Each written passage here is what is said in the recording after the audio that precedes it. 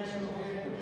Can we get all athletes, coaches, spectators, please stand as one of our very own, Elizabeth Allen, leads us in the singing of our national anthem. AKA Stop Kicking.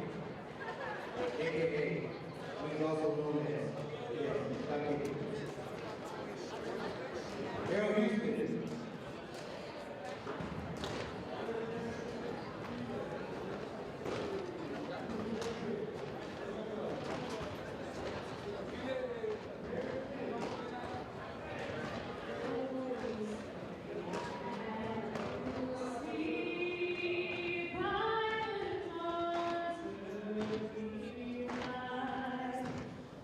So proudly we hailed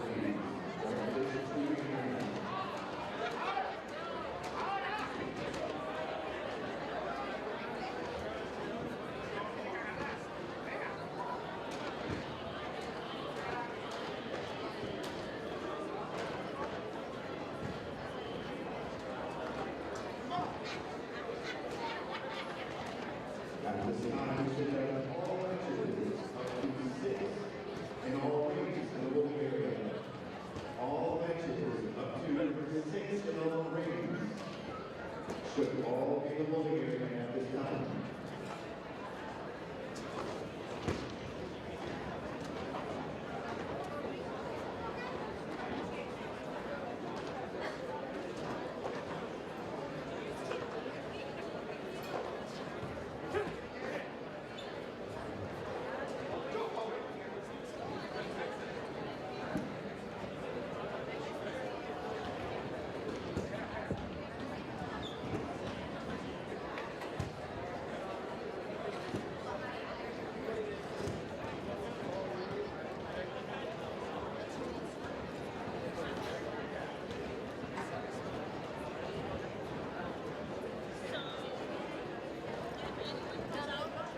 Ladies and gentlemen, if I may have attention please, for today's competition in the G2 section, US Open, where utilizing the generation to AO secretaries, you must wear the AO socks in order to compete today's competition.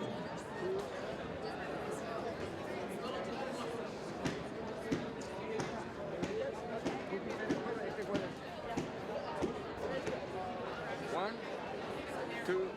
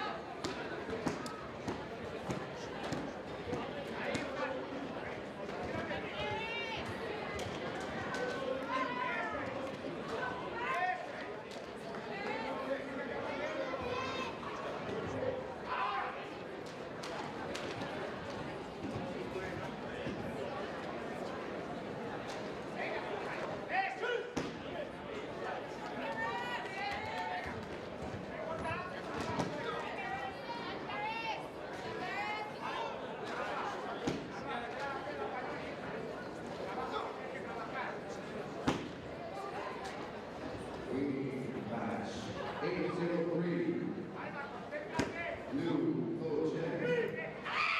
Match 803, Brown. You must report the voting immediately. And the second round match 203, England, Gomez. Please report the voting.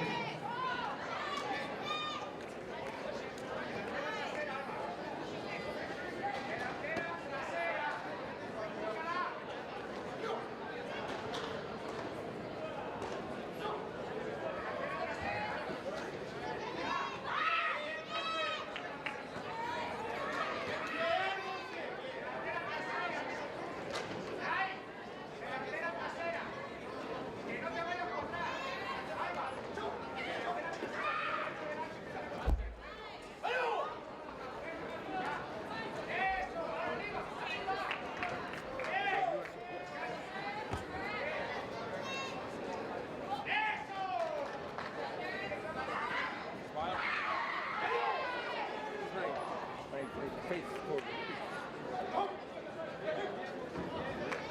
It's good. Thank you. I make two.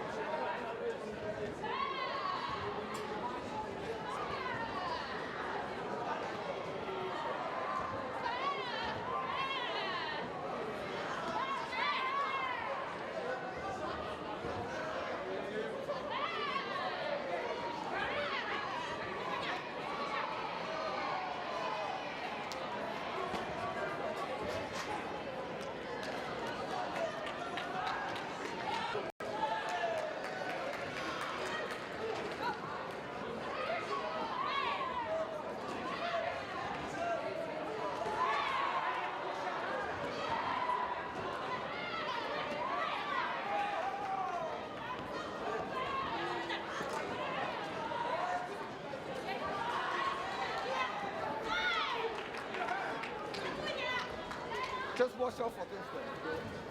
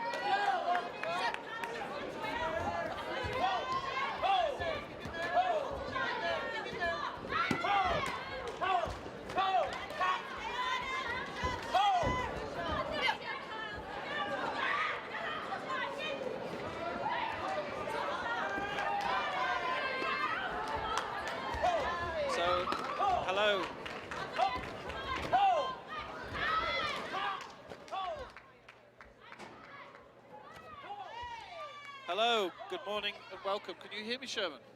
I cannot. No? Well, we can't hear each other, but we can. We're certainly watching a bit of action at the moment in this first round of it's the male minus 68 kilo category. Kyle Miles from the United States up against Connor De Silva from Canada. of Canada. It's been a hectic few days, I think it's fair to say. It's 15 and a half hour stream yesterday. It was pretty tough going, wasn't it? Grueling. You were at 4. I went to bed quite early, as you probably noticed. Yes. But we're now here with the G2s, and we're going to be all getting finished around. But because it's the sport that we love, we're refreshed and energized and ready to go. Yeah. And sleep, who needs sleep? Absolutely. Who needs sleep when we have good Taekwondo action? Well, Kyle Miles, just while we did that little mini introduction, has already got himself into a nice 7-0 lead. Just with straightforward kicks, nothing special, no major moves, just collecting points. I think the rule changes are bringing back a lot more traditional Taekwondo, a lot more back leg roundhouse kick that's set up with the front leg kick. And Mr. Miles has certainly been taking advantage of that front leg setup that creates scoring opportunities for his back leg roundhouse kick. And both of these gentlemen are doing one of the techniques that we call in our gym clubbing, where they kick with their leg straight. There's really not a lot of slap. They just kind of sling their leg in there. Yeah. It's trying to get the maximum amount of points with the minimum amount of exertion.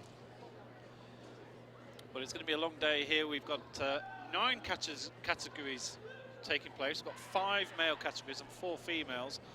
We are typically majoring on the male minus 68 kilo category, which is a very full draw, 64 draw here, and a lot of very strong competitors. But we are going to bring in some matches from some of the others as well, which certainly have more of a US slant.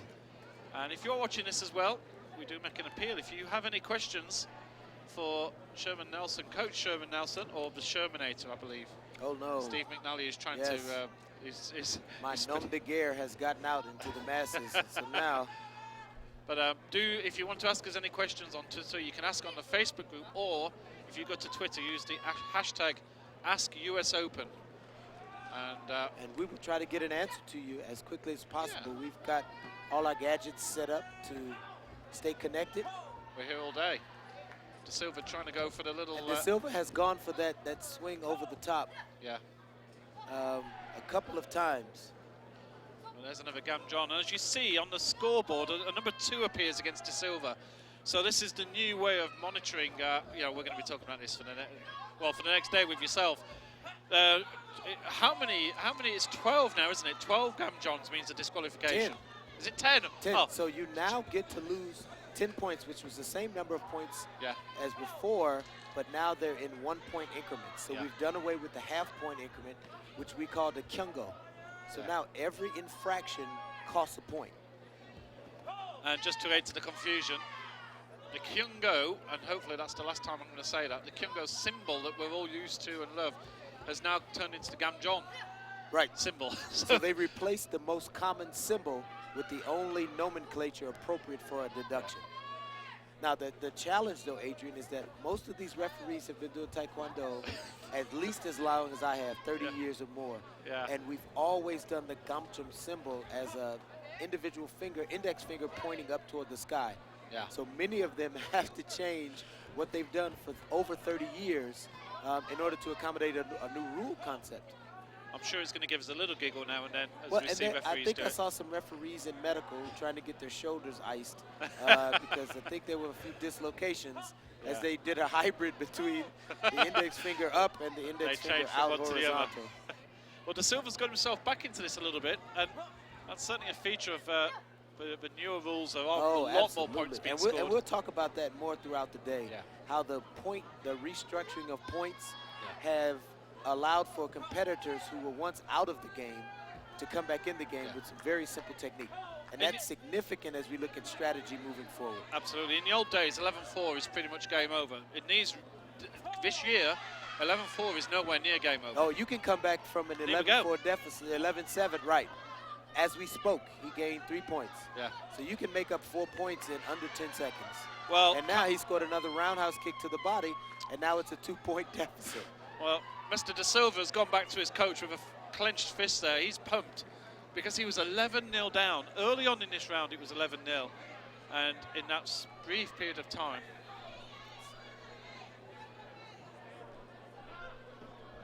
he's managed to bring it back to 11-9.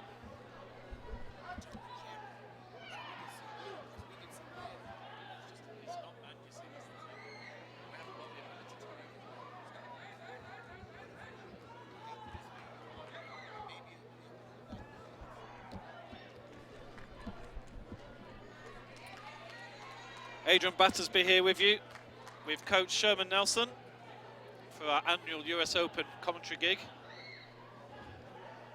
Certainly we had a cracking time last year, some great Taekwondo. Oh, and we this year, had a great time. it was lots And of that fun. US Open of an Olympic year is always an interesting event. But now we're in the first US Open of the new quadrennium. So now we're going to see athletes coming out who want to make a name for themselves for the 2020 games. Yeah. And that begins now. Chop kick attempt from De Silva there. And Miles almost walked into it. And sometimes you see this at a slightly lower level. You know, this is not a world level bout, I think it's fair to say. Right, yeah, And- these are up and coming guys. These are guys who are learning the ropes. And There was you a see perfect attention you spans see, and drop, right. And Miles never reacted. You know, you could see that he almost walked into a chop kick there and didn't react to the fact what his opponent was doing. And then in this- what a fact then turnaround walked this into a is. subsequent kick that scored. Absolutely. So it is, the difference is, watching the Olympic level athletes, you have fewer instances. They're all human, so inevitably the attention will drop, but it happens far fewer than it does in this up and coming levels. Yeah. Well, what a Yeah. turnaround this is. Now- And Miles back ahead now. De Silva has gone for that axe kick a number of times. I think it's a kick we call the chop, also called the chop kick. Yeah. And he's gone for it a number of times. And Miles it's barely missed him. I'm almost certain that before this match is over, Miles is going to get caught with one of those axe kicks. Well, we're down to the last minute now. What about this has been? What a start to our US Open coverage here on day 3. 2 very evenly matched athletes going hammer and tongs, as they say in the UK. What's the phrase in the US for that? Hammer and tongs. They're They're going giving it all. at it toe to toe. Toe to toe. Yep. Okay. Yep. It's definitely toe to toe out there. Well, they are swinging for the fences. But with another rule change is that you're allowed to push and be more physical, Yeah. which has a toll, because that physical engagement is fatiguing. So in the 3rd round, as you look at both of them are tired. They're both When your puffing, shin yeah. guard gets turned around backwards, that's usually a sign that you're tired and you have worked. I know I managed to work all my equipment out of place so that I could get a little rest. So I'm hip to the game. But we have 37 seconds and we're tired. And see, those kind of actions that are not committed to the action going on, somebody's going to get whacked. Yeah. And of course now a single, oh, there's a head kick. And it touches, and De Silva. I told you Miles was going to get caught Yeah. with that face kick because he's not paying attention. And if you don't pay attention, you will pay the price. He's been caught a bit off guard here, and well, Carl Miles. the So now with clock's 13 ticking. seconds, Yeah. who wants to win and who wants to go on? Somebody's going on and somebody's going home. 2 points there for Miles, and this is. And now it's tied up. Yeah, and of course more Oh, points being there's scored a for face kick Silva again. But he hasn't been paying attention all day. I think the And he fell. He'll get a Gamchin penalty for falling. Oh, and he didn't. I Interesting. think she'd called. I got you. She'd I called got you. beforehand, well, that's over. And De Silva pulled off his first win. If you want to win the whole tournament, you have to win the first match. Now, Absolutely. Miles threw his headgear down. We had instances yesterday where athletes were brought before the sanctioning committee for unethical or inappropriate behavior. It's not acceptable. It's not good sportsmanship to throw your equipment to the ground out of dejection. But, you know, sometimes you attribute it to a heat of the moment reaction instead of a typical response. And you know, you've got a guy there who's been 11-0 up. I think he's gone into like a slightly more restful gear. And he's thinking, well, I've got another bout coming up. I'll just take it easy. And suddenly De Silva's gone, hold on a minute, buddy. I'm not finished yet. And here we go from 11 I came all this way to win just like Yeah. you did. Yeah. Right. And if you focus too early on your next match, this match will be your last match. And that's what happened to Carl Miles, who departs having lost that bout by 19 points to 6. Well, that was a thrilling match. We It have was a- 35 points It scored. was a pretty good start, wasn't it? There was a lot Yes. of stuff going on there. And I've got to, I know this is one of the first tournaments under the new rules that's out there and about. We Yes. are learning as much as anybody out there, and maybe even the officials who've been up doing some late nights, you can be sure, with the rule book straight from Korea. You've done a video which we're going to look at it in a little while, but there are definitely some rule changes that do apply. And even just Sherman, just even in terms of the straight point scoring, you now get more points. Oh, for just absolutely. normal routine. Can you just give us a quick Absolutely. summary of that for the people who are with us early on? So in the iteration of points before this one, you got 1 point for a roundhouse or a kick to the body, to the torso. You got 3 points for a spinning kick to the torso. You got 3 points for a face kick and 4 points for a spinning kick to the face.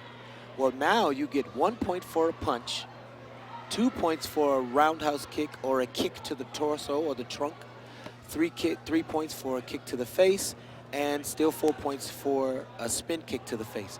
So increasing the pointage for a kick to the torso has halved the Yeah. amount of work you need to do to recover or to, make up a difference. Yeah. Which is why we're seeing these high scores. We saw 35 points in a match, and it wasn't like we saw exemplary, Cirque du Soleil type of action. No, and ultimately, it's interesting. We saw last year, particularly, a lot more punches being scored. Yes. And it looks, at the end of the day, Taekwondo is a sport about kicking. Yes. And punching is almost secondary. And by dropping down and sort of only giving 1 point for the punch and getting 2 points for a standard kick, that has been a definite move from up high to say this sport is about kicking to the body. It's Absolutely. the punch is like a sort of bonus in a way, but you're only going to get 1 point. But it is a combat sport, so we want to honor your ability to score a clean punch, but by no means are punches equal with kicks. Yeah. And I think that this point variation will lend itself to more high-scoring matches. We saw a match 2 days ago that was 41-38. Yeah. And to have 79 points scored in a match is pretty incredible. Pretty incredible. I think we're having some equipment malfunctions. Yes. These are the Generation 2 Hogus, which are relatively new and pricier. But with new technology, sometimes you have glitches. But Yes. I always say I'd rather them work it out before the match than to have to work it out through the match. Absolutely. It's Richard Canu, or Knaus. How would you pronounce that? Do you know this chap? I don't. Canu. Richard. And he's from the United States. We will call him Richard K for Yes. the day. Yeah. And Lao Wai Lin from Chinese Taipei, who's obviously going to be a class act. You don't travel all the way from Chinese Taipei without being a little bit handy. No, think it's fair to say. if and I know many of the coaches in a lot of in the Asian countries, when they bring athletes, they're bringing athletes with one objective. It is not to come and see Las Vegas. It is not to come and have a good time. It's to come and win the tournament. Yeah. If you're watching this on YouTube, wherever you are in the world, we are looking at a Twitter hashtag called AskUSOpen, or if you're English, it's AskUSOpen, and use that as a hashtag, and we will be reading it. So tell us where you are, and we're waiting for our first question on Twitter. Always happy to receive any questions. We were certainly getting a lot. In fact, we were getting too many before. We had to let quite a few go last year. Hopefully, it will it's pick always up. thrilling to be able to interact with people who are excited about the sport, who love the sport, and recognizing that we're dealing with people in a lot of different time zones. So some people are already at lunch and in the middle of the day. But it's great for us to be able to interact. Ask US Open is the hashtag. You can ask a question, and we will do our best to be able to answer you. Absolutely. So we're just getting take 2 of the Generation 2 vests. Some pretty big guys walking around here. You always know when it's the big. Although we've not got the heavyweight guys out. With the,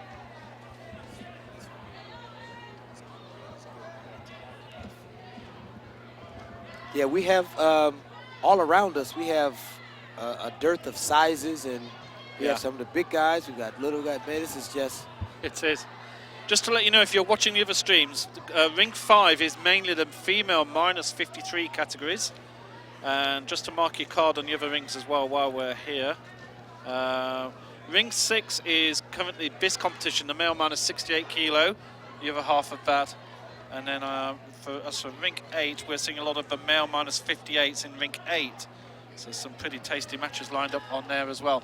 We are trying to drag a few matches from some of the outside courts over to us, but it's not an easy process. And considering that it was a 15-hour day for everybody yesterday, I think it's fair to say there's a few frayed nerves. I think you were talking about the zombie apocalypse last night, weren't you? Yes, I think I was delirious last night, and so I apologize for anything I said in my delirium. But we do want to move a few matches that we've kind of scouted the brackets, but we don't want to diminish other rings, and we by no means want to impede the flow of the competition. Yeah. See, I have such a problem with that. If your mouthpiece falls out on the floor where we've been stepping, and you put it right back in your mouth, I'm nervous. Yeah, I'm nervous. He's in game mode, and here we are. He is in game mode, yep, but germs still happen. And so the double kick is back. The athleticism is back with the proliferation of 2 points for a kick to the body. And Lau scored that front leg lift right over the shoulder. He's off to a 7-point lead. Well, that counted as 2 touches as well. Well, the double kick counted as 2 and 2, and then he got 3 points for the face kick. Yeah. Yes, sir. And the double kick is one of those moves that truly is. That went That's away. what Taekwondo's It went about. away for 4 years. Yeah. We haven't seen it for quite But a while. we're happy to see it back because we spent a lot of years practicing those techniques. And then we went away from that in the interest of doing the least amount of work to score points.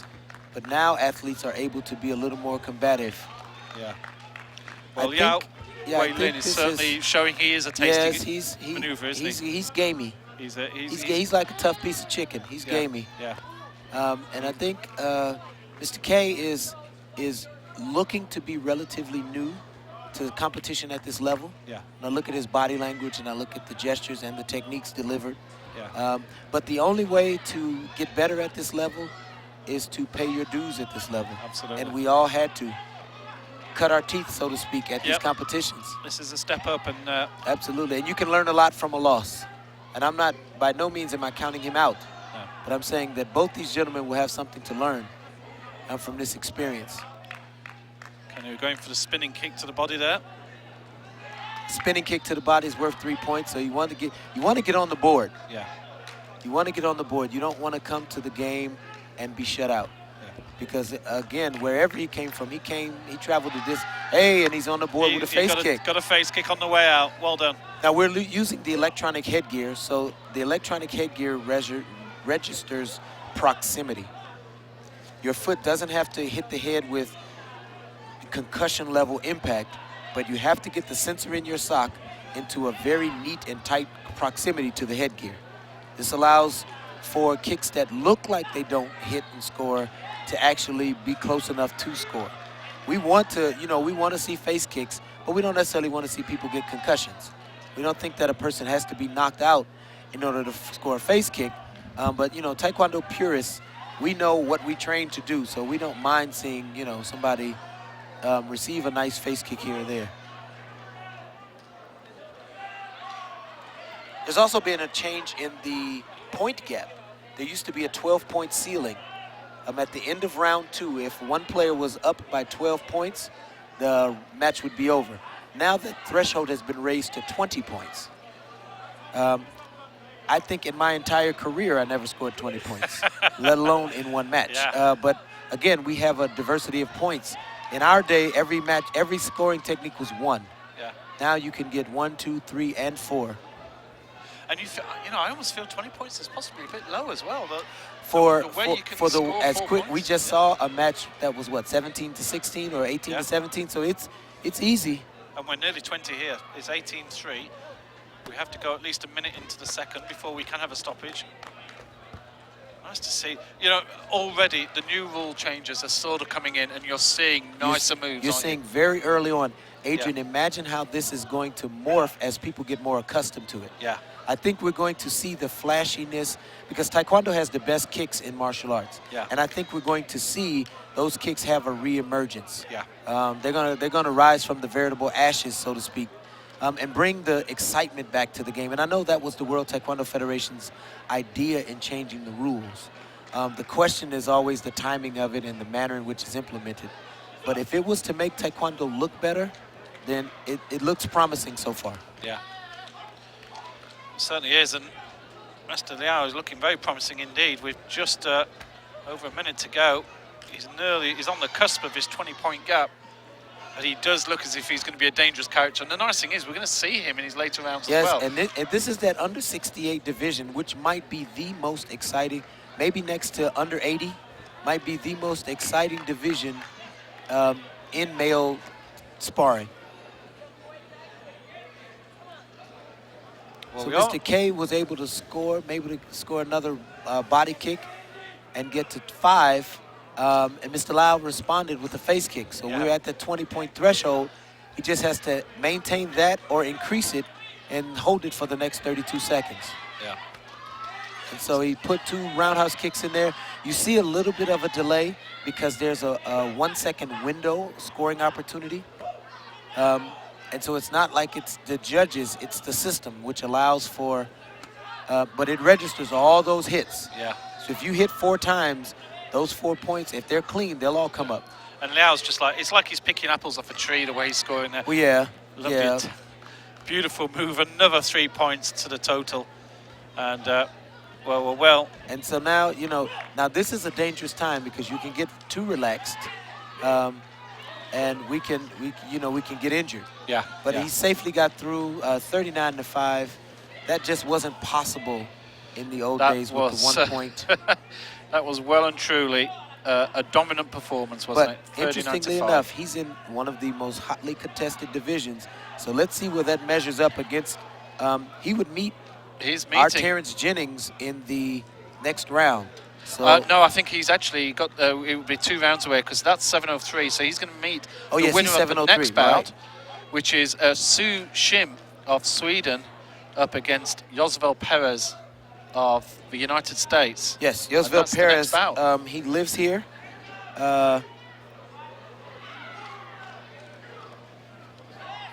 He's up and coming. I think he's originally Cuban. But he lives here in Colorado Springs. I mean, Colorado. I don't think Colorado Springs. So that would be interesting. It would be interesting. I promise you, his Mr. Lau's next match won't be quite as easy as that match was. Yeah. Well, these are first-round matches, so it's early days for all of us here. If I haven't had our second cup of coffee yet.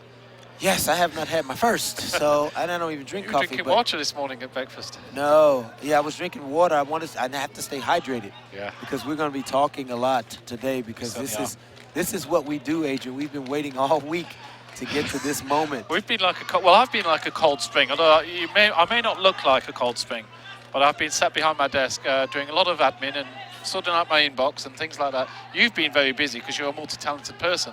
So when you're not commentating, you're being dragged off left, right, and centre. Unfortunately, I'm only on a one-trick pony here, so this is my role. But sir, you're a master of that trick. You're too kind. Well, I'm not a very good master at getting people to tweet to us on Ask US Open. I'm just checking at the moment.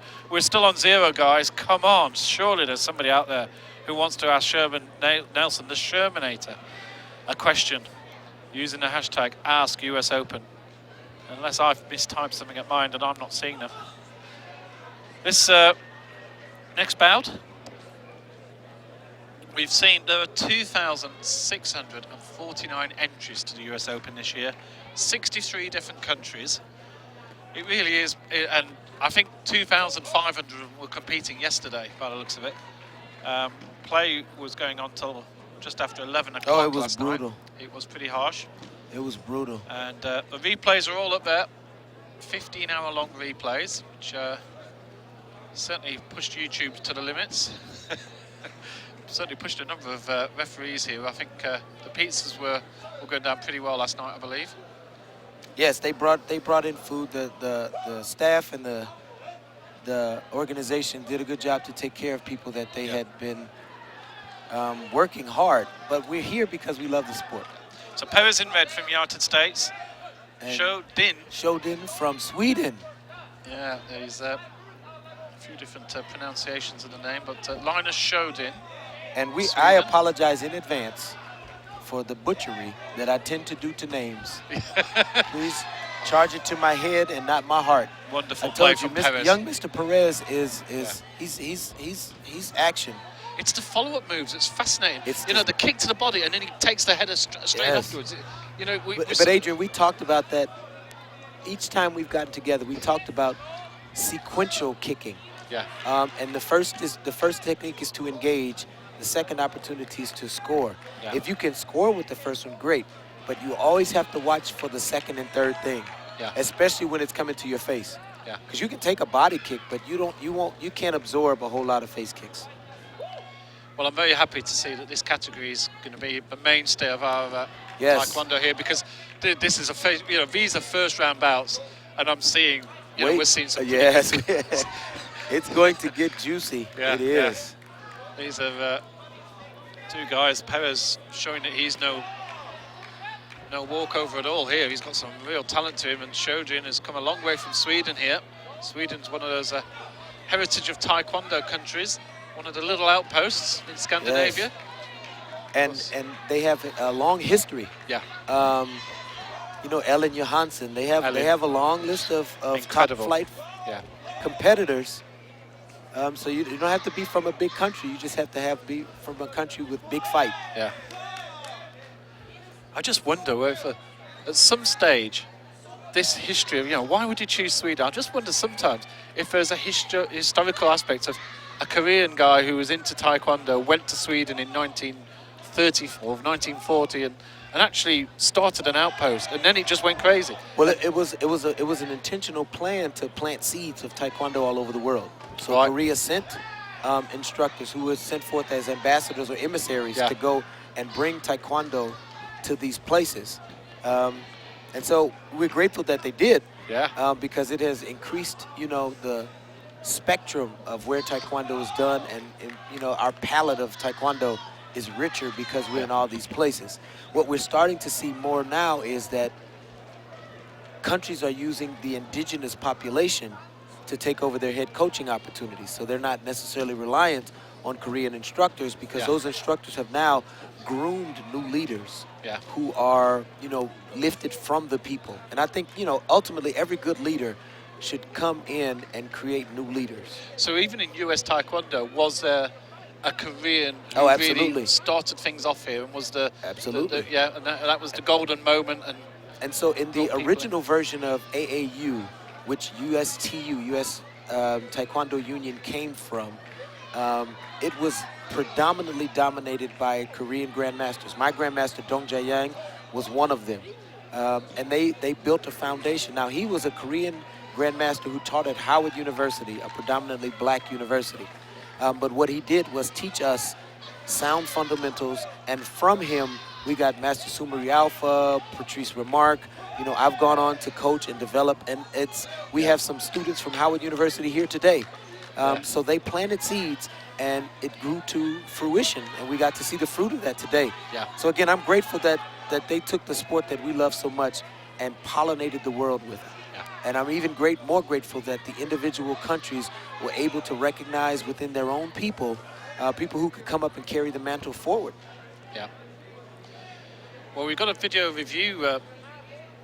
Well, they're checking the sensors, because Perez has thrown a couple kicks, and his coach, has a right to ask for a technical question. Yeah. If there's a doubt that there's something wrong with the electronics, then you have a right to ask for that. Because that looks like a face kick, but we have to remember that sometimes a face kick won't register in the headgear. No. If a person's neck is strong enough, they can absorb a kick to the chin. It won't even register in the headgear. Well, there's a few I think there's two direct face kicks there, which I'm just we've seen two, right. Now we're sitting 12 feet away. So we see him get kicked in the face. Yeah. But that little circuit inside that headgear didn't acknowledge it. Yeah. And, you know, like in basketball, if the ref didn't see it, it didn't happen. In soccer, if the ref didn't call it, it didn't happen. I just wonder, you know, maybe they're Nokia headsets or something. Oh, no, that's Finland, sorry, not Sweden.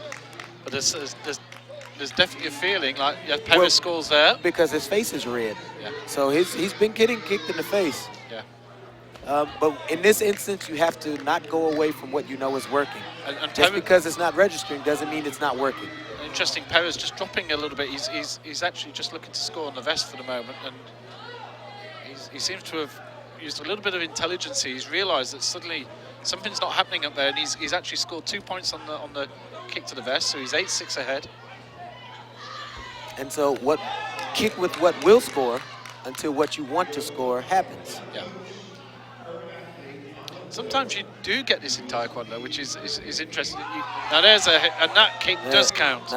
So now he's realizing I don't need to kick his face, I need to kick his head. Yeah. And those are two different things. Yeah. A kick to the face is not necessarily a kick to the head. Oh, he walked into that one, but Perez doesn't But he score. leaned back. Just got out Again, of the way at the last second, yeah. And again, we can see the redness around his nose. Yeah. So his nose told him, you better lean your head back, sir, because another kick to the face. Kick on the step back, you know, is such a sharp maneuver. And well, this man is going to be facing the last competitor we saw from Chinese Taipei. Yes. That's going to be a cracker second round. It is going to be. Because Perez has got all the moves and more, and to be honest, And he's got length. Yeah. He's only 14-6 ahead, and possibly he's walking back thinking, well, there's at least 3 head kicks there, I think. But now he's encouraged that, you know what, I have. Yeah. Even though everything didn't work out like I wanted it to work, I was able to get some things going. And that, you know, it takes a collaborative effort between the coach and the athlete to manage the arousal in a match. Some things will definitely not go your way, and you have to be able to keep a level head. You know, keep your head in the game until things come back around. If you're looking at the draws, we are on ring 7 here. Ring 7 is the main stage. And ring 7, you can see all the draws online. You can see what's due to come up. We are going to be taking a couple of other bouts from other weight categories. We're going to be bringing 307 across, which is a match between Talia Cardoso of Brazil up against Alexandra Lopez, yet another Lopez. Yes, this the next is generation. The first daughter, the first child of Coach Gene Lopez. Yep. Incredible. And his daughter won last year won the senior nationals and junior nationals. Yeah. So it's exciting to see. We've seen what he's done with his siblings. Let's see what happens with his children. Interesting. Yeah. Well, Perez just took one in the face there, and he got a little bit fortunate as well, because again it was a face rather than a mask hit. Right. See, now that was a face kick. There was a delay. Yeah. But it was at the side of the face, Yep. rather than the front of the face. That's the issue, really, isn't it? And you used to be able to use a card for that. Is that still the case, that you can use a card for a face kick if it doesn't hit the helmet? If there's a touch on the nose? I want to say I think that you can. I will check and make sure. Yep, yeah. I'll check and make sure. We'll have a chat with our officials. Because I haven't really immersed myself in these new rules like I have in years past, because they're still pretty new. Yeah. But I'm not really sure, but I will know by the next match. Yeah. We've certainly seen a few contacts to the front of the face that haven't scored. Yep. And Perez now a little And bit. when you know your athlete's in control as the coach, you don't necessarily need to waste a card, because the goal isn't to get every single point, it's to get the right points. Perez defending now. You can see he's looked at the clock. He sees there's just over a minute, and now he's looking to spoil and puts the foot up. And there's another. And I think he scored. I think he scored twice to that one. I think he got him on the way in and on the way out. And there's another head kick. Oh, so it can escalate quickly. Beautiful, yeah. And this is where a defensive style sometimes works as well, because Shojin is coming in, looking to attack, and Perez again. He's coming in because he doesn't have a choice. He has to, yeah. And at 26-8, they just stopped it. Well, it's actually showing 29-8 on the scoreboards, but it's 26-8 and we're only here. getting 26. And we're only getting 26. Yeah. So I Adrian, think they stopped the IT I am in Taekwondo heaven. I promise you, I love this stuff. You have your energy drinks with. Yes. Oh, well, this is great. I'm watching these sort of bouts. And well, this is where I'm going to get my little Union Jack out here, because this is the only British competitor in the whole field. Thomas Gator, who I must admit I don't know a lot about. I have seen his face before, but I don't know much about And his he's history. up against Hervan Nkoghu Mong, who is from Canada.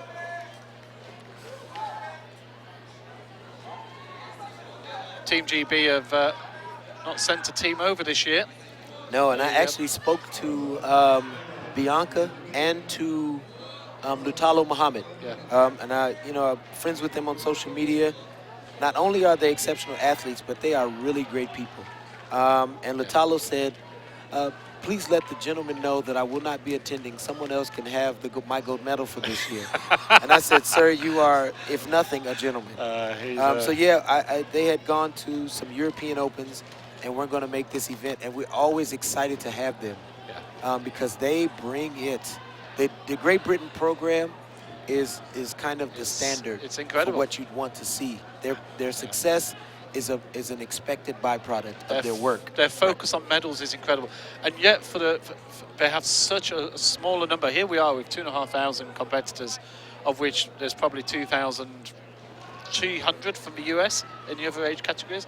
And if you go to the nationals in the UK, the numbers are so much smaller, but they do focus so heavily on just this 4-year cycle, winning the golds, winning major events, looking at the World Championships, and ultimately it's successful. It works. Oh, and absolutely. It means that on the first event, Absolutely. the first US Open, on a 4-year cycle, they don't need to spend that money to come over. They will maybe compete. They took a team over to the German Open. They did pretty well there. It was a young team. A lot of the heavyweights, not the heavyweights, a lot of the sort of the top stars. Sure. Are having a good rest. They've done their 4-year. But when do we let the new young lions? Yeah. When do we let them hunt? Well, And so they live together, they train together. It is that cohesion and that unity that is the bedrock that success is built on. Yeah. And when we come together in our country, and we're gravitating toward each other, we're slowly coalescing. When we come together and get that as our foundation, the United States will be preeminent in this sport. But it's going to take unity. Take some time. UNITY, Queen Latifah. It's going to take it. Here we go. All right, and First round. I love when the match starts and somebody goes in the first 1 second. I love that you came to get it on. Male minus 68 kilo category. So that's the Gamcham penalty. We seem to have lost our scoreboard for the moment.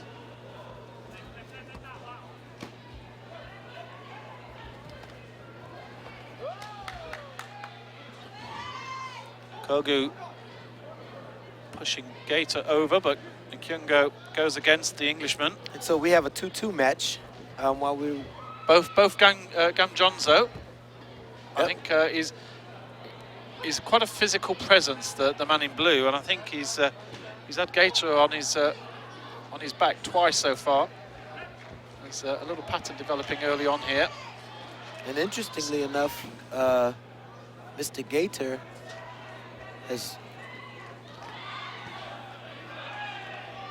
I thought he was going to do something else. Yeah, he did. Yeah.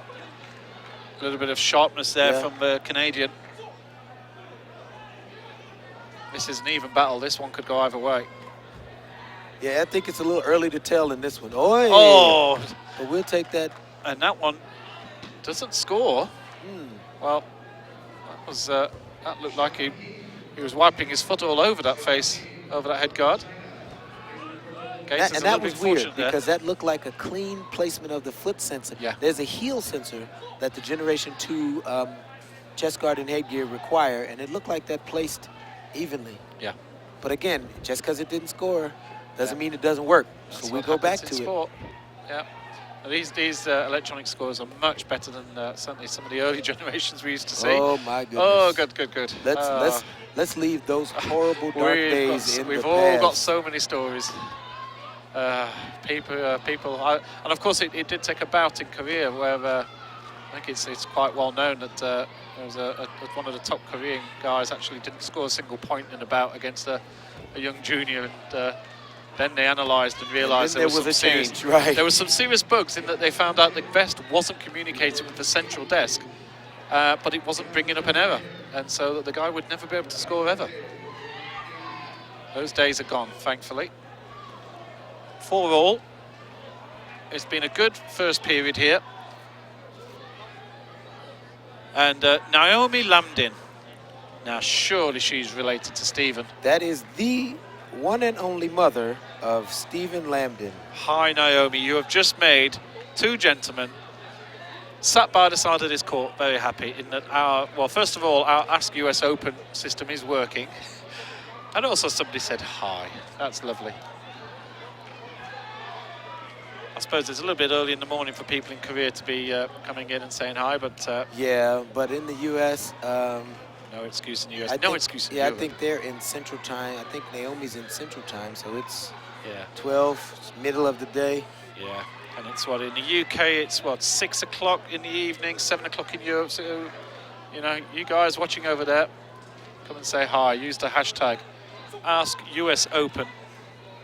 In fact, we might even put it on our screen in the corner just to remind you to what to use. Anyway, second round, and this one's pretty even.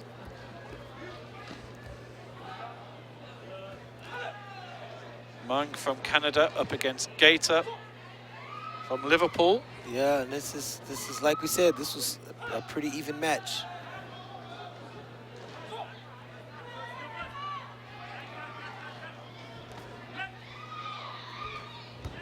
Both of these guys are still trying to feel the other out. Yeah, they've got this, it's that clash of styles, isn't it, that sometimes happens, that they both sort of have got a very similar style. They're looking for opportunities with the other guy, and nobody really wants to commit. So you're getting a lot of dancing around on the feet, and it's sort of who's going to make the first move. And this time Gator goes for a little touch, punch attempt, which is successful from Mung. And that may be the difference when it comes to it. That little 1 point now. Yep. Halfway through. His first round bout. Because the matches won't get easier. So I see a lot of tentative behavior. He seemed still kind of wound very tight. He's trying to get that cut kick in. I knew he was going to go with the left leg roundhouse kick counter, what we call a patatagi.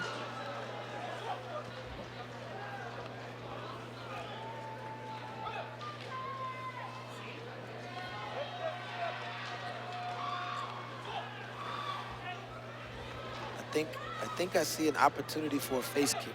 See if any of these gentlemen will take that risk. Because to throw the face kick, you've got to risk a little bit of exposure. You know, and as the old saying goes, to make money, you got to spend money. So to get those face points, you have to open yourself up, make yourself vulnerable. But time will force behavior. As that time runs out, it'll force somebody to make a behavioral change. Only a single point so far in the second period.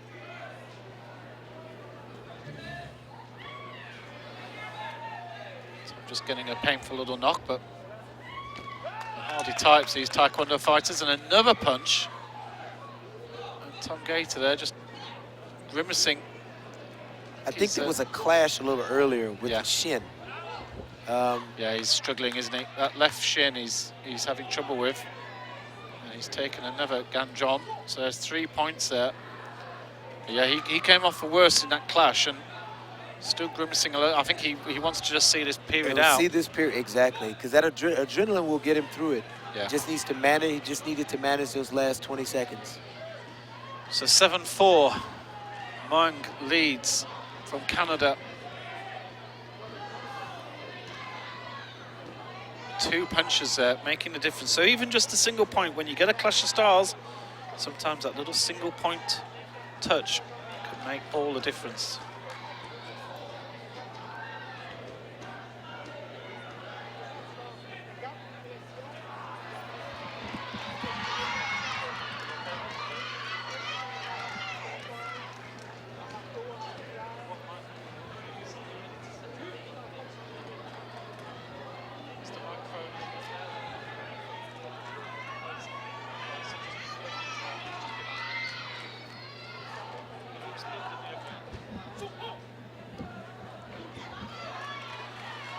So, match 7:04. Third match of the day. We've Terrence Jennings was due to face an Iranian, but of course we have a few issues with foreigners coming in at the moment. That individual is here, but okay. he competed yesterday, and I think he received. No, I don't think he received a sanction. Right. So that's perhaps why he's not competing today. Interesting. Terrence Jennings, TJ's through. Because TJ was involved in a. I'm gonna say that that's a point. If we knock the headgear off completely, I think we should go ahead and award him 3 points. Yeah. And our Canadian fighter received 3 points for that. So it's a 4-point kick. And that really has put a bit of distance between these two athletes now.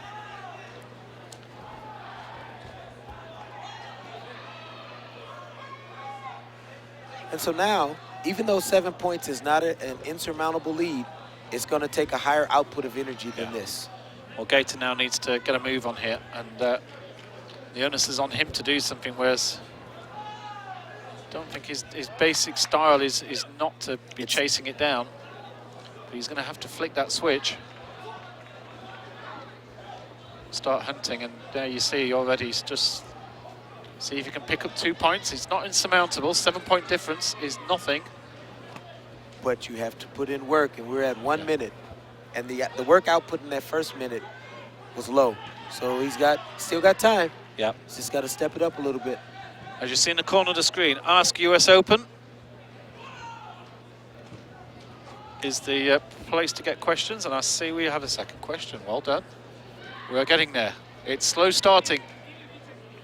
It's just going to be like a snowball, gathering snow down that hill. Gator has really got to gather some points. He's grabbed 1 there, but it's still 11-5. He needs points quickly. Kick to the body being 2 points nowadays. His coach is imploring a spinning kick as well. Just made a little sign. Both go for spinning kicks.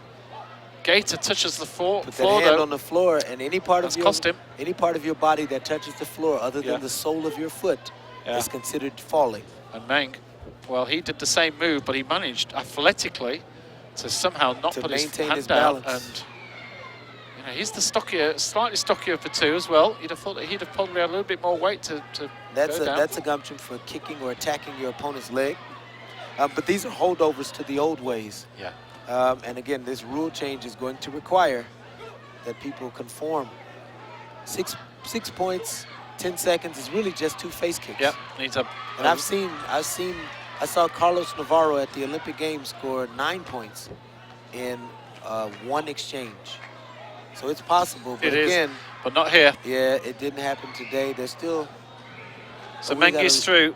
Little delay because 0 on there, but 2nd on our clock. 14 points to 6. Yeah, they seem to be. We are working on a new scoring system from Dado, and I think there's a few little slight glitches on it here and there where somehow things aren't being updated fully on external systems, so they show correctly on the screen, but they don't seem to send it on to other things like our scoreboard. Anyway. We're here. We can look at the screen, so we can tell you. We have a... Oh, wow, goodness. I'll Ask US Open. All right. All right, this is good. This is what we want to hear. Danny. Hello, Danny Howard. 98. Guess that's your year of birth. Do you guys have a way of putting a match number on the screen? Well, we could, perhaps. I might even have a look at that. I may look at that and Sherman do the commentary on the next match, because I'm a little slightly technical person. But, yes, glad you enjoyed the commentary. We'll see, but we are telling you what the match numbers are. Right, anyway. and if you have access to the brackets, and they are available on USA Taekwondo's website and on USA Taekwondo's Facebook page, you can at least see the names. Yeah. So you can follow the names if you can't follow the match numbers. But we'll see if we can get that you know for what? you, Danny. I can see where it is. So I'll leave that with me, and I will put that up on the screen very shortly. Well, I'm not sure if that's actually correct. I've got 718 suddenly appeared on my screen. I don't know. I think that's correct. We're definitely not on 718 by now.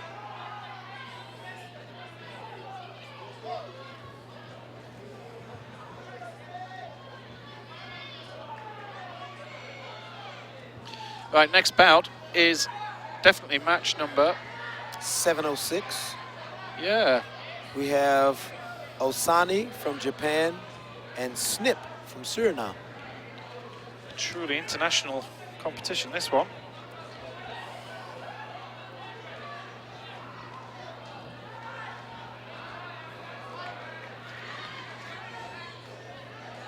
but we should have had. Okay, that's next. I'm looking at the scoreboard. I think they have the names for the next match up there instead of this I think match. they're missing. Yeah, we may be missing one out. But our screen looks correct.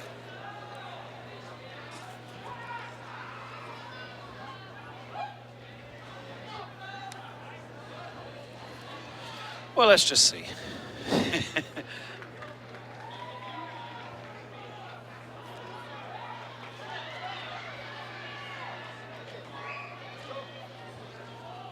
We do have streams coming from rings 5, 6, and 8, as well as this ring 7.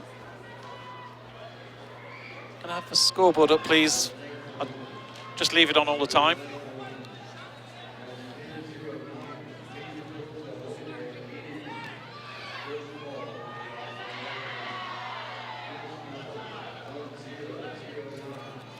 Osanai of Japan. Kato Osanai up against Jorano Snip, which is match 706, which is the correct next number on the screen. So we are going okay. Things are going to plan. And we love it when a plan comes together. Yeah.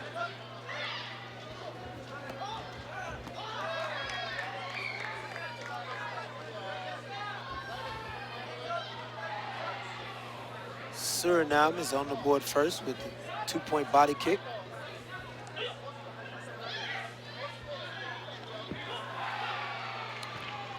Japan tried what we call the monkey kick, where you hold in the clinch and bring your leg up and wrap your leg around a person. And the WTF is trying to weed that kick out, thankfully, because it is a horrible kick. And he received a Gancham penalty for that.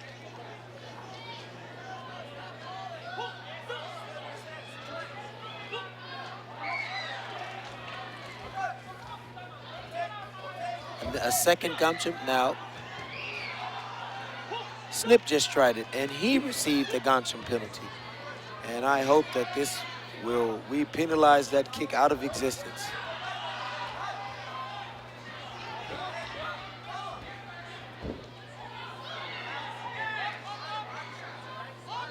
Snip seems to be trying to get his spacing down, Pat, because spacing is significant. A Gancham penalty given for, I believe it was a low cut kick. And you're allowed to do the cut kick. You're not allowed to do the cut kick lower than the body protector. So you have to make sure that you lift that foot higher than the bottom edge of the electronic body protector on your opponent.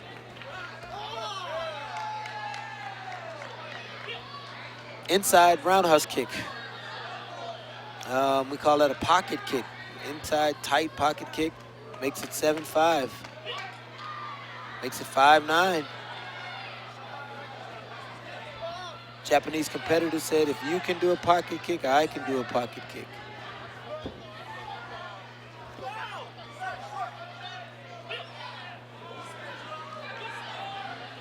Okay, just for you, Danny, match numbers are now appearing on the screen.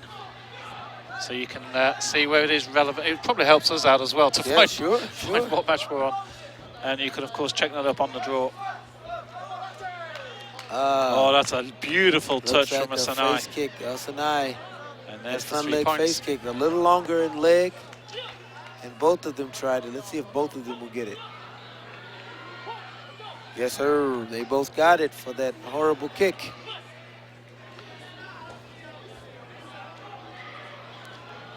Nice to see Lauren Williams back in the UK watching Thomas Gates. I'm afraid we couldn't bring you the result you wanted. But these are the sort of major experience moments for a youngster on this circuit. You know, when you step up to this sort of level, you know, there's no higher level than this. You've got Olympic and world champions and world #1s here. You are really in with the open field. Yes. No more protection, no more. No, this is where the rubber meets the proverbial road. Yeah. But you don't want to measure yourself against the worst. You want to measure yourself against the best. Well, points galore yet again. 13-6 in the first period. Osanai looks like another mover and shaker. He's definitely got some moves. we're going to see some cracking second round matches.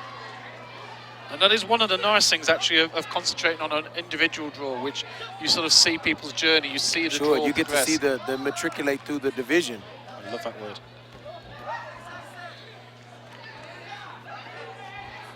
Asanai very much the aggressor as well.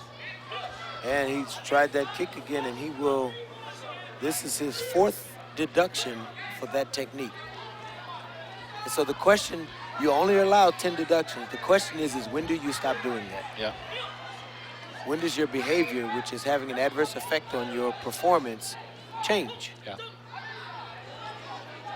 Snip takes another Gamjon, so he's third Kengo, he's already his on. third Gamjon for it, not because Snip has received several for it as well. Yeah.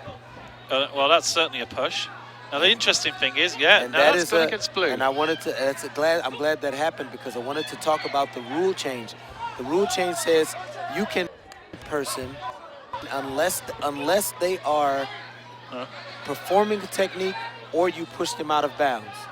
So if you push an individual and they're just standing there and they fall down, they get a deduction for falling. If they're executing a technique and you push them and they fall, you get a gamchum for pushing. Yeah. If you push them clear out of the ring or off this platform, you get a charge for assault and battery, as well as getting a gamchum penalty for pushing out of bounds.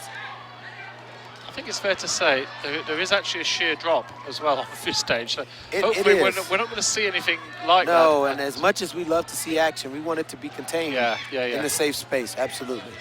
But if they come this way, Adrian, I got you covered. We're off, yeah. I got you covered. You can cover me, please.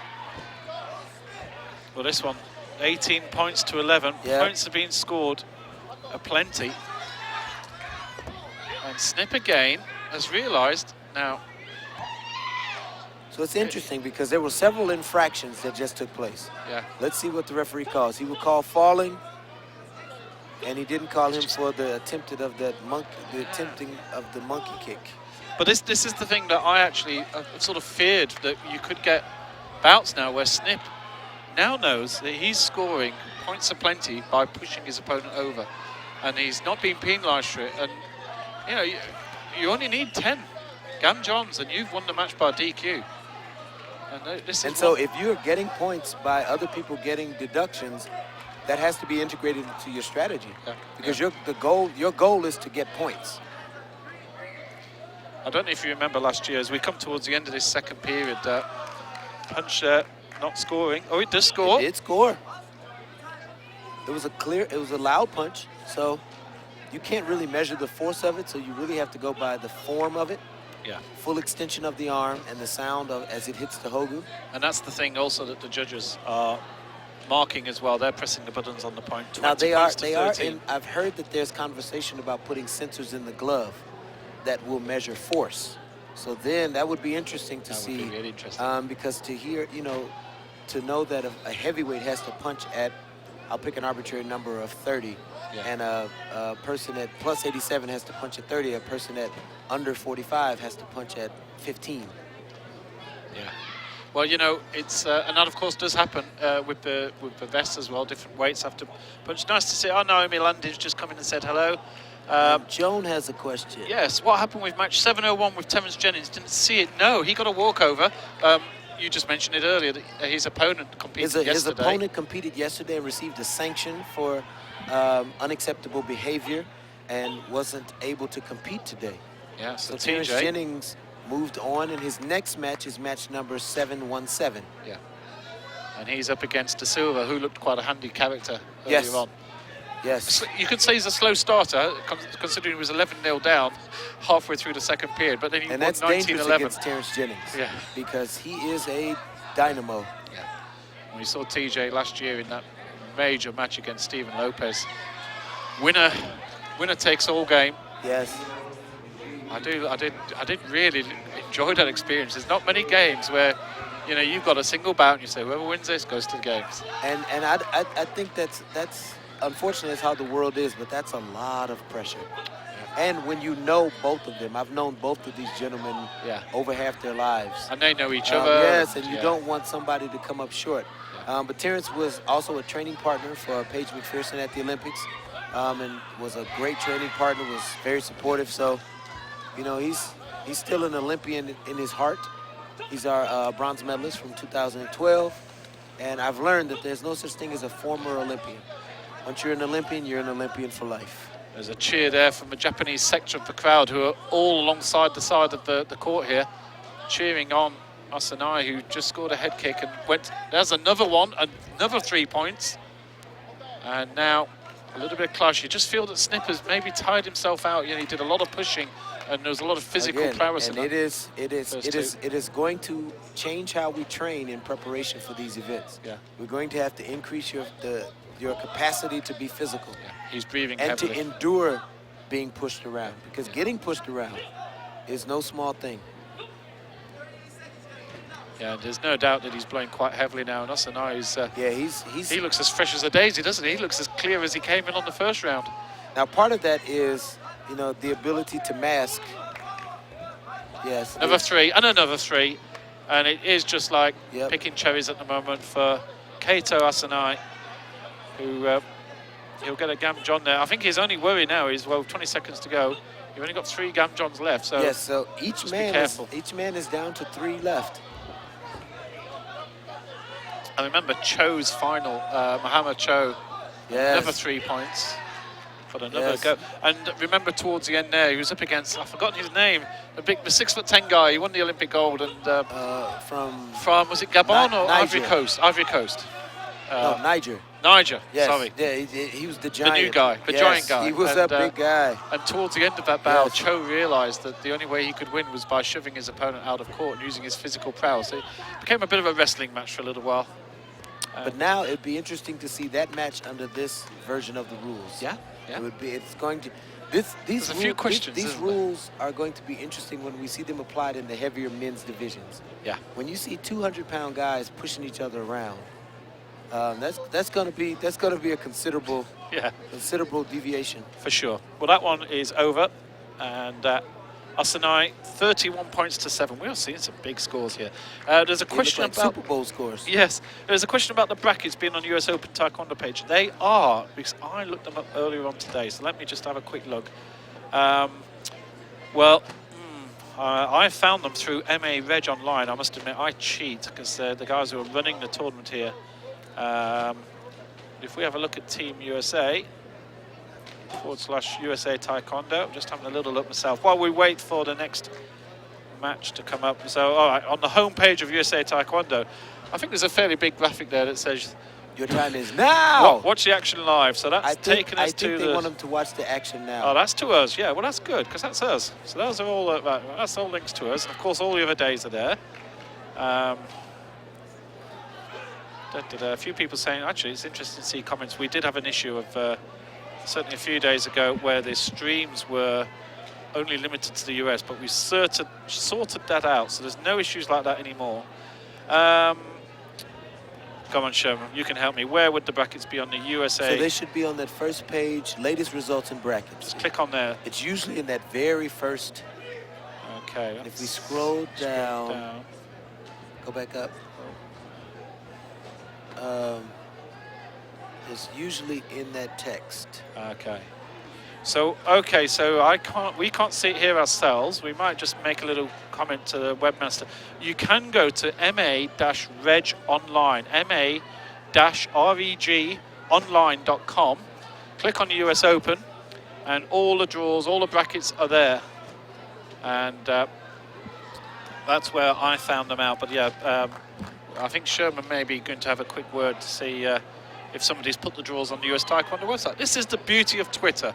Sherman's just walked off to go and have a little talk of that. And here we have a game. Now, what match is this? This is 7-0. So we've got two ladies have suddenly joined us.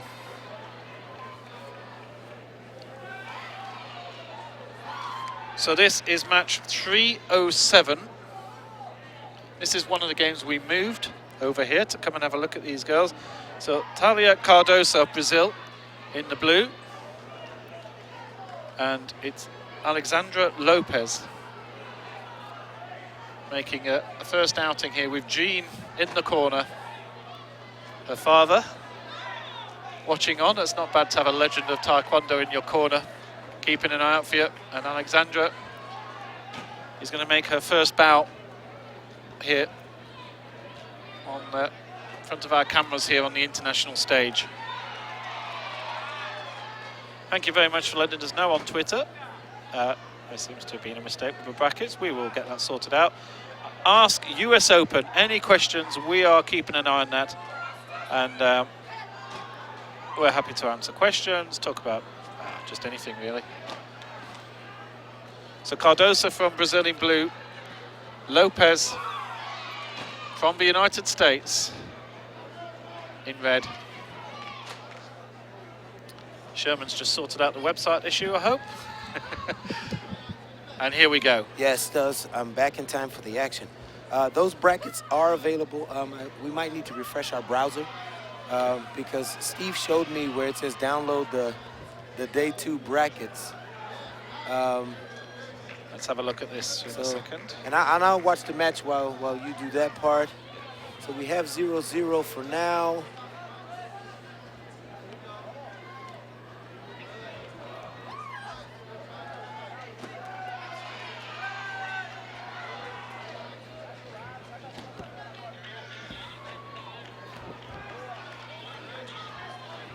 Both these ladies still trying to find space, and that results in a Bantam penalty for not fighting.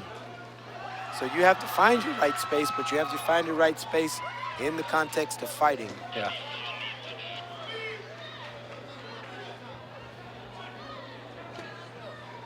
Again, Alex Lopez is the daughter of our national team coach and Olympic coach, Jean Lopez. And you know, you feel it's an amazing moment here that, you know, the Lopez clan, the dynasty, whatever you want to call it. We did and here's the an new interview young kid on the block with him and the children, and we can upload that interview. That interview. would be wonderful. Because it's you know, it's no small thing. It's significant to manifest, you know, a performance, because Jean Lopez won a silver medal at the World Championships in 1995, and then began to coach his brother, his brothers and sisters. But now you're continuing that with your children. So it's no small thing. Brazil is up 1-0. Well, we're going to play that interview at the end of this match, so that'll be a nice thing to do. We have all those interviews, videos will be released on US Open social media at the end of this tournament. So still 1-0. Very early days here. And that's the end of the first period of play. And the only point acquired has been through a deduction penalty. Yes. So these, again, this is, now here's an interesting thing. The younger athletes that are fighting in this adult division have spent a large part of their career fighting in a certain style. Those styles have now changed. The challenge will be for a lot of these newer fighters to incorporate tactics that they didn't have to use previously. So, you know, that's why I think you see this kind of score after one round, you know, a 1-0 match. But, you know, ultimately, we've got to, you know, we fighters. Yeah. And we have to find a way to prevail. No one said it would be easy. They just said it's possible. So it doesn't have to be easy. It just has to be possible. Second period coming up. Well, when you got Jean Lopez in your corner. Who's also your dad, so you know that your coach cares. Yeah. Yeah, you don't have any question about whether or not he's really in your corner.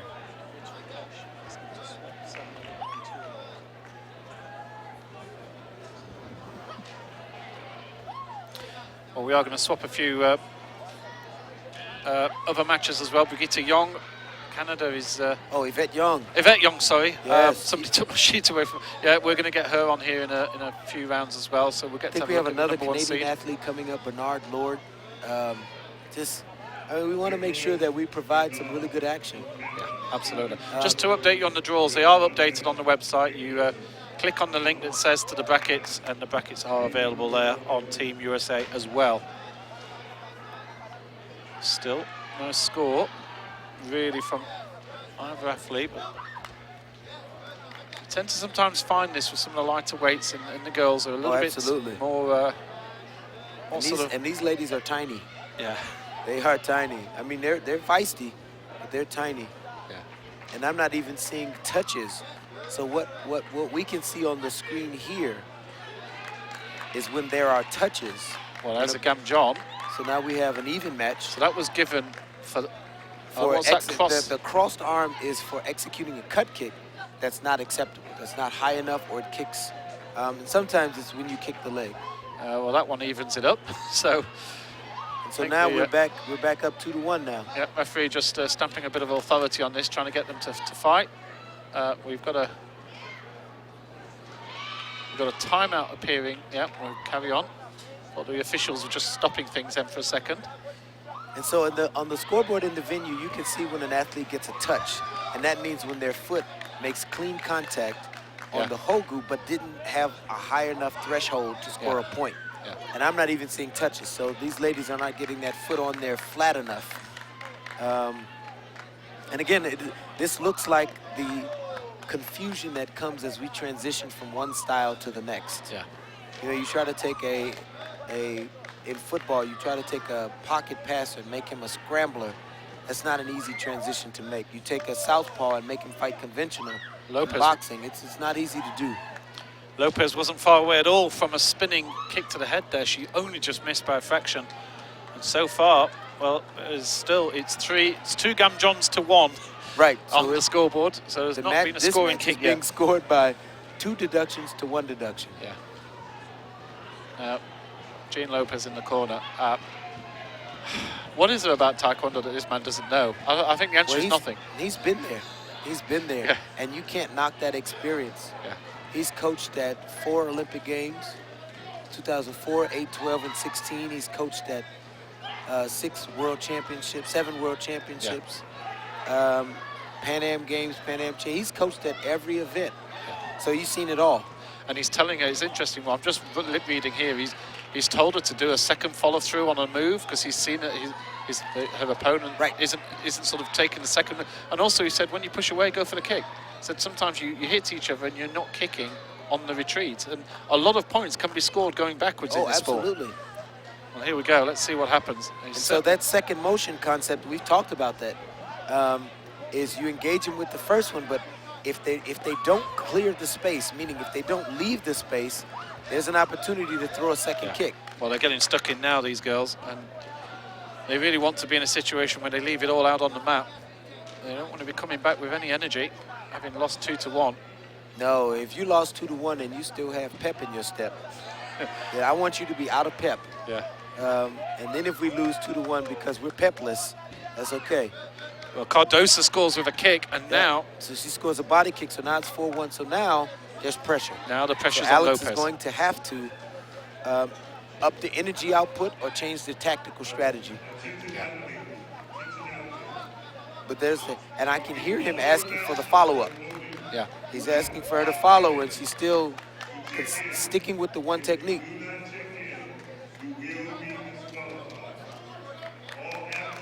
One more Gamjon, and just a minute to go, 4 points in it. Lopez still yet to score with any sort of maneuver.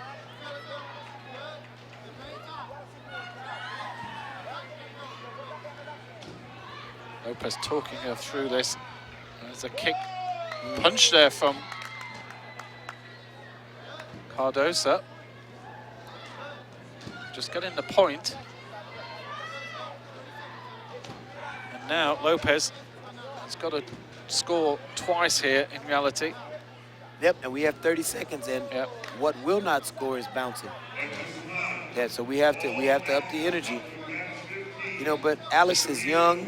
This is the very start of her career. Yeah, this is a long way. You know, Absolutely. how old is she? You know, I think she is 16. Yeah. And so this is very much a learning curve. And Cardosa picks off a head kick there. A head kick for Lopez, but it might be too little too late. So we 9 have 4 seconds to go. A spinning kick to the face will tie it up. But now 4 points in it. So we need a face kick and a gamcha. And Lopez a little bit more energized, having scored that head kick, but it's going to be a little bit too little too late. Sometimes it takes, it takes a point to get you to score another point. Well, it's wonderful to have seen that. When you see that thing light up for you, it encourages you to do more. Yeah. It's a good match, though. It's a good great, match. and really great. I'm really happy that we we chose that match for our centre we court want to be get able a to look see, at her. Right, we want to look at across the generations. So that was a female, one of the female categories, the lighter categories. We're just somebody's walked away with all my paper, so I haven't got a clue what's going on. But we now got the lighter. I think that's fin weight, so I think that's under 40. Yeah, what happened to our papers? Yes, Steve walked off with them. Steve. We were just switching another match over, and he decided to take the light. Yeah, so this is a Just female. when you think you can trust Steve. Female minus 48 kilogram category there, and Yes. a strong win there for Lopez. So now we're back to the male minus 68. No, and this is match 708. This is a heavyweight or a middle. This is minus 68 category, so Yeah, but this is Jason Grant, and he fights heavyweight, I think. I think he's plus 87. Yes. This is Jordan Stewart. okay. So and they Jason give. Grant. Okay, so we're not So getting this is 708. this is the benefit of knowing I've known Jason Yes. since he was a junior. Yeah. Um, Well, we should have had 708. Well, maybe 708 will come a little bit later on, but this is actually not 708. So this is 709. yes, although it's actually a different. And sometimes, you Not know, 709, it's 1207. There you go. Ah, so they've put it on now because it had a 07. Okay, I understand what's going on. This was supposed to be 1207, and they've just squeezed it in here. got you. Because and we're I still think in the they sevens. think that we're okay. That's okay. That's cool. We can go with that. And now they're moving them out.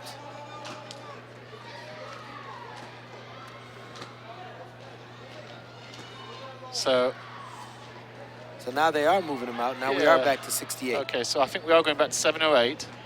Which and then- is and then should these be guys are on Lord next. and Mabelli, Bernard Lord from Canada and Jomo Mabelli from New York. Hopefully they're just going to sit down next to the court and not actually walk. There you go. Good lads. Just sit there. Okay. You just got one bout to wait. Wonderful. Okay. And so now we're back to our under 68. So now we're back to the 708, which is so this is Jomo Mbeli Yes, of the United States against Bernard Lord from Canada. from Canada. And Jomo Mabelli is being coached by our 7-time national team member, Peter Bardatzos, one of my friends that I love. Apparently, Bernard is getting a spanking. Perhaps he said something forwards to his coach, or maybe he was just activating his glutes. I'm not sure. One or the other. Yeah. One of the two. Well, different ways to get different athletes going And, sometimes. you know, everybody has a a ritual. And if it helps you perform, Yeah.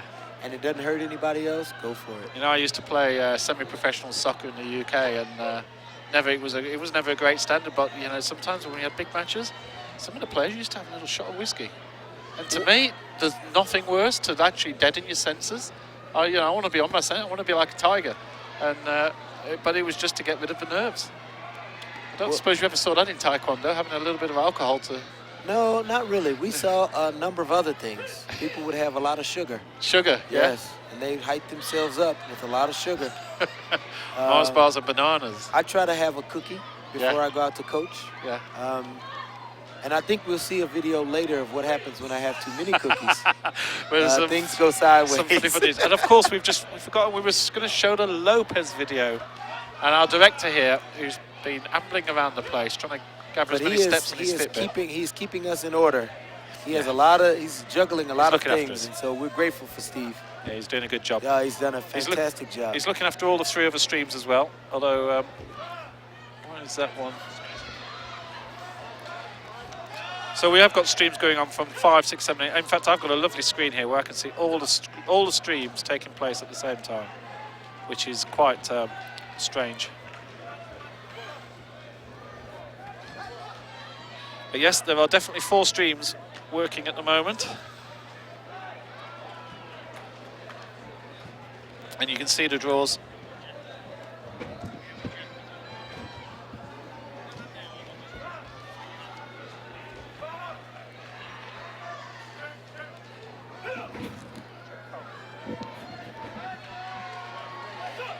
Still This 0-0 match is here. still 0-0. Yeah. Just blinking each other out a little bit.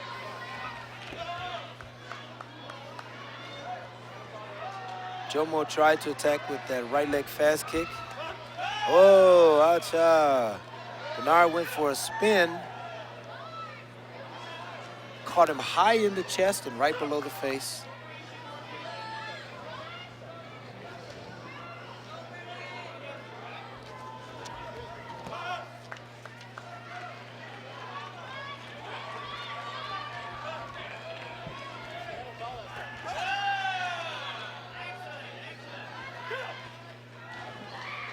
Remember to file any questions. Use the And Lord hashtag is up AskUSOpen. 3-0.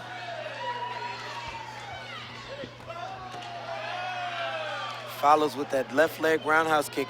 I love that I'm seeing these traditional kicks like the counter roundhouse kick come back to relevancy. Because again, I think it made our sport the beautiful sport.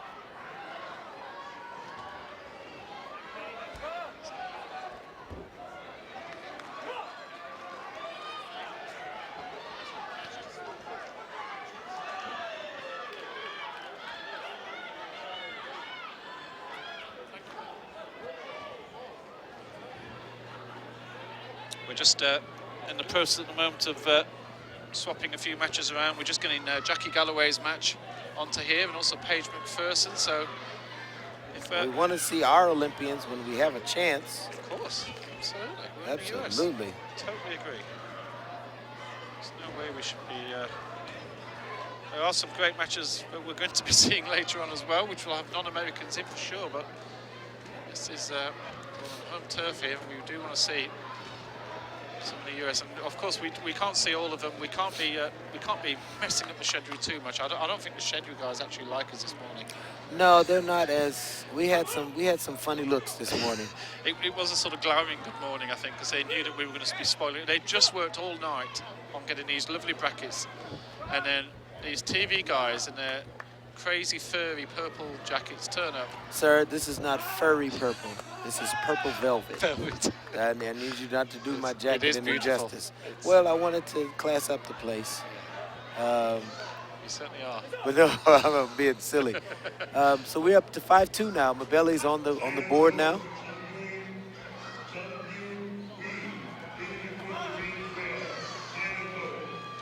Always love about when you've got two very similar sized fighters going against Yeah, each other, and you know, you really feel it's an even contest. There's no height issues or anything.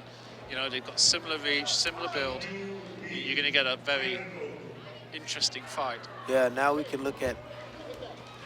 Lovely moves here from Canada. Yes, and he scored. Scored with a the spinning spin kick to the into body. Yeah, extra absolutely. point. So they, Now Bernard Lord has a dearth of fancy moves. yeah. He's being coached by Jerome Cabanatan from Canada, another friend.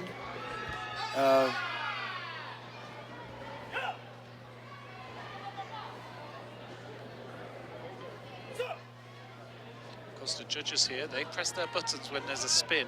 Yes. So if there's a kick and the spin has been pressed, Yes. that's why you get the extra point. And occasionally you see a mistake. Occasionally the referee has to come in and Yeah, sure. tell them to add a point on when Sure. they realise the spin's not being awarded. But that's the exception, not the norm. So we're grateful that, you know, the referees they strive to get it right. Yeah, You know, and they're professionals too, so we're grateful. Yeah, absolutely. And we've not seen one instance yet where the points had to be added retrospectively. So Yeah, we haven't, and we'll hope to not see.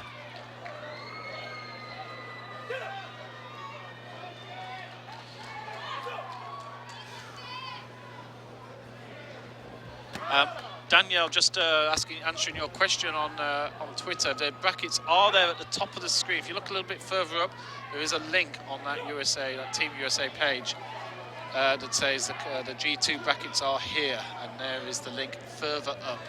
Don't be drawn down towards the bottom of the screen. That's all the historical stuff. We are very happy to take up any Nice. housekeeping. And Mabelli scored. In fact, Joan has put a link up. Joan, you're a star. Thank you very much. So, 8-5 Nice. after 2 periods. Very entertaining Taekwondo fight, this one. I'm really enjoying it.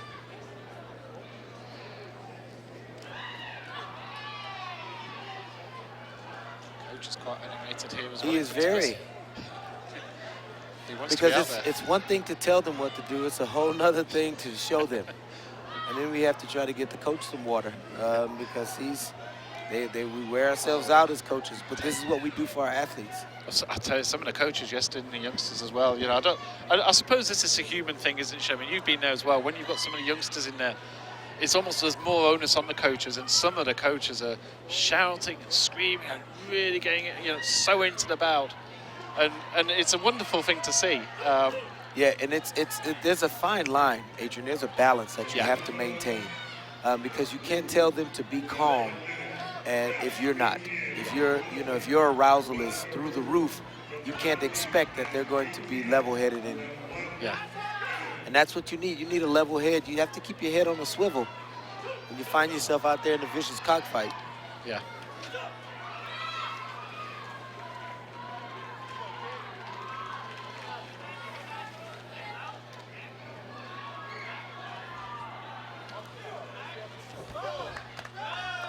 All right, it's a tighter game. It's 9-7 now.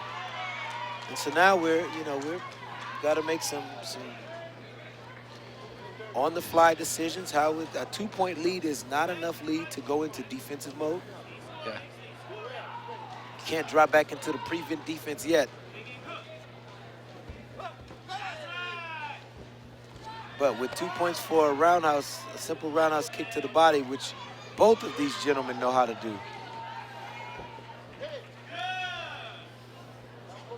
So it's still back to a two-point game. Mabelli brings it back up to, and he ties it up with a left leg roundhouse kick to the flank side.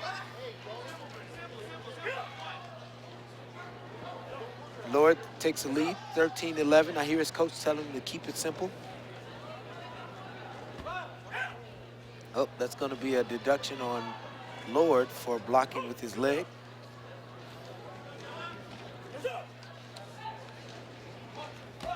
Post. That Gamcham penalty makes it 13-12. So a roundhouse kick now for Mabelli makes this a 14-13 game. I was just about to say he's only one kick away from taking the first lead of the match. Yeah. 26 seconds. These guys are starting to tire. It's been a tough game, 14-13. Now he should get the deduction. He tried to sell it, but the ref wasn't buying. No, still 1 point in it. And of course it's one Gamjon as well. And Bernard goes with a right leg roundhouse kick. Mabelli falls, so we have a 3-point swing. We were down 1, now we're up 2. Yeah. 2 points. 10 Belly seconds left. Has got to do something. Tried to get the punch, but Mabelli closed the space too quickly. 5.3 seconds. And the punch is not going to do it. He needs to kick, but, well, that's a good tactic from Lord, isn't it? Yeah, he closed in the space. Match is over.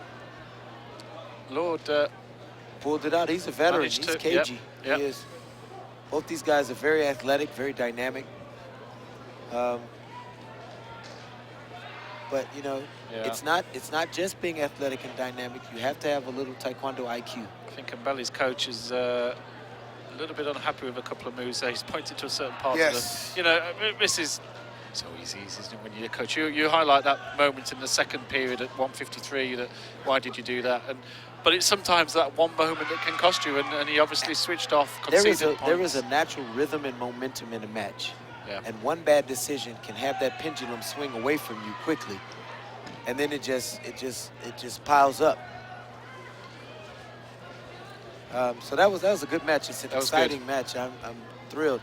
But again, I know his coach Peter Bardazos, and his thing is I need you to understand why what happened. Yeah. And you have to be able to articulate to me why. Do you know why? Because if you don't know why, then we won't learn. We just lost. But if we can lose and learn, then it was worth it. But if all we do is lose matches, then, we're just losing matches. So, interesting. Nice to hear. Drew Thompson coming online. Love your commentary, Coach Shermy. He's the Shermanator these days, I'm afraid, Drew. Yes. Big Country. Drew Thompson was one of our junior team members, and I used to call him Big Country. Yeah. And I think I was the only, I gave nicknames to every to an entire generation of athletes Great that stuff. they're now grown-ups, and I'm like, hey, you used to be Big Baby, and you used to be Big Country. So it's good to see you, Drew. I hope that you are well. Hi, Hope Drew. that you are well. I hope that you're enjoying what you're watching. Yeah. And it's almost like the old times, listening to Sherman in your ear all day. Yes. He was on trips with me in other countries, having to listen to Coach Nelson talk, talk, talk. But they always knew that Coach Nelson was about the athletes and about representing this country. Well, you go from big countries to big guys now, because we've got Yes. Jordan Stewart, world ranked number 3 in his competition from Canada in blue. And he's up against Jason Grant, who's certainly no pushover himself from Jamaica. Yep, he's Jason Grant lives in the Boston area, but his parents are, his family's from Jamaica, so he's able to fight for Jamaica and still live and train here in the U.S. But yeah, now we're up to the Biscuit Boys. Yeah, and already the first move saw a bit of a, oh, what a kick from Canada, Stewart. Lovely counter-attack. And again, I've known Jordan, I've watched Jordan come up through the ranks. Yeah. It's great to see these guys when you remember them as juniors and watch them turn into, you know, seniors who are trying to make a name and a space for themselves. Yeah. And there's a space out there, but no one's going to give it to you. You have to go and claim that space for yourself. Jordan Stewart certainly claimed some points in that last, and he's again all attack, another body shot, another 2 points. And he's absolutely all over Jaden Grant here. Like Jason Grant, Jason yeah, Grant, he's giving him the...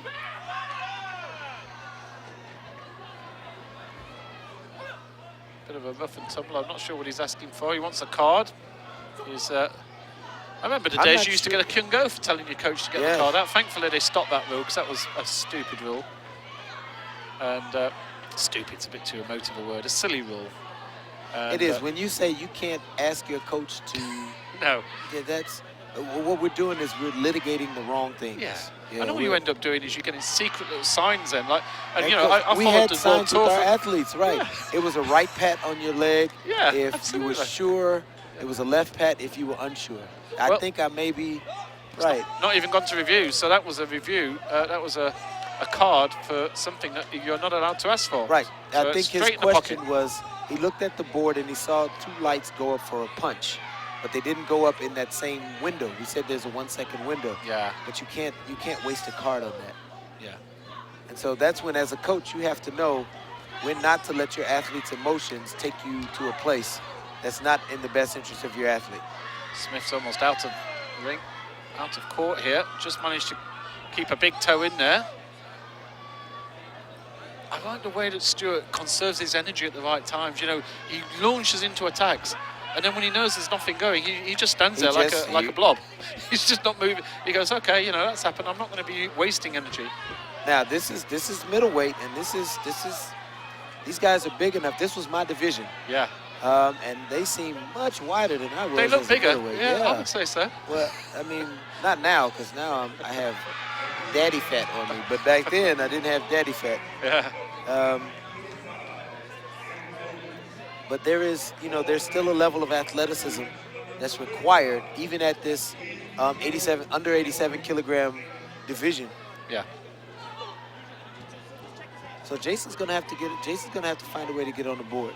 Yeah. Because until those first points crack through, it just seems like it's an unattainable goal. And then once you get the first point on there, then you start to know that it's possible. At the moment, he's got a big blue beast against. Having said that, he's bigger, so there's more of him to hit. There's a bigger target. So that sounds good from over here. They always used to say at rugby, when I played rugby at school, when you came up against these beasts of a guy who reached puberty a little bit earlier, and they got beards and moustaches. I was going to say, had the full and beard. you still got a high, you know, you still got a high pitched voice, and they're running at you with a ball, and you've got to tackle them. And the coach used to say, the bigger they are, the harder the fall. Yeah, but also the harder it hurts you. Yeah. I took up soccer after that. That was a back kick. Yeah. It should be an extra point. And the extra point comes in. Officials are on the ball here. That's going to be 12. 20-point gap is the new ruling. And Stewart is just not laying up at all, isn't he? This is a very impressive head kick again. Oh, a punch and a head kick. He has a little grin to himself as well. And that was a 4-point. Well, he's definitely. Oh, what an attempt that was! He'll Yes. give himself a ganjon against. Tried to get by it. That really is trying to just buy a head kick. Unfortunately, he just got a gamjam instead of a gamjam and a concussion. So that's it. But Jason has always been that athlete who would try something unconventional. Technical timeout here while they try and work out. And coaching him, he just makes you say to him, son, what are you doing? But he's won some matches is because he was willing to do the unconventional thing. So. And I think at this moment as well, it is pretty much desperation. You know, you're up against. We've got to swing for the fence. You're up now. against somebody who you know is a better fighter than you, and what are you going to do about it? Can you try and do something? And the rationale would be, I haven't scored any points to this point. Yeah. Why do I think that in 1 minute I'm going to score 20? So that's why I say we've got to get one on the board. Yeah. 20 points to nil on the scoreboard. We have enough for. It used to be the halfway point of the second period, but now they leave it to the end of the second before a bout can be finished early, which is, I think, a good idea under the current circumstances. But and there's a point after that beautiful waltz. They did a wonderful waltz. It's nice to see people, throw a little ballroom dancing in the middle of a match. And now we're at 22-1, so we still are within the threshold for. Stewart is just scoring points at will here, and I think he's played his big cards. He knows this one's over, and now possibly conserving a little bit of energy for the next round. You don't need to be leaving it all out there yet. Because this is only the if first all you round. need to do is win by 20, you don't necessarily have to try to get 25. And his next round number's 11 rounds away, so that's about 2.5 hours, 2 3/4 hours. So he gets a little bit of a rest, but it does compress, of course, after that. He's only got an hour and a half after the second round, so he is just going to do a little bit more dancing. Yes, well, fine dancing is a lost art. It's a lost art, Adrian. We're under 10 seconds. Well, it's certainly not Dancing with the Stars, but the stars in the eyes of Jason Grantner, who really has been outclassed by a superb Jordan Stewart. What a performance from him. We will be seeing him a little bit later on, I'm sure, when we get towards semis and finals. 24 points to 3, a very comfortable result. But in this middleweight division, you never can tell. And a sleeper will come from anywhere. Yeah. So Jordan Stewart, like I said, I've watched him since he was a junior. He's paying his dues. Yeah. This might be his time. This might be his time to break through. So I think the next matchup, if you are watching this anywhere around the world, just come and let us know. Use the hashtag #AskUSOpen. Ask US Open. If you have questions on the USA Taekwondo's Facebook page, let us know. We want to hear from you. Yeah. So we want to know that you are watching your favorite sport with your favorite people. So we now have a USA versus USA. Somebody has walked off with my sheets of paper yet again.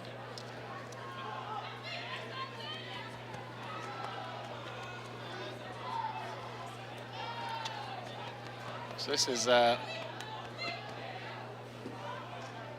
2 USA athletes. By the looks of it, 7:07 is showing on the board. Yeah, I think that board displays later. I see her up there inputting the data. Yeah. Yeah, we'll wait to see because there's a little bit of confusion. We've got Cardoso and Lopez coming back on. They're certainly not fighting again. You have who? The match we had a few rounds ago. Yeah, you don't get a do-over. Yeah, you don't get a do-over. There's a rematch. It's like boxing. They've just fought each other once. There was a bout here with Bantam from Northern Ireland, which as soon as it was over, they were talking about a rematch within no time at all. So we're just waiting for the names. So this is another Canadian fighter. We have Yvette. It should be Yvette Young. Yep. Who just missed out on the opportunity to go to the Olympic Games. But she is the real deal. She's the real deal.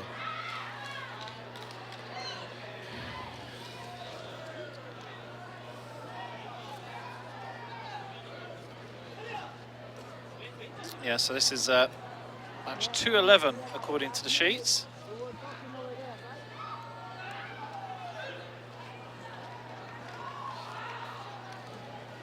Yvette Young from Canada, the #1 seed, up against Anastasia Puchko of Russia.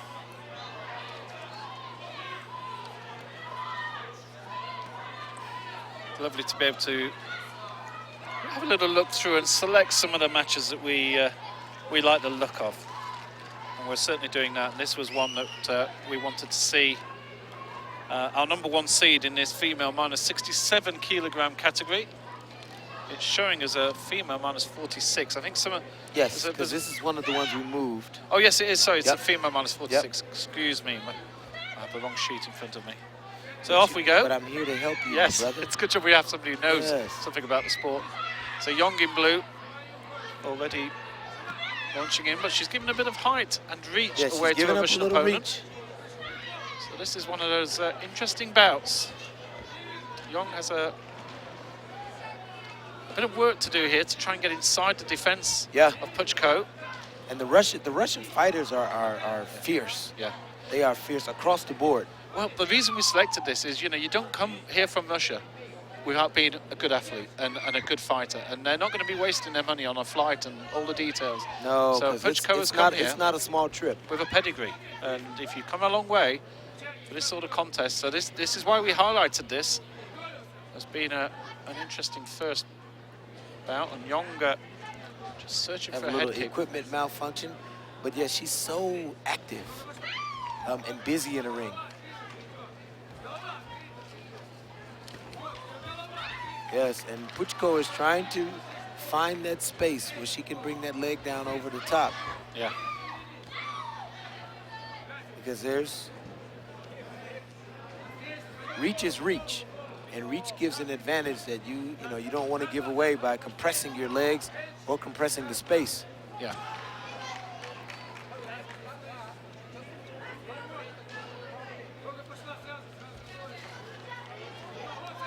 Just confirmed Stephen Lambdin, Paige McPherson, Jackie Galloway will all be on this court a little bit later on. If you're wondering, sometimes I go silent, Sherman, and I'll leave you on your own. It's just because I'm trying to make sure we get some good bouts on here. And I get immersed in the match, and I'm in my head coaching. Yes. And I have to remember that no one wants to hear me coach. Sometimes it's nice for people to just listen to the sound of what's going on. And just watch what's going on, right. And we don't want to talk you to death. We just want to make sure that you are getting a full scope of what it is you're witnessing. Well, similar to the previous female category match we saw with Lopez and Cardoza, that no score. Just trying to find that way in. Yeah. You know, and a lot of people say, well, all you have to do is kick them in the face. The people don't come here to be kicked in the face. So it's not quite, it can't be boiled down to such simplistic terms. Yeah. But what you have to do is you have to work your plan. You got to work your plan. The current time is 11:14 here in Las Vegas. We're on Pacific time, for those of you into your time zones. So we're 8 hours behind the UK, 9 hours behind Europe, and 3 hours behind the East Coast. Yes.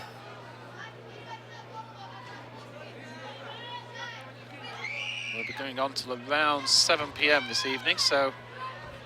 And Adrian, we're looking forward to being able to announce and stage the finals like the world-class events that they are. It'll be wonderful. So we're going to have a good time. And then interview the winners. Yes, Sherman is going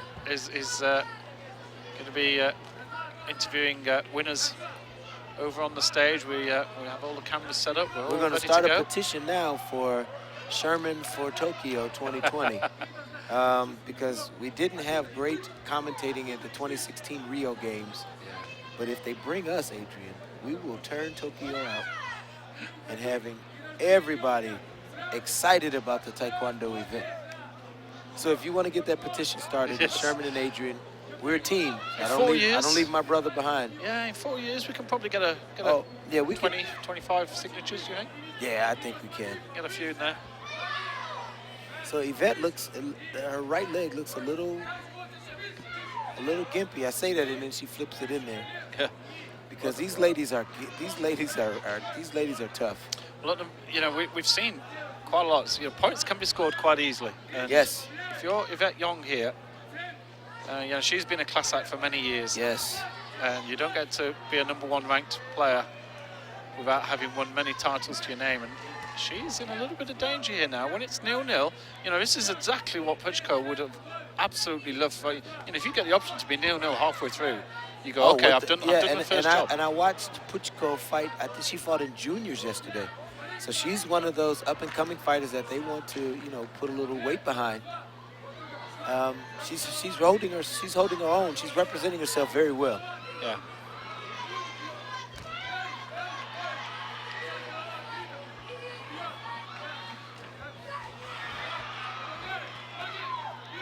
There are times that lovely. there are times you can see the youthfulness, though. Yeah, beautiful double You kick know, right at the end yes. there. That was superb from Young. You know, And it takes patience. I think, you know, I don't know if Puchko just switched off, seen at the time was running down, thinking it's all over, and then suddenly Young comes in with a double kick. Right, and because, scores well, with there's one. only 2 seconds left. I'm okay. And then somebody comes in with a double kick, and you're not okay. Yeah. Now, fortunately for Puchko, she only scored one of those 2 kicks. And she scored both of them. The score would be 4-0. Yeah. That Young's won quite a few events. Pan American champion in 2006, 2007. Won the US Open here in 2011, 2012. Pan Am champion also in 2012. And a little bit more recently, well, she won the President's Cup in Portland. German Open winner 2016. But I'm looking through her last tournaments. Her last 8 tournaments, she's medaled. So that's not a bad record. You know, you've got either through to semis or finals. Oh, but now we have a 2-2 game. Yeah, well, this one could be a real shock on the books here. Yeah. Young was This would be something of an upset. A brilliant spinning kick to the head attempted there from Young. But Puchko's height seemingly just that extra little reach. And that the danger is that cut kick motion that Yvette is demonstrating could be called as not being higher than the Hogu. This is one of those instances when your opponent's Hogu is several inches higher than yours. Yeah. And by Hogu, I mean electronic body protector is Yeah. higher than yours. You have to kick a little higher or else your kick will inevitably fall shorter than that lowest threshold. Yeah. And yeah, for you know, But for the Young, referees, you know, don't want to necessarily insert themselves in the match and decide a match. So they haven't called it. They just want to make sure it's fair. Young a little bit unfortunate there. Looked to have got a serious kick into the ribs of Puchko, but it didn't score. This is She is savvy. She knows how to keep that head out of the way. Yeah. Because plenty of people have underestimated her size and underestimated her her skill. Well, Puchko's doing a very good defensive job. She's not offering a lot attacking-wise to Young, but here she comes in with a chop kick, trying to. As Young just looking a little bit in pain there, clash of the shins. that right leg is bothering her. Yeah. Interesting note. As you say, you know, Young is so good on the defense. Even when she went on the attack, her arm came up to knock away Puchko's leg in case she came in with the counter. Yes, I think had she shuffled to the side one more motion, she would have gotten a Gamcham penalty for evading the match. Well, we're at 5 seconds. Yeah, time is running out here, and we're going to go to the golden sudden point death. round. The golden point round. And now, this is going to be interesting. And so now the golden point round is 1 minute, and you can lose the deductions. You still have to get 2 deductions. It used to be 2 kyungos, but they've done away with that. There are 2 Gamcham penalties, 2 2 Gamcham full point. penalties. Well, I'll be interested It's to see how going that to be appears on the interesting, scoreboard. Yeah, I'm not sure how that's going to look on the scoreboard. We'll see. It's an interesting. We will see here, but Yvette Young, who's she hasn't been out in an early round, going back at least a few years.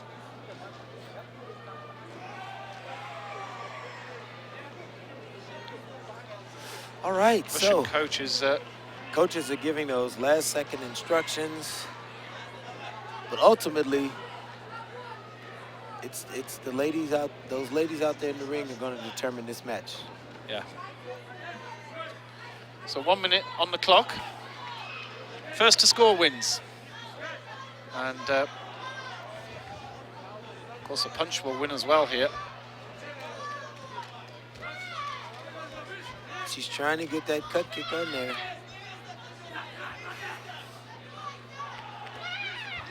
Young again. She's Gets a game. kick in. Another attempt at the chop kick from Puchko. She's already got a touch, meaning she's already landed her foot squarely. It just wasn't. And there it is. And There's there it the is. kick from Young. In the corner. And well, Puchko, who's only really been competing on the world circuit just for a couple of years. But well, how about this for a record though? She's competed at cadet level, but she's had 3 golds in 4 events. And it was only in the European Championships at quite a high level that she got knocked out in an earlier round. So she's come into this with a bit of pedigree. Yeah, and this is why this bout was worth choosing. I noticed her as a junior. She was pretty good. And they're beginning their quest for 2020 and 2024 now. Yeah. They're investing in those people who have potential. And that's what you have to do. Well, Puchko walks away from here, but I'll tell you what, I think Yvette Young has walked away knowing that she's dodged a bullet on that one, because she was a dangerous cookie, and that was a tough first round for the #1 seed. Fascinating match.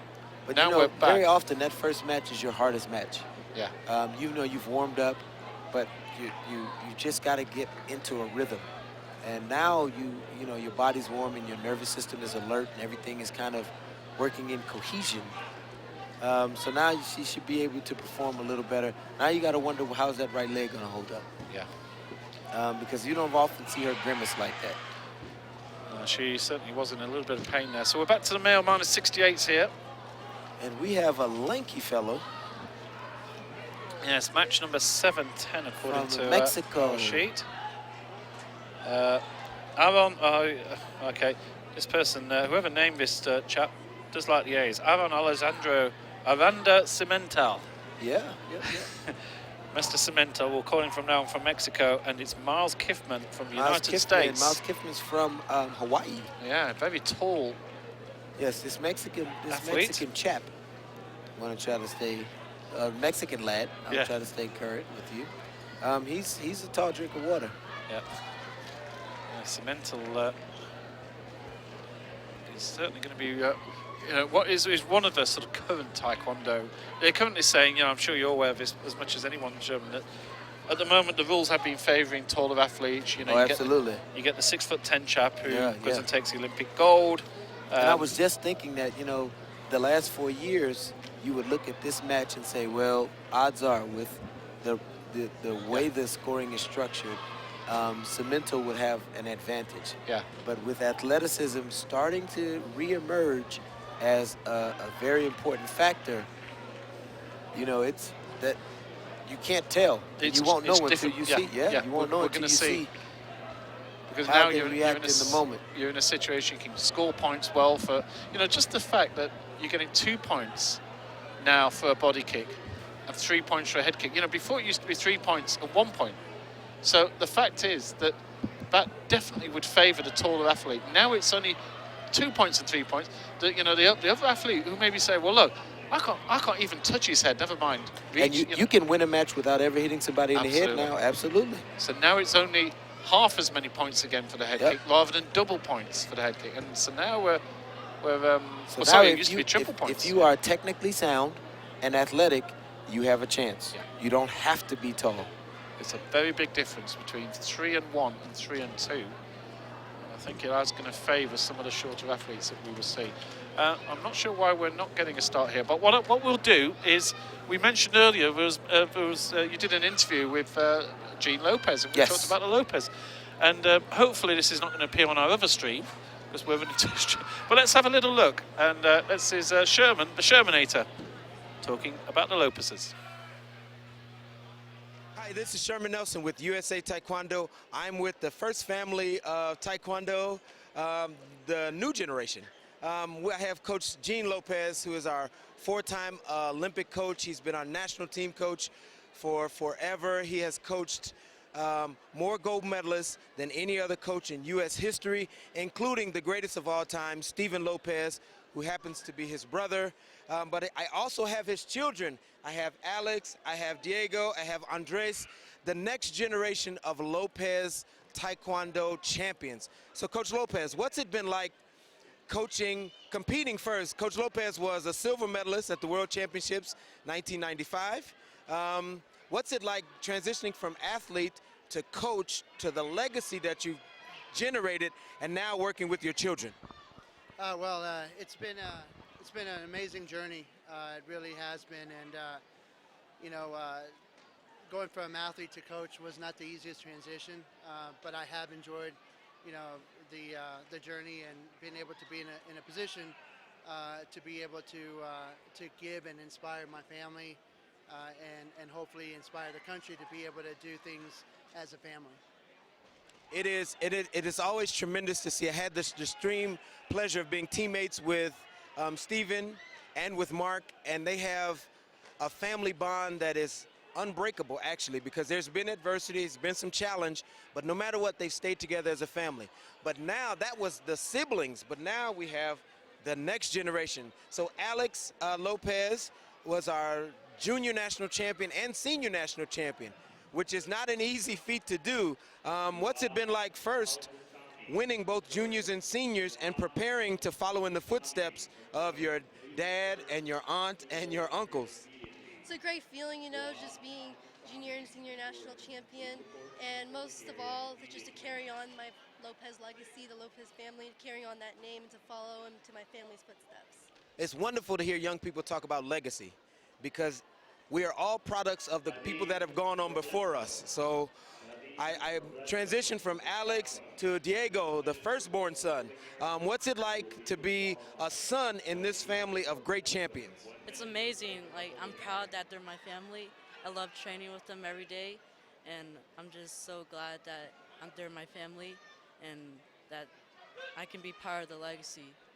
He might have the best group of training partners in the world. I think that might be easy to say. And last but certainly not least is the baby of the bunch, Andres. So what would you say to anybody out there that's looking at you or looking at your family? What would you say to them is really important for your family? What's an important thing that you guys talk about? You gotta train hard every day if you want to get better at the sport you're doing. You got to train hard every day and work your butt off. See, that's the part of Coach Lopez that I know. That's the other part of him. See, this is the super smiley dad, but then as a coach, you have to work your butt off. We wanted to salute you for the work you've done, for your siblings, for your family. You all are in history. But just for being a dad, we want to celebrate not just a coach, but a father who has taken the time to grow his children and then coach them and promote them in the sport. If this is the future of Taekwondo in the United States, our future is very bright. Again, this is Sherman Nelson with the Lopez family signing off from the 2017 U.S. Open.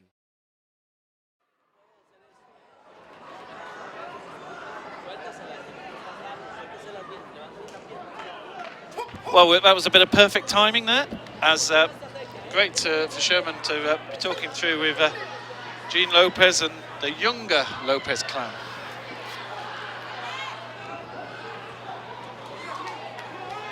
So we're just about to get ready for this David versus Goliath contest here. Yes. Massive height difference between them. There's got to be a foot in there. Yeah, he's long. Yeah. It's amazing to think that he manages to make the weight. Yeah, well, and he's long, but he's lean.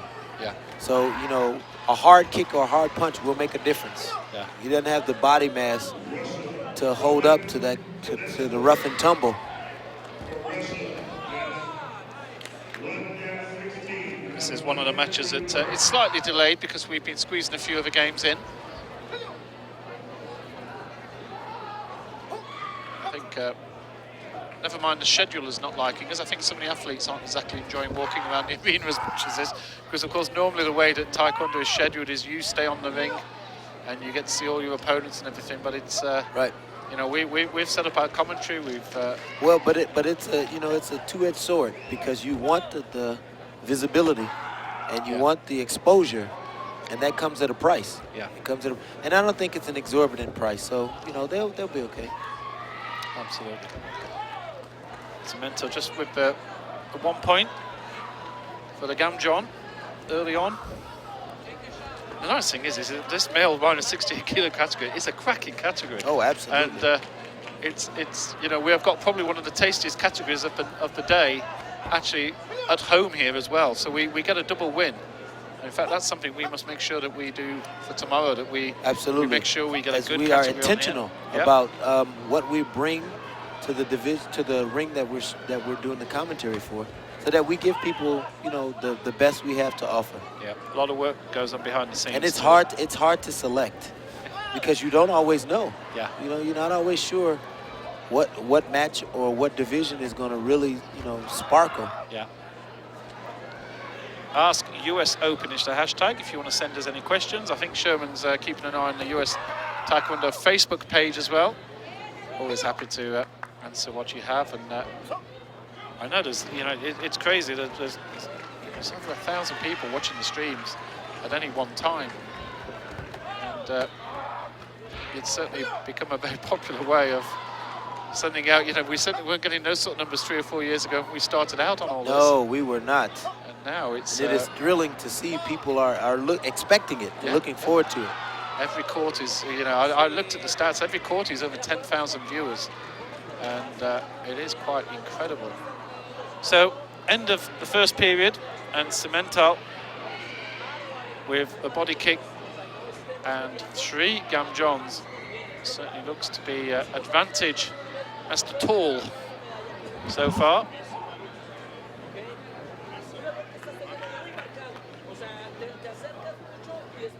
We will be commentating all the way through here, all the way through all 8 finals, in fact all 9 finals. 9 categories here today will be on this court 7.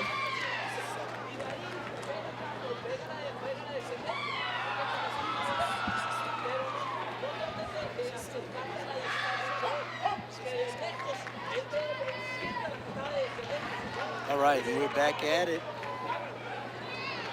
Here we go, Sir Cimental.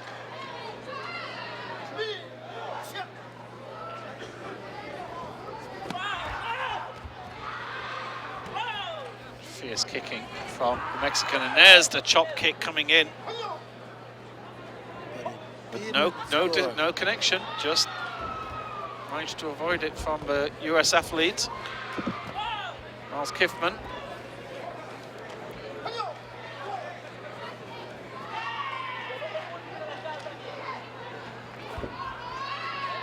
Kiffman, there it is. There it is. Kiffman's going to have a time trying to get around that reach. And the first count of the day as well. Kiffman's not too happy with that. Yeah, he's not. He was okay, wasn't he? I've watched Mr. Kiffman for a few years, and he has challenges with really long fighters like that. Yeah. It requires an explosion and an athleticism to compensate for that reach. Yeah. The referee was getting a little bit confused there. So somebody made a gesture at the table, which I think he thought was meant for him, and I think giving the kick was a little bit harsher. You know, all that happened was Kiffman's. Here we go. Yeah. Careful. Well, we know. Well, you didn't see that on your screen. We don't have a camera operator on this court at the moment, but Cimental was nearly horizontal. Yeah, he almost did some. And there's about a meter drop off the edge of the stage. It almost got dicey for him. Yeah. Although he's that tall, it probably doesn't look that bad. Now he scored that roundhouse kick. Yeah. So now it's 11, and that should be a face kick. There was a touch, but not given. But no. Close, but no cigar. And well, we did wonder whether this would be. This is pretty much a typical tall versus short Taekwondo contest, isn't it? Yeah. That we have seen that. Kiffman's just conquered tall versus short when we don't have a really explosive and dynamic and overwhelming short fighter. Yeah. And this is not disparaging against Miles Kiffman at all. He's a great young man. I know him. I know his coach, who's also his dad. Yeah. Comes from a great family, but you know he's up against a pretty tall guy who's long enough and rangy enough to make this a difficult. I think what you're saying is to challenge these taller guys, you have to have extra power. You have to have that force. You have to. You have to have power, speed. You have to have the 8 attributes of an athlete, and you have to be able to manifest them at the right moment, because there are windows in Mr. Cemento's, you know, game where you can score. Like in that instance right there, to go for a body kick, you got to hit it. Yeah. 14-0, we're at the second round, 9 seconds left in the second round. Yeah. Under 5 seconds. This one is... Another Gamchum penalty, so now we're at 15. Yeah, Kiffman just backing away there. Time goes out. I mean, and it's difficult to try to figure out, you know, how to get in there. Yeah. And it's frustrating. And you know, you say, why did I have to draw this person? and I've been there. Yeah, yeah. And you're going, man, why couldn't I get an easier first match? Do you literally have that sometimes? You're sat on the other side, you look over and you know it's a person that you're going to struggle with. Just, it's not the sort of guy you like fighting. I had it as a fighter and as a coach, where you say, man, why can't I get, because I know my athlete is going to struggle in this match. Yeah, I know the hang-ups he or she has about height or reach or the country that we're competing against. Yeah. Why couldn't we get a better draw so that we could get a little time to build some momentum? Yeah. But life gives you what it gives you. And you can get this situation as well where player A can beat player B always beats player C always beats player A, and you get this little circular thing where sometimes it's down to the draw. And Adrian, there are no shoulds. Well, this person should be able to win. There's no should. That's why we play. Yeah. Because if it went by shoulds, then we would never, this match wouldn't happen. Yeah. Because we say, well, as tall as he is, he should win, so we won't even let him fight. First point for Kiffman. So Mr. Kiffman could land a spin hook kick right now and change the entire narrative of this match. Yeah. So he must have heard me. I think he was eavesdropping. Now that sort of defensive maneuver is allowed, isn't it? You're allowed to push away with the leg. You're just not allowed to hang with the leg anymore. Right. Right. Now, if you push at the butt, which is lower than the electronic body protector, it's still a Gamchum penalty. Yeah. But he probably won't have an issue with kicking low because he's so much taller. Yeah. So he doesn't really have to even lift his leg to be able to get it to the Hogu level.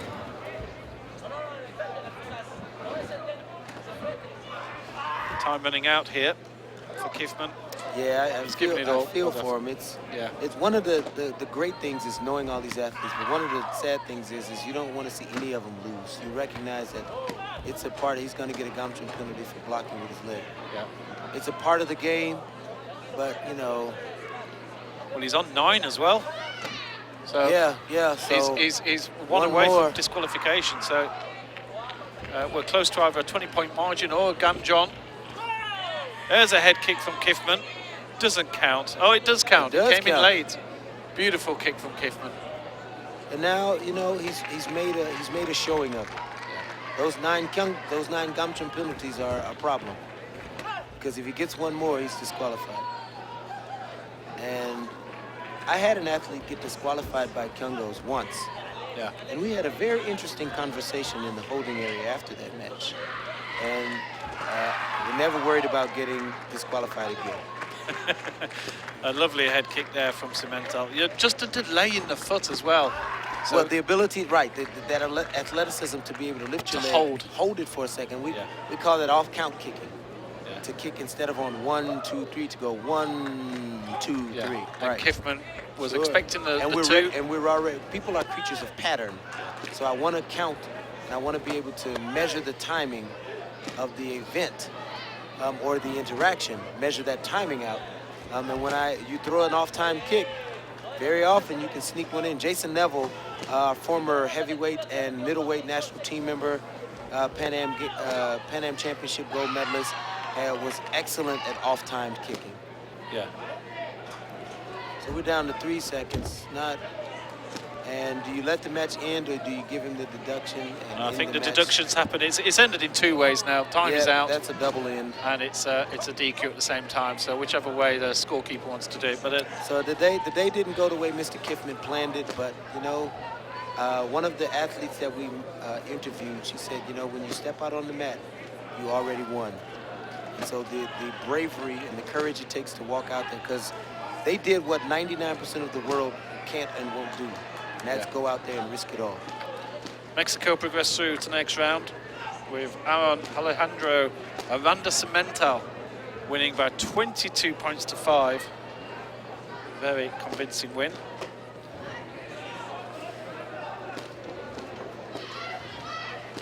Of course, when we've now got one of our female athletes coming in. We have our Olympic bronze medalist, Miss Jackie Galloway. Yes, she's in the female plus 73, so these are the big girls, the heavyweights. Not a big draw in this competition, to be honest. Looking down the list, it's there's 1, 2, 3, 4, 5, 6, 7. Looks like a 14 draw. 2 buys in here. Galloway doesn't get a buy. Sorry, no, she's now up against Annalise Valaquez of Puerto Rico. So it's 15 entries. The only buys for the #1 seed, who's Briseida Acosta of Mexico also. Mexico got a very strong squad here. Yes. Getting in here. And I think Briseida is 1 place ahead of Jackie in the world ranking. And Briseida is she's a tough cookie. Yeah. It's going to be interesting. But Jackie's always fun to watch because she's willing to get out there and do whatever. Coached by her dad, Coach Gary Galloway. Had some success at the Olympic Games, got a bronze medal. We're back at it. Yes, we are back.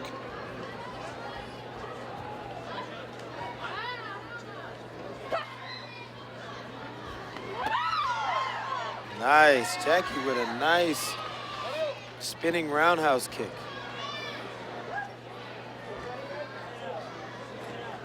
Good. Another point to be given.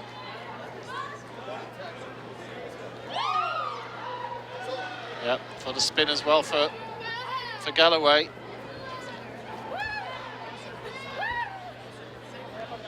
Valaquez. It's a tough gig for her, this one. She's facing one of the legends of US Taekwondo in her backyard. One of the new stars. Yeah. And it's not easy. It's not easy. Yeah. She's got a lot to do here. Galloway has obviously trained hard for this. US Open is certainly one of the highlight events. Sure, it's the largest open taekwondo championship in the world.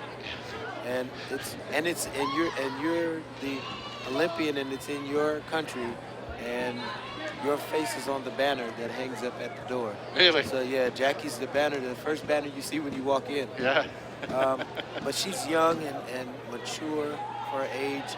She has a great network around her of people she can trust. Yeah. Who are guiding her, so it provides a very safe environment for her to maintain a level head.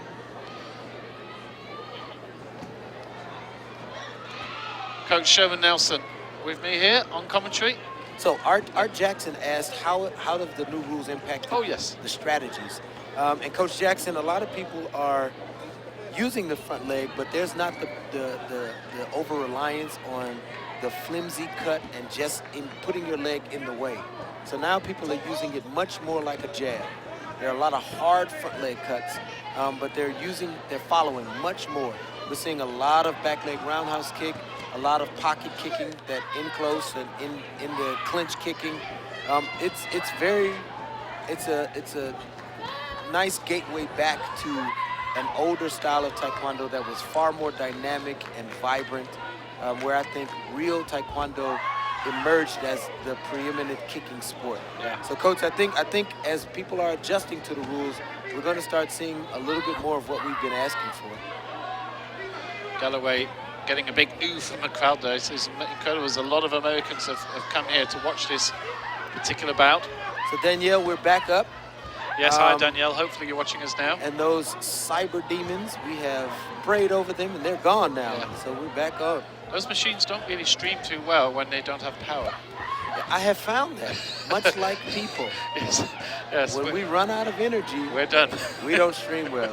I ran out of energy last night. Yeah, you certainly ran out of energy last night. Jackie there, Galloway just coming in. Doing a good job of managing distance. Yeah. She commits to score, and then she clears the space. Hey! It's a kick to the face, and she scores with the kick to the face. And Jackie, again, is one of the sweetest young ladies I know. But if she has to, she will kick you enthusiastically in your face. Yeah, you have to be. And that's being able to be the different facets of you that you need to be. Because when we're in a social context or at dinner, we don't need to be this. But when we're here, we need to be this. 2 head kicks for Galloway. One of them is spinning. And those 2 maneuvers have given her a 7-1 lead, which is new scoring. We're seeing points scored much more freely than we have in the past. So the new rules are definitely causing more points. That's another point, Coach Jackson, that the score is through the roof. Yeah. It's almost like basketball games. We had and football games and American football. Yeah. Real football, not the soccer. The football where you don't kick the ball. Well, you sir, throw it. Throw ball. If you wanna, get mired in the weeds. Here we are at a break, 8-1. You know what? I go back to the UK and people start calling it soccer in the UK. And somebody even said the word math to me. It's maths with an S on it. Mathematics. It's not maths. Yes. Unfortunately, I have friends like you and others in the UK, and I get to hear. Yeah. I upset somebody at a dinner party once because she said math, and I stood up and said, "Excuse me, did you just say math?" And she wasn't very pleased. Because it's not mathematic. Absolutely, it's maths. It's mathematics. I know this is a one-man crusade, and I'm turning to grouchy old English. I will help to further your crusade. Please. I'll be the vanguard for maths in the United States. But I must admit, I've got to give up because people are starting to spell words with Z's in them instead of S's. Apologise with a Z. What? Oh, yeah. Anyway, meanwhile, our linguistics class is over, and we're back to round 3. Action. Yeah. We in our have a bit heavyweight of fun between. match between our Olympic bronze medalist Jackie Galloway and Velasquez from Puerto Rico. We have a lot of friends in Puerto Rico. Very close island. We are so far, Velasquez in so many ways. She's just not getting through, is she? Every time. She hasn't figured out an entry point. Yeah. She hasn't figured out a way to get into the guard and then maximize that time and score. It's like this. But she's young. You can tell that she's young. Yeah. And she will develop the savviness necessary to do that. It's almost like she's kicking a wall. It's just like, there's just nothing there, which would have been great with the Mexican fights that we just had. But I can't be using that in this game. Yeah, and she's... Oh, I see what you did there. You see the ball and the Mexican. There's humour. There's a lot more humour around these days. We have to find humour in that. We've got to in these dark moments. Absolutely. Find humour in these moments. Meanwhile, Galloway, again, spinning head kick hunting. Doesn't score. 12-1. She's... there you go. Another spinning head kick. We should get one more There's point another for point that. added on. And she is happy to have landed a spin hook kick. She's having there's a that big smile. cheesy, happy grin. Yep, she's a happy girl. That we love. You feel she's sort of honing her skills a little bit.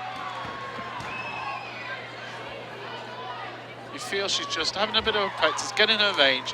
She knows she's got some bigger bouts coming up.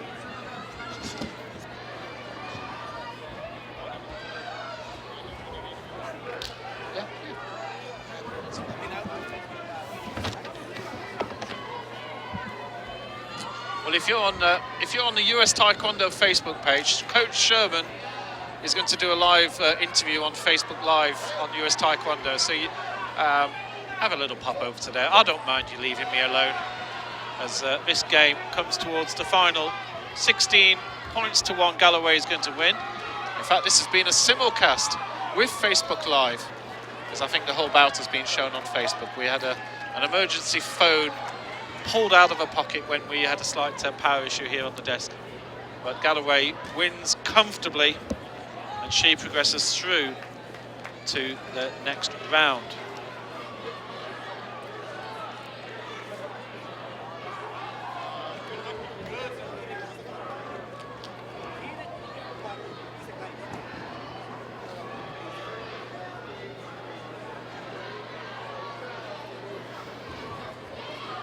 Still quite a lot of bouts to come. There's competition going on absolutely everywhere.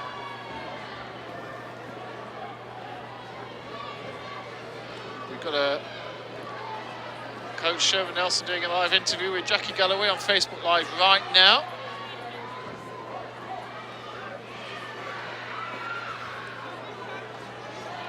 And I think we're going to go back to 7-1-2, match 7-1-2 with Georgios Kavavasilis of Australia up against Jacob Grace of the United States. That bout is coming up next here on our main stage. Hope you heard the interview with Sherman on our simulcast on YouTube and Facebook Live. You know, in about 3 or 4 years' time, we'll probably be having about 10 streaming mechanisms: Twitter, Facebook, Periscope, a lot. So hopefully he has a few decent questions there.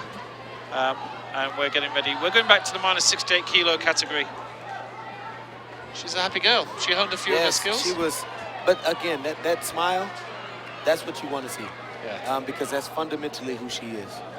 She was very happy to have, you know, she's been working on some things, and that's what we work on things, and we want to be able to implement it. As a coach, I always tell my athletes, can you do what we practice? Because that's why we practice it. Absolutely. You know, so even if it's one technique, you know, every match has some takeaways. And if we can execute some of the things we've been working on, it's a good takeaway. So the hot news is that we are going to be following the male minus 68 kilogram category throughout, but we are also following Stephen Lambdin, Paige McPherson and Jackie Galloway.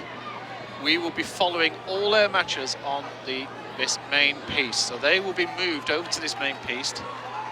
So we've already gone off to the schedulers. My right-hand man, Mr. Stephen Wickets, is already on his way over there to go and inform the schedulers to make sure that Galloway's next game is on this piece. All fun and games. We are keeping an eye on the Ask US Open hashtag. That appears on our little Twitter list. Nothing coming in recent. I think everybody was watching Galloway in what was a very impressive, like that was a really impressive win. Oh, wasn't it? and that's, if that's, you know, we tell our guys all the time, you know, win the match the way you should win it. And that's how that match should have gone. Yeah. You don't want to play down to your opponent. You know, one of the things that, you know, you talk about Michael Jordan, who, you know, is arguably the greatest basketball player, but he played every game like it was a championship. Yeah. You know, and winning is a habit. So we've got to learn to perform at the championship level in every game, so that when we get to the championship, you know, we don't have to get into championship mode. You know, you start the whole day and you stay in championship mode the entire day. So this is Jacob Grace. Yes. One of our up-and-coming national team athletes. Doesn't matter.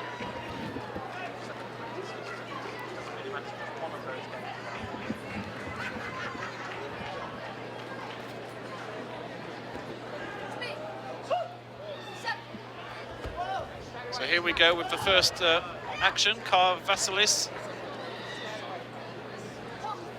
against Grace.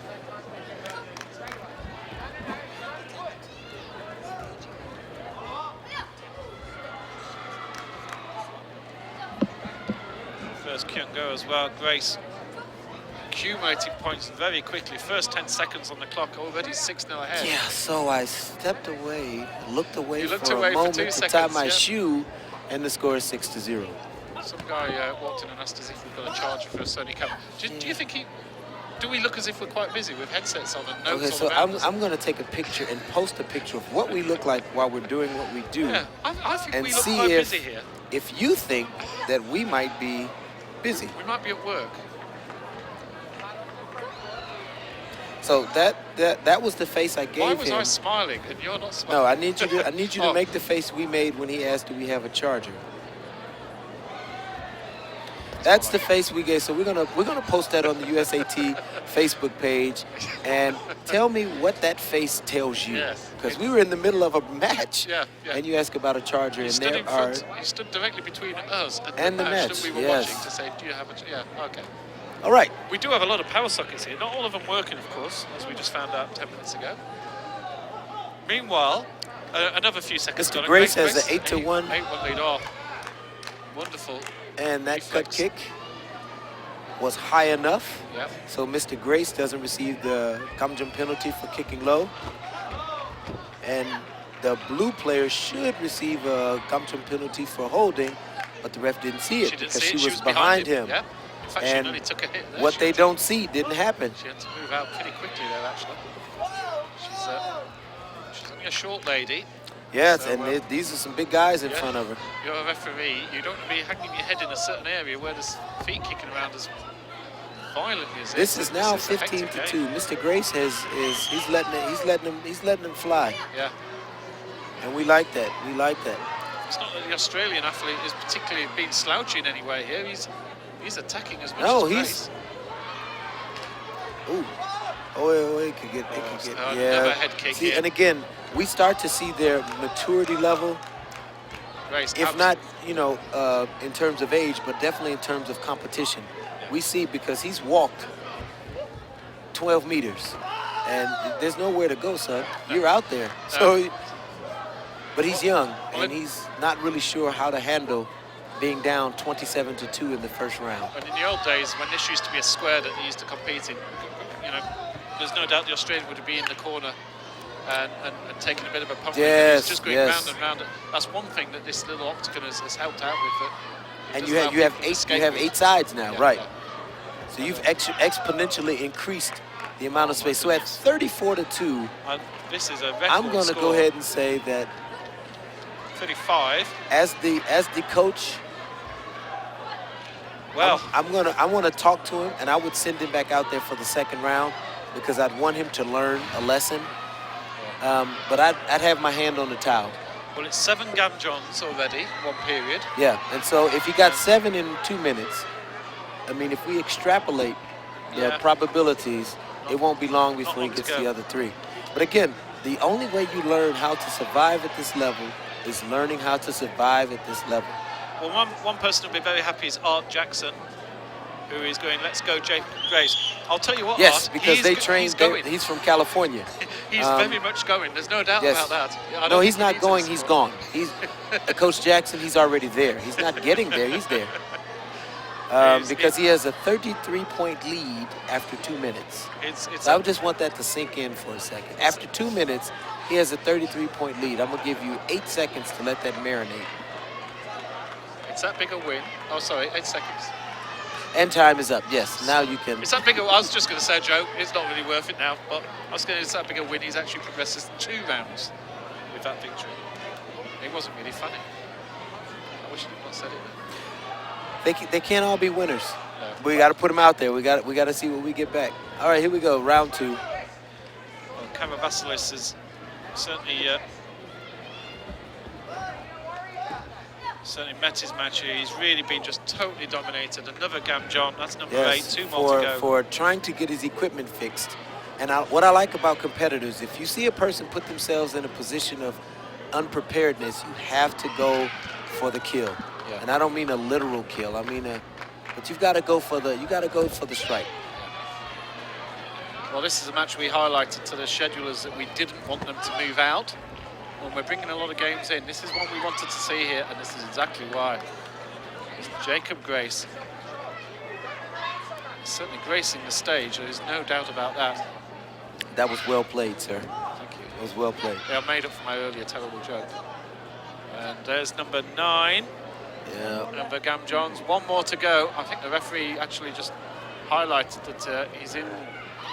They typically trouble. tell you that you are on the ledge. Yeah. Here we go. On the precipice, and you are 1 Gamjam away from falling off.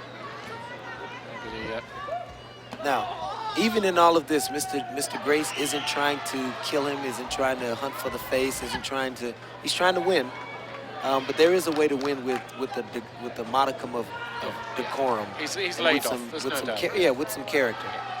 He scored 35 points in the first, and now he's scored because 5 because it can be you one day. Yeah. And the way you.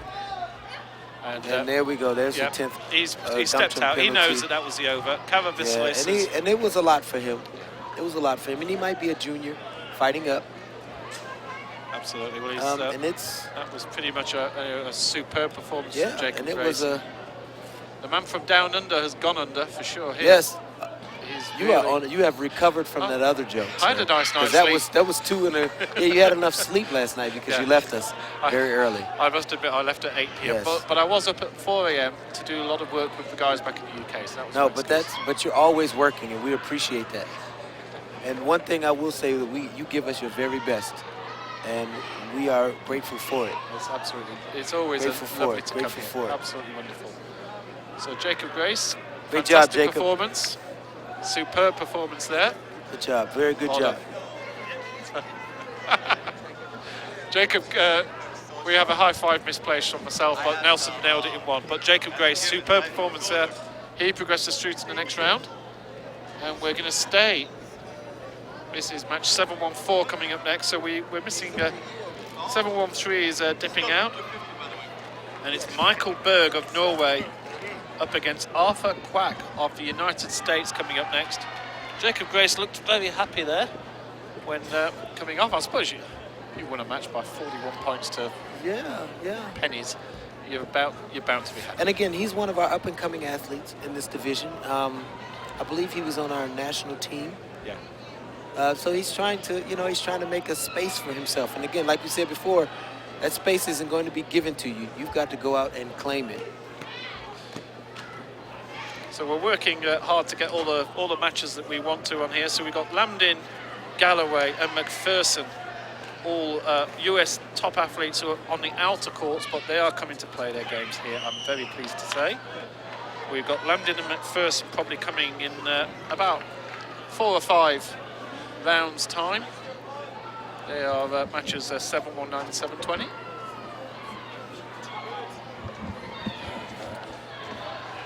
The coach has left us for just a short break. He has a million and one jobs to do. He has worked himself so hard over this week. It's been quite phenomenal, to be honest. The amount of jobs he does here. Purple velvet is a jacket. Never think that would work, would you? So the next bout, it's 7-1-4, Berg versus Quack.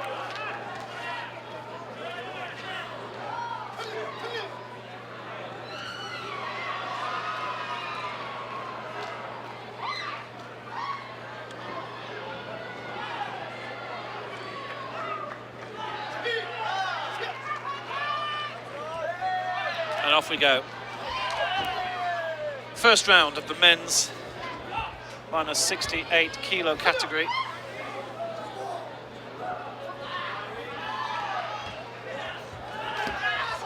It's obviously a category we've seen some pretty big, tall guys, some heavy guys. These two are certainly look a little bit lighter, but got a bit more power in them.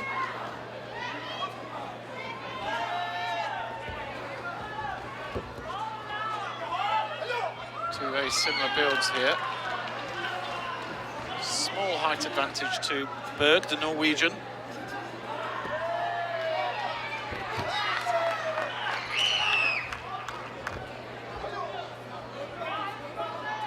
Both obviously with a lot of energy in their bodies here in this early first round. A touch on the face from Berg.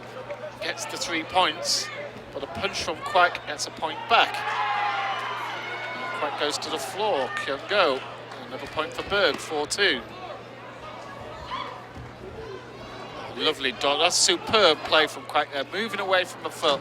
Berg's foot, he was like a window cleaner on a window there. The way he was waggling his foot from left to right, and just couldn't touch Quack on the face because he moved his head around superbly to avoid the face wash that was coming from Berg.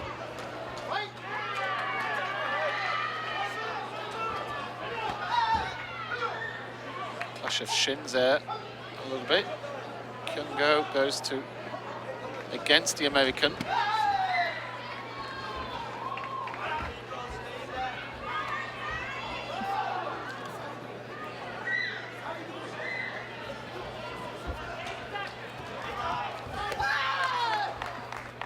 A punch scoring for the American, but then he receives the Gam John.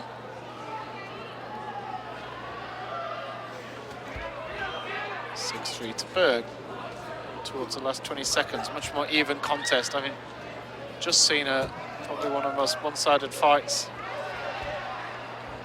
of the day. This one is certainly a very nip and tuck affair. 7 seconds to go on the clock.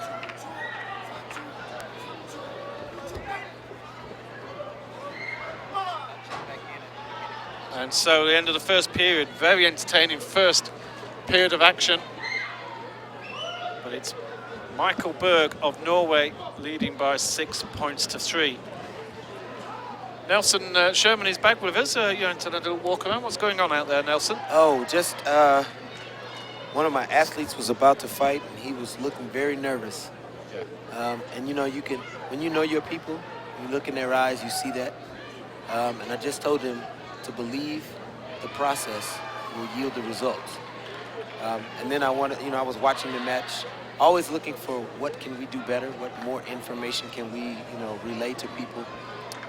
Because we're so grateful for this opportunity to, one, have it streamed so people who couldn't travel can see it, but we also want to make sure that we give them all the information that we need to give them, and give them everything we can give them. So, and now we're back. We're back with Norway versus the United States here in this -68. Lots more action to go. We've got about another 7 hours of it. So you're gonna get your fill of Taekwondo today. Yeah. If this is what you're here after, you're gonna hear it. This is great. Before and after.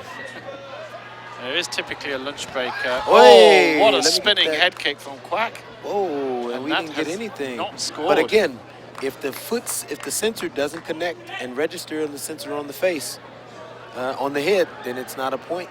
Yeah, well, the referees are talking because we just had a count against Quack there. Yeah, and so interestingly enough, an 8 count doesn't do anything to the score. An 8 count is just for safety. Right, now the card has cut, the technical official has brought his own code out here.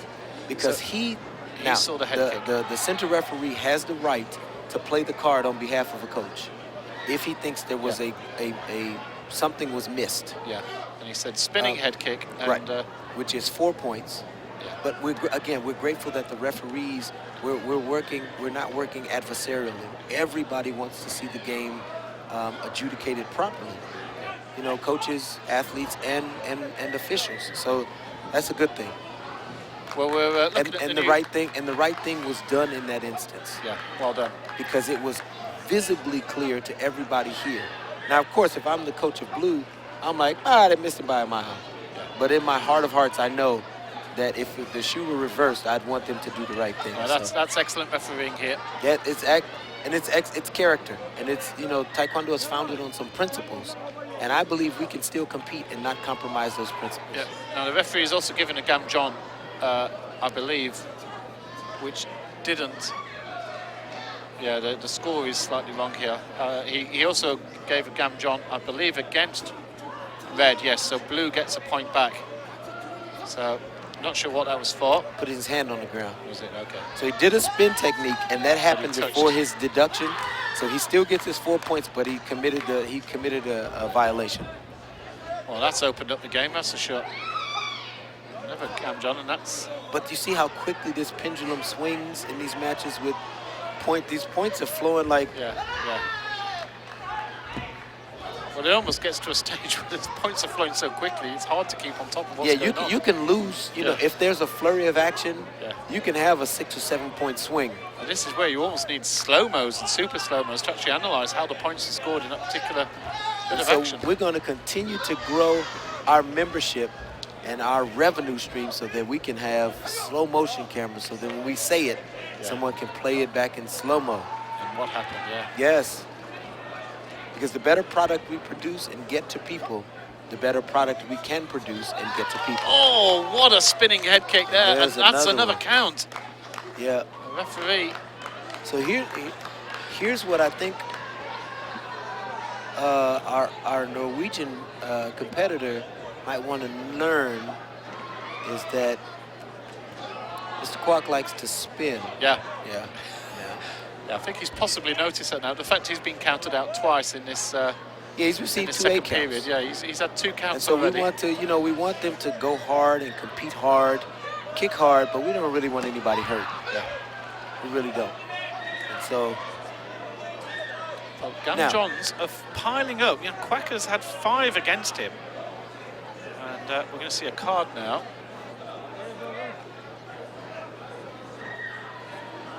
Yeah, I think he's... well, the score was 9-8, and he got 4 points. And as a coach, I've been caught up in the heat of the moment, and you lose track of the score. Yeah. But once you pull your card to play it, you have given it away. I think one of the actual judges on the side of the ring was having a conversation with the coach. And she was trying to tell him that we added the score properly. Now sometimes you can go, oh, I'm sorry, I thought it wasn't added, and they'll give you a break. But if you still stand there looking indecisive, they're more than happy to take that card. Your card's over. Well, we are in Las Vegas. If you want to be loose with your cards here, if you're gonna, sir, you are on a roll. I like it. I'm gonna call you Butter because you're on a roll. Oh dear, I'm flying. I've used them all up though too early. I'll be dry by the end of the night. Yeah, by the end of the night we'll be like, and somebody scored. Oh, he's not used that card stroke again. Well, that was a bit of a, that could come to bite him back later on because this is a if he tight game. needs it later, he's not going to have it. He's just thrown the card away there on the basis that he thought the scoreboard was wrong by a point. He's still looking at the scoreboard. And, the coach is probably not too happy with himself there. I do love his coat. It's nearly as good as yours. Yes, now that's a nice jacket. It's a nice jacket. Yeah, you can see it on our screen. I think it's called a driver's coat. When you have the short coat like that, it's supposed to be for when you're out for a drive in your convertible Bentley. I don't usually wear a coat like that in my convertible Bentley. No, in my dream, when I'm in a convertible Bentley, I have on a cape and a Superman suit. Well, this is pretty tight, but Arthur Quack there with 2 4-point head kicks there, 2 8 counts. that's considerable. That's been the big change here. That's considerable. What's made this an interesting game is he's also gotten 7 gum jump penalties. So he's only 3 penalties away from being disqualified. Yeah, he's got to be careful. And so while he has been executing some good technique, he's also had some lack of discipline. And I always consider penalties to be the results of a break in our discipline. But you do feel that with the Gamjons being given so much more freely, that possibly 10 is quite a low number for a DQ. Ooh, Mr. Berg got a nice axe kick or chop kick, as you call it. Sometimes I think 10 is too low, but I think we'll get to 10 quickly. And people will learn how to not get them. And Quacker's got to be careful here now because he's only got 2. Yeah, and he doesn't. Oh, he's going to go down off the and kick. He whacked him again, but he kick. got a 9th. He got a 9th gum jump penalty. Oh, well, we've got the officials going extra point. They're going extra point for the kick. But I saw one of the officials at the scoreboard actually doing the white clean symbol, which...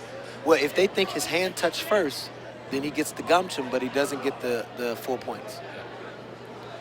So Kyungo... I did it.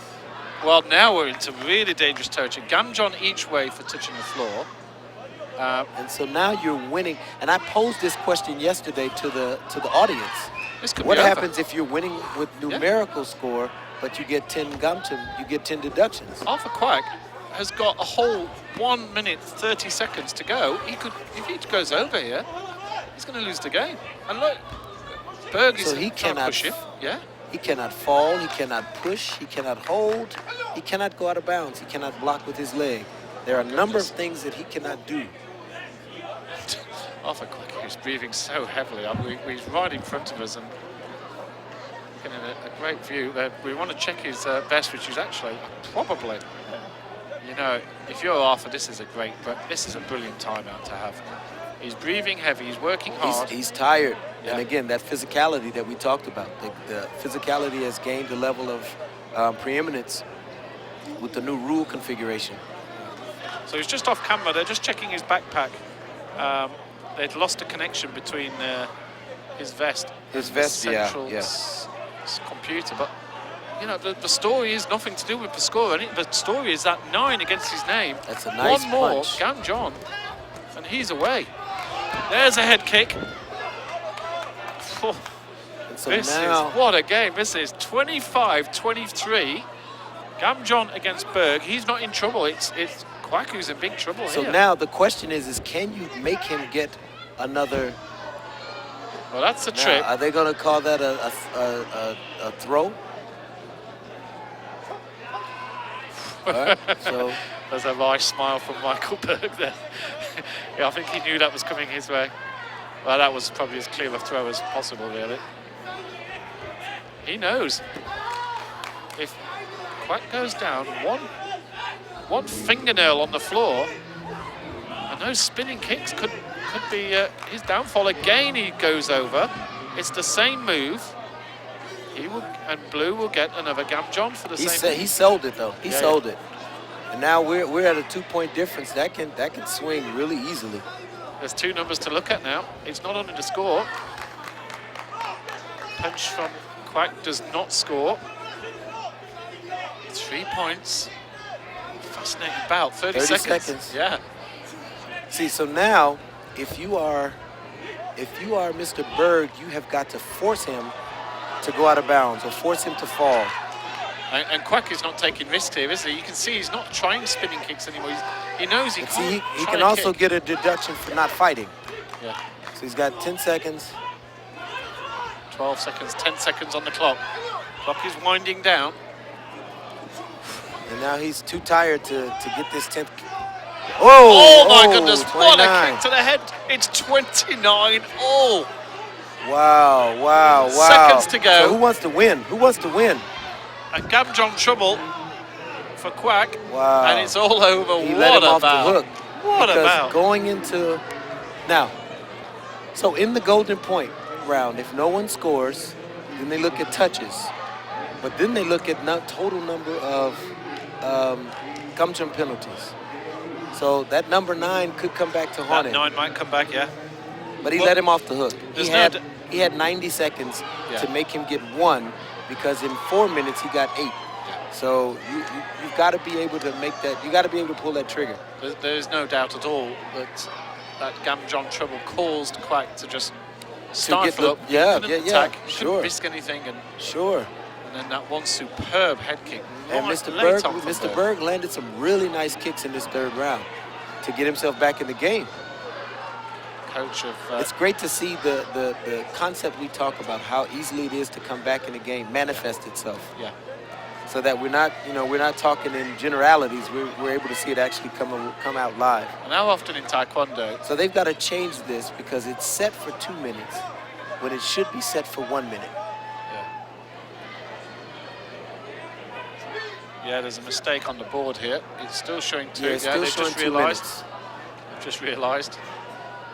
How often in a Taekwondo bout do you have it 29 all at the end of the 3rd grade? It's not often, is it? These scores are ramping up. But this is an exciting thing to watch. Oh, it's Imagine wonderful. watching this at the Olympic Games. You'd be enthralled with the ebb and flow of a match. Absolutely. And that's, again, the WTF's goal was to make this game more viewer-friendly, easier to understand. You know, you simplify it, so now we say you get the deductions for doing these 4 things. And you kind of know what it is. You don't have to have a PhD in Taekwondo to enjoy a Taekwondo match. The referee worked today. He gave out 16 Gamjon penalties. He's been a busy guy. I see why he's perspiring. I just hope he's sure. Get some. So hopefully those Gamjons But Mr. Kwok will, has been able to recover. he's get had his a good second breather win. here. This is good time for him. He's certainly been struggling. That 3rd round was dangerous, but he survived it. So here we go. 1 minute on the clock.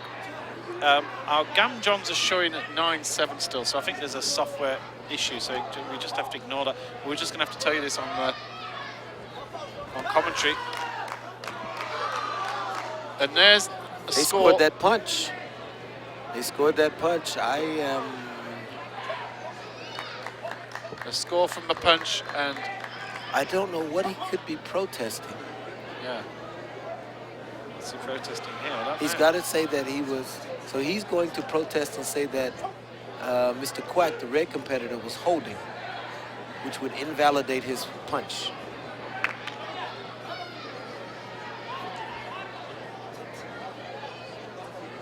He can't do that. So he should deposit that card in his pocket, and we have It's all over. red player as the winner.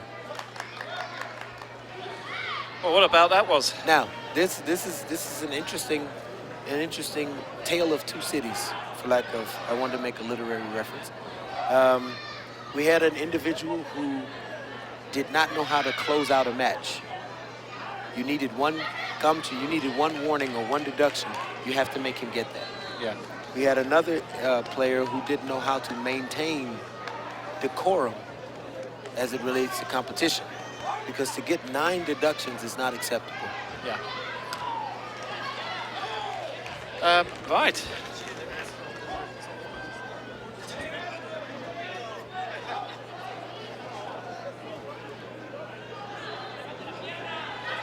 So we've got 7:07. We're going to go back a little bit in time here. Not sure what bout this is. This is Melissa Pagnotta from Canada in blue.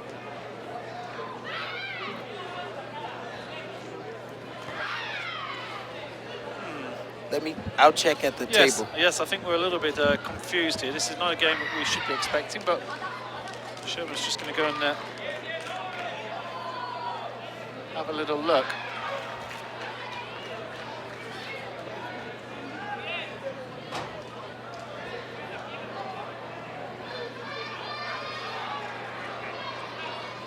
Well, what about that last one was?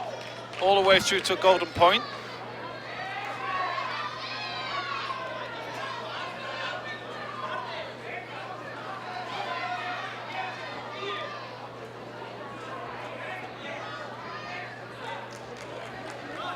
We have streams taking place all the way from rings 5 to 8. This is ring 7. Nice to have you with us for the day. Adrian Battersby here with Coach Sherman Nelson. The Shermanator, as I'm being told he's now calling himself. And great to have you with us for what should be a very exciting day of US Open Taekwondo action. I believe there's a little bit of confusion about what game we're actually seeing here at the moment.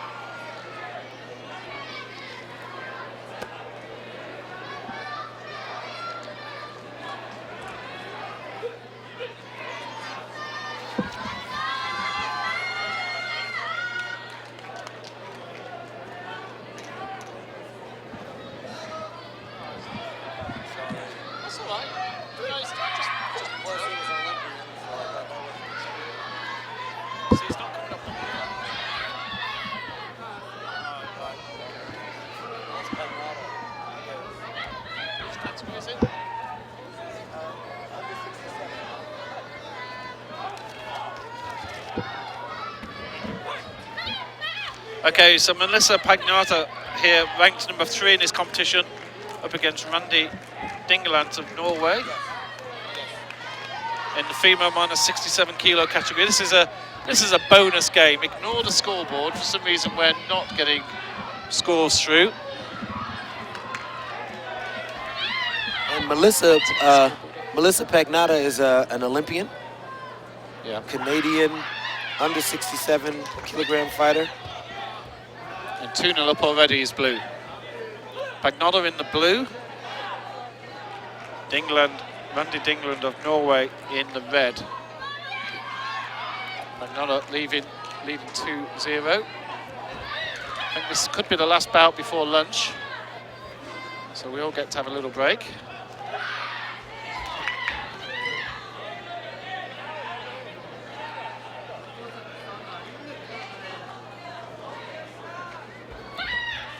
Oh, he's trying to come up and rub it over that shoulder.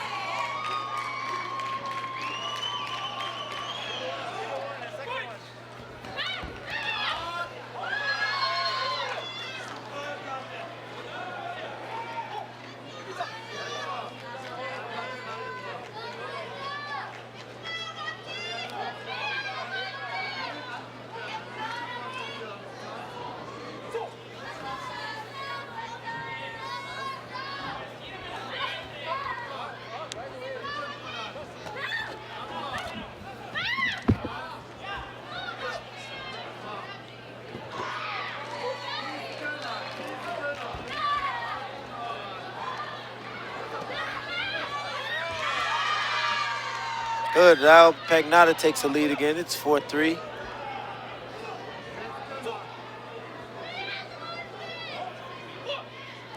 And that's the end of, at the end of round 1, Canada 4, Norway 3.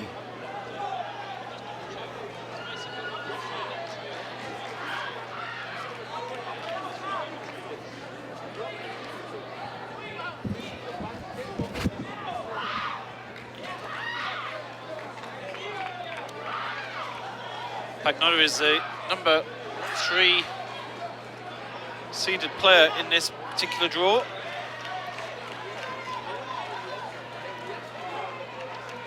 Number 1 seed is Bro Yunfei of China. Number 2 seed, Paige McPherson. We're going to be seeing her bout a little bit later on in the day. Her first bout, she actually had a bye in the first round. And her second round bout coming up, either against Alyssa Urquhart or Chang Quan Yu, Canada and Chinese Taipei. All right, and we're back at it in round number 2.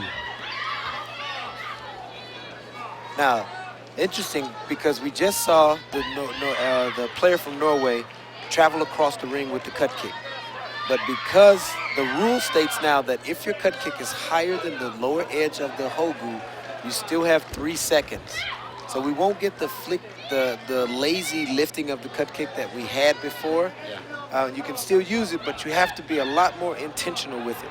But it has to be higher than the bottom portion of the hogu of your competitor.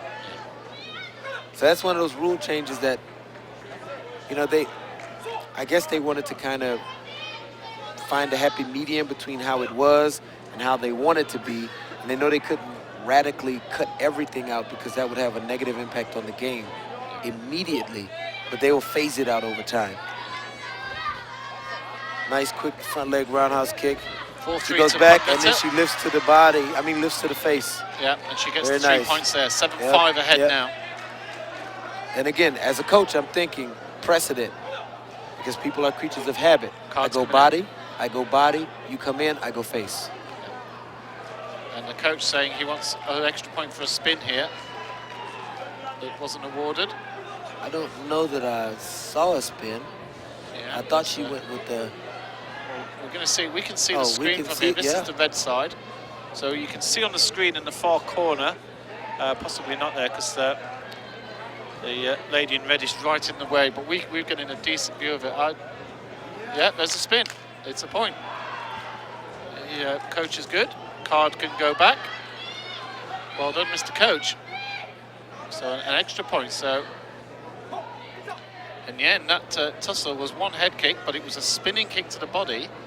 So that meant it cancelled itself out, and we're at 7-6. And that's great. That is great to see. I'm a big fan of the 2 points to the kick now. Oh, absolutely. So, we reward the degree of difficulty because it's much harder. It's much harder to spin and kick a person than to just kick a person standing still or facing them. Yeah. But if you want to encourage people to do more acrobatic things, reward them for doing those things. Good. She's trying to sell the hold. That was a good sell. Yeah. That was a good sell of the hold. Because I don't think she was being held nearly as tough as she portrayed it. Of course, with Gamjon scoring points now, they become a much bigger part of the game. Absolutely. Than they certainly used to be. Instead of those half points hanging around the place. Yeah, now we just... Straight into points. Yep. And I commend that. I think that was a wise decision. Brilliant follow-up there. But Pagnata. Pagnata's a veteran. Yep, she hung in there.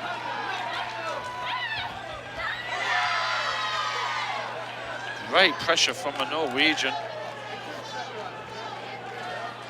She's bringing the ruckus. Yeah, she's really forcing it, isn't she? England here is putting the pressure on, and the number 3 seed has got a fight on. See, there's some of the courts are finished a little bit early. Some people are managing lunch a bit earlier than others. Lunch, I think this is our final Match before lunch. Before we have a little break here. They're gonna feed us today. That's so kind of I them. heard everybody had pizza last night. Yeah, No break. you had sleep, sir. I had sleep. Yeah, you had sleep, sir. No, they brought in pizza, and again, the staff and the organization recognize that you're pushing people to get them through. But it's a long day. There's no way to make it a short day because the volume of athletes, you make the tournament longer. You know, there's a massive amount of athletes competing yesterday. Here we go again. She's still trying the clinched monkey kick. Good, interesting. 10-8. Pegnotta got the Bantam penalty for holding. Final round. 1 minute 45. Pegnotta leads 10 points to 8. Very entertaining. Pegnotta almost goes down. Somehow that's another Bantam penalty for avoiding the match. Yeah. She's not and there. now she needs to fight. No way is up. 11-10.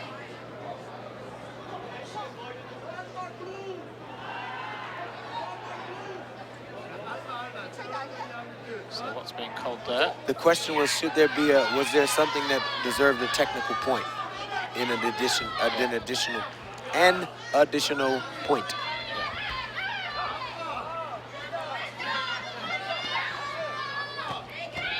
13, Norway leads 13-10 there. 2 kicks, scores points quickly. And how this game can change from 10-9 behind. Yep, to 13-10 ahead. 13-10 ahead in the space of what was just over a second. And now Pegnotta, the number 3 seed, has really got a game on here. Canadian Olympian is coming up against a younger and certainly fearsome opponent. This female minus 62 category. Talking of fearsome, McPherson. 67. Minus 67. Yeah, this is that Olympic welter division. I mean the welterweight division. That was an alternate fact there. Now, I saw what you did there. Pegnotta scored a roundhouse kick, so now we're close. 13-12. We're 1 point down. 13-12 to red. 36 seconds to go. Apologies, you don't have the scoreboard here, but we're trying to keep you abreast. It's 13-12. I'll be the verbal scoreboard. Oh, you can see it in the back. We have 25 seconds. This is very tight. Red lead. Norway are 1 point ahead. This would be a major victory for the Norwegian to walk away with a victory over the number 1 seed. And you've got to say that she has fought at a level here. I don't think Pegnotta was expecting less than 10 seconds. Norway just blocking away. Yeah, 5 seconds. Beautifully done. That was, she ate up 15 seconds there. And now she only needs to eat up 5, and she's going to do it. Time is up. And Pegnotta runs out of energy, runs out of steam. You saw the depreciation in her energy levels over the last 1 minute of the third round. Well, she was all attacking, wasn't she? And at the end, it was Norway who get through. Yep. Randi Dingland has won through. We're having a picture taken as well. Yes. So the proliferation of social media means now that at any random place we stop to take a selfie. Yeah. Okay. So there's probably a picture going up right now on Twitter or Facebook with us in the background. Something with an inappropriate meme on the front, I'm sure. But I'm going to post that picture to USA's Facebook of our response to, do you have a charger? And let's get a few more pictures also up. Let's get a few more questions up on the hashtag Ask US Open. Yes, please ask. We want to answer. You guys know how much we love talking. Yeah. I thought so ask us questions. They love the verbals. You know, where is it? It's quiet. It's like being in Russia. Oh, yeah, but that's forced silence. There's a little difference there. But I'm sure as we get closer to the finals, people will be getting wound up. They'll be watching. All right, so Randy, we're going to take a break here. Randi Dingland walks off into the distance. She's a happy girl. She's put out the number 3 seed.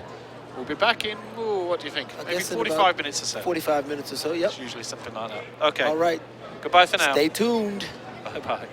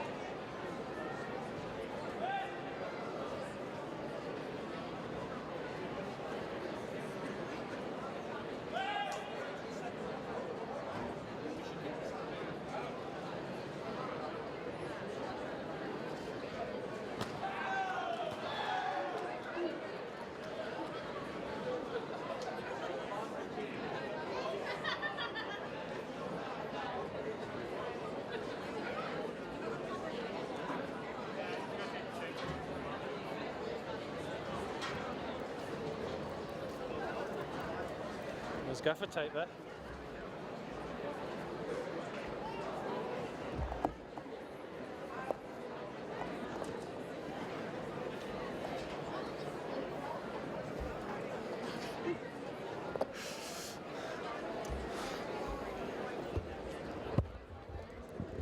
So leave that one in and plug that into B, yeah?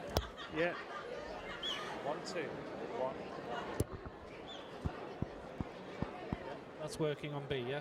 Yes. So do you want to pop to the trike and just check if I'll talk into it? They're still live, remember? This is a test.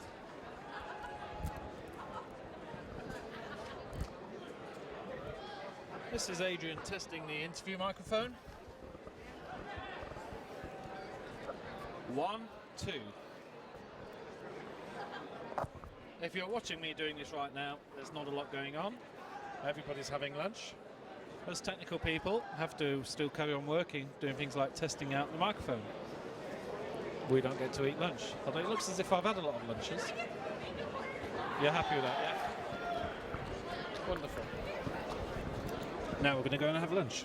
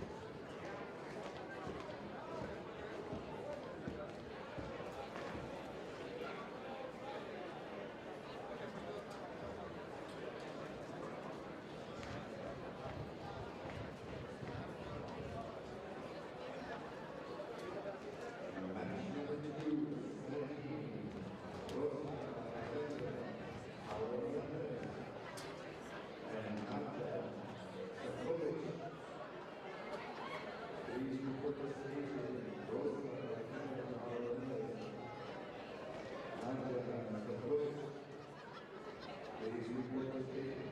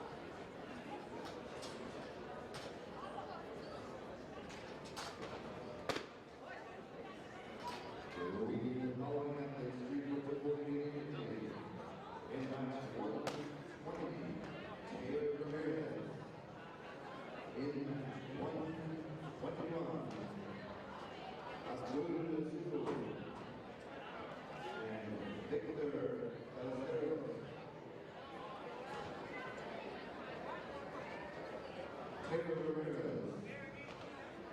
Nicholas Hoover. Victor Bantam. Please report to the podium.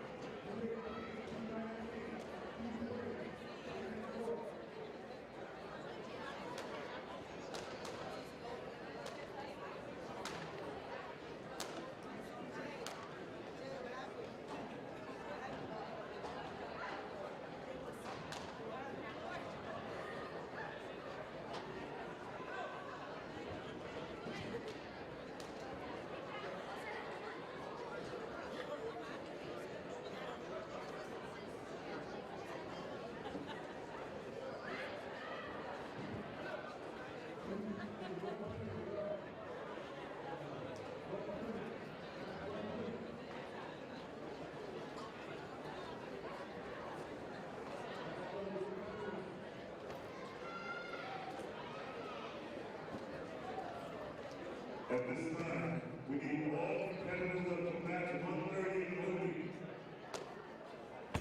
All matches up to 30. Please declare the voting. All matches up to 30 should be in voting. Once we call your number, you will have 1 minute.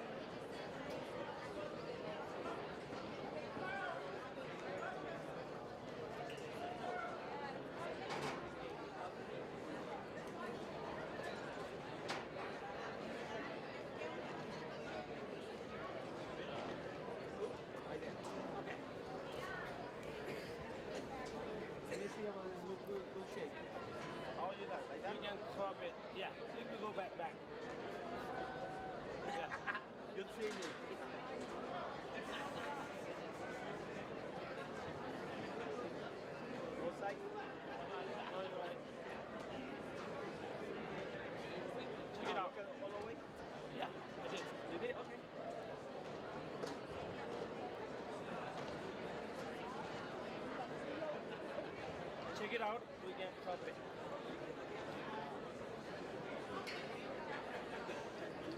want to take one too? Yeah, good photographer. Huh? You are a good photographer. Very good. I do understand. What I do is good. Oh, yeah? That's why you don't take that one. don't take that one too. My wife always say that. Huh? My wife always told me that. You good. Maybe that she don't wanna make me feel bad. Like that? Got it. Take off.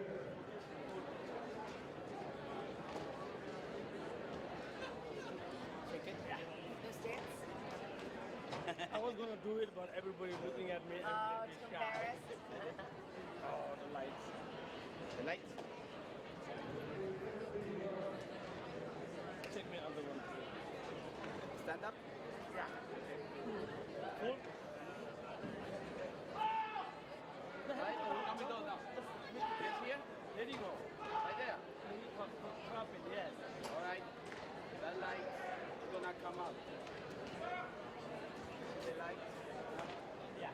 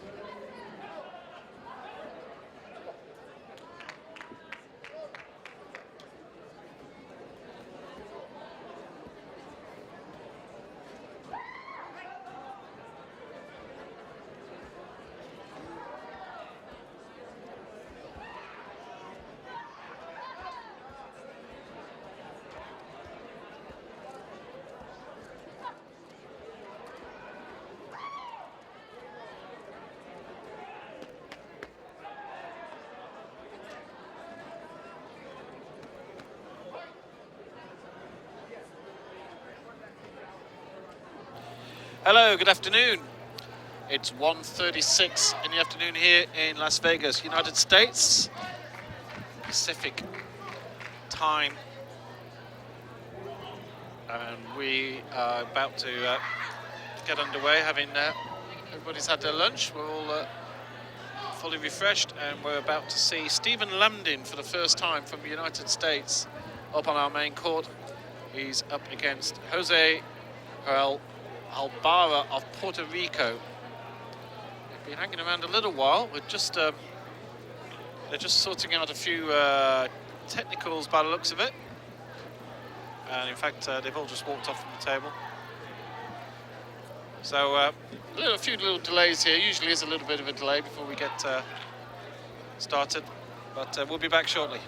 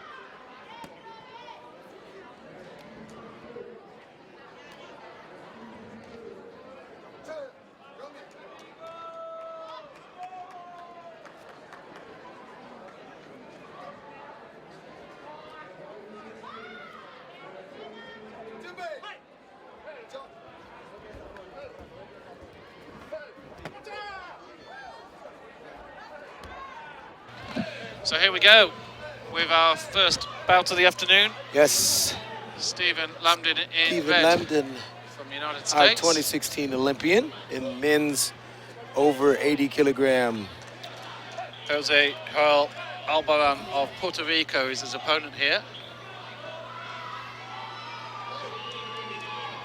Lambden taking a nasty little blow there.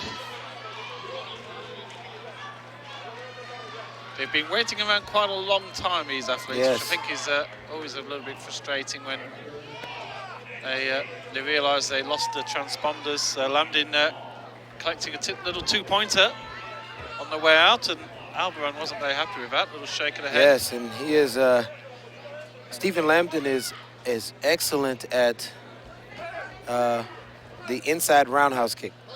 He always was able to do that kick very well because he was a shorter heavyweight. Yeah. So that kick has, gained viability as the scoring system the scoring structure has changed. So we have to, play to our strengths. Yeah.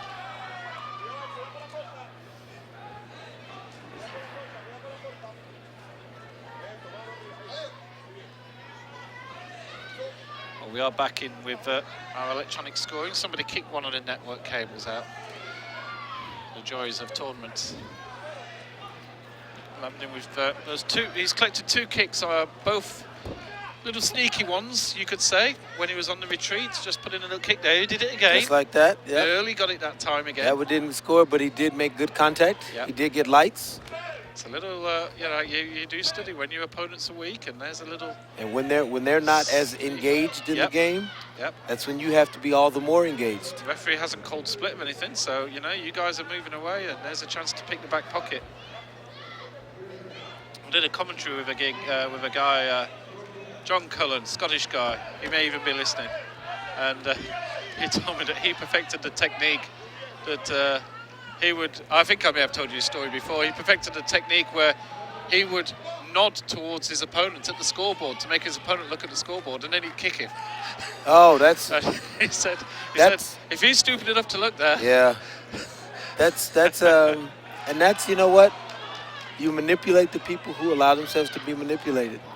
We used to have a technique, we get in a clinch and we'd pat the other person on the back like we do in training and practice, would signify just relax, and people would step back and you'd whack them because we're not in training, we're in a competition, so there shouldn't be a time when you're relaxing. Yeah. Well, it's a good start for Lambden there, just the 4 Yeah, points we're up on the board, 4-0. nice and steady. I think it's always good if you restrict, if you don't let your opponent even score a single point, they've got the problems then, they've got the things to think about. The more you keep them at a numerical disadvantage, the greater likelihood that they'll have to be extreme, which gives you always gives you opportunities. The more risk they have to take, the greater your opportunity for reward. Here we go again, round 2. Live on 4 courts, 5, 6, 7, and 8. And we have a Facebook Live Yes. broadcast of this match. We have a simulcast. Yes, we're in simulcast. Yeah. Next, we'll get the Spanish broadcast, be SAP. Yeah. Now the Facebook Live is at a 90-degree angle from our camera, so if you do want to flick between the two, you can bring both up at the same time. I just watched an absolute cracking bout between two Americans on court 5, which was incredible. 24-22 in the last second. Spinning head kick, 26-24. Didn't catch the names, but if you saw that earlier, that was incredible. Lambden collects another That featured one of our that featured one of our junior athletes who's ranked 4th in the world, Logan Weber. Find out who the winner was in that match. Absolutely wonderful match it was. Man, but that's exciting that even in our junior division, we're getting these thrilling matches where historically we didn't always get, especially in the women's game in the juniors, we didn't always get that same kind of thrilling match. Yeah. Albaran gets on the board as Lamdin, who's falls a big down lad. and gets a Gamchin penalty. We felt the vibrations over Yes, here. yes, knocked over my water. So I'll be sending him a bill. Fortunately, it didn't get on my purple suede.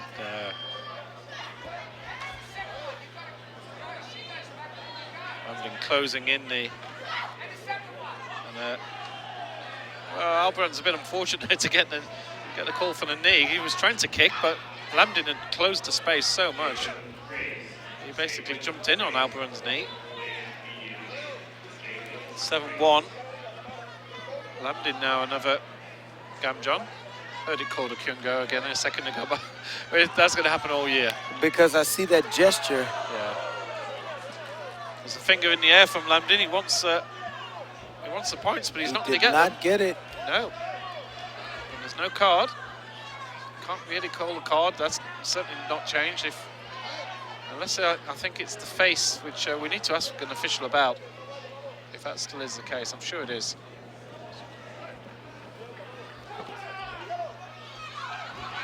So still interest here from Albaran. Lamdin doesn't have an unassailable lead here in this second No, not round. at all. Not at all. And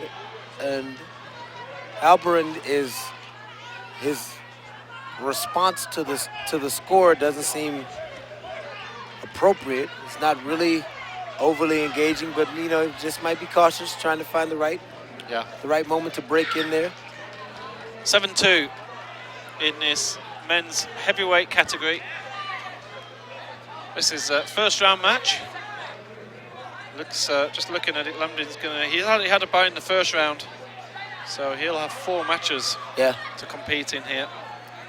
Whereas Albaran did have a first round victory over Wade Marks of Canada. We don't have the live scores coming here. It seems this year they're not putting up scores online.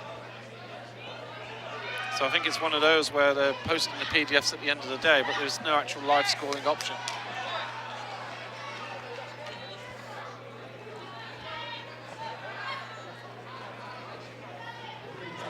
All right, here we go, the third and final round.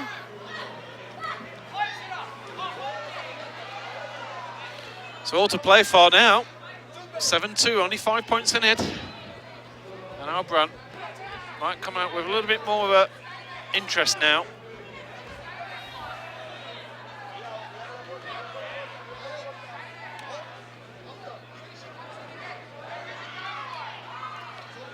All right, Lamdin got called for another hold.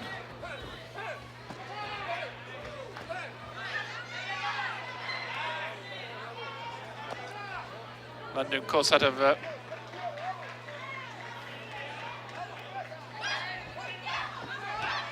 restful US Open last year.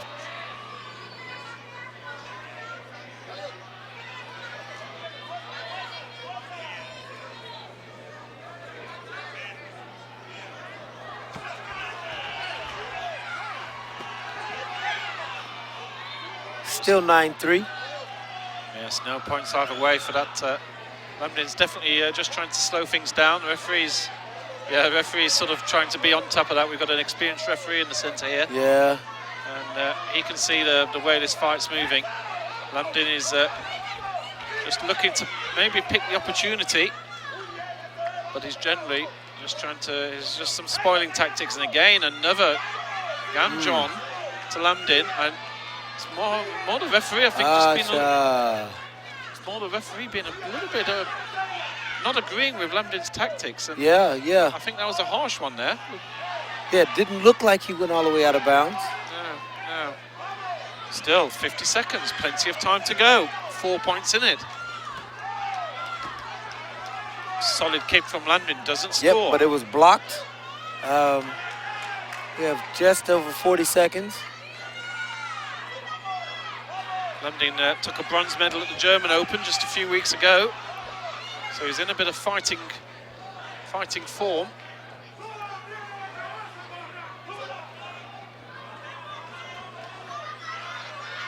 30 seconds to go. Albrand just having a little bit of a breather. I'm still not seeing the appropriate sense of urgency from Albrand. He's only down 4. Yeah, and he's now 5 with that Gam Jong going against him. Yep, so, but that can still, you know, you can recoup 5 points. You're absolutely right. 20 seconds to go. Now's the moment now for him to give it all. And you feel, at the moment, he's still got plenty left in the tank. Seems to be breathing heavily, seems to be struggling a little bit. Lambdin's just been a lead weight. And he's just closing this match out. And, well, Albrand is going to watch this video back and probably be quite disappointed with himself. There'll be one more Gam Jong for Lambdin. But that was a pretty professional close down of the game, really, from Stephen Lambdin, accepting that he was going to take some Gam Jongs in there. And he did so, 5 in total. In fact, Albrand never scored throughout the whole of that bout. And so, for those of you watching on Facebook Live, Coach Sherman Nelson is going to be talking to Stephen Lambdin all the way through. So flick over to Facebook, USA Taekwondo page. He's talking to him right now. And he's very happy with himself. I'm just watching the interview in the corner of my eye here.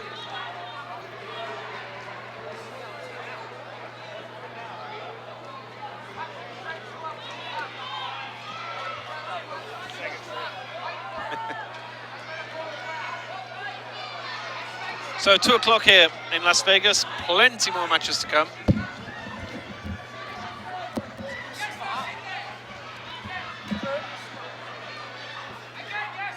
And this is 7-1-5.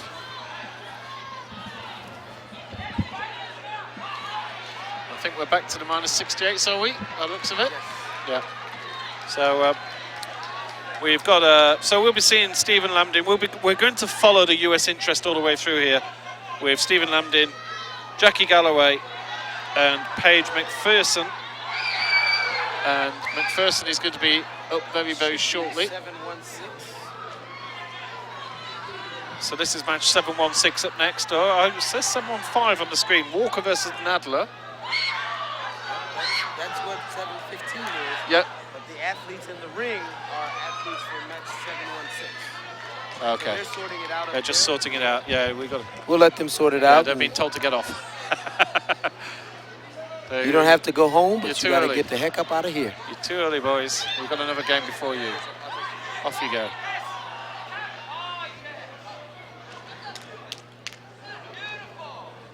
Okay, so this is going to be 7-1-5. Okay, there we go.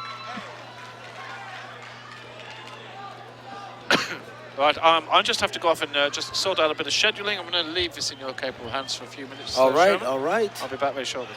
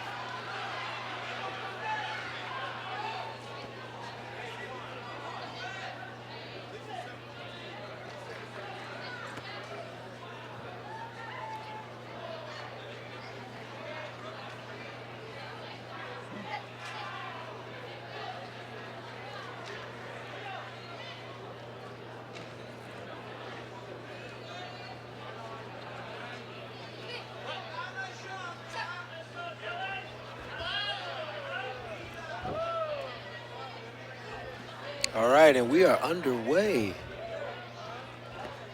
Walker in blue and Nadler in red from Canada. Trying to sort out some logistics of which matches are being moved here. There should be a Gamcham penalty on red for blocking with his leg. Gives Walker the first point on the board.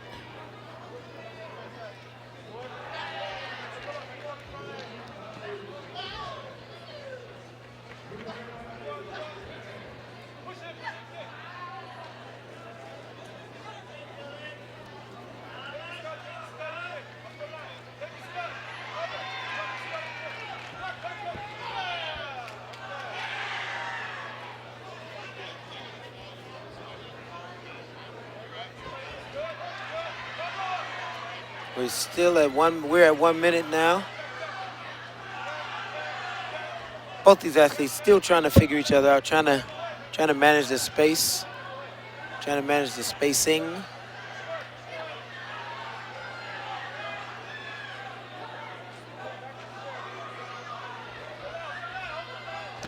I tried to work the spin kick and came out of that shutdown spin kick with a right leg roundhouse kick to the flank of the protector.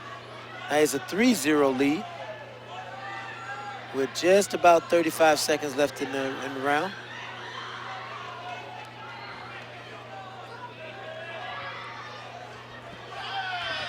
Oh, Canada went for the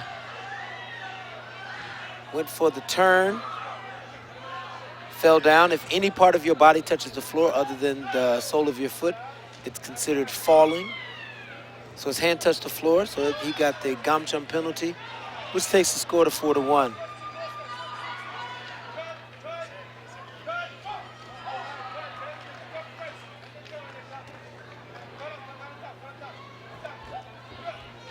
Still going for that turn. Blue is.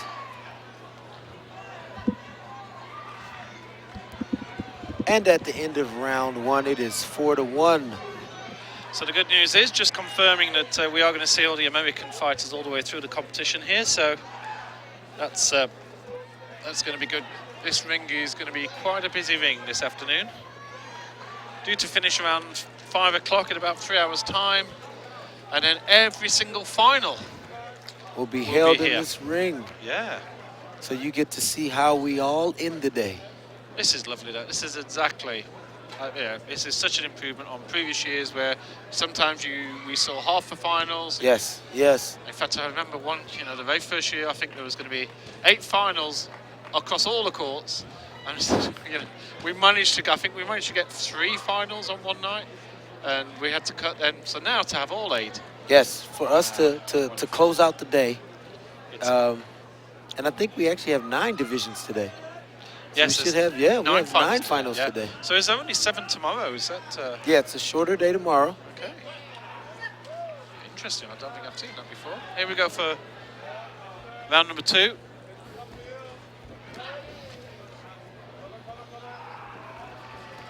So Akko Walker from the USA Taekwondo Academy against Dylan Nadler from Authentic Taekwondo in Canada.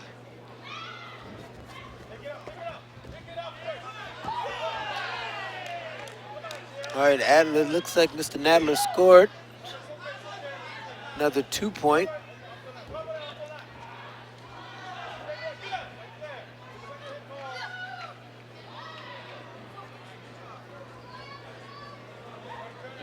Just walking past some of the other men's heavyweights, there's some very big guys in this heavyweight category. Yes, there are. They are enormous. Yes, there are. It's quite scary to be watching them. And they don't half make the ring look short, small. They stand in there and there's no room to move.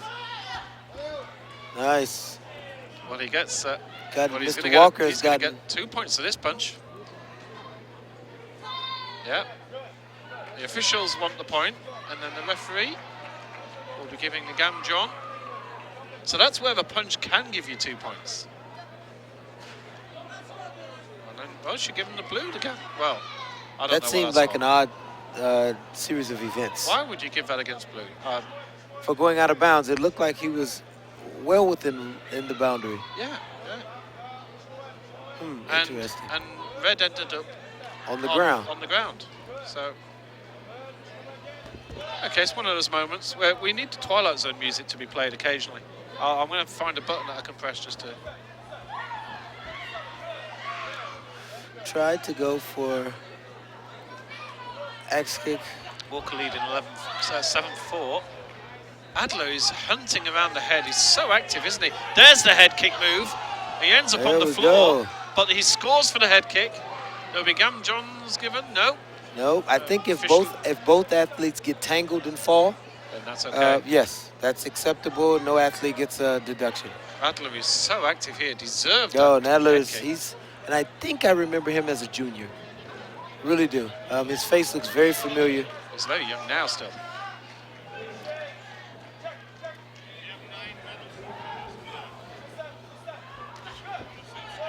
Nice move. Coming up to the final few seconds of round number 2.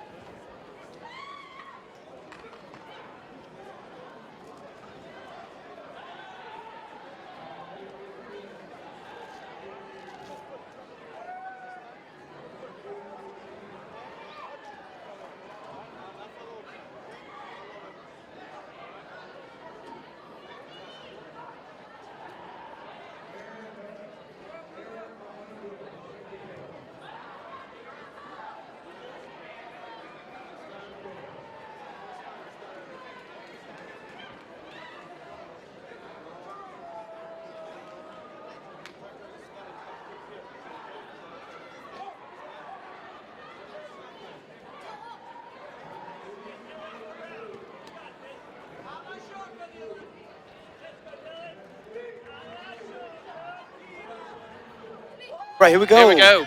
The It's final round. Third and final round, and what a fascinating bout this has been. Yeah, it's turned out to be a Yeah. a little more interesting, and we both gentlemen scored with roundhouse kicks to the body. So now we're at 9-9. And referee's taking the coat off as well. It's getting a bit hot out there.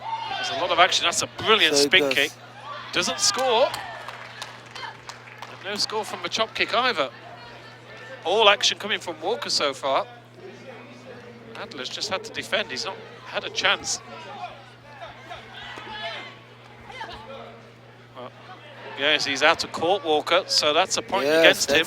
That's carelessness. Nadler.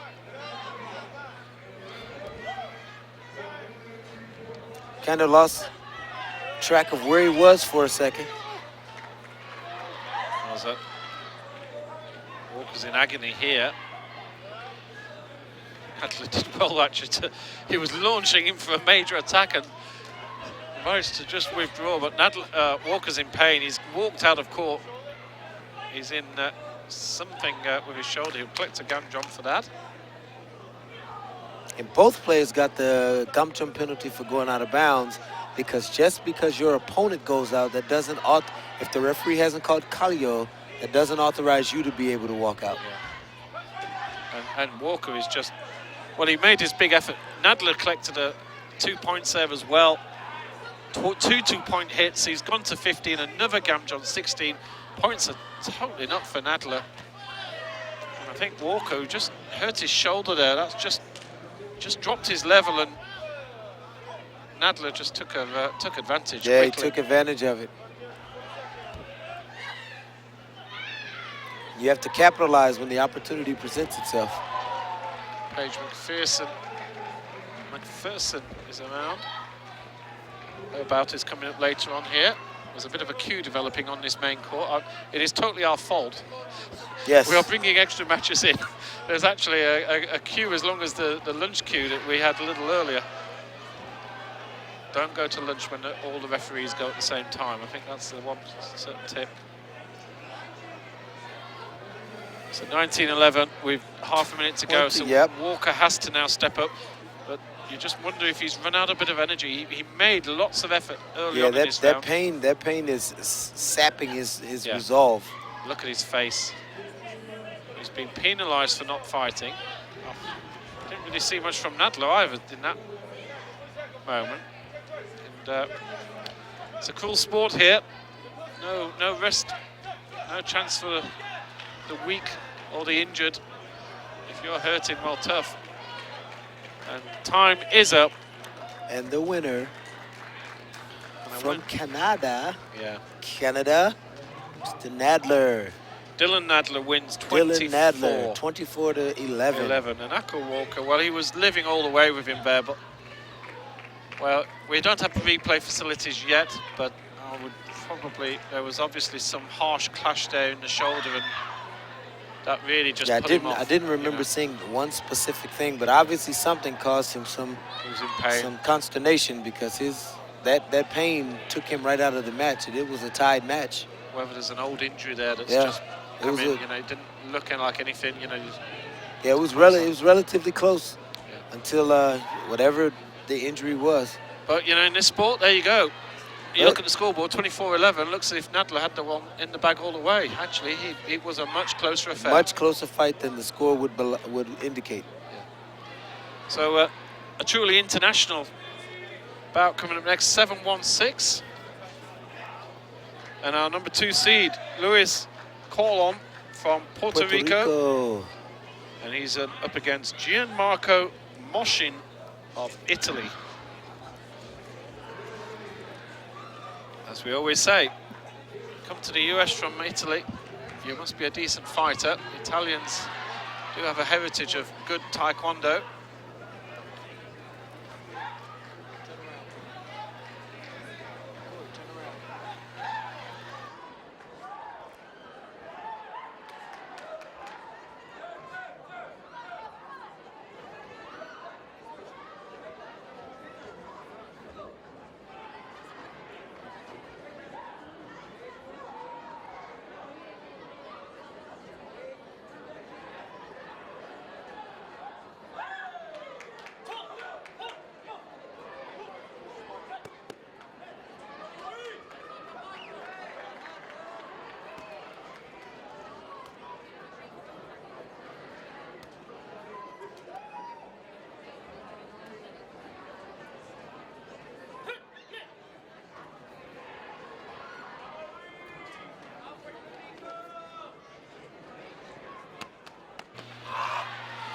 Okay, so welcome back.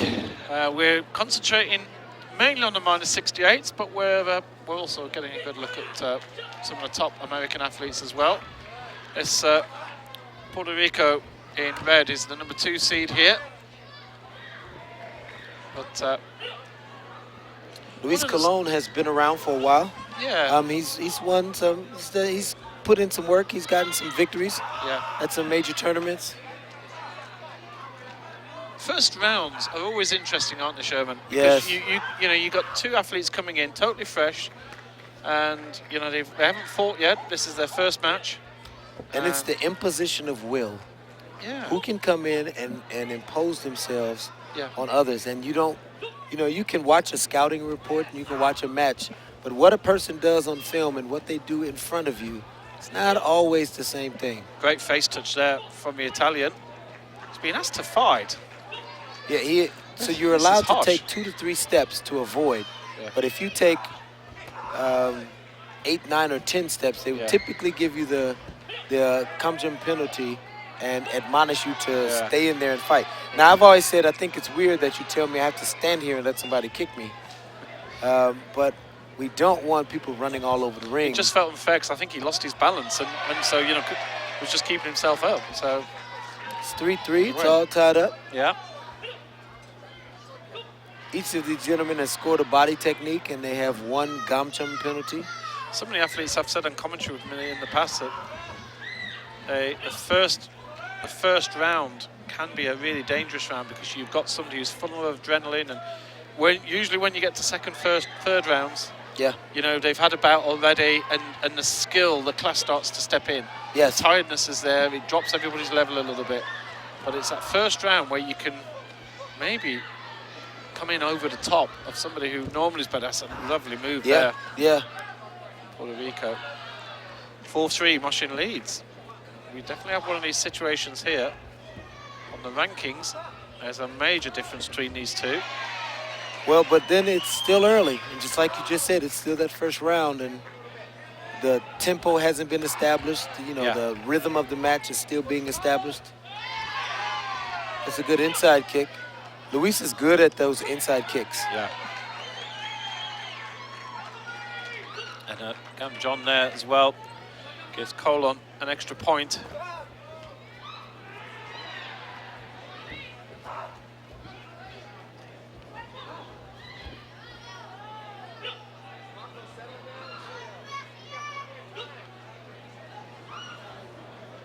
Coming up towards the end of the first.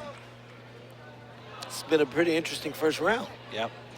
Now, I recognize we've gotten spoiled by some of these first rounds that are 25, but I think a good solid match is around 8 to 10. And these 2, you know, these 2 are both very accomplished fighters, you can see. And You know, this is a really tight first round match. Bit of Puerto Rico being called in the crowd, getting behind their man.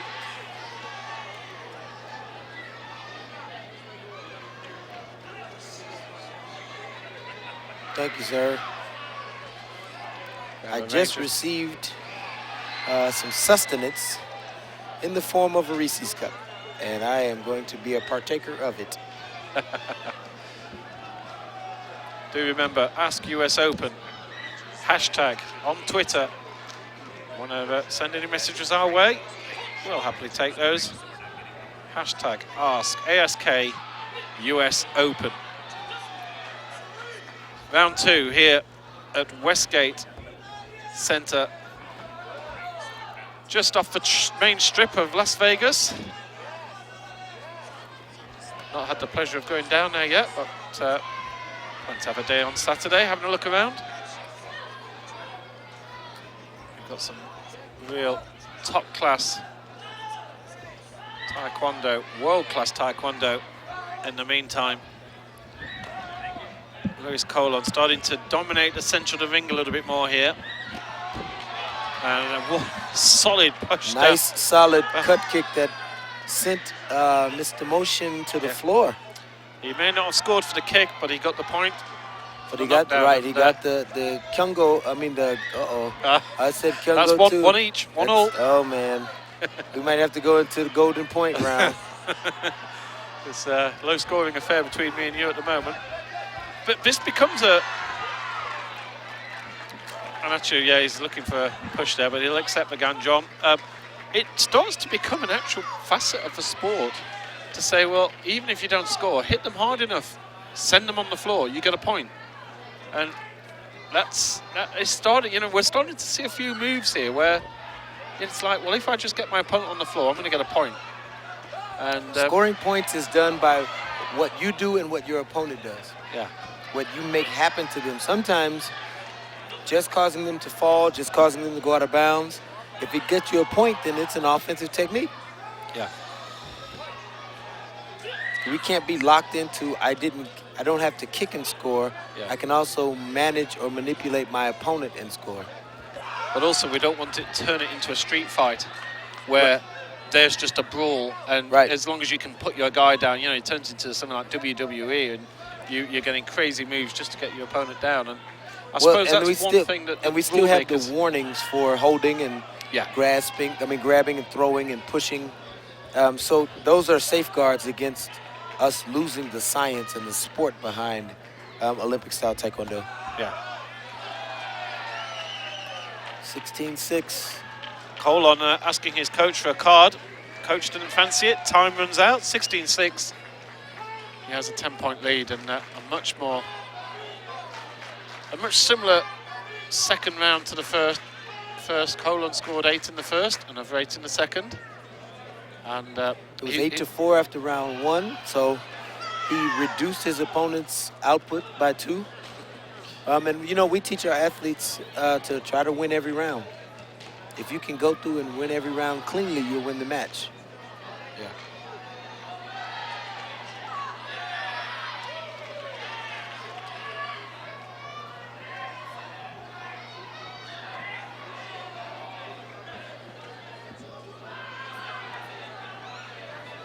Plenty of good activity. Looking at Canada 9-1 up over the USA on court 5.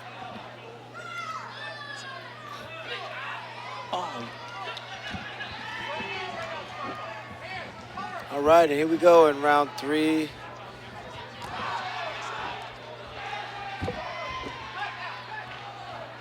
Italian fighter came to try to score a point. He tried to use the monkey kick, and he wanted to do the scorpion kick. That's where they come into a clinch and try to kick around the back of a person. Still a opportunistic technique, and not what Taekwondo purists would call an actual kick. There we had a cut kick that was low that kicked Luis Colon in the leg, and so he ended up giving Mr. Colon a point.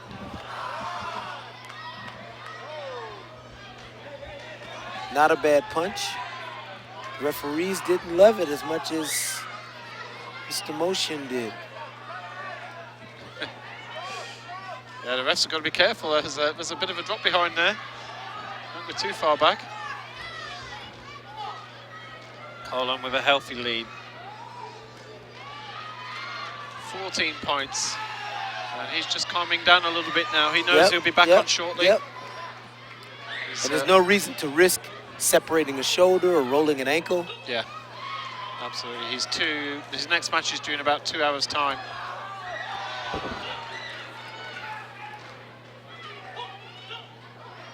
And nobody's in Gamjon trouble as we're coming towards the end of this match. 21-7. And the number 2 seed. It started off a little bit tricky. The Italians certainly came out all guns firing, but as the match settled down, the class told.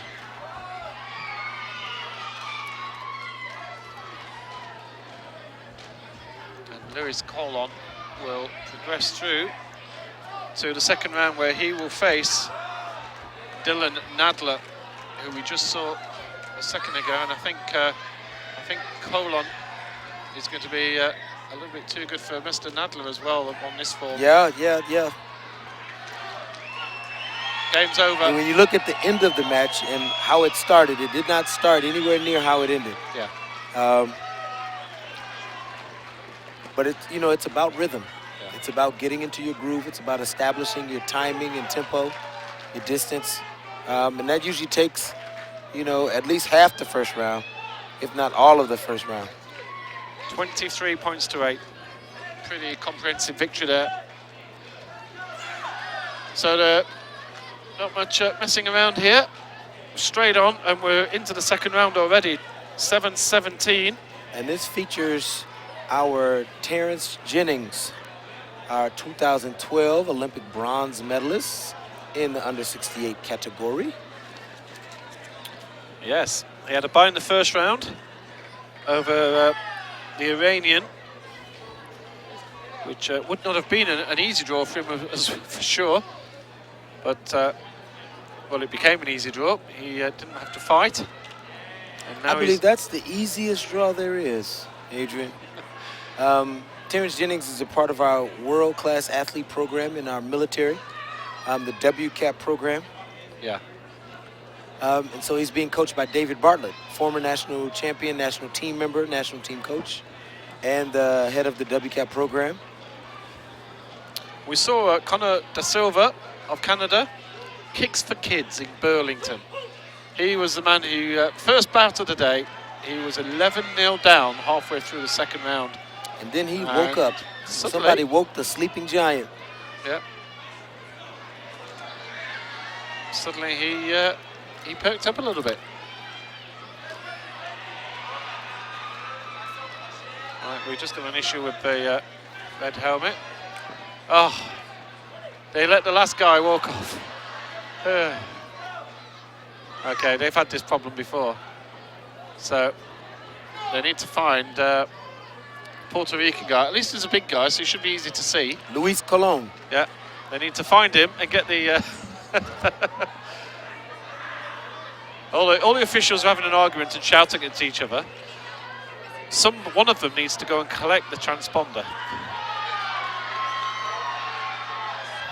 The funny thing of his story, Nelson's not here, Sherman's not here with me at the moment.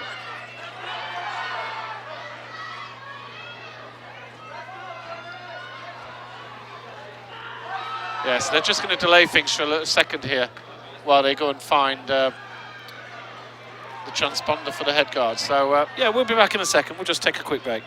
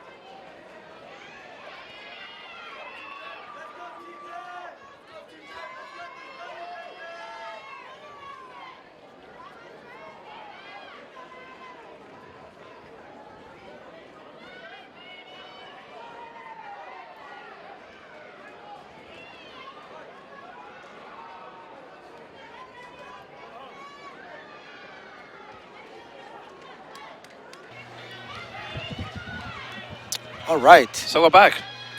Lewis Colon was hunted down. And the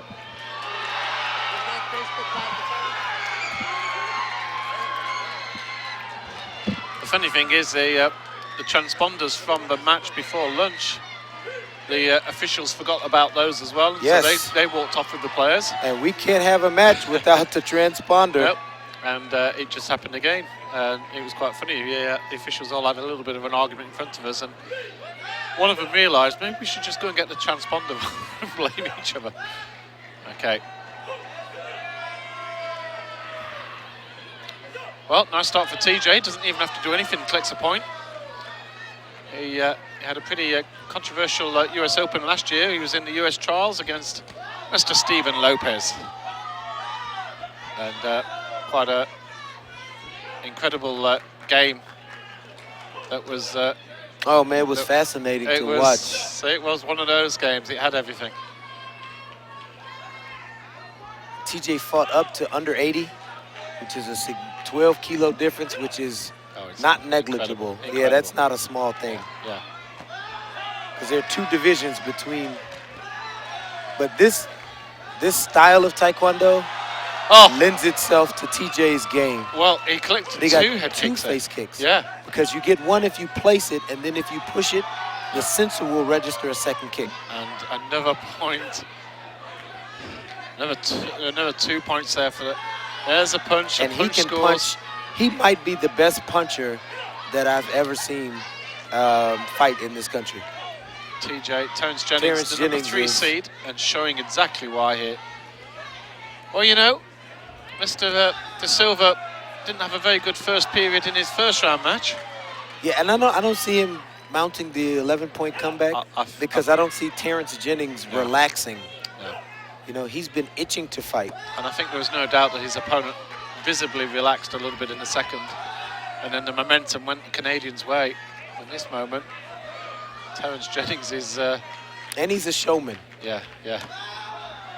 Another 2 points. He's just collecting points so easily. A collision there. Yeah, that knee. That's hurt.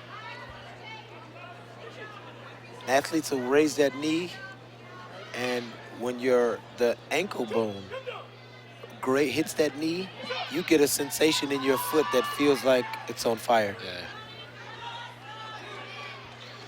Yes, TJ's just going to try and see this rest of this first period out. Yeah, and he's got to save his foot. Yeah. Head touch from De Silva scores. Yes. Campbell Johns are being handed out like confetti as well. So that's the 4th one against De Silva.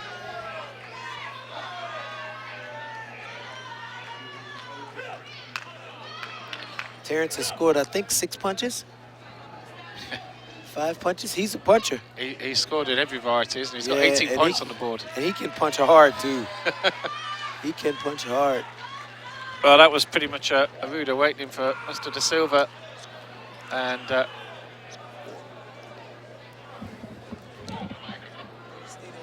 he's now got it all to do here.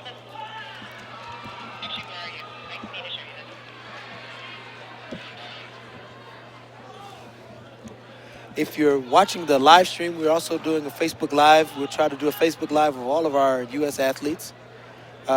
Since GB Taekwondo didn't come, we don't have to do Great Britain, so Adrian's okay with us featuring our U.S. athletes, and that is very magnanimous of you, sir. We're watching the power of social media. Where is this going to end? Right. We were walking around wired as robots. Yeah. There'll be, you know, I did a Facebook Live recently for a rugby game, and we had 500,000 viewers. Wow. And you're just like, whoa. But Incredible. people want to be involved in events. Yeah. And we want people to support our wonderful U.S. athletes. Because these guys are phenomenal athletes who can do amazing things. But at the end of the day, they need our support. Yeah.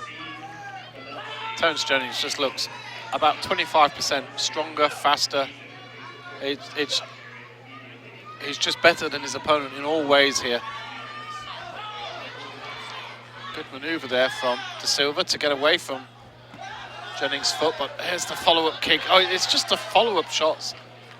Just incessant. Somehow they're didn't score. missing a little rotation. They need to be turned a little flatter to score. Yeah. He's got a high energy output though.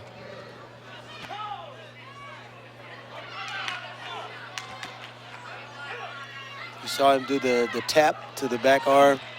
Now, if you step away in that moment, he will crack you. That would have been very good. There's the head kick. Another 3. And a punch. That's a good. That's a good punch.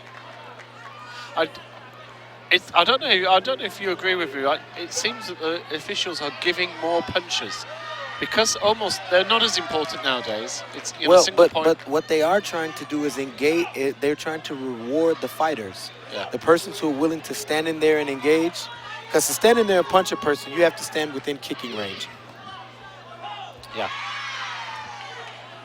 Attempted kick from De Silva, just misses. That's another knee. See that kicking of the knee? That's the stuff that discourages you from continuing to attack with that back leg.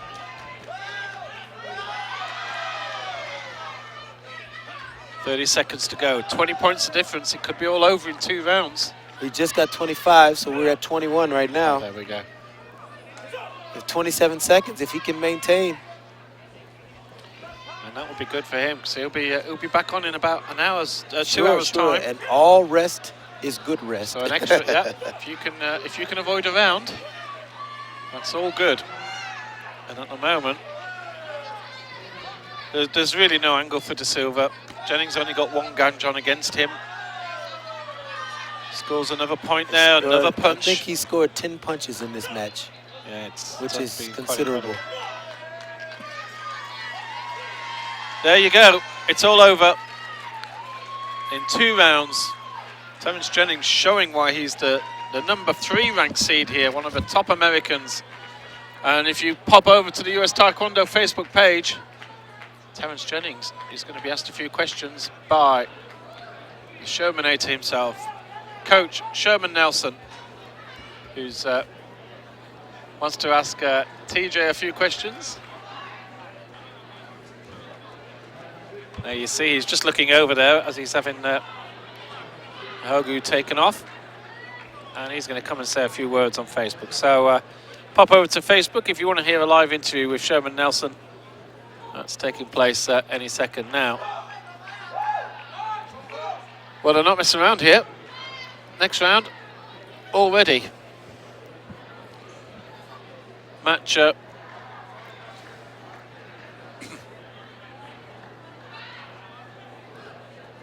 well, this is not McPherson. There's just a little bit of yes, this is match 721. So this is Pires and Liao. Well, we saw Liao Wei Lin earlier, and Pires from the United States. We didn't see their fight.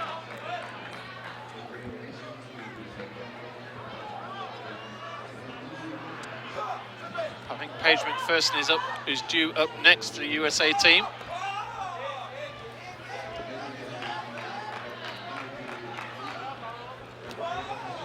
And already Perez 4-0 ahead. Now this is the bout that we were saying. We saw these 2 fighters in their first round matches.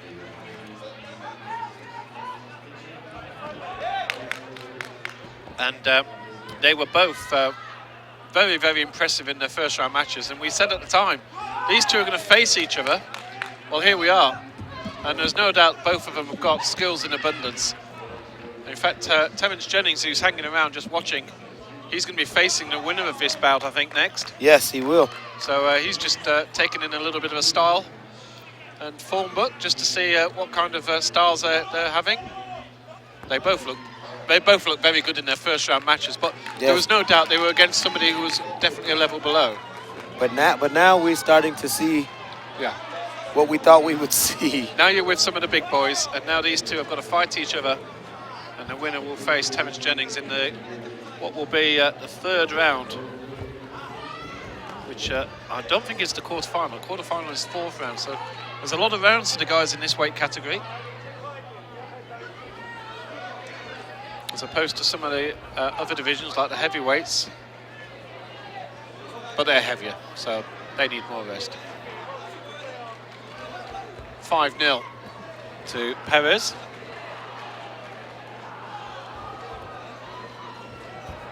Well, Lau came out a little bit early on, firing away and trying a few of his manoeuvres, and didn't really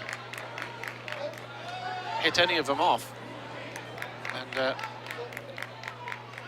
there's a Ganjon given against Perez for not fighting. And now the other way, just to level things up.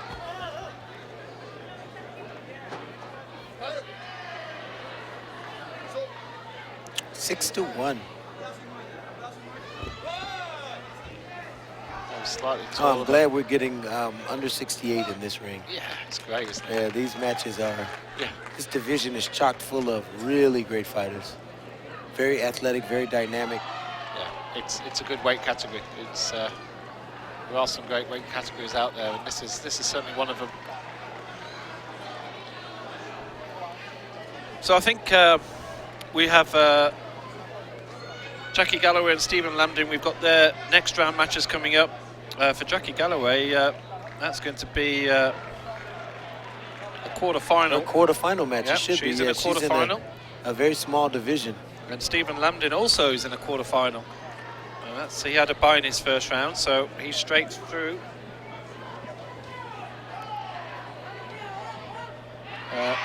Paige McPherson, well, if she wins this one, she'll be through to the quarter. So and I think she's due up next.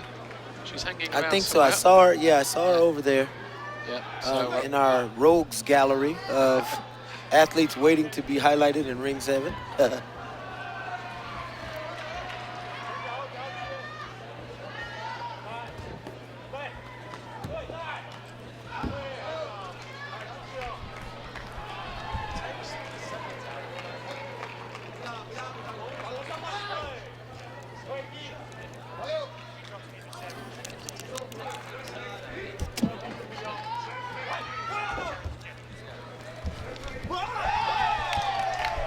Oh, Lau just walked into that kick from Perez.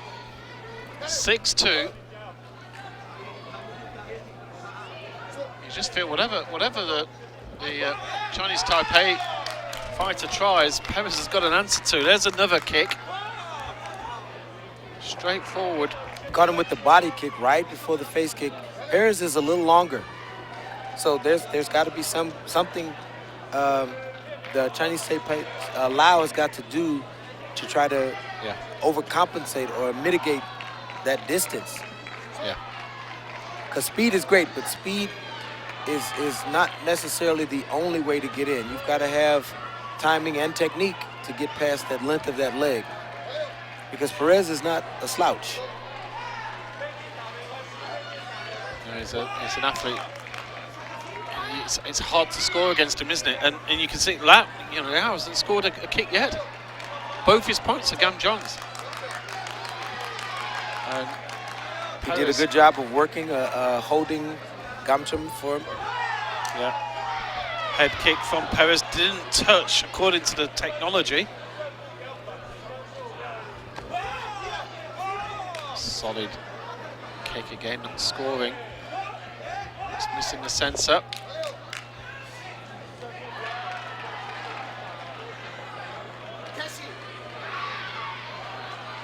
Perez going down heavily there.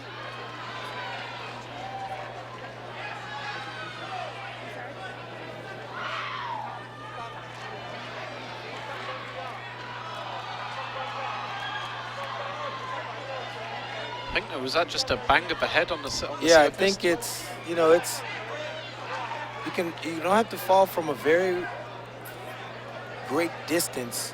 You can fall in an awkward way that can shake you up for just a second. We want to make sure that there's no neuromuscular issue.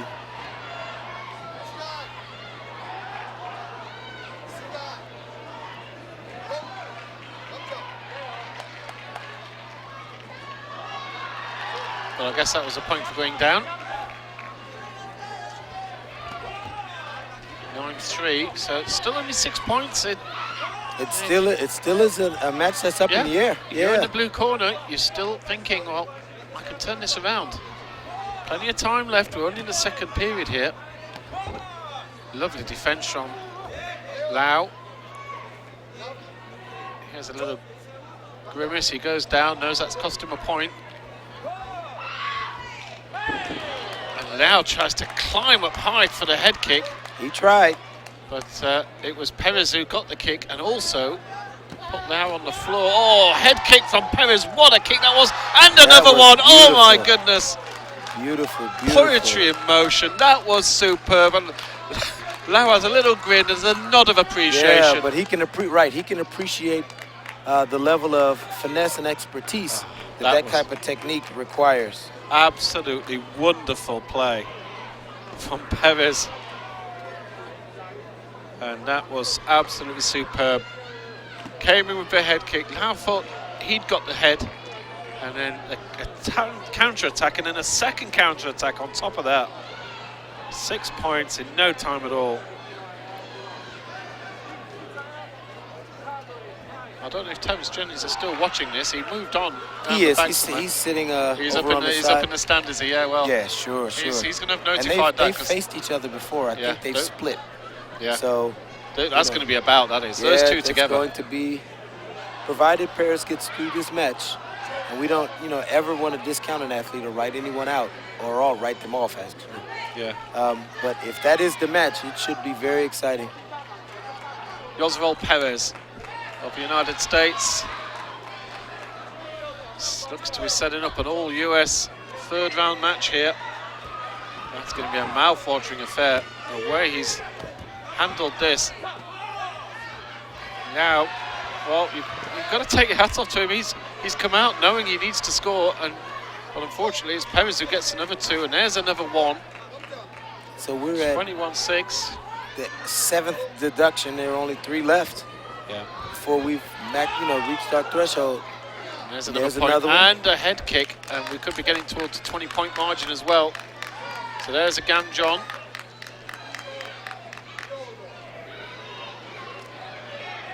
The Gamjon will make it 8, so now we're only 2 away. Yeah, it's not big. The point hasn't been added on. Did they give him a Gamjon penalty?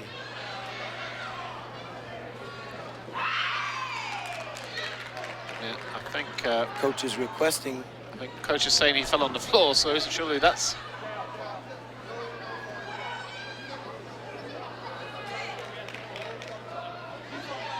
That's another wasted card. I've hardly seen the card used successfully today. I haven't seen very many today either. Yeah. 24-7, 17 points in it. It's been a pretty ferocious affair in his second and third.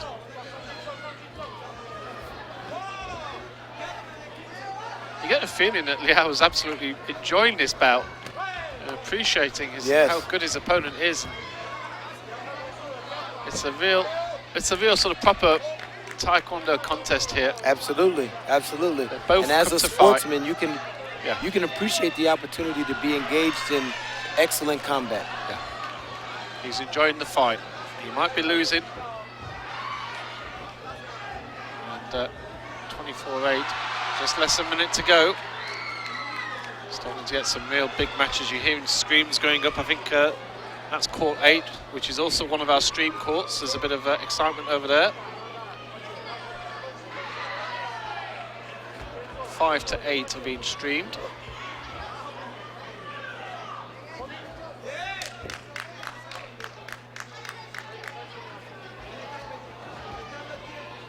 Yeah, Mr. Josval Paris here is just slowing down a little bit on this. He knows this one's over. There's no need to keep the throttle engaged. If we play smart, we move on to the next round. Yeah. Terence Jennings will be his opponent, so that will be... He's going to need his energy. well, will be This will be an exciting pretty big bout. That'll be an exciting quarterfinal match. That will be a quarterfinal match, won't it? No, that's only a third round. Oh, wow, that's right, that's right. Another head kick, and the 20-point margin comes up. Yet another head kick. And, well, Liao Wei Lin looked very, very good in his first round match, but he's just rolled into somebody who is pretty much on top of his game here. Yeah. Yosvel Perez is a real player. Watch out for him in the next round. It will be on here in a short while, in about 2 hours' time. Now we change weight category. Well, we change weight category and something else, because it's now we've got the females. It's Paige McPherson. Minus 67. Yep, the female minus 67s. And her competitor is... She is up against, now I don't have the results through, but it's Chang, okay. So it's Chang Quan Yu from Chinese Taipei, who beat Alyssa Urquhart in the first round from Canada.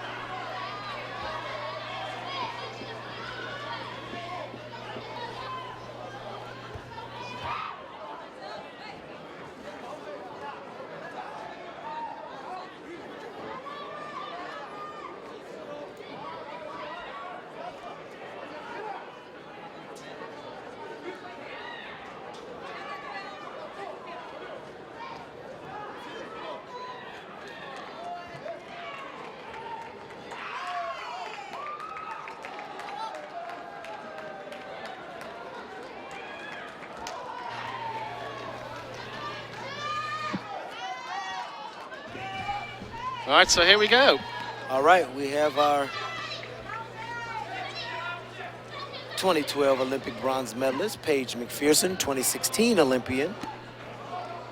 It's one of a very small handful of 2 multiple-time Olympians.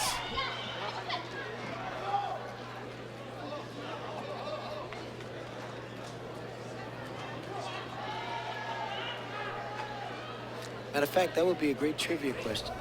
How many multiple-time Olympians have we had in USA Taekwondo history? You see 2 of them right there. Yeah. Paige McPherson is a 2-time Olympian. Her coach, Juan Moreno, is a 3-time Olympian, 2-time silver medalist. So here we go. So Paige McPherson had a bye in the first round, so this is her first action of the day. Yep, and she got a...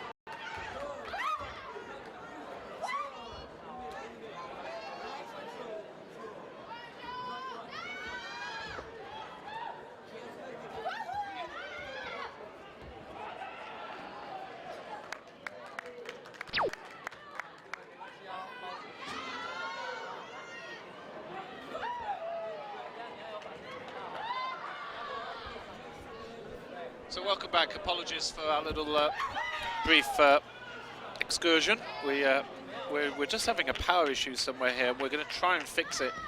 But if you do see the stream stop, you will know what happened.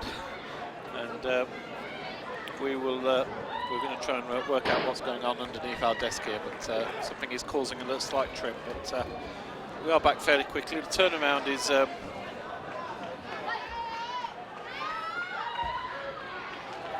fairly quick. We only need a minute or so to get back. Still at 5-3, nice. Off the line roundhouse kick, didn't score.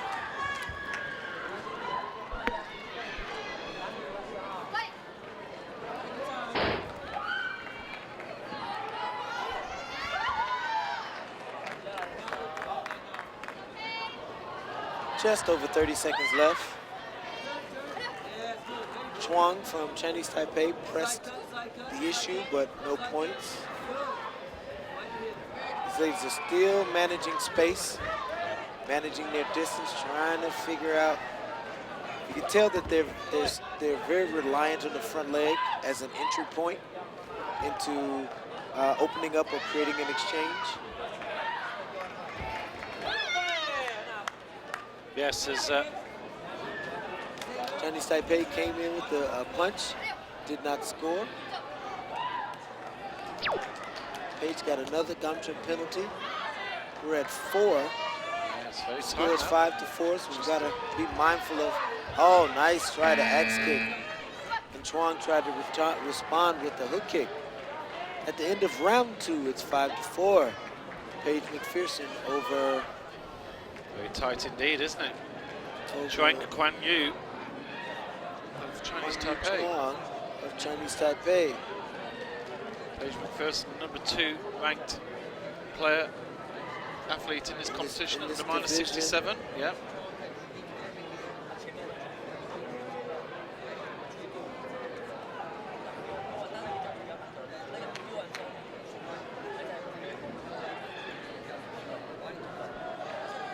Coach, Right. it's interesting watching the coaches' maneuvers. Oh, absolutely, absolutely, because it varies from athlete to athlete.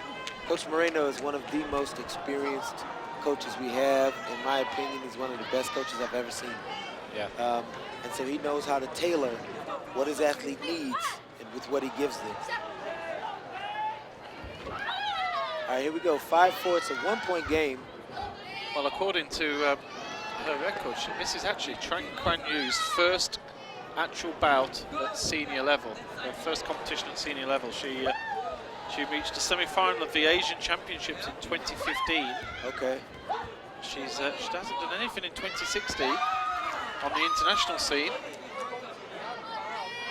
This is not a bad opening, is it, to your account? No, and this is not a bad reckoning of herself. Absolutely.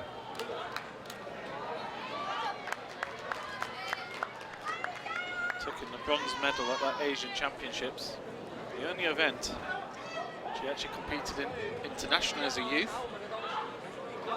She's come over to the USA and she's 5-all with the number 2 seed, Paige McPherson. Yes. These referees are very hot on the non-fighting. And that's interesting that Paige McPherson went straight in there because the officials.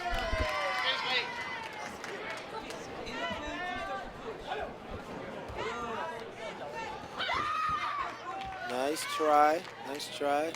And another gumdrum penalty. We're at 5 now. The score is 7-6. We're getting a different score on this board. Yes, don't worry, the score on the computer is slightly different. Yeah, the score is actually 7-6 for Paige McPherson with 53 seconds left. Yes, I think, We'll try to get this. We'll try to get this screen cleared up. Yeah. I think so. Now it's 7-7. Paige McPherson.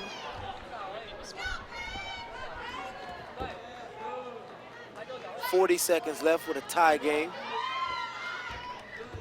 7-all.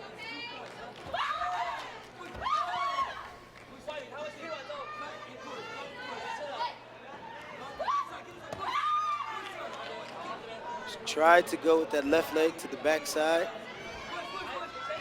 This is tight. Yes, this is going to be interesting. She went left leg backside again. No point. Oh, she got the lift. She got the lift to the face. And Chang comes in on the attack, and McPherson gets the foot up. She got the gumdrum penalty for cutting lower. 5 seconds. 3 seconds. 2 seconds. Oh, and Paige McPherson what pulls a great it off. bout that was. What an absolutely great bout. job, great job. Well, Chuang Kwan Yu is certainly going to be a name to watch out for in the future. She has just given Paige McPherson a real fight. And that has just come out with a 10-8 win for McPherson.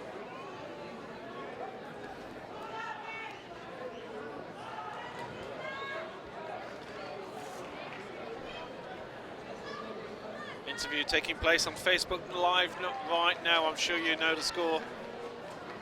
And that will be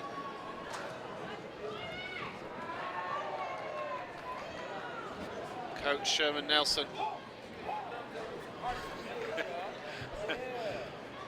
Well, away with one female US top athlete, and Jackie Galloway is now getting ready to come on herself.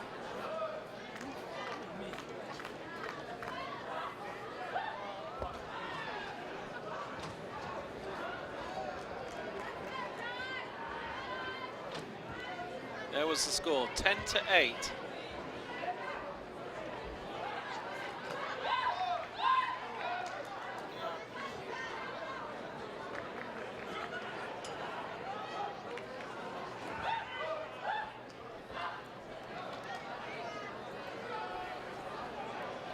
Seems we have a few issues with our IT systems. Apparently there's over by court 1, there's somebody, the referees keep putting their feet under the table and kicking out all the network cables, which then means that we can't communicate with any other computer, blah, blah, blah. It means we don't get scores on the screen. So what we will find a way. Oh yeah, so all we have to do is plug the cable back in. Yes. I wish we discovered where the problem is. Which is a little bit frustrating when you get it. So this is USA versus Canada. Galloway versus Arden. No, that's, I'm looking at under 67. There we go. Not female over 73. So we saw Jackie Casey Galloway Arden. win her first match against Bella's Guest.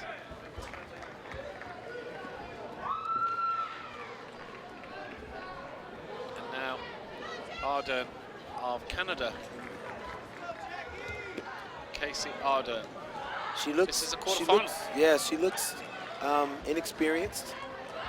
You know, you look at body language, you look at the energy. You can feel the energy coming off them in the ring. She looks a little inexperienced. Yeah, but she's going to get experience today. No matter the outcome, she's going to get experience today. Yeah, she's certainly Galloway's is all out attack here at the moment, and Canadian is pretty much on the defensive at the moment.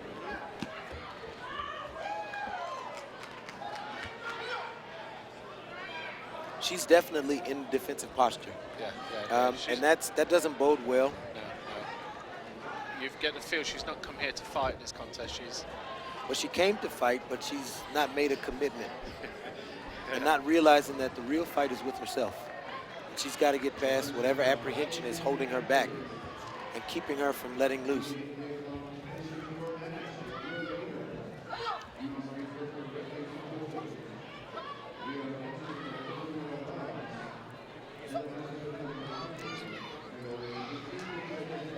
So we have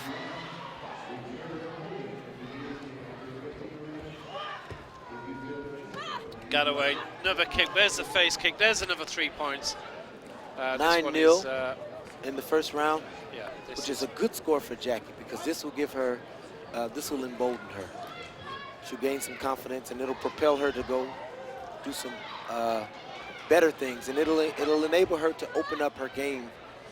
Like she said in the interview after the first match, she did some things she was trying. They've been working on in practice and in training. So the U.S. Open isn't the end goal.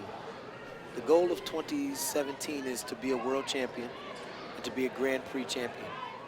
And so everything is a stepping stone to that goal. So this is a learning experience, but we want some points as well. We want to learn with points.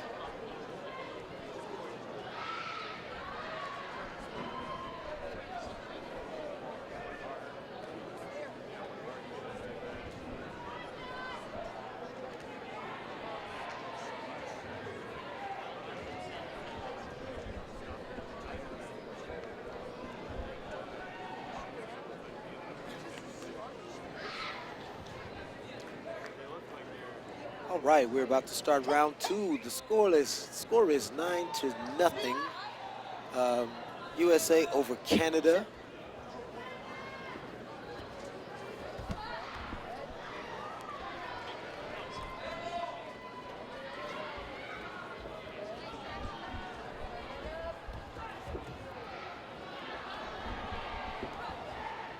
Good, Jackie tried the run, step, axe kick. Good, it's good to see her trying some new things, trying to further expand her repertoire, increase the arsenal.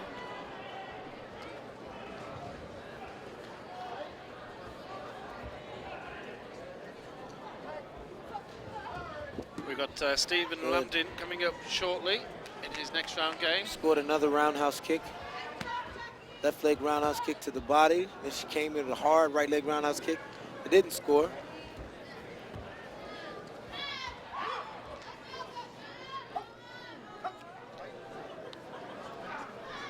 Never really been a big fan of that deduction, because I think if an athlete moves back 3 spaces or moves back twice and then takes an angle and tries to re-engage, that's not avoiding the match. You know, but I understand the rationale behind the rule. I just don't always like the interpretation of the rule. Jackie did another Naraban 360 roundhouse kick. It's good to see her opening up the game to add these higher degree of difficulty techniques, because she's going to need those at the World Championship and the Grand Prix level. Yeah. It's an opportunity for her to get a little bit more setting of her sights and practicing here. She's going to have some. She's got a Costa as a potential finalist from Mexico. Yes. And Braceda is a veteran. He's a world champion. Yeah. So it's. In fact, the semi-final will be a tough one, which the Spanish national team, Simon Alamo. It will be. So that's certainly no walk in the park. This is This is a much easier game for her. This is a chance for her to get a act together, shots. Sure. This propels, and like we said earlier, you have to win the matches the way that you should win them. And you know, we realize there are no shoulds, but if there's a clear disparity in skill and experience, then we have to fight the match in a way that's commiserate with that disparity in skill and experience. So she's it's not very often you see the coach sit down next to the athlete. No, they're both just sat down there, just waiting. They know this one's, I think they possibly realised in the first 10 seconds this one was going to be an easier game. There's quite a difference in class between these two. But we still don't take we must always honor the integrity of the game, because the game can change with an injury or a surprise technique. But I like the fact that they are synchronizing themselves and their energy, because that synchronicity, the police, makes all the difference in the world.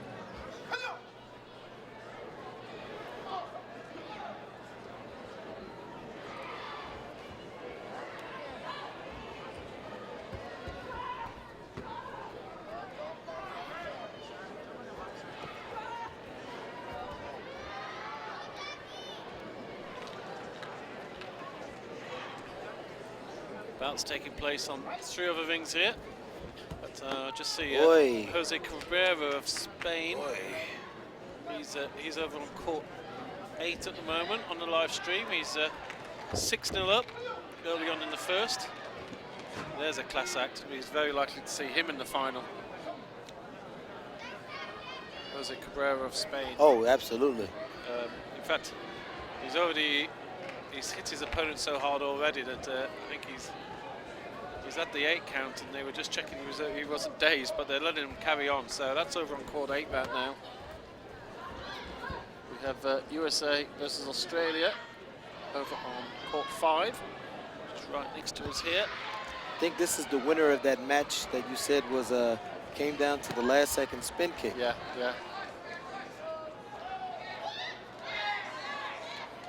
What you don't want to do is have a great match and then have a letdown. You know, but it happens. It does. Yes, that's why we play the game. Well, this one's just going to play out here. It's really not taken off this match. Jackie Galloway, she just had to win it. She will win it. She doesn't have to do anything else. I think... less than 10 seconds. Jackie prevailed again. We want to get into the medal round with no injuries, no encumbrances, healthy and whole. And there's our final. That's all over. So Jackie Galloway progresses through to the semi-final without really breaking sweat, I think it's fair to say. We're going to go and have a few words with her. Difficult one, this one. Hear what question Sherman Nelson can think of. Live on Facebook. It's going to be a difficult one there. Maybe it's more looking forward to the semi-final. Trevor Nelson's about to talk to Jackie Galloway right now. Just looking over Jose Cabrera's 9-1 up over on rink 8.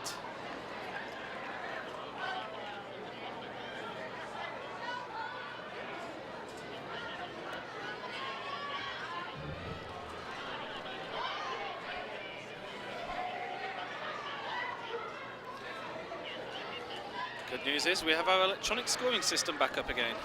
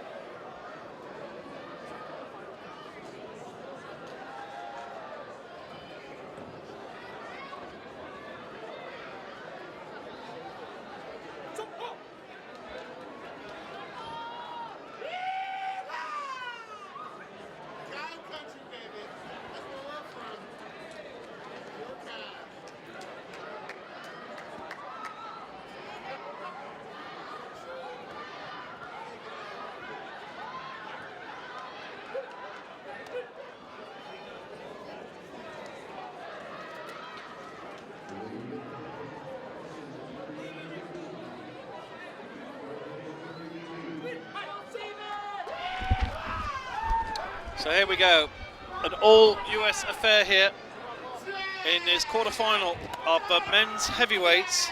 Stephen Lambdin in red, the number 2 ranked player. These guys aren't messing about. 7 points already in the first 10 seconds. He's up against Paul McFarquhar,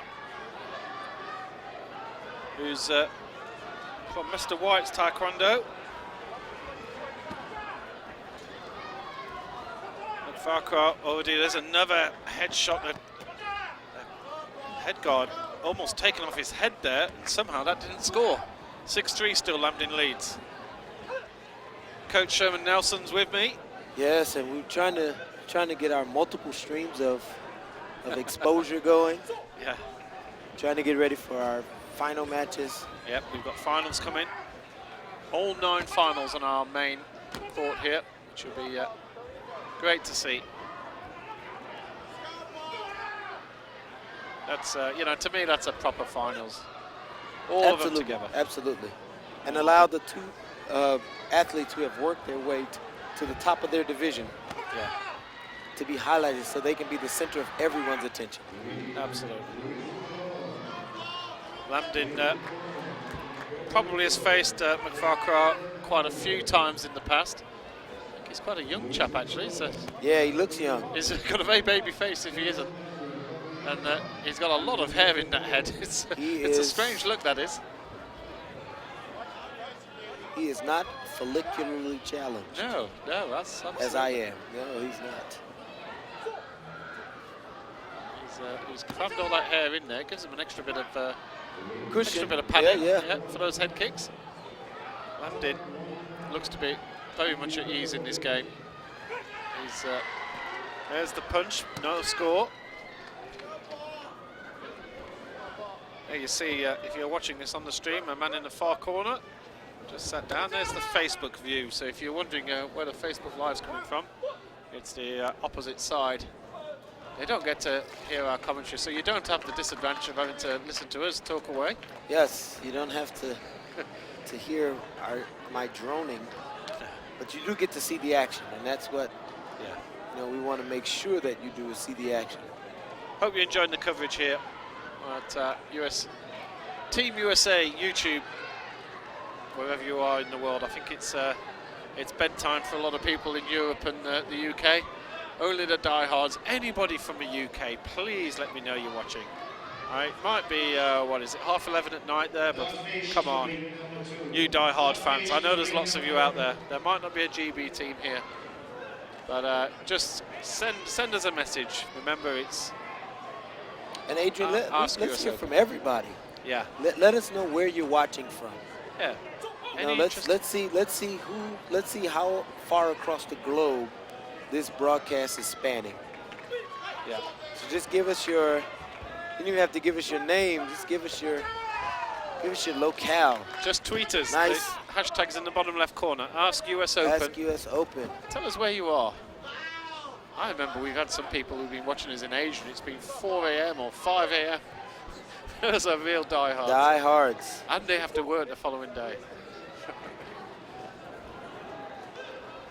Well, certainly Lambdin's putting in a nice little work shift here. 11-3 up. He's still looks, to be honest, he looks in second gear. 11-3. Purring away nicely. 30, little over 30 seconds gone.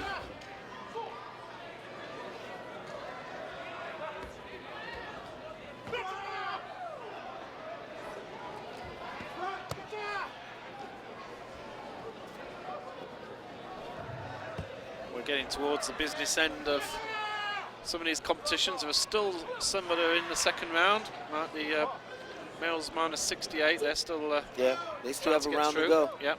So there's a few that are a little bit behind, but well, and the size of them, the heavyweight, both male and female, is typically a smaller division. Yeah. So we usually get, you know, move through those a little bit faster. Yeah. We've got some of the best brains in the world here. Dutchman and an Englishman looking after the scheduling.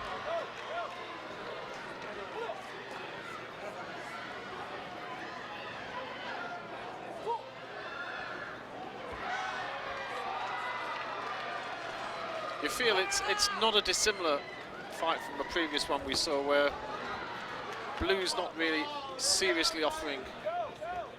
You know, that's not a serious punch, not a serious kick there. Right. It's not the threat of mortal danger. But in a lot of instances, Adrian, this is the time when you can get hurt because you'll relax. And it's those quirky little weird hurts. You know, not the hurt from clubbing each other, but the hurt from sliding back and rolling your ankle or hyperextending your knee. So, you know, that's why I say we have to take all the combat seriously. Every match we have to take seriously because a person could get lucky and do something crazy and, you know. Yeah. Round 2 over. Stephen Lambden, if he's, I don't know, we're not able to see the live draws here. It would be nice to get the printed sheets of all the draws. We can have a little look. Printed sheets of all the draws, please. All the results. Yeah, I've just sent my little minion off to go and do his duty. Looking at this, yes, we've got Issafu, Abdul Issafu, the #1 seed from Nigeria in this draw. Turai Heavy from French Polynesia national team. You don't see French Polynesia in many events these days, no, do you? you don't. Roman Kuznetsov of Russia is the #3 seed. And if Stephen Lambden does win this, which he looked pretty much nailed on, he is due a semi-final, which is scheduled to be Kuznetsov, but not having any results in front of me. I can't actually guarantee that, but it's pretty likely. You never know. Third and final, and not a single Ganjon in this match. Can you believe that? I think every match we've watched has probably been at least 5 or 6. I haven't seen a match this entire tournament with none. Yeah. This is a very clean affair. Well, we're going to have a card here. This is a card donation. Well, the referee is curious to see what he's. Yeah, he's been accepted at the table, so they're going to have a look. He wants a Gamjum penalty for going out of bounds. Oh, okay. So he's just rewinding, and unfortunately we're not going to see it on the screen. Yep, it's being correct. Okay, given. So in fact, so that'll be a. The first, there you go. We were just talking about it, and he goes and spoils and our you little coffee. jinxed him. And now we have a Gamjum on the board. Serves me right for opening my mouth. So there's the first one, but Stephen Lambden's not going to be concerned at all. This is going to be a solid victory for the US Olympian.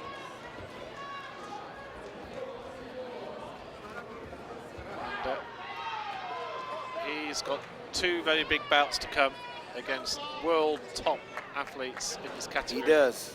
It's sort of a little bit top heavy really, in that you do get some very, very good athletes, and then there seems to be a little bit of a skills gap as we drop down, which we saw earlier as well on the female side of things. Yep. But, and the fighting, you have to maintain a level of intensity. Fighting down to a perceived lesser opponent is just dangerous. Yeah. You have to contend, again, like I said about the young lady who seemed fearful, apprehensive, you have to contend with yourself. You got to fight against you and all the things that you think that hold you back and the things you think that keep you down. You got to fight to overcome those things.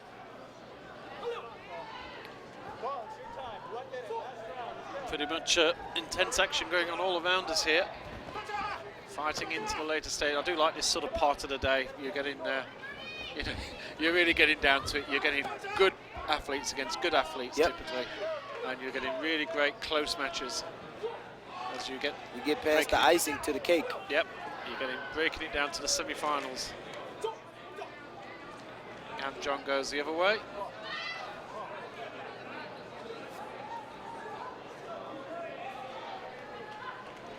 So straps causing a few issues again for Lambden. 20 points the difference. One more kick for Lambden, and this one's going to be finished early. But he's not really pushing. He scores for the punch. Yeah. One more punch, And this one's over. Well,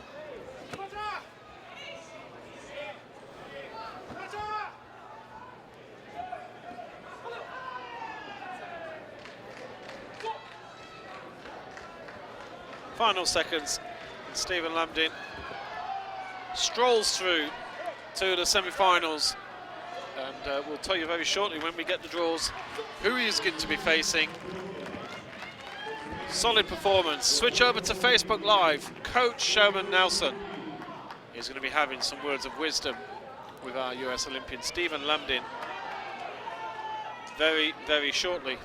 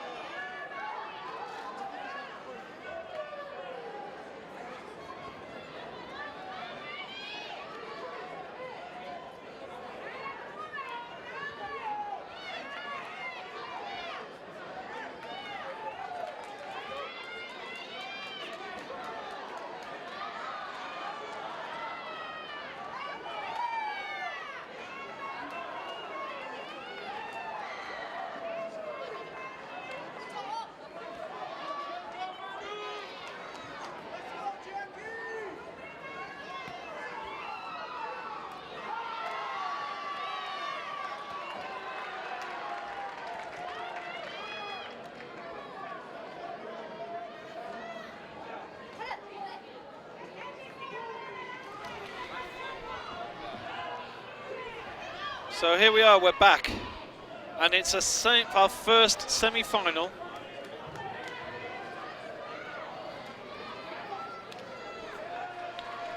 It's our first semi-final here in the female heavyweight category. Jackie Galloway in red, having had 2 comfortable victories, 16-1 and 18-1. She's up against the number 3 seed, Rosanna Simon Alamo, who had herself a walkover in the first round and a 12-2 victory in the quarterfinal. So, fair to say, they both score heavily and they've both not conceded many at all. Something's going to give.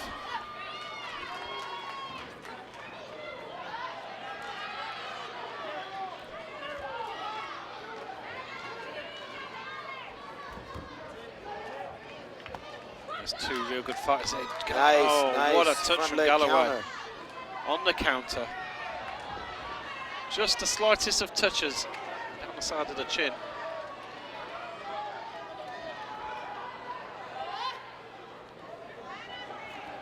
This is a very different Galloway, isn't it? We saw probably a much looser Galloway in the first 2 rounds. Yeah, the quality of competition has increased exponentially.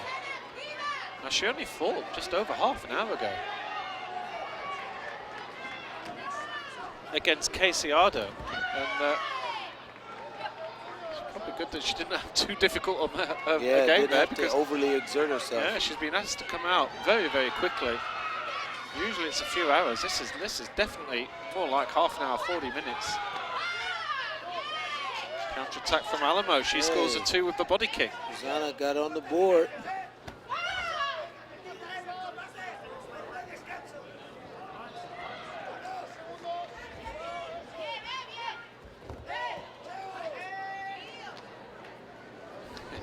I think the Spaniard tried to trip Galloway over. Galloway used a slightly bigger physique to put the Spaniard on the floor. Yeah.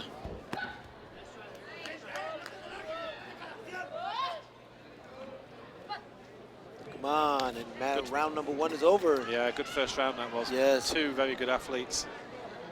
And 3-2. Jackie Galloway leads here. After round 1, there are lots of very entertaining matches going on all around us. It's actually just dipped a little bit. Do love this stage in the day when you really do get some big guns hitting against each other. USA vs Guatemala taking place over on court 7. Just looking at... It's going to be USA versus Japan over here in court 5. Yeah, Terrence Jennings is on out. No, that's, I'm looking at the wrong screen there. But, it's Norway, Serbia over on court 2. All right, here we go with round number 2. Tulsa Cabrera won 25-4 over on court 8. Back on court 7, our main stage.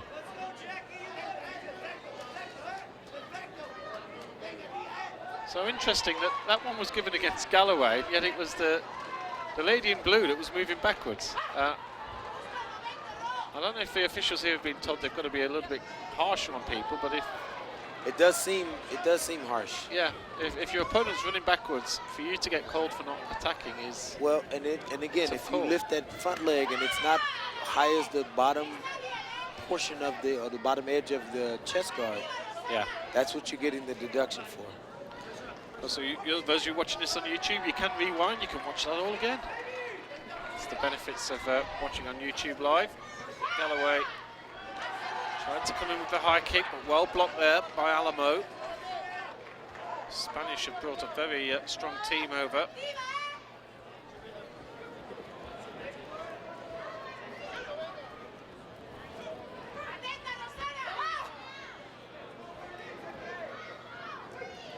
Galloway was getting an eye she in. scored that front leg cut kick right up under the arm. Takes a 5-3 lead.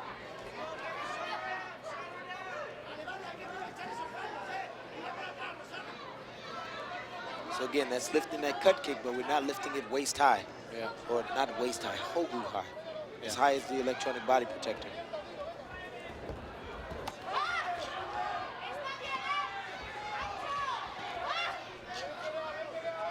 Fearsome little exchange there, but no scores. No scores. All the way through. Now it's up. Now we're up 5. We're up 1, 5-4 USA.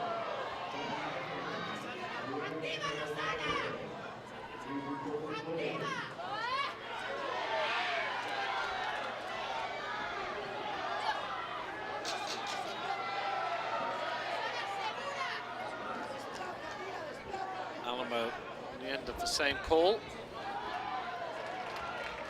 I want to ask you about that just at the end of this. Okay. Yes, so explain to me, this cross sign with the hands, we're seeing it, we've had 3 instances here. So what are the athletes doing wrong? This is one of the new rules. What are the athletes doing wrong that's giving them the gap? So because they are attacking with a cut kick, when you lift your front leg up, it's the same type of kick as a side kick. You lift that front leg, you have to lift it to engage the personal scoring PSS system. Yeah. If you lift it lower than that, then it is the impression that you are intending to kick lower than you're not supposed to kick lower than the waist. So if you lift it lower than that, if your foot is pointed at mid-thigh, then you are seen to be targeting the thigh. Yeah. So if you lift it high as the scoring protector, then you are targeting the legal scoring area. Okay. And what is the foul called? What's the actual infringement? It is this gesture is not fighting. Yeah. So you are impeding the flow of the match. You're stopping the flow of the match. Because you have your foot aimed at my leg, and that's not a legal technique. I understand. And so that's where I was making the mistake then, on the basis that I was saying that the lady in blue was moving back because it really wasn't that sort of not fighting. It was right. It's a different kind of impediment to the match. Different kind of not fighting. Right. Yeah. Right. We should load the rules video. Yeah. So that people can see, because you're not the only person who has that question. Yeah. Because this rule implementation is so new that it is new to everybody. And we heard Coach Galloway, when they came off, said we wanted to see the new rules and feel the new rules, because you have to feel what it's like to play under these new rules. Yvette Young has just lost over on court 4 against my. Sharon Watt, 15 points to 8. She lost. That's definitely a throw.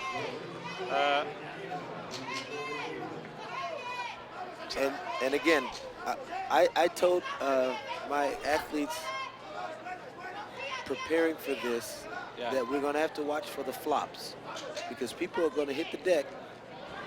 They're going to hit the deck, and they're going to pretend like they got hurled to the ground. Yeah. Referees have to be discerning enough to know when a person, if I didn't extend my arms, it's very unlikely that I knocked you back 8 feet. I mean, I could do it, but everyone's not built like me. I have quite a dramatic throw. There's an interesting conversation going on here between the... Much longer than the conversation typically lasts. Yeah, and because you're supposed to articulate what it is, invalidation of point for X, Y, or Z, and you keep it moving. Lends me to understand that that wasn't going to go very far. Yeah, she's not taking that.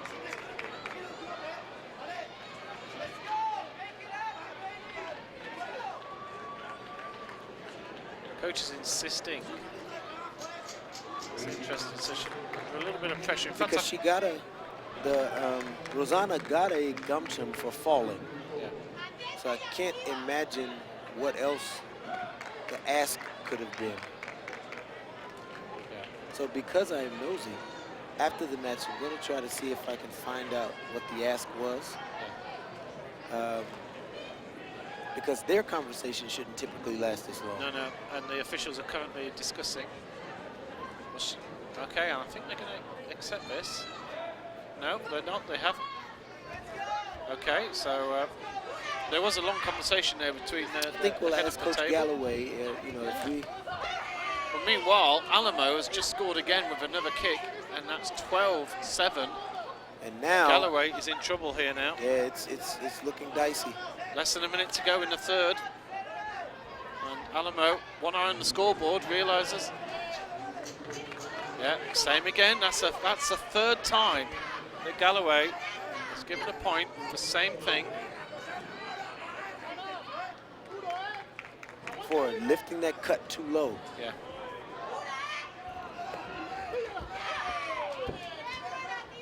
On the floor, there's another point.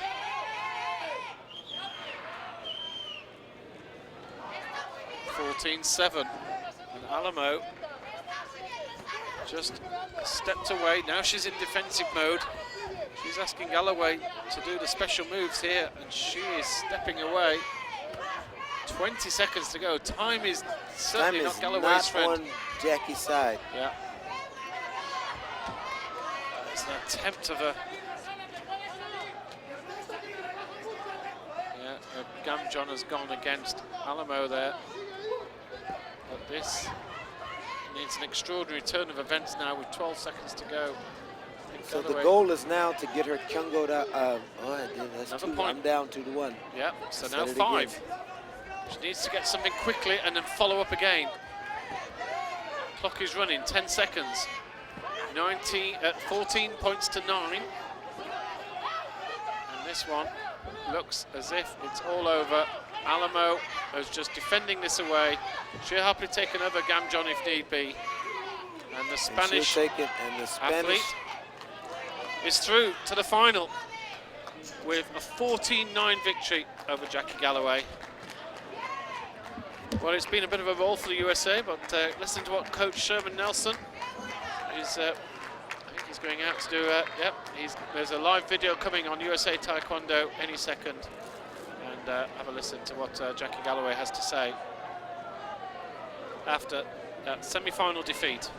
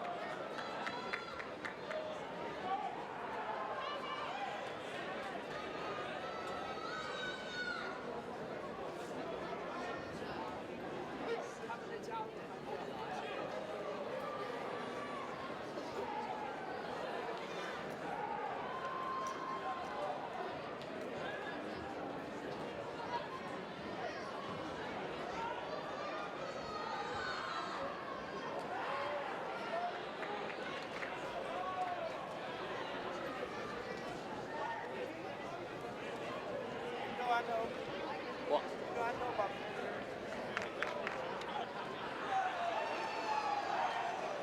Really? Do you want this? Steve, do you want this? What? It's coming on here. A grudge match.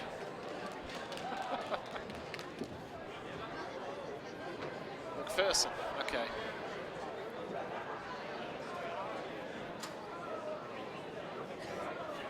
I'm not bothered about the sheet, no.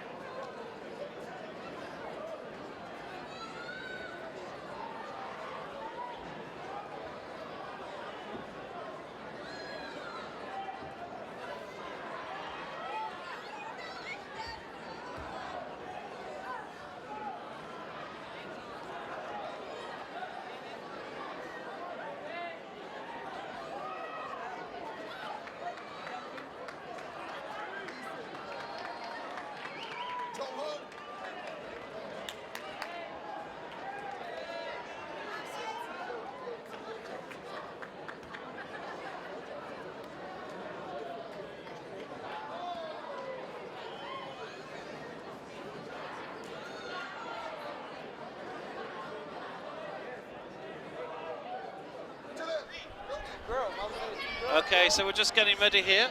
Paige McPherson up against Song Zi. And so off they go. Just to give you, in fact, we seem to have lost our link to the scoreboard system again, I'm afraid. All right, so then we're going to have to provide them with a lot of information. Yeah, looks like somebody's kicked another network Yes, cable out so somewhere along the Paige line. McPherson is up 3-0, 18 seconds into the match. Yes, yeah, We like to give those kind of updates. we Fighting a taller Chinese athlete. yeah. But I think that's, when you say Chinese athlete, you're going to almost always say taller. Usually.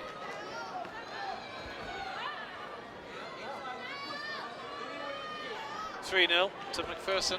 Song Zi has only competed at youth level. She just competed at Burnaby in Canada for the World Championships. For the Junior World Championships. Juniors, and she lost out in the round of 16. No, sorry, the quarterfinal. Sorry, no, it wasn't. It was the round before that. Round of 16. She just lost 1-0 to Kai Nyan En of Malaysia. Nice, very nice exchange. Paige comes out of that exchange with the score 7-2.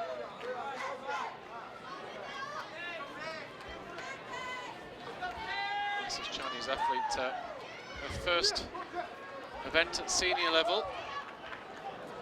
She stayed over here from Burnaby. Just sure, probably not. The Chinese have obviously highlighted as the sort of athlete who's in the next 4-year cycle who will be a challenge in Tokyo. Yes.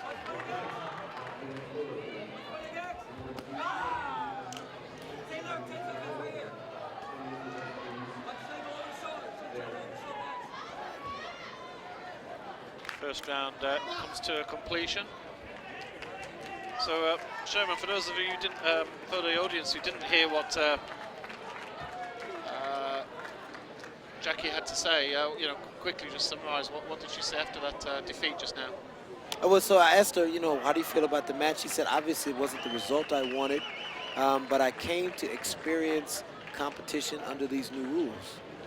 I fell prey to deductions for having a kick too low, and in most instances I was going to do it and decided not to do it and stopped before I reached an acceptable height. Well, it didn't really look like you're not really lifting your leg properly. But, you know, she wanted to work on some stuff. She wanted to experience these new rules, and I think she accomplished her objective. The primary, you know, she said the thing that I really wanted to hear, that this tournament's not my goal. It's just, you know, a way that I'm getting to my goal. So when we keep it in the right perspective, we're happy with the medal because we want the points. These are valuable G2 points. China's brought it back into a close match at 7-5. Yeah, she's obviously a decent fighter indeed. McPherson comes in with a head kick. Oh, and we got... And connects. Yes, and it was 7-5, now it's 12-5. So she got a body kick and a face kick. It's nice. Yeah, the body kick came first, then the head kick afterwards.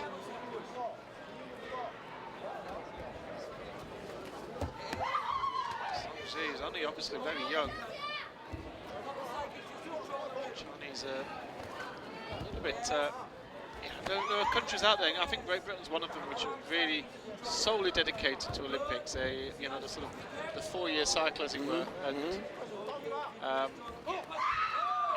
a lot of the British team are sending out their youngsters to some event, and this is what China looks like they're doing as well.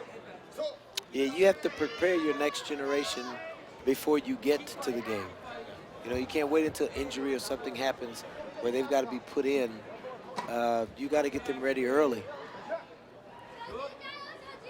And again, GB Taekwondo does a great job of getting athletes ready, present and future.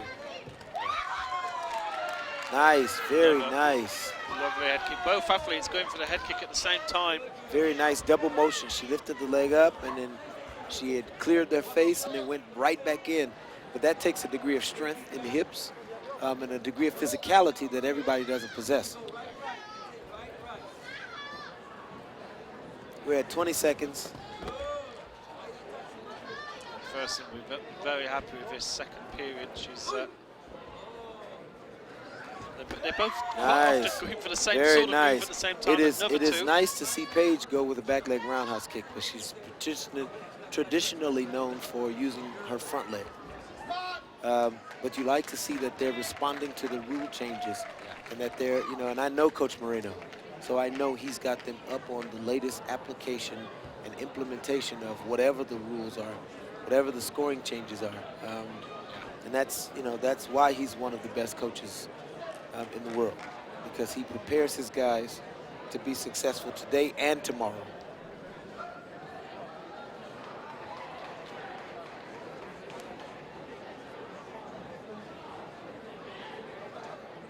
Would love to record their in-between matches just to hear strategy, because there are a lot of young coaches who would learn from being able to hear what is said in these high-pressure moments.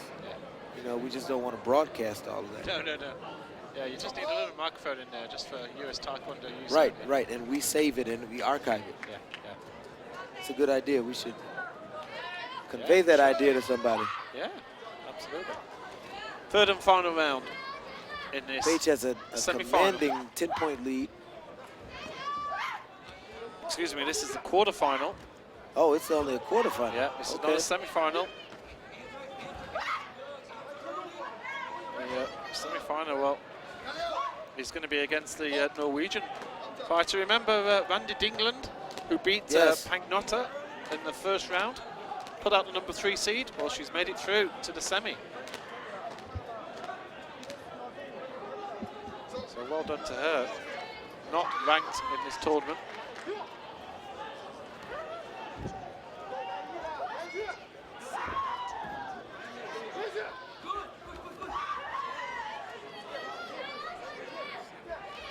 Ferguson with a 9-point lead now. Coming down to just about a minute to go. Good attack here from Song. She's trying everything. Superb defense from McPherson. I've seen them practice defense down in Florida, and they do these drills where if you don't have live hands, you have swollen lips. Yeah, so you got to keep those hands moving. Good. Interestingly enough, like that motion right there, just to push out and kick, it's a different energy system than most women fighters are used to using. Yeah. I wonder how a Jade Jones will do with this, because she's such a physical specimen that I know that she has, you know, physical strength that is, you know, that's significant. We got to start preparing our athletes to be physically imposing. To be physically imposing. Yeah. Certainly, it's much more of a physical game now. Absolutely. There's no doubt about that. You know, just watch this. Just watch this here. See how they're actually forcing each other. Yeah, that would never have happened last year. No, oh, absolutely not. It really has changed the way this sport has moved, and it's definitely a change for the better. The referee certainly has to be on top of it if he feels it goes over the top. There's not a lot of subjective calls, but the ones that are very subjective. So you've got to have the right angle. We saw a referee not give a deduction because they had a bad angle. So we congratulate Paige McPherson. She's on to the semifinals after an 18-9 victory over China. Over Song Zi of China. Facebook Live is about to go live again on USA Taekwondo.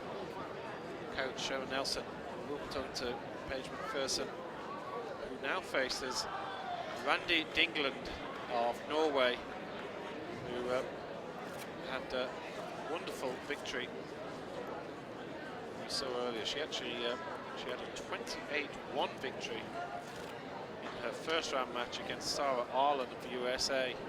Then it was a 13-12 victory over Melissa Pagnotta of Canada, the number 3 seed. And a 6-2 victory over Nadia Savkovic, the number 6 seed. So 2 seeds have gone.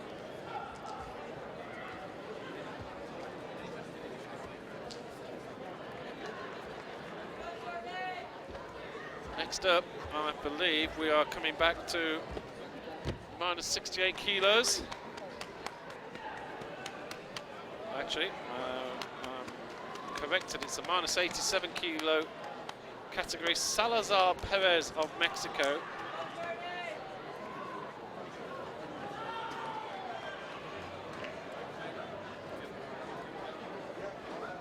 There's the ranked number 6 competitor in this tournament. He's up against Jordan Stewart, who we saw here a little bit earlier on. He had a big early game, a 24-3 victory over Jason Grant. Well, in the second round, Stewart won by 16 points to 3 over Viet Nguyen of the United States. So here we are in the quarter-final. Number 3 seed, Jordan Stewart, in the male minus 87 kilo category, up against Brian Andres Salazar Perez, the number 6 seed. Now, a little dicky bird has told me these two actually don't like each other very much. They've had history apparently. Now, I don't know anything about that. I don't know if you do, but apparently we might see a bit of a feisty one. I have heard, again, having watched these guys grow, I have heard that there's been some contentious moments. Yes. And we're better to let that out of your system than in ring 7. Well, we'll watch this one a little bit more carefully. Yes, we'll make sure that we're... little tricks. See what we can see. Yeah, absolutely. They certainly know each other. There's a little bit more care here. Stewart, we saw against Jason Grant of the United States when he won 24-3. Was Jamaica. absolutely all over him. Of Jamaica, excuse me, yes. Via Boston, Massachusetts. Yeah. So we're up 2, Stewart's up 2-1. Stewart's up 2-1. Perez turned on him. Yeah. Well, it wasn't far away either.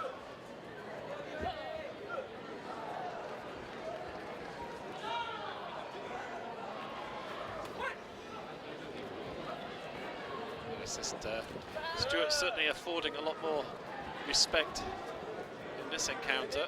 Yeah. There was no holding back in his first round match. He was absolutely all over his opponent. 2-2. Mexico scored with another punch. Must have been another punch, yes. Second two punch. punches.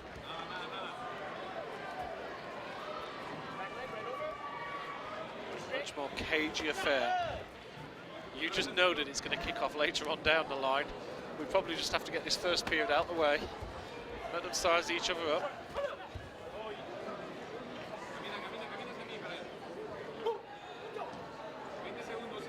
There's that cross hands again. A lot of people are making this mistake. It's and it is a bit unfair, I suppose, as you say. You know, as Jackie Galloway said that, you know, sometimes she just changed her mind. She was going to go for a kick, then stopped, and that's been interpreted as a defensive As maneuver. kicking low, right.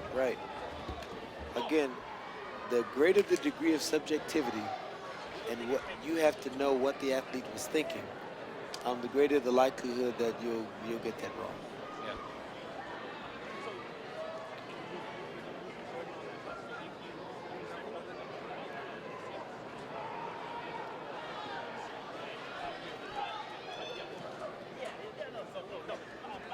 Just looking around on ring 8, Tortosa Cabrera leading 14-8 over Suzuki.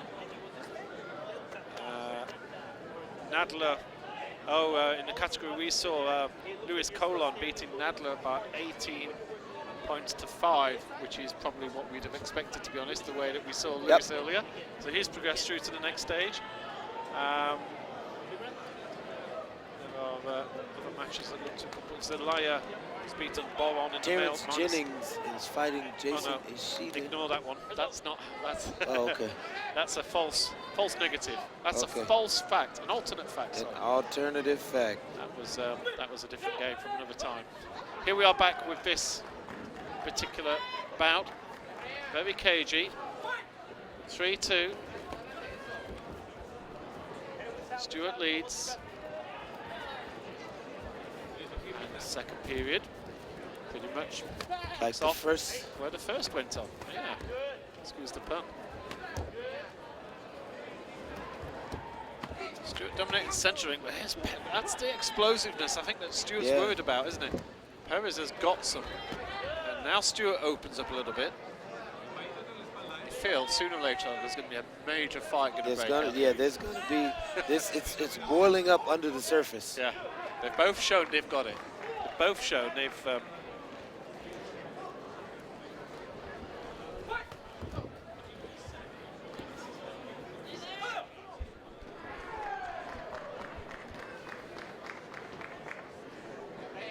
Still 3-2 to Stewart.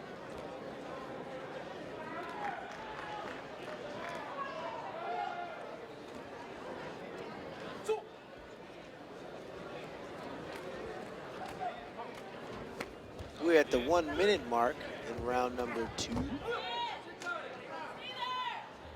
And Mexico takes the fall and would rather have the come jump penalty go to Canada. Yeah, Perez wanted the push there, but yep. The referee did not agree. It's a difficult situation for an official here, because if somebody goes down, it's almost you have to give a gam jump one way or another. We would have 3 points for Perez for a spinning kick, and I think the officials are saying yes, that the 3 points went up because it was 4-2. Yeah. But we saw in an earlier match it was the same situation. The 3 points went up and they added an additional point. Yeah, and I thought that's what they were asking for, but I think the referee said no. If they push the technical point button at the right time, all the points will be added. Perez certainly coming in with another explosive spinning kick. Now that should have been an extra point. That's one that needs to, because somebody wasn't pushing the technical. Yeah, everybody agrees. Yeah, extra point there. Perez starting to open up. That's 2 moves in the space of 15 seconds there, and he's gone from 4-2 down to 8-4 ahead. And that's how quickly fortunes change. Yeah, this is all going to really kick off in the third. The second period is over. Just a second and a bit left. And now, yes, these two, there is definitely something between them, isn't there? There was a little glance. There was, I think Stewart was about to lift his hand up and then changed his mind. There's a bit of a tension out there. A little bit's not bad. Well, that's good. We don't want you to be a maniac, but if you're in a combat sport and you have a little bit of Mexican corner coach is just saying anything at all to his protege, and yet Stewart in the other corner, he's getting a lot of attention. And I know this coach from Mexico. He said everything he needed to say. The first 10 or 15 seconds in. But I know we talked about this before. That sometimes is a good tactic. Keep it simple. If you say too much, the athlete goes out there, and in the end, it's got a jumble of words, and just say the one thing. We teach in our coaching development program 3 pieces of information, and that's it. And you want to make sure that they heard it, and ask them to repeat it, and then let them recover. Stewart comes out, already bouncing high. He has to make something happen now. 4 points down. I feel that both athletes have still got plenty of energy left in the tank. Not a good under 87 punch. Might have been a good punch at 54 or 58, but not at under 87.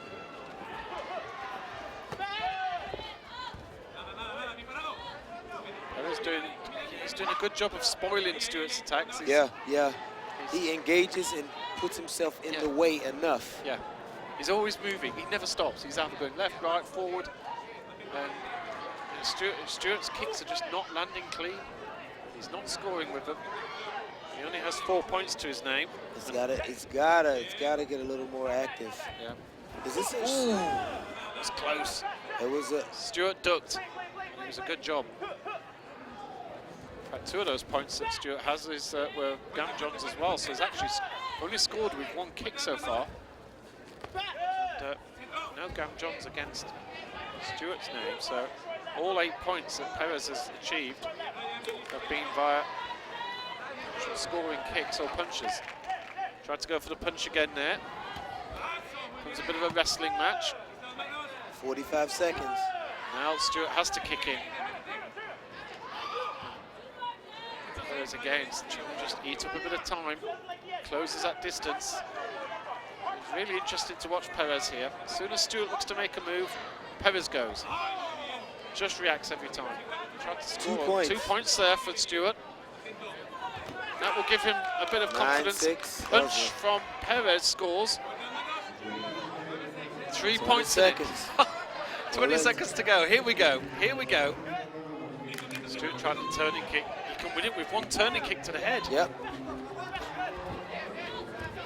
He's swinging for the fences, but he's got to.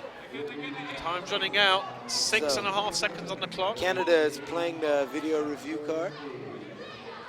Seen something here. This could be well, this smells, when there's 6.5 seconds to go in the third, this smells of let's give my man a bit of a rest. Let's give him a breather. And see if he can get this Gamjum penalty, which would take it to 6-7, which brings it within a 3-point. So now a turn to the body or a face kick helps us win it. Absolutely. And give him. Well, they're looking at the replay on their screens. They were putting them up on the big screens, but they're not doing that anymore. They're rewinding back quickly. I wish we could have it up on the screen.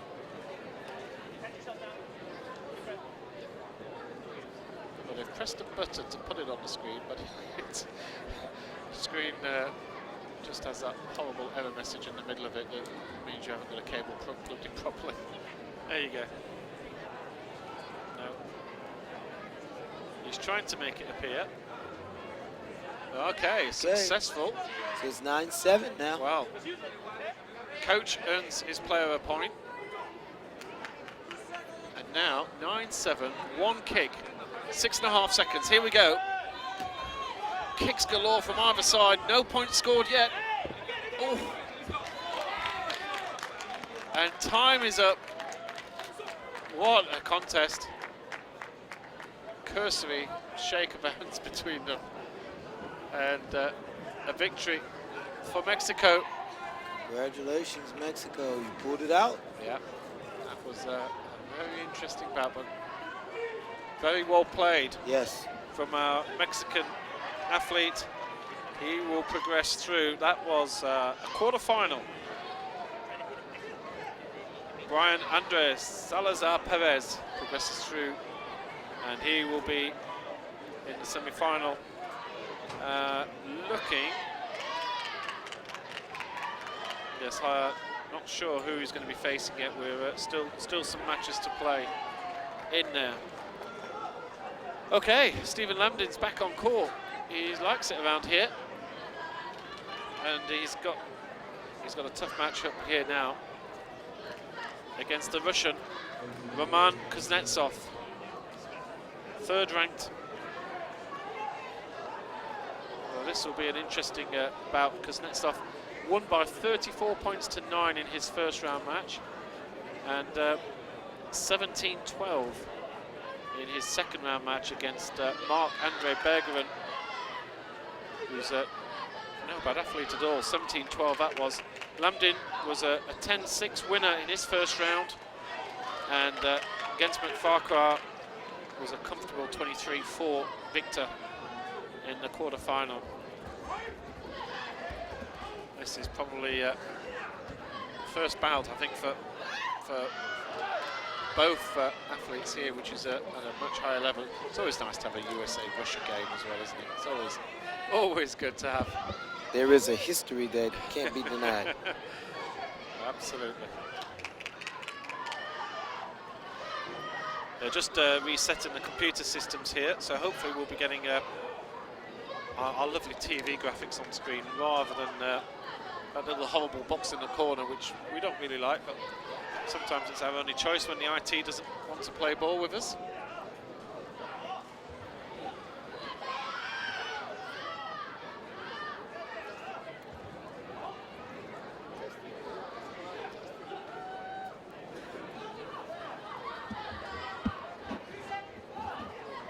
So semi-final here.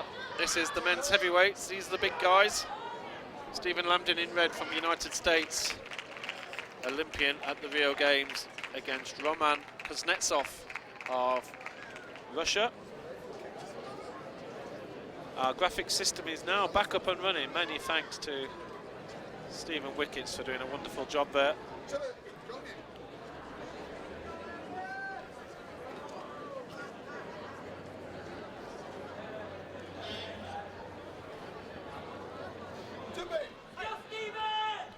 Here we go. All right, and here we have the latest installation of the Cold War.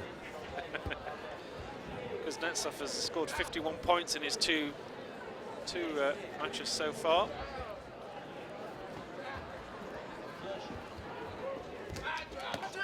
That's that leading leg. Okay. Interesting and start. So he got that head kick. Yeah, head kick came in. And Lambdin got the body kick. So the outer court seems to be stopping now.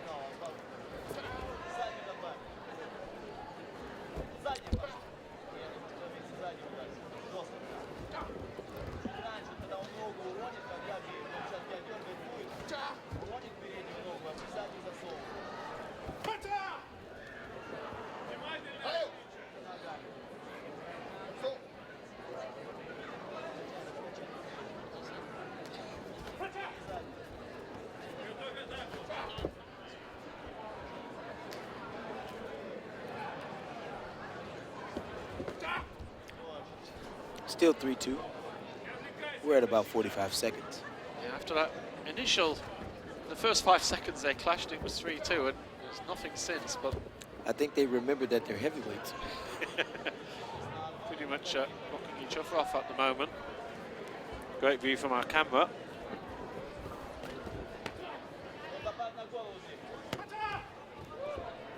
Kick from Lambdin, doesn't score, nearly scored.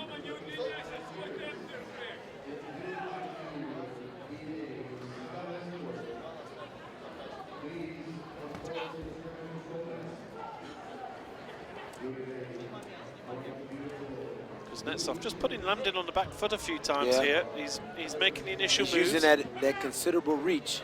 Yeah. Lambdin's almost out of court here. Lambdin has a bigger, thicker body, but that doesn't do anything with that reach. Yeah. Plenty of action to go yet. Just looking around a few more scores over court 10.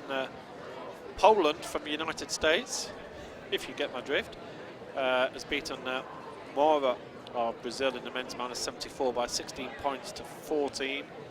Hanprab beat Maeda in the men's minus 58, 27 points to 12.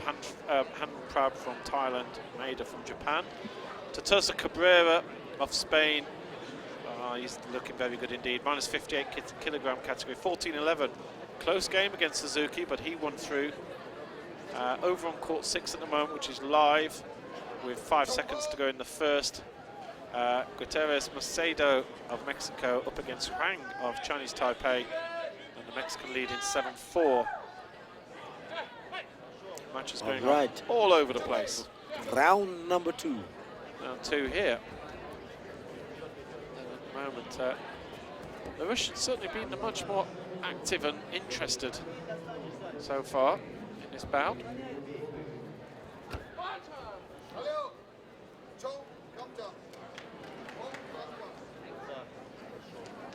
Okay, so we'll have a point to each. No real change there then. Kick down the side there from Kuznetsov, but doesn't pay off. Nope. And our score ratio is still the same. We have a 1-point lead for Kuznetsov. 1 point's absolutely nothing at this stage. No. You know, you can go on the floor. Okay, so now, there it is. Tied up. So again, that defensive thing, like Kuznetsov he's lifting the leg and he changed his mind, and that's seen as a gamjon by the official, who's keeping a very close eye on it.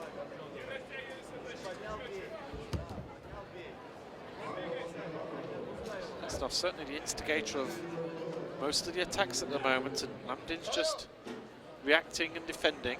Right. waiting for an opportunity to break through. For sure, because Kuznetsov is exerting a little bit more energy. Landin might be playing on that a little bit later on. You might see Landin step up. Kuznetsov, it's 4-all here. 50 seconds left.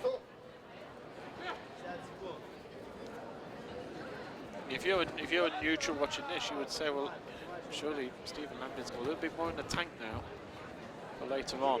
So it's been pretty much Kuznetsov. And you said something earlier. I think Lambden is very reactive, and not very responsive. He's not creating or initiating or. 2 points coming off there. Yes, that was a kick after Kallio. Good refereeing there. Oh, he's an excellent referee. He's one of the best referees around. Yeah, he is one of the best referees, and he's a good guy. And now he gets again, John. So again, kicking after Kallio is given the X because it's something that impedes we can't stop the match and start again if you're kicking after. Yeah. 5-4, Lambden. That's a painful knee from Lambden here. Kishi, timeout. He's not looking happy. So he's got a minute. There's a minute on the clock. It's 45 seconds to go, but looks like he can take a minute. You have medical time for a minute. And then what happens after the minute? If he's unable to compete, the other player will advance. He's not looking good at the moment with 20 seconds on that clock. He knows the time. That leg looks dead. Oh, got a feeling he just mouthed "I'm done" to the coach. Well, can he survive? How much longer to go? Well, 18 seconds here in this second period. Landon can try and just get through here. He's not bouncing on the leg at all.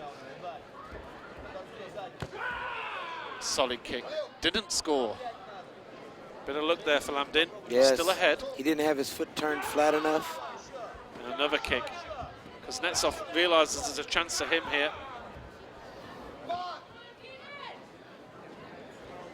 And I think Stephen Landin. Time is up on the clock. It looks like this could be the end of the road for Stephen Landin. You can see it clearly on your screen here. Medical attention already. I think his body language initially, like at the end of the day, you've been a competitor. If you mouth into your coach, "I'm done," you know what your body has done. And unfortunately. And I've always been of the mindset that when you've reached your limit, but I want you to want to go. I don't want you to risk injury because there's a difference between being hurt and being injured.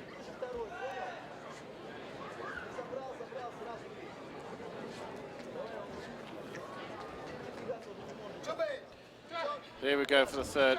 There's not a word with the coach, and Stephen Landin has shaken his head. And that is over. There's no way he's going to cause further problems. Really feel for him. Yes, there's one round of applause here, but there's just no way he could compete. He could carry on. He's done something bad to his knee. He's going to need an ice pack tonight. Yep. And forever the journalist, Coach Nelson, is off. He might be being carried out on a stretcher, but Sherman Nelson is going to interview him before he leaves. And that's a real shame. Real sad sight to see Stephen Landin go out, actually leading in the contest 5-4, but realising there is just no point of continuing now. We'll be back shortly. And don't forget, get onto Facebook Live, because you're going to hear Sherman Nelson talking to Stephen Landin very soon.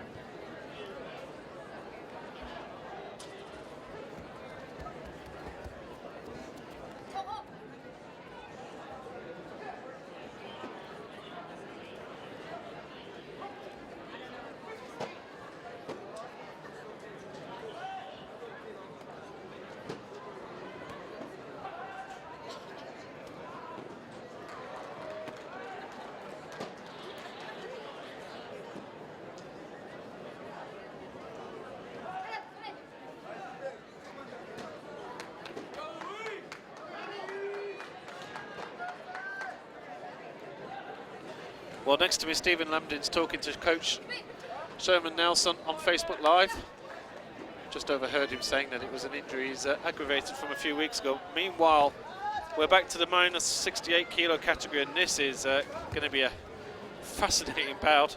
Arthur Quack of the United States against Louis Colon, the number 2 ranked player, who has been an absolute star so far. He really has looked very good indeed. And well, he's had a few big wins, 23-8, and beat Nadler by 18-5. And there's a nasty turn of the ankle from Quack.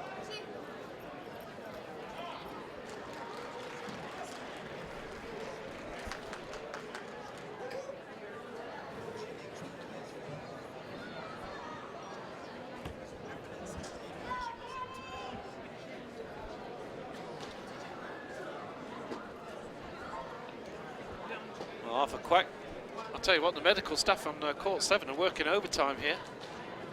She's out there now with Arthur Quack, who turned his ankle very nastily.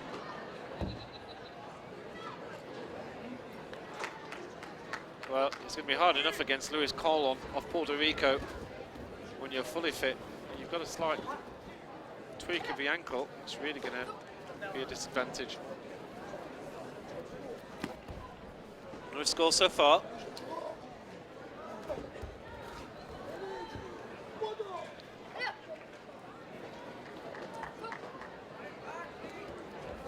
Just heard news that Terence Jennings won his next round against Perez. We were saying that was going to be an absolute cracker of a bout, and Jennings won that game. I don't have a score for you, but I did get the word that he did win.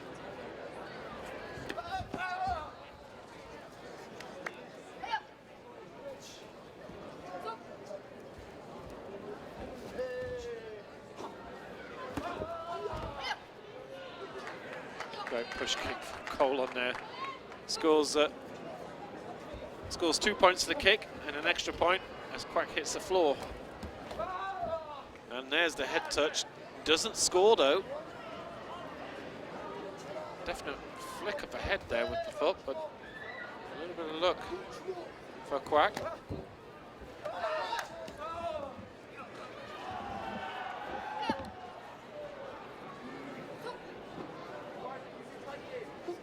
We're getting towards the real business end of the tournament now. There's quite a lot of courts have become deserted. I think there's still semi-finals to go. I think they're holding back before they put semi-finals out. Yeah. Oh, there's a big head kick. Quack's head guard goes completely rearranged. Like there's no doubt it's a head kick when they have to put the head guard back on. Quack scores with a punch. 5-1 to Colon. And a very business-like first period there for the number 2 seed, Louis Colon. This isn't actually even a quarter-final yet. There's a quarter-final to come. So this is the male minus 68 category is one of the biggest categories there is. So they are getting a lot of matches played all around the place. A lot of the other categories are smaller. I think the female minus 58 is small. In fact, I'm just having a look. This is actually the biggest category. The male minus 58. There's 64 draws, but they're much lesser numbers. Whereas this minus 68 kilo category is an actual 63 competitors in it. 35 in the female minus 46, 44 in the female minus 53, 15 in the female heavyweights, 48 in the male minus 58s, 49 in the male minus 74, 25 competitors in the female minus 67, 33 in the male minus 87, and 24 in the male heavyweight. So by far more competitors in this category. The male minus 68. Colon already extending his lead. He's really does look the real deal, this man. And Cedro Gutierrez of Mexico, and the number 1 seed. That will be a fascinating final. Punch from Lopez, does not score. Quack does get a kick in, and there's the kick from Colon. 12-4.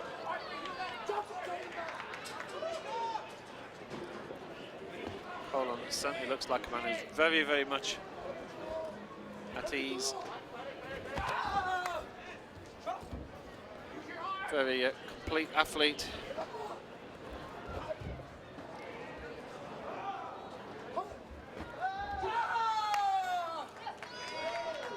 And another, just so quickly, 2 more kicks, 2 more points.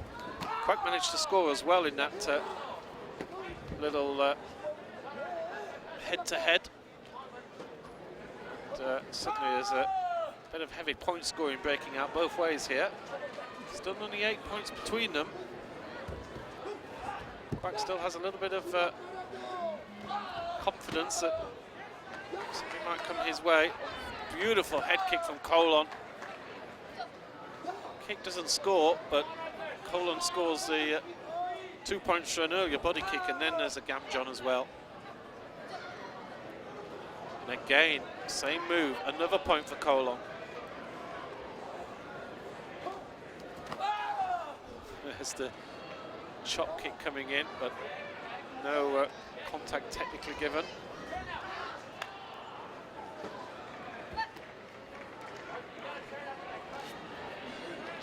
Colon won his last round, 18 points to 5 over Nadler of Canada.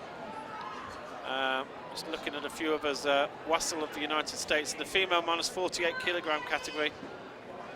Charan Rawat, who beat Yvette Young, the #1 seed from Canada earlier, is currently beating Wassel of the United States by 4-0. With just about a minute to go in the third. Wong Patanakit of Thailand is 0-0 against Volkmann of Germany in also the female minus 58s.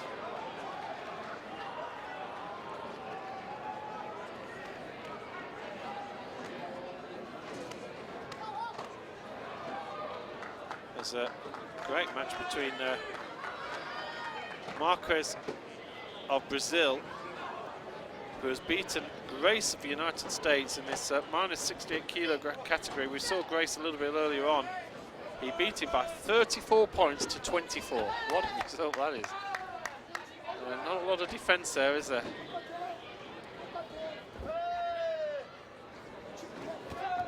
We saw Grace here on the main stage a little while ago, who looked, he's a very good athlete indeed.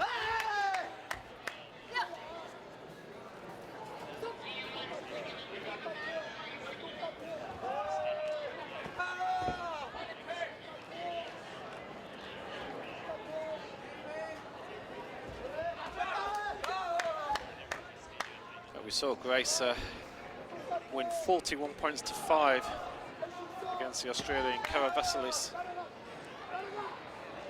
Coming down to just about a minute to go here. Colon has a healthy lead, and Quack just came in on the attack and walked straight into a foot from Colon.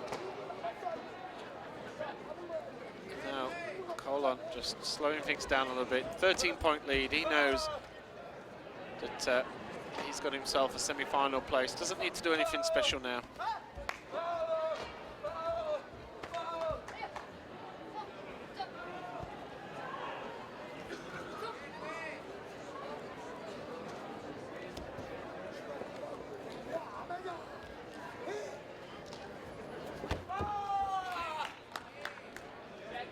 Colon scoring so comfortably, 26-11.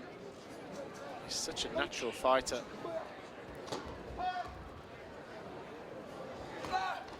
We've already seen a few moves from Colon against very, very good fighters indeed. Quack came with a very messy lead. I think Arthur Quack actually is out for the count here. His energy levels, he's got nothing to hold up. There's Colon with the push, and Quack ends up on the floor. Another point. 28-11.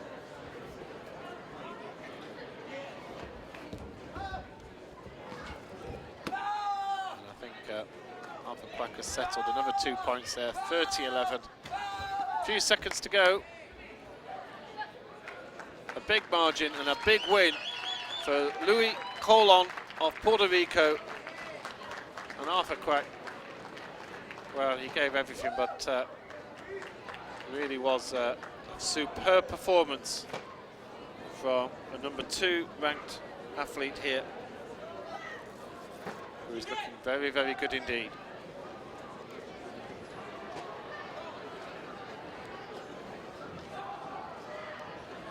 So that means that Colon progresses through to the quarterfinal. So he's not even in the semi-final yet. Still a quarterfinal. He's going to be playing the winner of, in fact, he's going to be facing Marquez, who beat Race just earlier by that 34-24 margin. So that's going to be a fascinating match because Marquez looks like he scores for fun. We already know that Colon can score anywhere. And staying in the minus 68, Mr. Terence Jennings has joined us. We missed his bout against Perez earlier, which we were quite looking forward to. I'm quite disappointed we didn't see that. No, this is Perez. He's here. No, this is a quarterfinal. So Jennings beat Perez, and he's up against Meng, who we saw a little bit earlier on from Canada. So this will be a very interesting bout.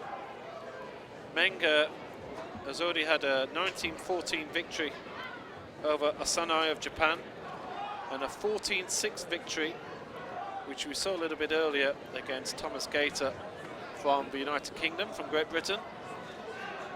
Jennings had a first round bye. He beat De Silva 1960. He beat De Silva by 26 points to 4 very comfortably, and then beating Perez as well. We don't have the score of that.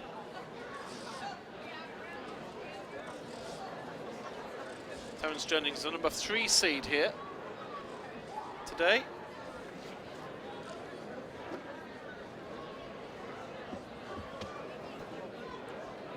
Nice to see a lot of you watching the action here. And a lot of people watching on replays as well. So although we're not getting a lot of live interaction this evening, we are getting a lot of people, getting about 10,000 views of every single ring on the replay within a day or so. It really has been quite amazing. Terence Jennings in the blue, number 3 seed.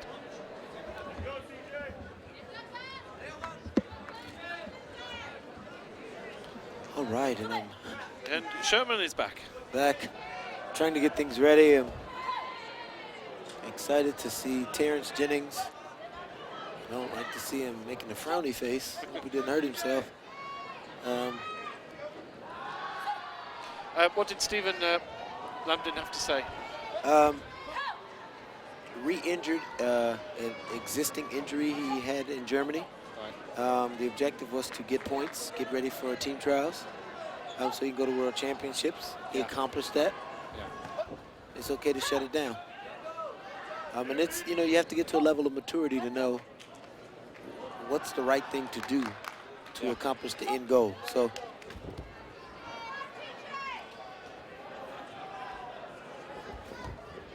interesting competition here between these two. We've already seen both of them fight on this ring.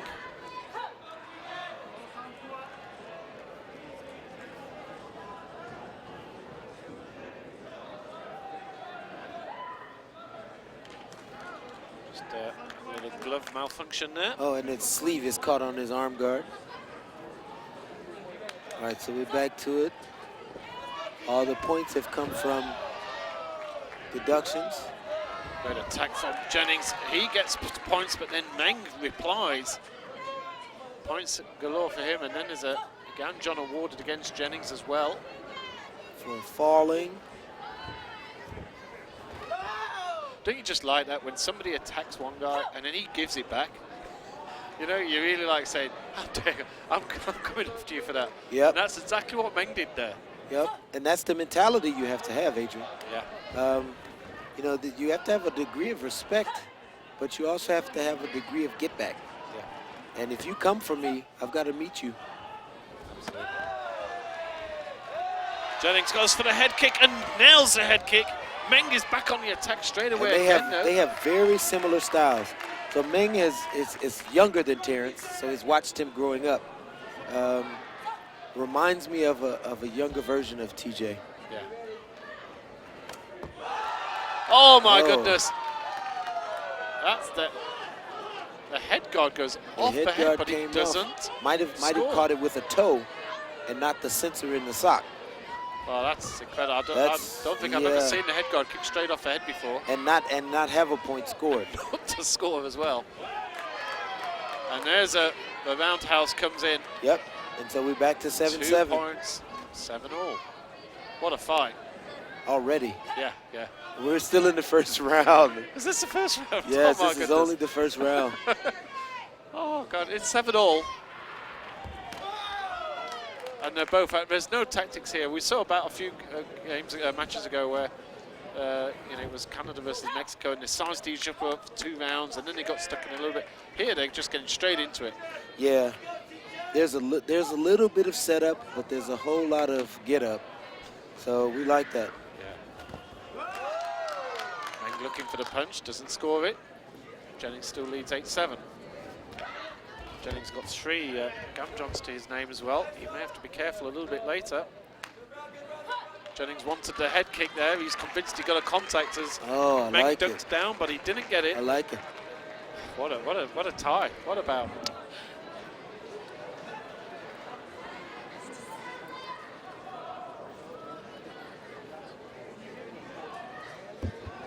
So we are into the first round, 1 round in to this division.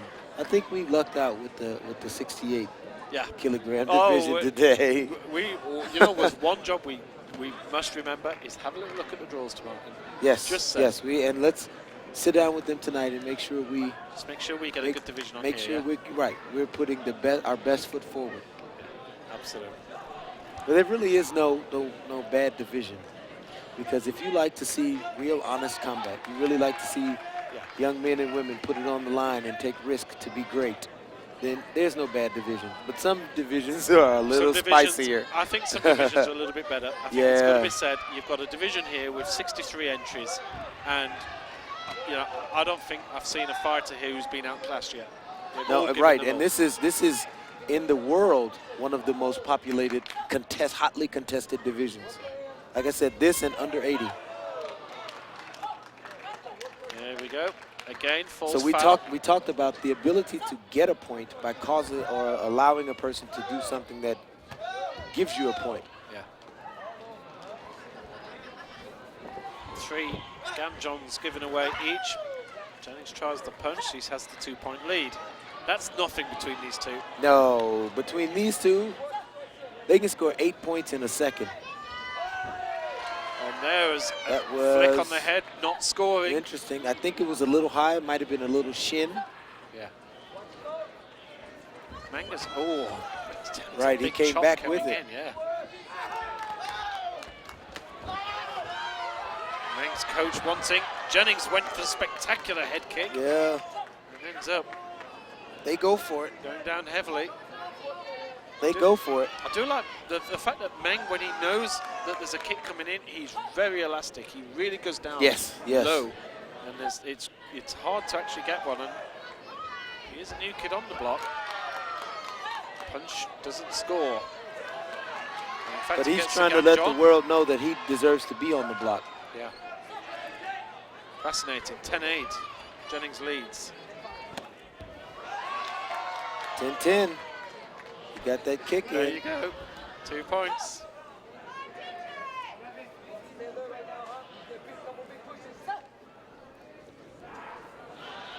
What about this is? We're only halfway through as well. There's the kick. And that is one of TJ's staple moves. The clinch, put his head down, and lift his foot over. Oh, and Meng's just had to go back, and the crowd here are absolutely loving this. Doesn't score. But boy, is it great to see. This is wonderful. Like we said earlier, just because it doesn't score doesn't mean it's not the right thing to do. No, absolutely. Jennings went in again with the The Now, round kick. the good thing is that if that face kick doesn't score, you can't disparage the referees because it's an electronic system, and the system doesn't know who you are. It just knows where the sensor is in relationship to the other sensors in the helmet or in the chest guard. 10 seconds in this second period. What about? There's definitely been very few. In fact, this has probably been the quietest moment. Both athletes, I think, have had a quick eye on the clock. Because you don't have a big window for mistakes. If you overextend and land with your foot flat, then you are going to be the recipient of a lot of undesired things. So you have to be calculated, but you can't be reserved, you know. And so it's a violent chess match, you know. What I absolutely love about Meng here is when he gets hit, he comes back with extra. Oh. And you know, every time he's got hit, it's almost like a defense mechanism. He gets hit and he goes, right, I'm going to get you back straight away. And he trades, right. Yeah. So he takes it, you come in with a nice face kick, and he goes, oh, that was nice. Here's my nice face kick. And again, that's what I respect about competitors. If it happens to you, make it happen for you. But the funny thing is, most athletes, when they get kicked, when most athletes get kicked, quite often it takes them a few seconds to recoup because of the shock. That's the difference between... And he doesn't do that. He's straight back. That's the difference between athletes and fighters. Yeah. So when fighters get hit, they hit back. When athletes get hit, they're like, hey, what happened? They ask what happened when they get back to the holding area because they, in many cases, they zone out. Here we go. Third round. Oh, this could end up 30-29. I tell you, it's 13-10 at the moment. But they could roll off 10 or 15 points. Yeah, this could be chance of USA here for Terence Jennings. They're all behind the man in blue. Meng goes for the punch. It's a good punch. It scores. There's 13-11. Canada support in there. We've got Canada and USA in the same stand, I think, as well. Meng was looking for a different punch there. Didn't come off. Still plenty of time. Only 2 points to difference. Jennings definitely aware he needs to score again. This is not over yet. Tried the spinning kick. But Meng closed the distance down well. Put paid to that attack. We're at 1 minute, a little over 1 minute.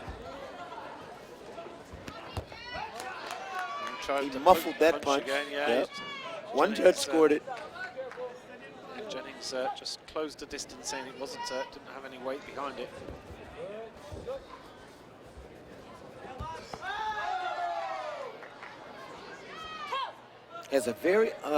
Meng has a very unorthodox stance, but he has the agility and the reflexes to have that stand. It's been fascinating commentating all the way through here. There's the kick. Went under that leg. It's a nice... Yeah, Meng's back in it. It's a nice technique. We're back tied up. Oh my goodness! Jennings goes to kick, and again, and the helmet is off. That's the set now. That's payback. That's the second time we've seen the helmet get knocked off. And I don't think he actually scored with the one where the helmet came off. The second time, the helmet one. getting knocked off didn't score. Yeah, it was the first kick. The Gamjon's been given. Jennings is given an extra point for a turn on the kick. It really is going to take some catching up. We might have to re-watch this on a super slow-mo later, because points are going to be firing here. 30 seconds to go. Jennings leads by 3 points. He got a Gamjon for lifting and blocking with the leg. 30 seconds. Yeah. Meng goes for the punch and gets the punch. 1 point in it. Meng scores again with a punch freely. He should get another Gamjon for blocking with the leg, but he didn't. Yeah, okay. The coach was after. Yeah, the coach saw the same thing I saw. Yeah. But if he didn't get called, it didn't happen. Oh, great play, great play. Meng gets two. Now Meng's up, 18-17. 10 seconds to go on the clock. Meng leads by 1. Jennings has got it all on. There's the Gamjon. It's a Gamjon. Now we have an 18-18 game. And again, lifting the leg up. The most common 8 seconds. reason we've seen. Oh, what an attack from Meng. He scores twice. Incredible. Time is up. Oh, my goodness. What a performance. Wow, what a match. What a match, what a match, what a match. Oh, what a great game that was. What a great fight. And Meng is through to, well, no, I think there's a little bit more. He's not, I think he's through. I know he's only through to the quarterfinal after that. Can you believe? That's not even a quarterfinal match.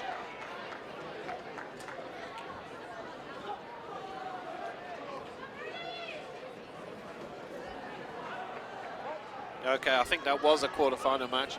But, well, he's made it through. Hervan Nkogu Meng, superb performance. Wins that in great style. Well done. And that was a great, great win for the Canadian. He's put out the local favourite here, Terence Jennings, twice in a row of a fast attack. And Jennings was just a little bit flat-footed. Wow, he's going to have a lie down. We'll be back shortly with the next game.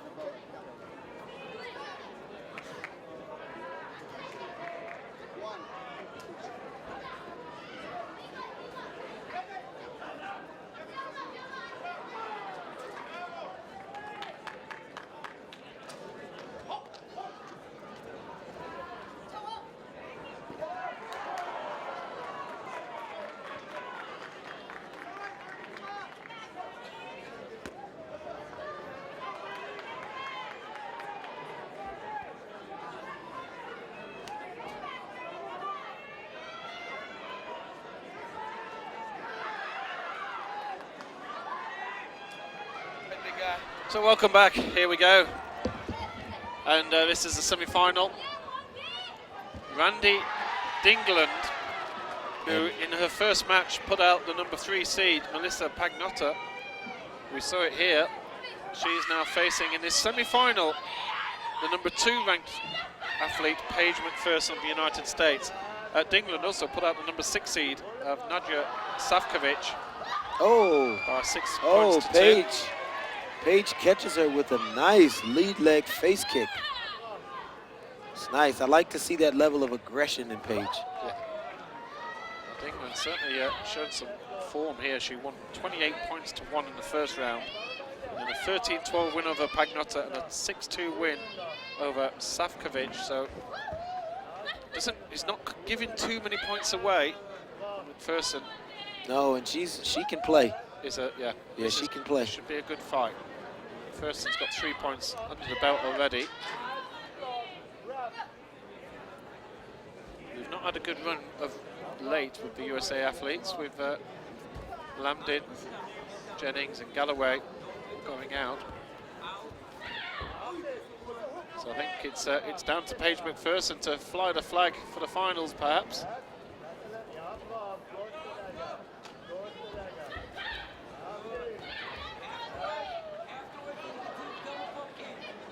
The other semi-final.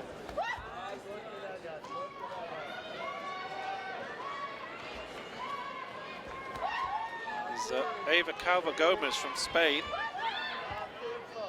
who's moved a division, so she's fighting in the -67s this year. So she might be unranked, but she's beaten all the ranked players in the competition. She is. She's in the semi-final, and in the other half, she's facing Heredia of Mexico. Dingland gets the 3. So now we have a tie score. Oh, kick from McPherson. And Paige scored another face kick. I love it. Superb kick. And time up. Well, what a bout this is. This is a great start. It's a great start to a match. Some real action going on all around us now. Some of the outside courts have started to dissipate as all the action is coming in around our centre stage now. Lovely atmosphere here. Everybody's got their seat. Come and watch the finals. There is news that one of the finals is not going to happen, which is a real shame, but Rosana Simon Alamo of Spain, who beat Jackie Galloway in the semi-final, is apparently in no state to compete in the final, and so Braseda Acosta will win the female heavyweight category. You heard the news, Sherman, that the female heavyweights is not going to be contested? Yes, because Rosana from Spain, I believe, withdrew due to injury. Yeah. So congratulations to Braseda Acosta from Mexico for being the gold medalist. Yes, and again, these ladies, you know, we want to see them fight and perform, but they have to think about the big picture. And yeah, in her bout against Galloway, she didn't look as if she'd received an injury. She didn't look as if she was hobbling as she left, but there was obviously something there. Right. 7-3. McPherson leads. Nice shot. Nice, nice, nice. Lovely Nice, movement. very nice. Yeah. Claims the 2 points and then gets away, extracts herself from the situation now. And caught her balance. Very well, yeah. So we're not dealing with, you know, the gum jump penalties. Certainly be interested in seeing Ian Calvo-Gomez at Under 67. At this higher weight category. Yeah. Whether she's, if this is a serious attempt to see how she handles it. She'll be preparing for an Olympic run at under 67. Yeah. And if you want to make that run, you need to start several years out. Yeah. So you can get a couple world championships. Absolutely. 6 or 7 Grand Prix.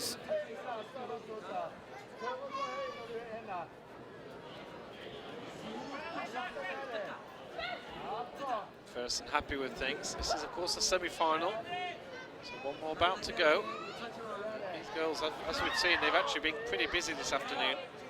The way that these matches go, you have one match in maybe 3 hours, 4 hours, and then suddenly, as you get less and less people, and you progress through the draw, the matches escalate and compress. Yep, and the time in between is nothing.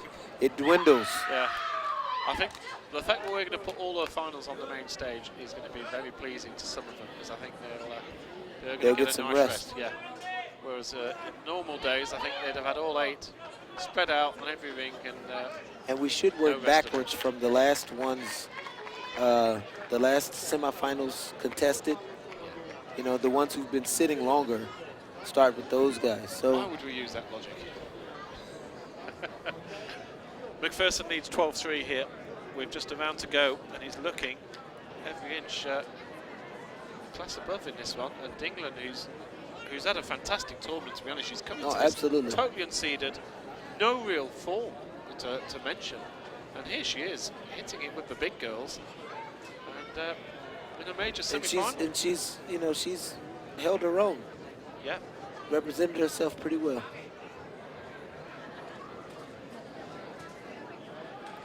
First and coach. Just a few words exchanged.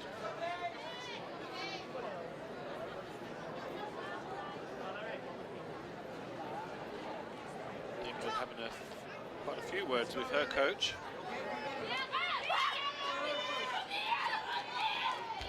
Here we go, third and final round in this semi-final for female and minus 67 kilo category.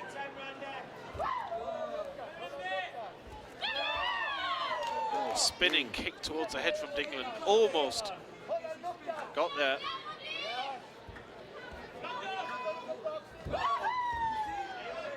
Very nice, and that's one of Paige's strong suits. She's such a strong woman.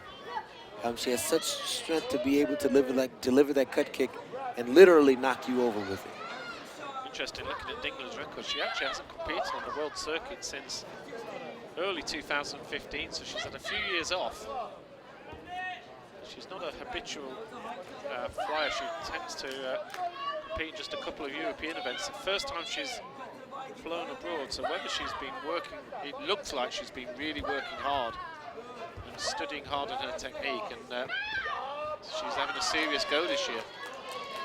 She's certainly done well here at semi-final stage. Scores her 2 points, but she'll get a... They took off the points for that little monkey kick. Yeah. Very good. We want to do everything we can to discourage the use of that technique. Just taking their time, taking the points off. Yeah. There we go. Somebody might be doing their taxes while they're up there, so it takes a little time. You want to get all those deductions right. You really shouldn't be playing solitaire on those matches. No, and Minesweeper is just not the right thing to do in the middle of a match. All right, so now we have a card coming up from England. Not sure what the card's about.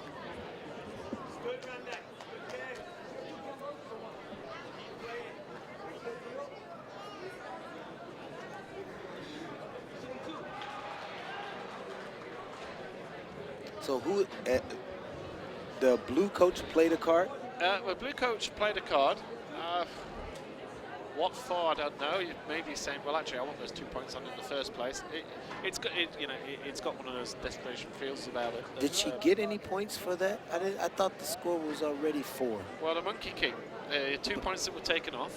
But I think he wants to say, well, that was. I can only imagine that he's saying that was valid, unless there was something else. Or he's saying that wasn't.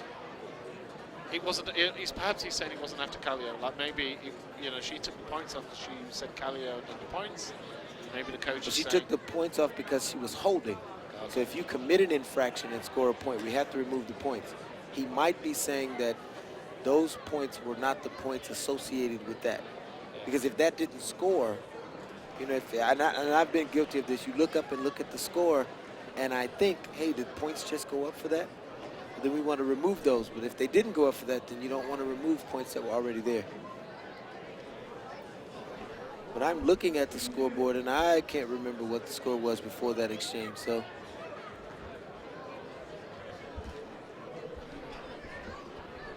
well, they're taking quite a time about this, so we'll just have to wait a little bit. This is certainly one of the longest, probably one of the most innocuous replay challenges, and I think the problem has been is that it happened quite a long time ago, and so he's having to rewind backwards to find it.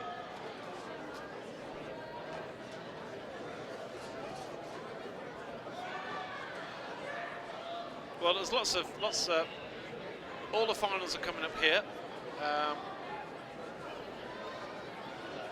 There's not a lot of bouts actually taking place. You can just probably hear in the audience that I can hear us. I think there's something over by court 12 taking place. That's just about it. A few more semi-finals just getting completed. Okay, finally we got there. Card is pocketed. Well, both players have certainly had a good rest now. Yes. So they're as fresh as they were at the start. And there's a minute to go in the third. McPherson has a healthy lead. Just missed. Now she did the monkey kick again.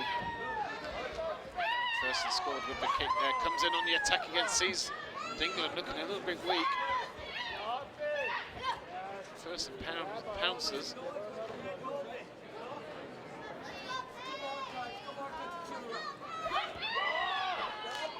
Lovely reverse kick from Dingle. Yeah, she tried. Dingle tried to score the nice back kick. Paige did a good job of slipping inside the kick.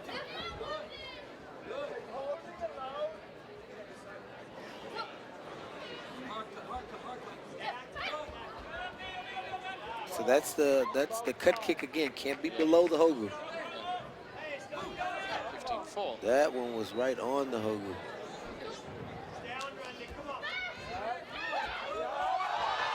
Oh, kick to the head is good. Nice. As McPherson goes down, she'll take the down Jong, but yeah, she'll give up 1 point to get 3. That's a great exchange. That's a good return. Yeah.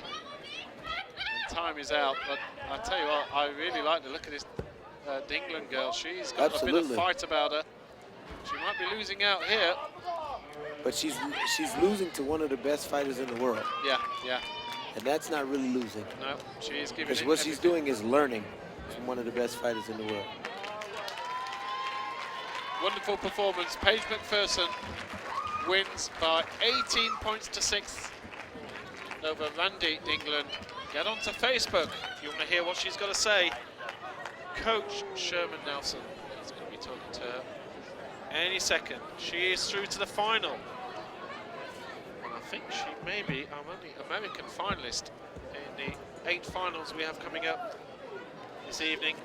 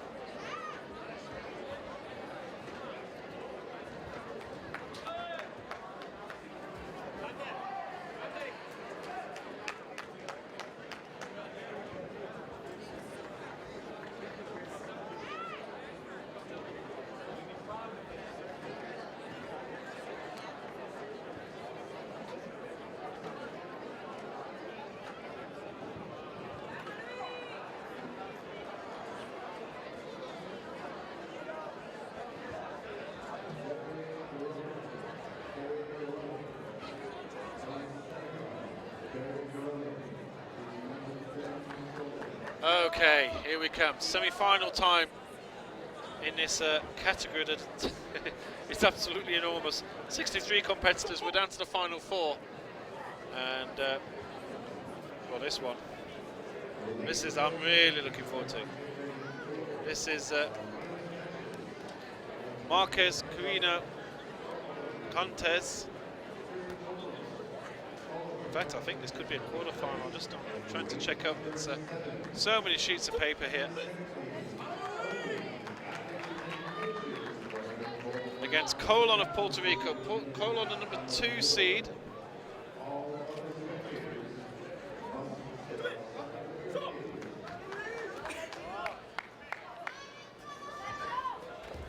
And off we go. Men's minus 68 kilo category. This is I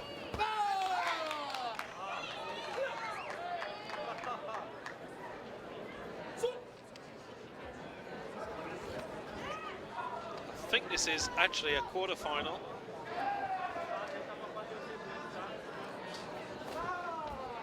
So still a few more matches to go before we get to the finals here.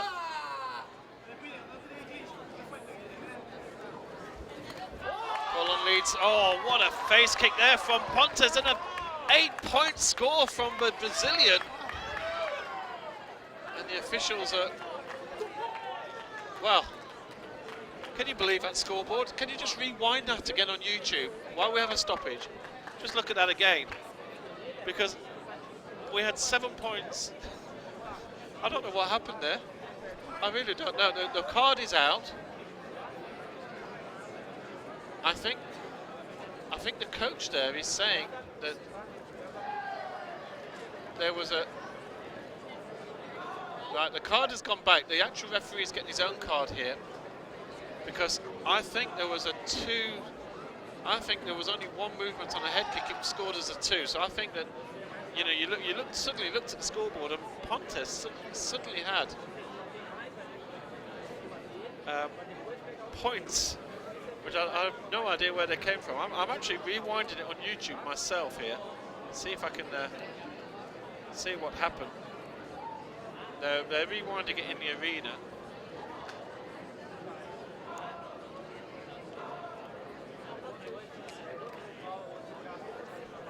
We're having a good look at this again on replays.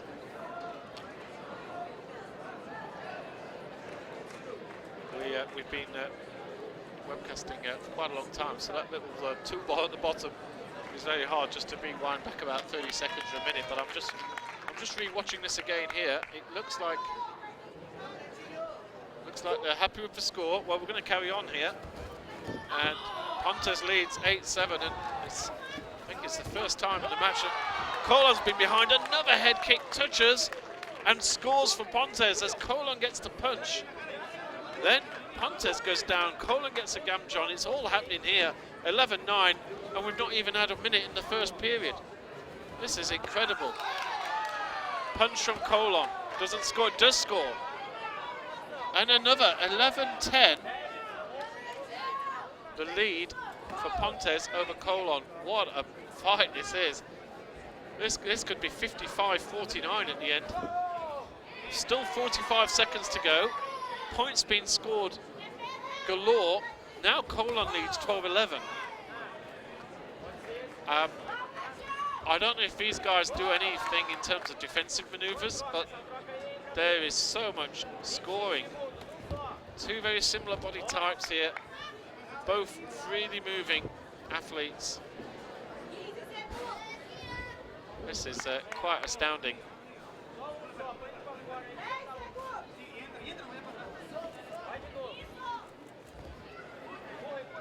And finally, they decide to have a little rest.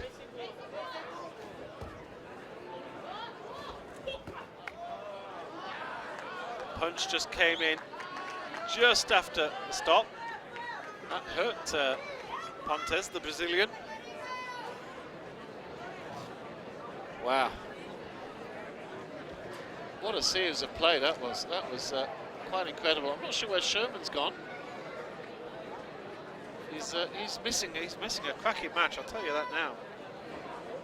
He is really missing something good.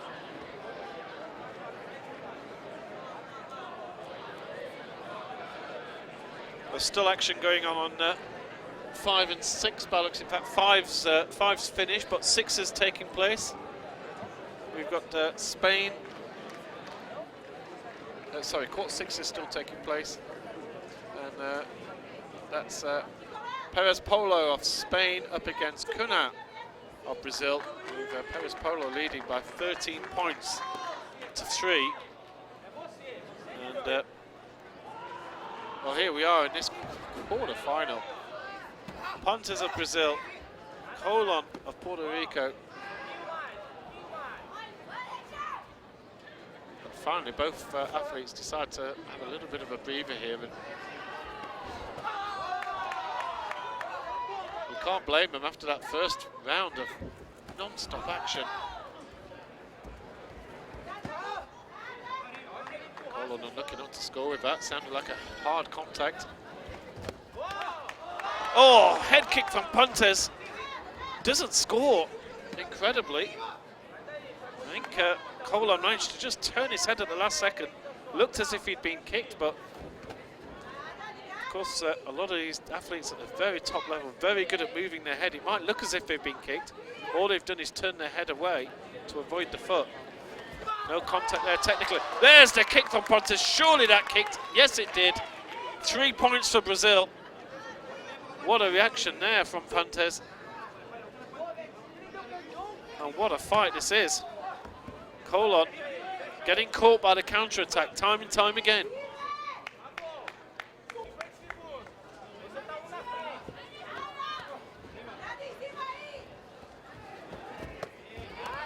Punch from Colon scored a little earlier, and there's a kick. Just a kick as Pontes just dropped back. Colon helped himself. Another 2 points. This lead has changed hands time and time again in this match. What a thrilling match it is. Both of them breathing quite heavily, and you can't blame them. It really has been a grueling game. Real grueling contest. Definitely a little bit of tiredness from both.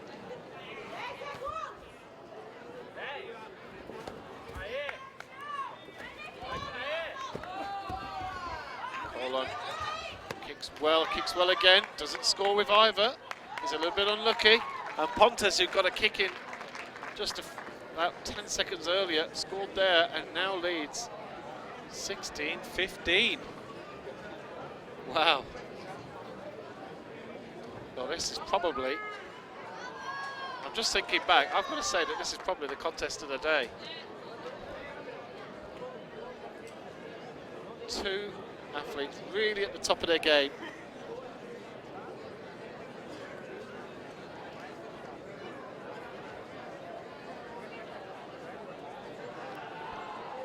People are getting ready for finals a little bit later on. I think Sherman's off just to sort out his running order. How things are going to work for the finals.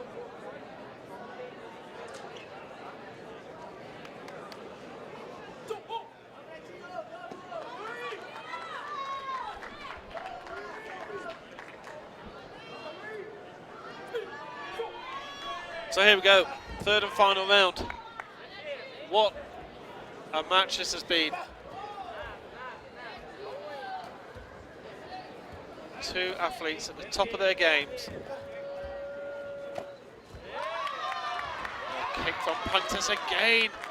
And Colon ends up on the floor now, and that'll be another point.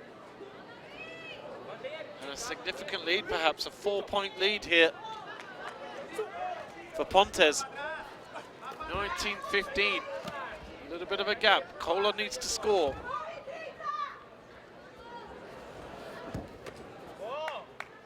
For the first time, Colon scores with a punch. He's scored heavily with a punch all day. First time, Colon looks a little bit jaded here. He's given, oh, he manages to not go down. Incredible.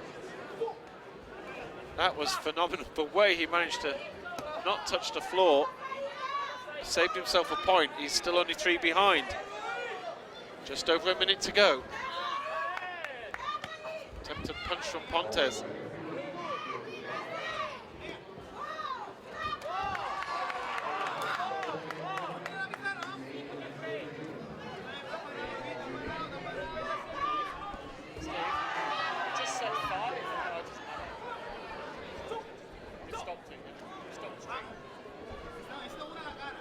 Well, we have stopped the stream for Court 5 now, as we're getting ready for our finals here. Pontes goes down, lands on the floor, but he's still got that 4-point lead. Make it a 3-point lead. Really grandstand finish coming up here. Colon, you feel, has saved a bit of energy for this last 30 seconds. Clock is running out. Pontes is trying to tie things up. He's trying to slow things down. And Colon looks to have run out of energy. 20 seconds. Colon comes in on the attack. Pontes manages to dodge. What about this has been? 10 seconds to go. Luis Colon, the number 2 seed, looks as if he's going to go out. Goes for the attempted head kick, doesn't score. Time is nearly out, last 2 seconds. And Pontes walks out of court. He will take the Brazilian achievement here. Taking down John of the game, and the match is over. And the number 2 seed, who's looked absolutely phenomenal all day, you couldn't see him losing, has lost to the Brazilian by 21 points to 19. That's quite an incredible contest there. Edival Marques Quirino Pontes of Brazil wins the match, and I believe that means he's only through to the semi-final. I believe that is still a quarter-final. I'm a little bit in the dark. I'm not actually close to where the competition information systems are, but I'm hoping that's correct.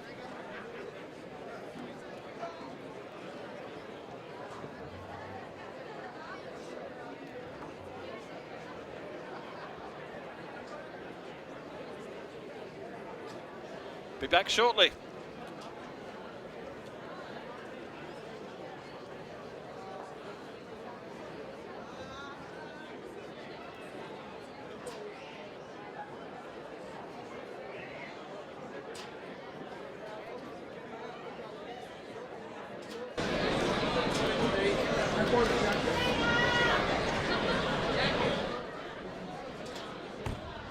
Do you have audio now?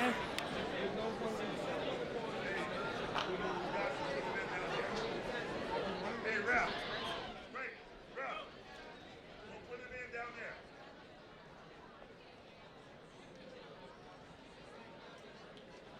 Testing, 1, 2. Testing the microphone for the finals. 1, 2. 1, 2.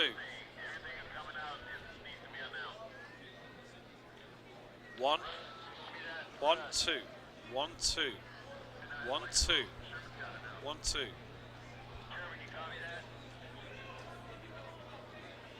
1, 2, 1, 2. Sending another final to 7. 7:33.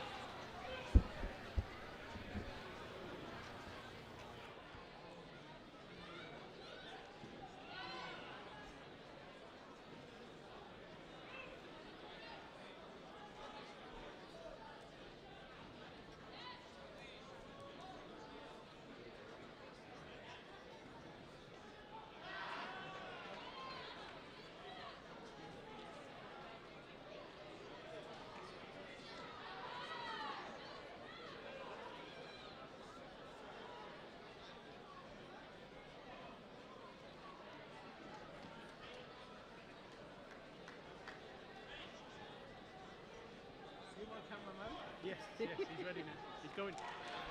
Good evening, good evening, good evening. Are you ready for your first final of the 2017 G2 US Open? Oh, you don't sound like it, man.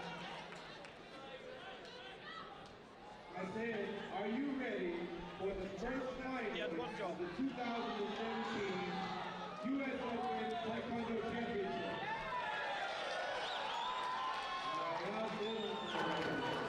One more time. Are you really ready for the first final of the 2017 U.S. Open Taekwondo Championship?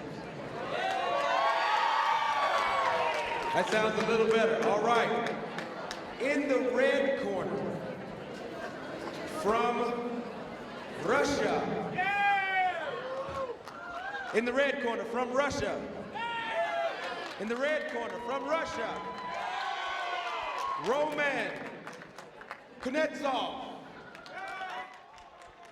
In the blue corner, from China. In the blue corner, from China, Hong Yi-sun. Let's get it on.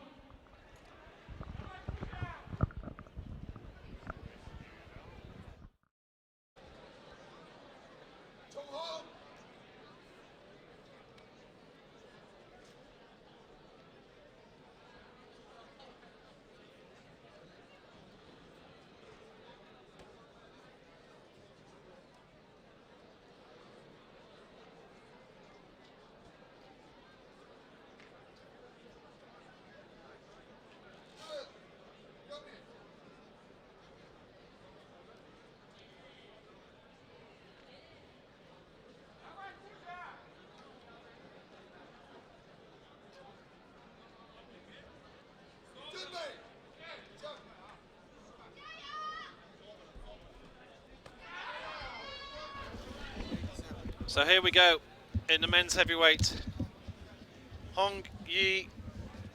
Sun Hongyi of China against Roman Kuznetsov of Russia. We saw Kuznetsov beat Stephen Lambdin in unfortunate circumstances, it's got to be said.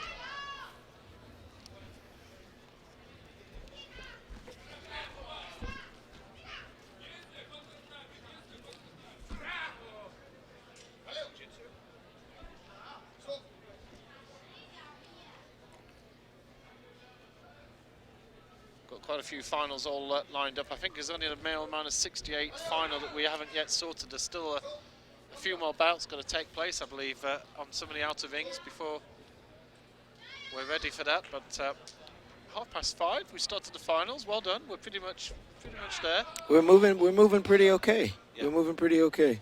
We just need to get some result sheets for all the matches so far. I just need to find somebody to excuse me. Would you?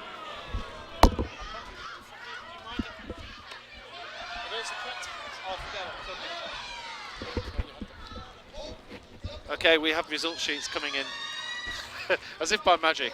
You are wearing a magician's jacket, you know. So. Yes, that's what they told me when I bought it.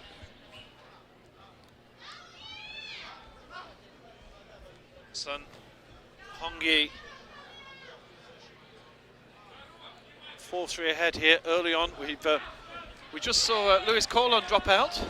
Yes. Absolutely fantastic bout. Best match of the day. And you missed it. Yes, it was.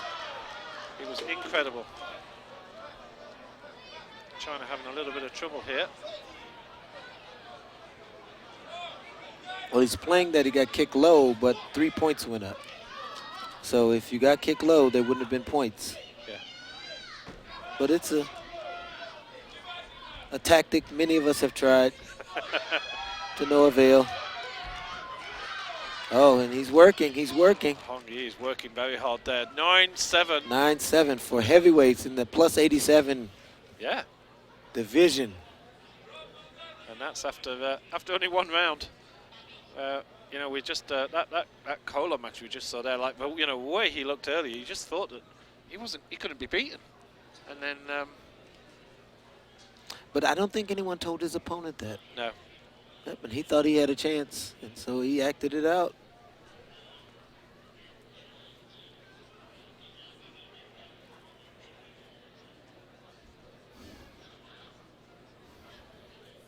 Very nice, very nice. Yeah, there's not much being said in Russian here. Well, there's a little bit. I think he's body language looks like he's not happy about something that happened earlier on. I think he wants him to slide in and punch. That's what it looked like. Yeah. Let's see if he actualizes that. Here we go, round 2 in the plus 87 kilogram division between Hong Yi-sun from China and Roman Kunetsov from Russia.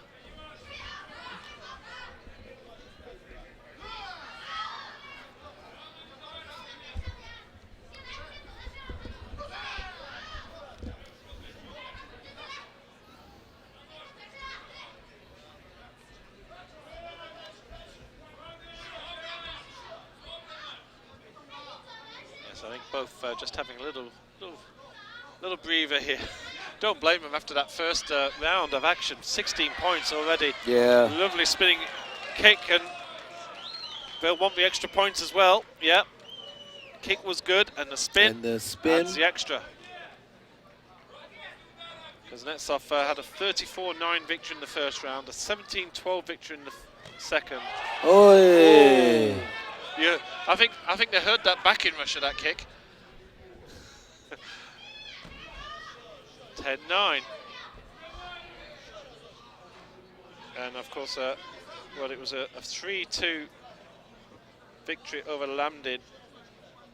Actually, it was, I don't know why they put 3-2 down there. Lamdin was 5-4 ahead, but had to withdraw. And on the inside, yeah, Kunetsov, he's cagey. He has a twin brother who's also a fighter. Got the kick, yeah.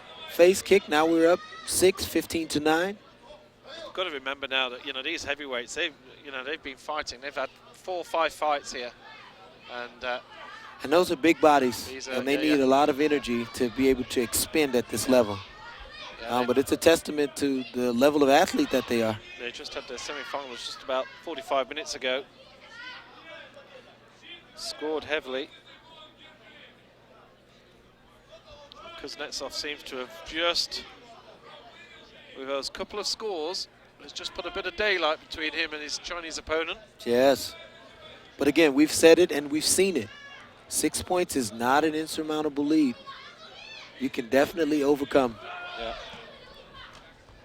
Time running out. Time. At the end of round 2, the score is 15-9. Well, Hongi knows that the onus is on him to try and move in there, and he tried to score a couple of quick ones towards the end.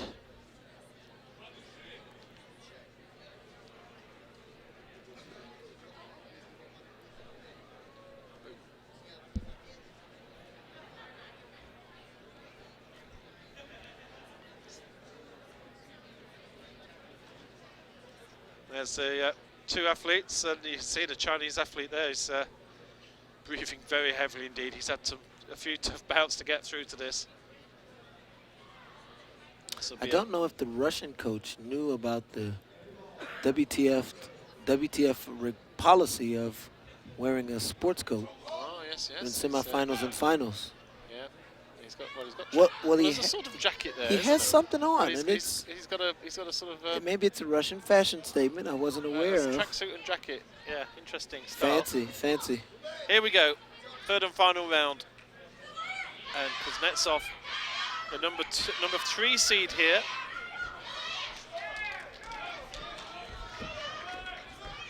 Abdul Isifu was the number 1 seed and was beaten by the Chinese athlete just in the semi-final by 13 points to 10. And Isifu was certainly highly rated to win this event. So the Chinese man has he's done his damage, but maybe that semi-final has taken a bit too much out of him.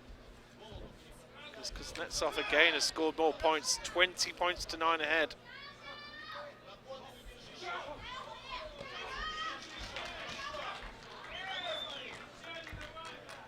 And it looks like Sun Hung Yi has run out of energy. I liked it. Do you like that one? Thank you. It's good somebody gets them. Because Kuznetsov, 24-11 up, he's done enough. And there's another two, just to rub a little bit more insult in the wounds. He seems to be scoring so freely here. And, you know, I suppose from an American point of view, you've got to say that Stephen Lambdin was leading 5-3 against Kuznetsov when he had his knee trouble and when he had to pull out. And, you know, here's Kuznetsov absolutely romping this match now. Yes, but he's fighting a bigger opponent who's not quite as agile, not quite as mobile. And we, you know, recognize that styles make fights. Yeah. You know, and that's why the over-reliance on video data is a problem, because individual styles determine sometimes how an athlete can perform in a match. Yeah.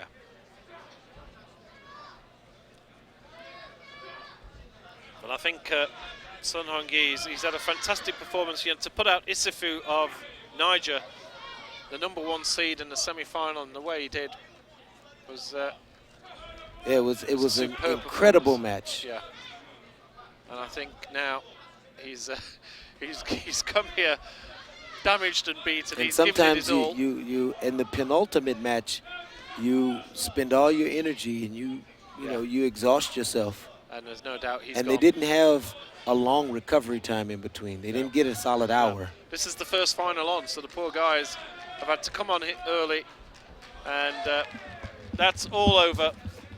We'll just have a Ganjon just to finish that off, but it's been a superb performance from the Russian.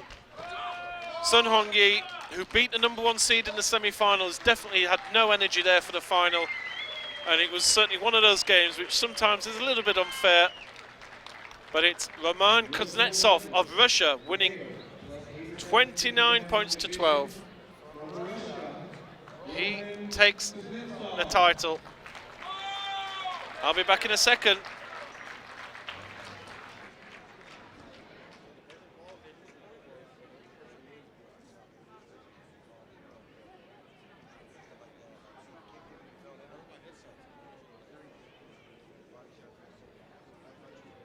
Just remember, scoreboard's top left. You're going in quite tight, so if they're on the left, we're not seeing ahead.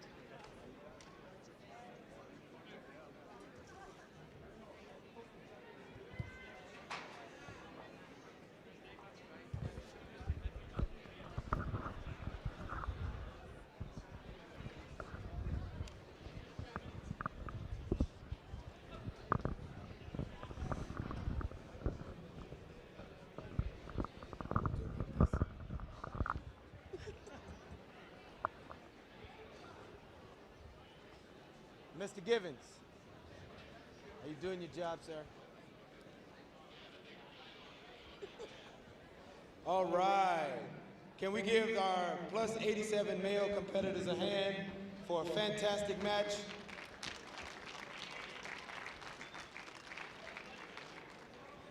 All right, our next division, female, minus 46 kilograms. In the red protector, from Mexico, Brenda Costa Rica San Pedro.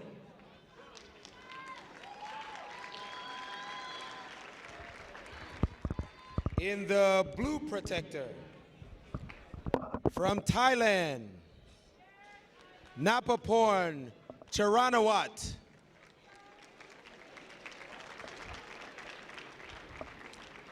And we are going to pretend like I said that right.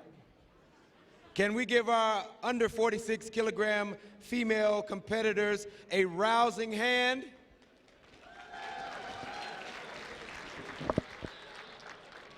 Let's get it on.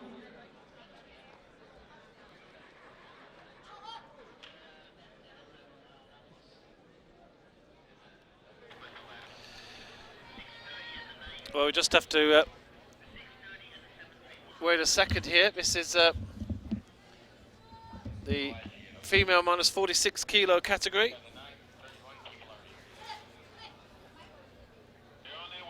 Charanawat of Thailand.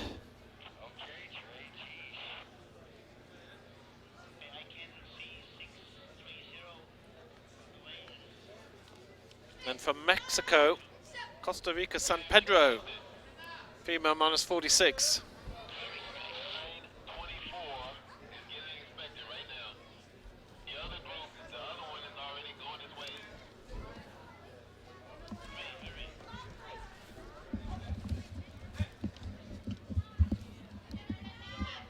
Joanna Watt.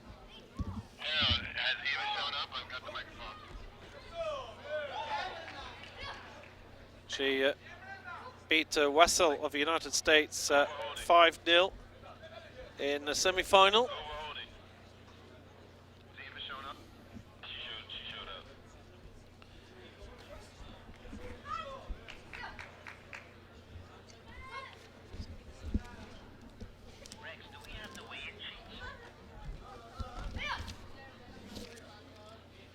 Costa Rica, San Pedro had a 12-2 victory over Chaparro of Spain in the semi-final.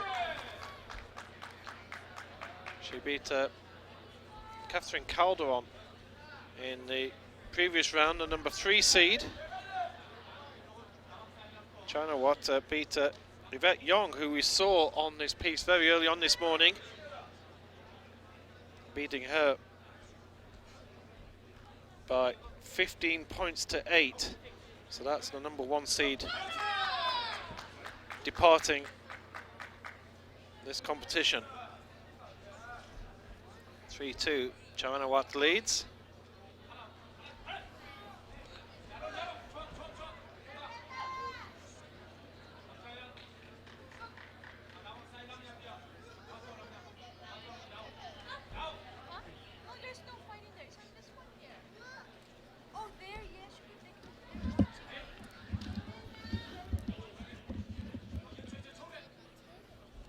Cagey affair so far.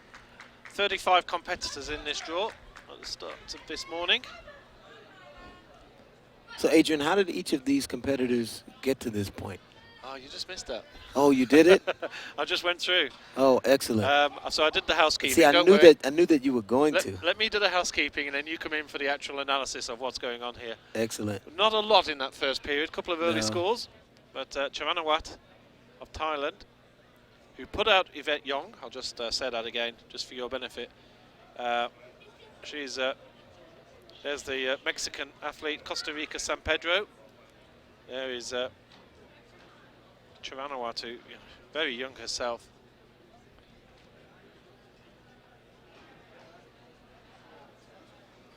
Getting a serious talking through from the coach. I think this coach... He's an excellent coach. Yeah. But he is very animated, very involved. Yeah. Because he has demonstrated about 300 techniques in that little bit of time. Yeah. And the Thai athletes follow him. Yeah. If that's what he calls for them to do, they're going to do it. Here we go, round number deuce. Second round here. There's 2017 US Open. There it was. There it was. And it scored. She hung her leg, and after the first motion, was able to flick her foot and get a second motion. Oi.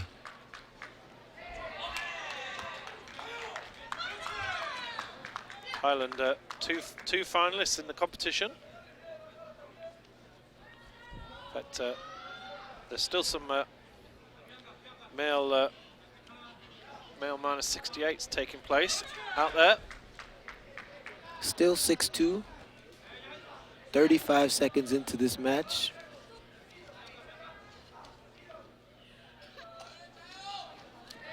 I think you'll correct me here, but yes, there's some male minus 68 matches taking place on some of the outer courts. So yes, because I think that was the biggest division for today.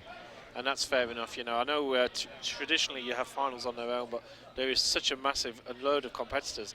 You know, the Lewis Colon match was only a quarter-final, so they have to get their semi-finals done on an outer court. I can just see Meng out there, who had an incredible victory over Terence Jennings. He's getting ready for his semi-final. I think he's fighting the man who beat Colon as well, so that's... that should be a match. Yeah, that's going to be cracking. I would love to see that game. Maybe we can just keep an eye on it just in the corner of our eyes.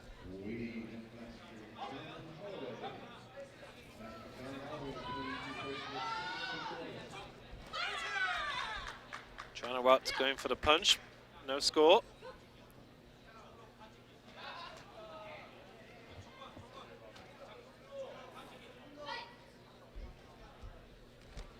Oh, she went for the 360 roundhouse kick. And she gets a -1 point for it, for the Yes, attempt. for her effort.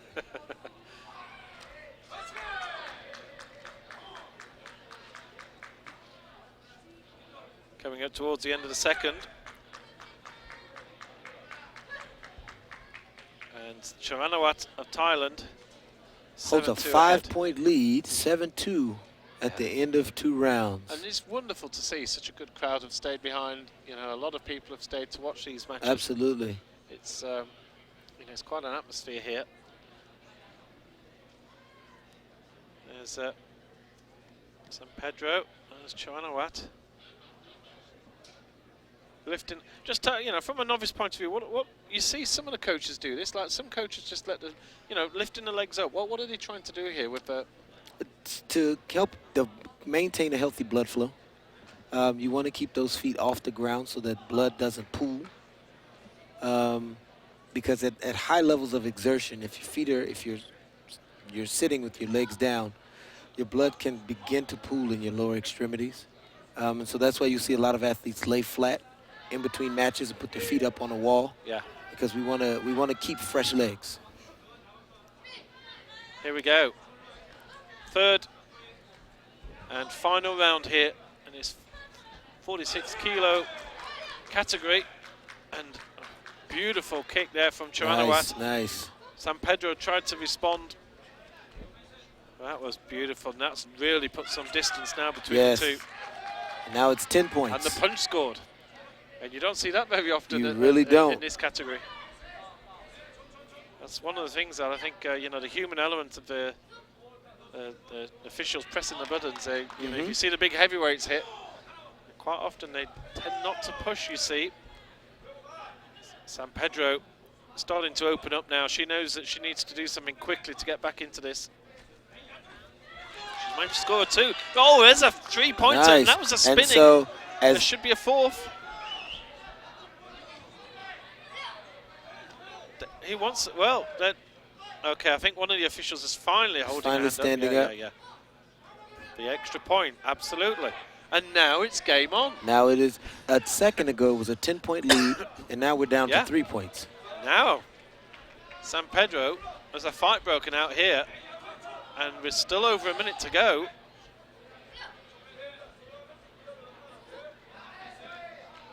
What a turnaround. What a turnaround indeed.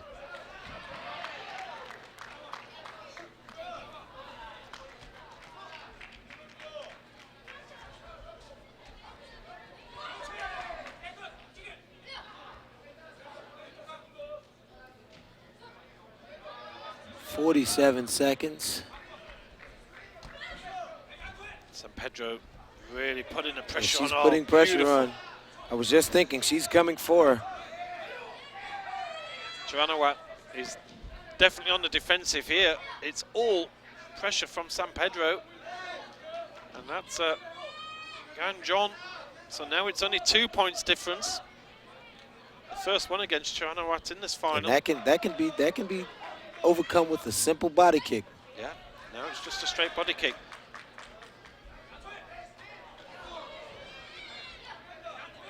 Two points to Charanawat. 15 seconds, As San Pedro came in, Charanawat went for the kick, scored.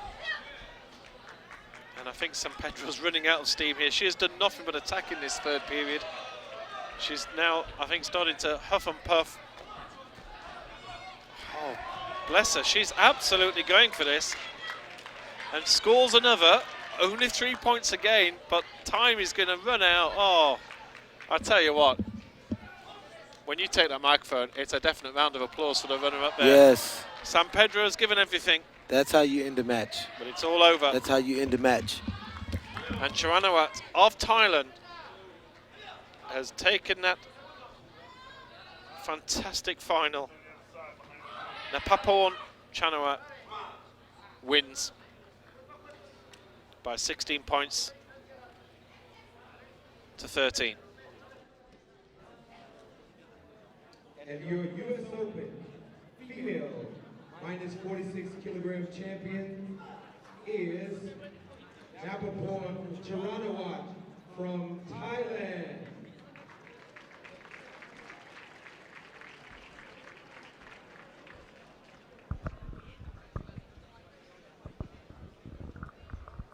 Let's give both of these ladies a hand. That was a fantastic match.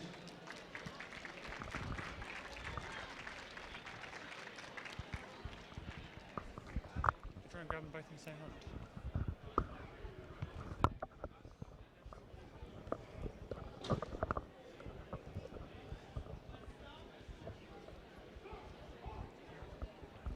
All right.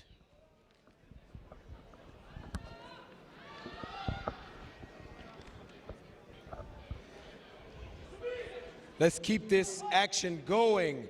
Our next final is in the male minus 58 kilogram division. In the red corner, from Thailand, Tawin Hanprab. And in the blue corner, from Spain, Jesus Tortosa Cabrera.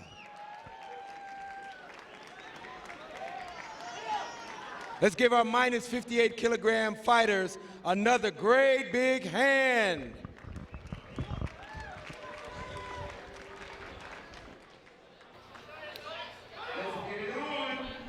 Male minus 58 kilo final.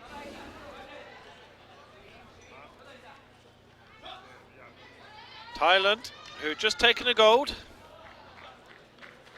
Looking for a second one here. This is the male minus 58 kilo category. 48 competitors lined up for this one. Tortosa Cabrera, a real class act. We've seen him quite a few times around the world. He's the number 4 seed for this competition. He beat the number 1 seed, Carlos Navarro Valdez, by 23 points to 12 in the semi-final. Yes. He's rightfully in this final, having put the number 1 seed out. Hanprab from Thailand in his semi-final. He won on the golden point against Nozagara of the United States in the semi-final. So that must have been a pretty I got a chance to look exciting. over and see both of those semifinals. And man, either gentleman coming out of those semifinals would have made for a good final match. But it was 20 points apiece. It went to the golden point. So I'm not sure what we're just waiting for a second. The officials just come out.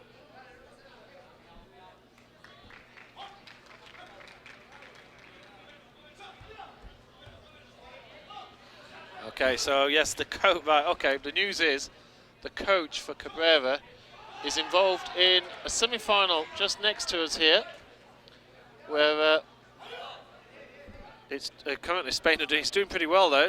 Spain are leading by 20 points to 13 in that match. It's on ring 5. Perez Polo in the male minus 68 semi-final, leading 20 points to 13 over Huang of Chinese Taipei. So we just 25 seconds to go. Unfortunately, we had to cut the stream for ring 5 just one match early. We didn't realise there was going to be any more fights on here. They just put these on really late. Watching these gentlemen, they are giving it their all. Yes, yes. They are gassing out. We could say, in fact, oh, nice. Our cameraman is giving it to us. We can watch this on our stream. Here we go. So Spain in red, 21-13 ahead. Thank you, Steve. Doing a great job. Less than 10 seconds to go. See all the rings down there. It's a bit of a deserted landscape back there, all the way down to the far end, because everybody's moved into the centre area. There's still a lot of time left, and now there's not. It's all over. Victory for Spain, and straight from that semi-final. So Spain have had a good, I think Spain are doing pretty well here. They've got a fair few finalists. We've got Ava Calvo-Gomez has made the final. She's against Paige McPherson, which will be an interesting competition. So Thailand and Spain have both done pretty well in getting finalists through. Thailand already have 1 gold.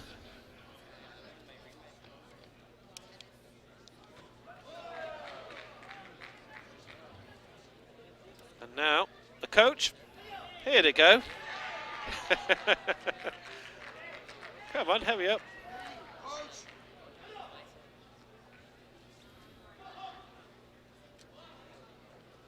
Tell you what, the coach has to work very hard here. Yes. And he picked up a outside coat. Yeah, he's picked up, yeah, it's an interesting combination. Yes, well, yeah, it's obviously fashion in Spain. They probably don't do jackets so I don't much, believe that it is. I believe it's a lack of preparedness. Yes. And he didn't bring a sports coat. But he is an excellent coach, and let's get it on. Yes, absolutely. It's time for some action. Well, after all that, what are we waiting for now? He's, oh, he's gum shield. They're not sharing gum shield, surely. Here we go. He's to put Toza Cabrera, the ranked number 4 athlete from Spain, up against Hanprab, Tawin Hanprab from Thailand, ranked number 2. And off we go. Well, you certainly got to say that Cabrera's put the number 1 seed out, and here he is with number 2. He's a deserved winner if he does win this bout.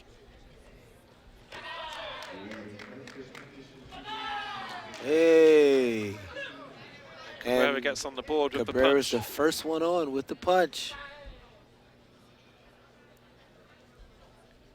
He is so long.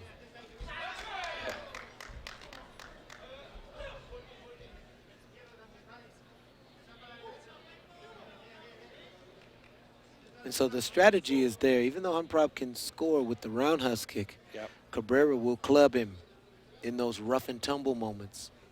I mean, those are the moments that at minus 58 impact the match. Yeah. You know, the kicks to the hip, the kicks to the base of the hogu, the things that are physically debilitating. They wear you down. Yes, Hanprab managed to score there when he was pretty much being shoved around the place by Cabrera. Cabrera seems to be playing quite a physical game here. He does have a slight advantage physically, but only a minor.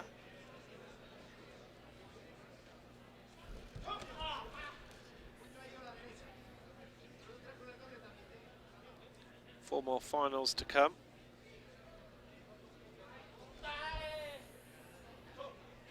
Said earlier, the female heavyweights final is not going to take place. Acosta from Mexico advances to the gold medal. Yep, she takes the medal as the Spanish athlete who would have been another Spanish athlete getting through. She had to withdraw, having beaten Jackie Galloway in the semi-final. Spain is indeed having a great showing on this day 1 of the 2017 U.S. Open. Absolutely. Rosana Simon Alamo, the athlete's name, unable to. She'll take the silver.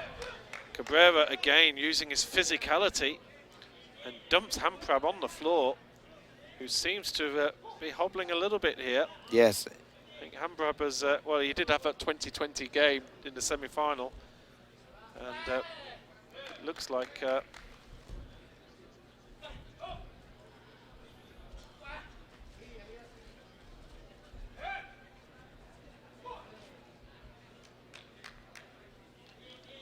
yes, end of the first. Cabrera leads 5-4, but Hanprab certainly looking as if it is a little bit of a walking wounded here. He goes back to his corner. There's the Spanish team. So Eva Calvo-Gomez in the background. You might just be able to see her in the she just crept into that picture on the right hand side. There she is, just warming herself up. She's coming up next. It'll be very interesting to see her against Paige McPherson. This is it's almost like a bit of like the U.S. Open trials we had last year. That when you see athletes from 2 different divisions, exactly, exactly, because a lot has to change when you transition. And I believe Ava fought 62 if not 57. It was 57. I think it was 57. With yeah, Jay I think- Jones. It was. Yeah, it was. It was 57 category. 57. So she's really come up. So she's come up 10 kilos, and that's a considerable amount of weight in a woman's frame. Be interesting to see what you know if you know, was this a decision straight after the Olympics that she's done, and she's actually bulked up, and she's. I'm just having a look at her now, and I'm thinking, you know, does she look bigger than she was? I don't know. Here we go, second round of this male 58 kilo final, and Hamprab with 2 solid kicks. It's fairly low scoring, but Cabrera scored there. Coming in on the attack with that front left leg. Here comes the roundhouse, but no joy on that one, neither with the punch.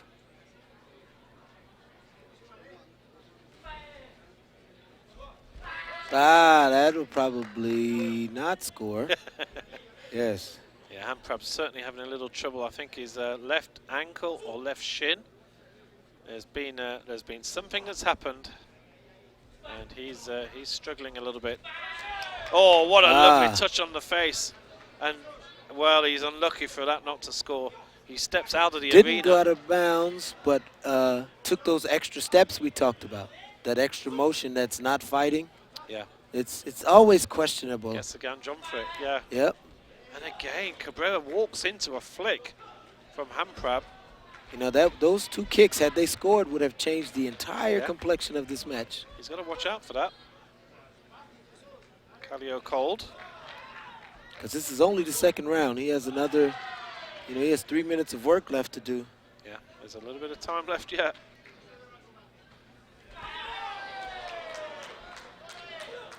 Punch from Cabrera, scores again. I think that's his 3rd point so far in this final. The punches are becoming a very useful.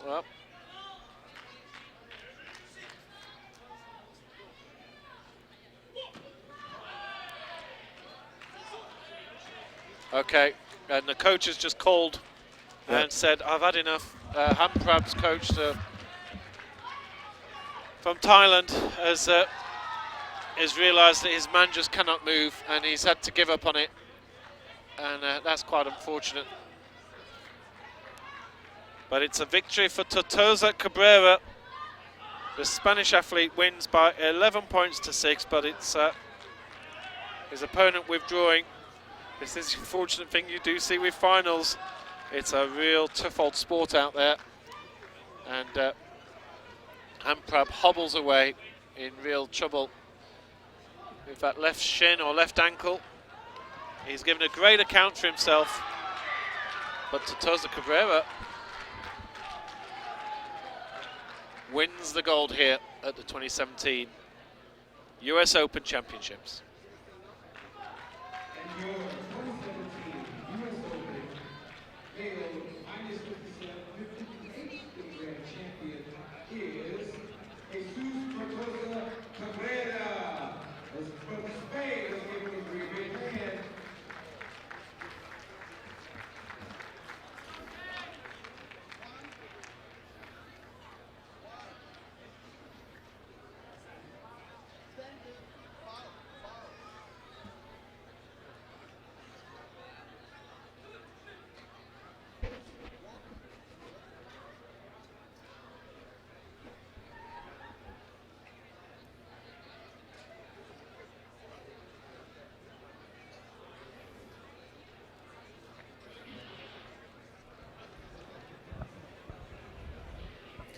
Before we get to our next match, I want to introduce a special guest we have who will be helping us with medal presentation tonight.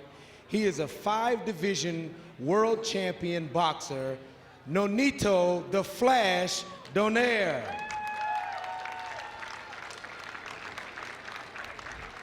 It's great to have the champ in the house. He's going to have him present medals tonight.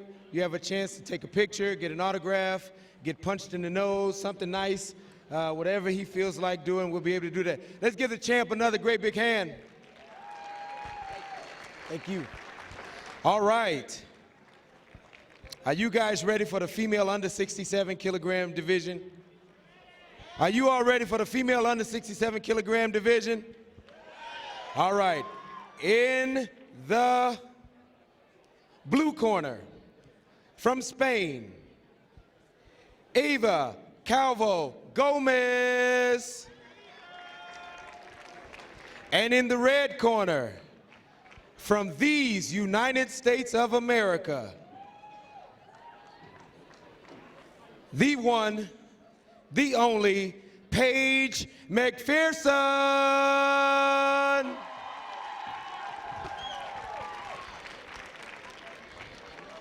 Let's get it on.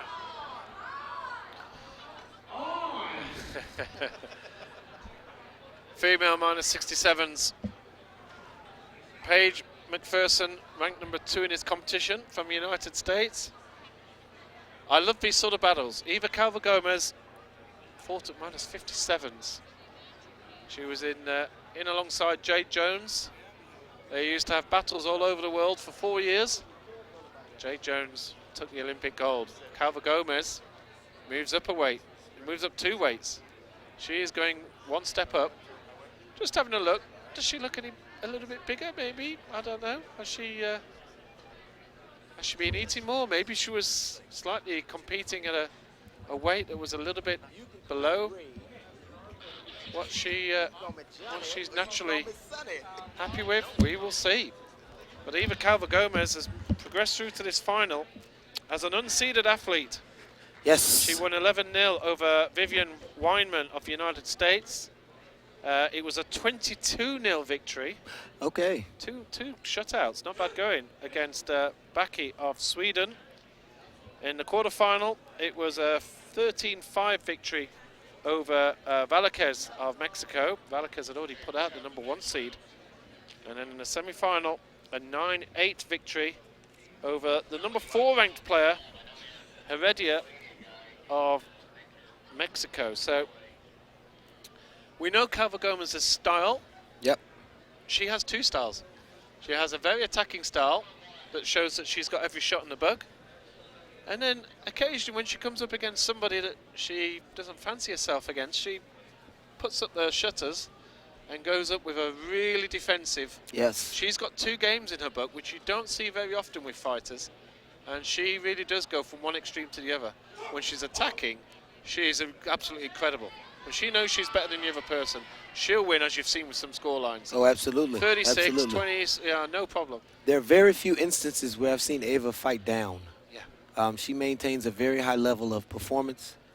And, you know, being unseeded doesn't really matter if you're a world champion coming into a new division. Yeah. Because champions are champions. Doesn't matter the division. So a fascinating encounter coming up here. Yes. And one, I think. So she's getting to fight someone who is indigenous to 67 kilograms. Yeah, here she is. So let's see. So let's see what she's got. That's, I think there's quite a few of us are asking that right now. And she's certainly coming out with, yeah, she's coming out with a more attacking game here. This is not the Calvo Gomez of defensing and prodding that leg out there. And no, and this is the professional who knows the rule adaptations. Yeah. And is conducting herself accordingly. Yeah. Nice. Nice little move from McPherson. Doesn't score, but a little shot across the bows there of the Spanish athlete. Okay. A bit of showboating there from McPherson. That would have been a spectacular head kick. Gomez gets on the board.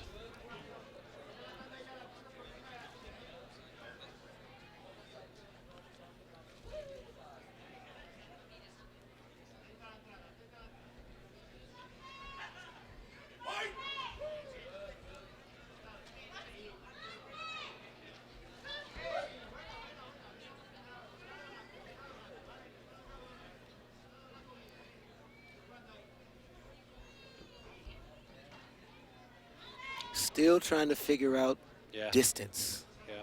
You know, and she knows who Paige is. They've seen each other at Grand Prix and at the World Championships and at the Olympic Games, so she knows.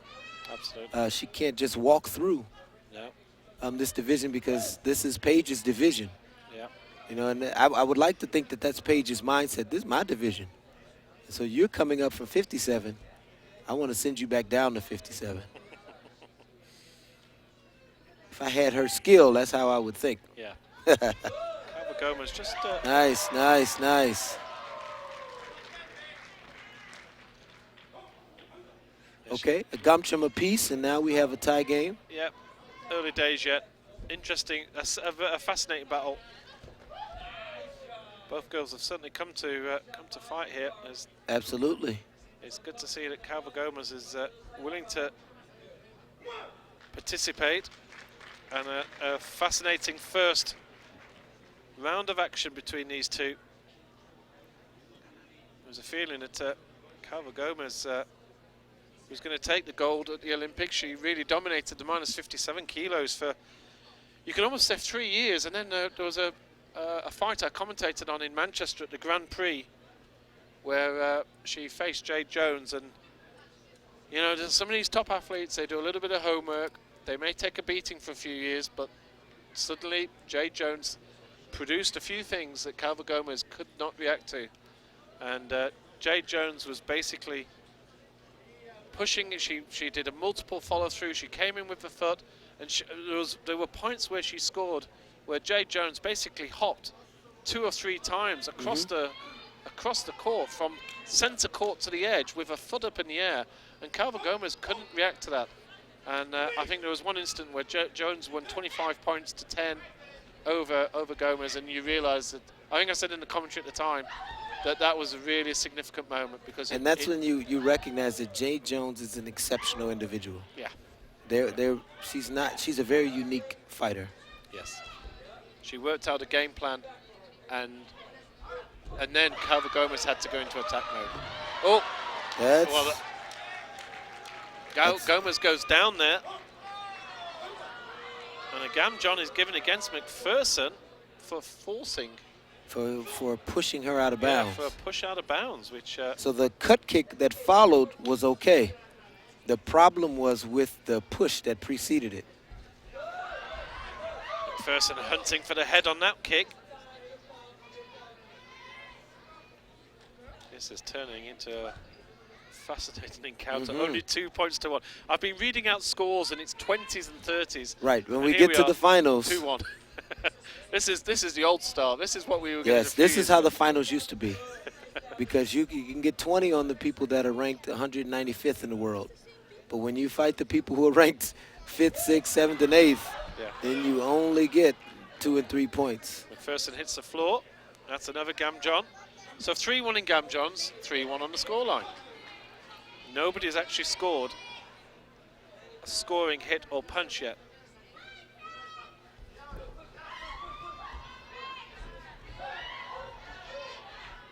Calva Gomez very wisely. She did well there to stay in. She went back to the edge, but again, she's savvy. Yeah. She's savvy. Like you said, for 2 or 3 years, she was just dominating 57. And you don't do that without being savvy. It's not just enough to kick. You have to know how to manage the space, and there's that roundhouse kick to the belly. And the first score of the match, in terms of actual Taekwondo, you could say.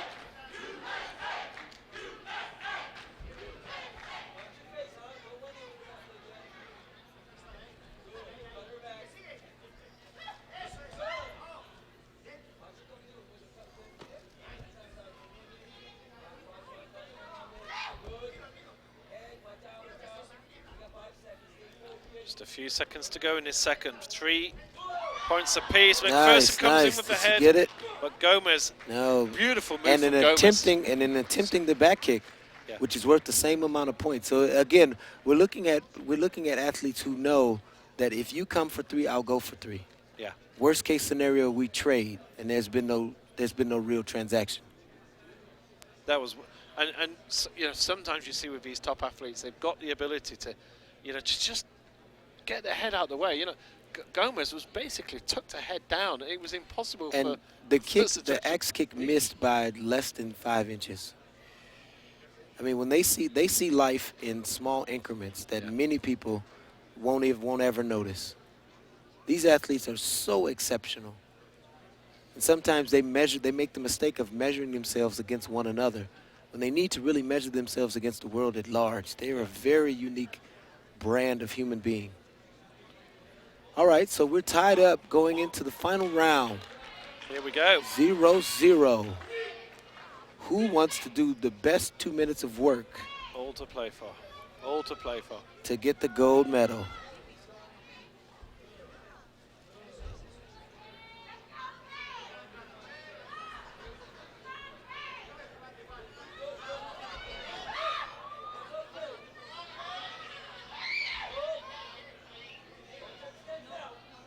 Well, certainly there's no holding back here. Both are going No, for it. they're going for it. This is great to see.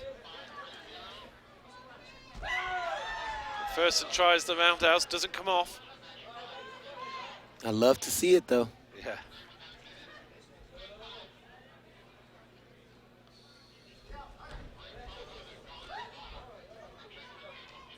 This is nip and tuck. This Yes, is as this tight is- as anything. You just feel that the next score, he's going to win this final. Mm-hmm. It's that tight.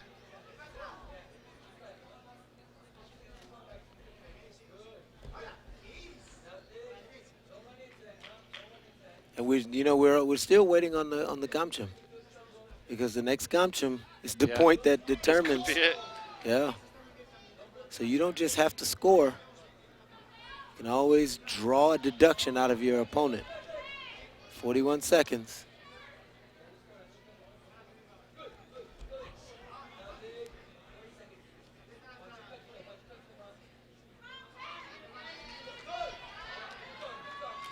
"30 seconds. Time is ticking. Time is ticking.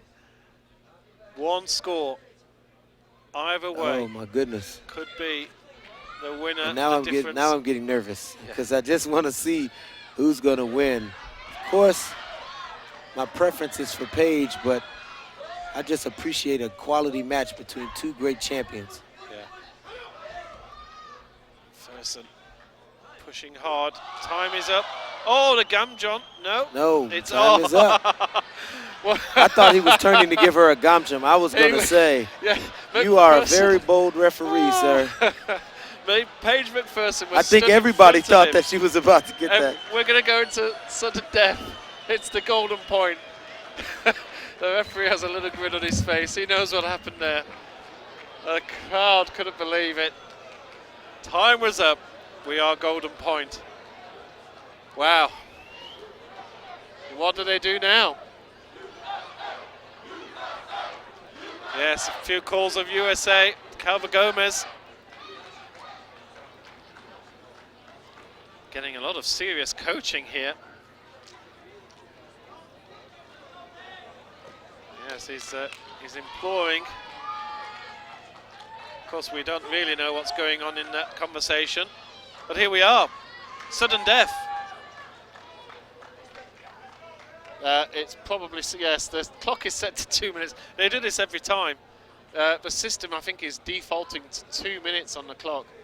And whenever it goes to golden point, it usually, yeah, really somebody just should change the configuration file. You know, it's probably just a text file somewhere. Anyway, here we go. We're back at a minute. And here we go. Golden point. Whoever kicks first. McPherson on the attack. Gomez defends well. Goes for the counter. McPherson covers up. Sherman's so excited he's left. I don't know what. Oh, he's getting ready for the congratulations. I get the commentary to myself. McPherson looks like pushing Gomez out of court.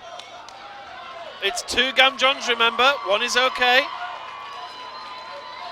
Don't ignore the number in the corner. The number doesn't really mean anything anymore. Score for McPherson. Kick to the vest. And America get the gold. What an encounter that was, but it was the golden point. And Paige McPherson takes the gold for the United States.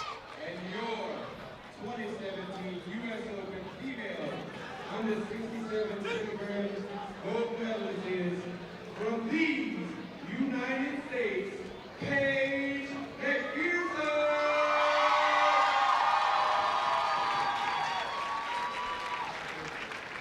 Paige McPherson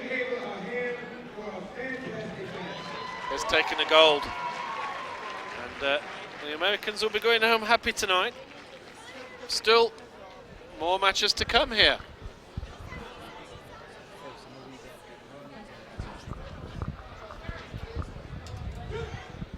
Male minus 74 to come.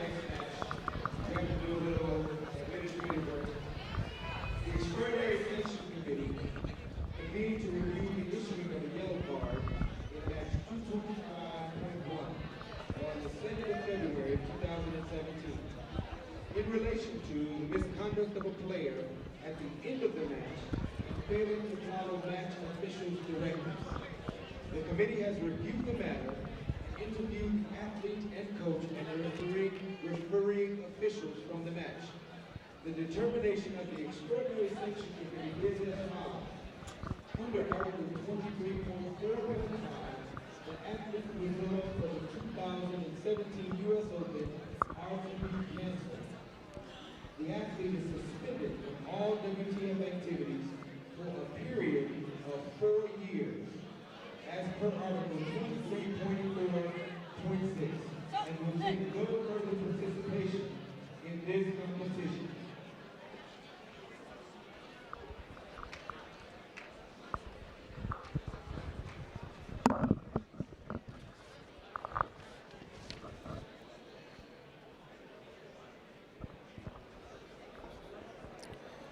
All right, we're ready for our male under 74 kilogram final. In the red, from Norway, Victor Asp.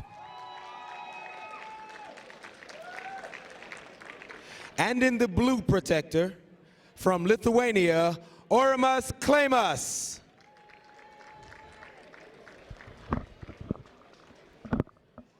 Good luck, gentlemen. Let's get it on.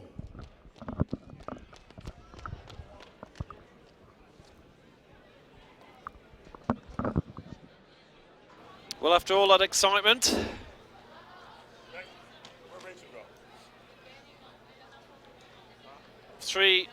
four more fights to go. So still got about an hour's worth of Taekwondo. It's seen some really good action so far, and it doesn't stop here. We have Norway versus Lithuania in a final here. Lithuania actually Klemas beating Poland from the United States in the semi-final by 12 points to 8. And in fact, Klemas had a big win beating Silva in the second round. Silva, who'd put out the number 4 seeded athlete, then beaten by Klemas, who's made it all the way through. As for Asp, Thomas Asp, sorry. Oh, good reach there from Lithuania. Victor Asp from Norway, not seeded here, but he beat Thomas Rahimi of the United States in the third round by 12 points to 11, so a really close match. In fact, that was the closest match for him all the way through the event. So Klemas already with 3 to his name, a slightly shorter athlete from Lithuania. Don't see Lithuania with many Taekwondo. You really don't. You really don't. I know them well from a number of other sports, but not Taekwondo. That's good to see. Yeah, it's good to see. Nice to see that. And we talked about that earlier, about the spread of Taekwondo around the world. Yeah. To some countries. You know, we saw that at the Olympic Games. We saw Jordan win his first Olympic gold medal. Yeah. And it's exciting to see new countries get to experience, you know, that feeling that so many people take for granted. Yeah.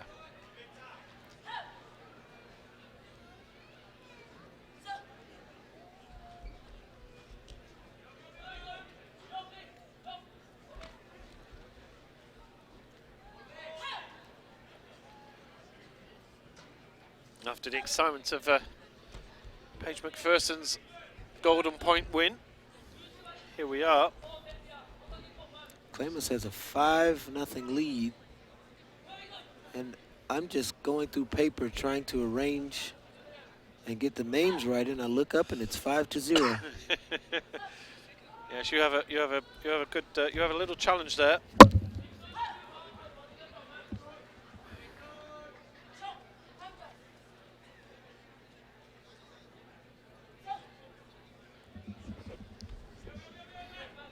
(7-1), Clemens leads.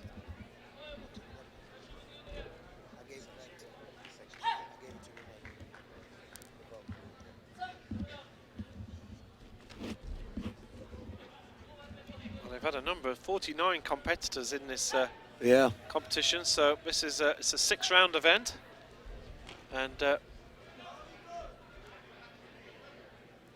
just looking at this, both Clemens and Asp were unseeded to such an extent they both had to play in the first round. Oh wow! So they didn't even get a first round and bye. So they have had 6 matches. These have had 6 matches to get here, and certainly by the looks of it, Thomas Asp, there's a few limps, there's a few bruises on that body. Now tomorrow they will manifest much greater, but today, to get to the final match, it's worth it.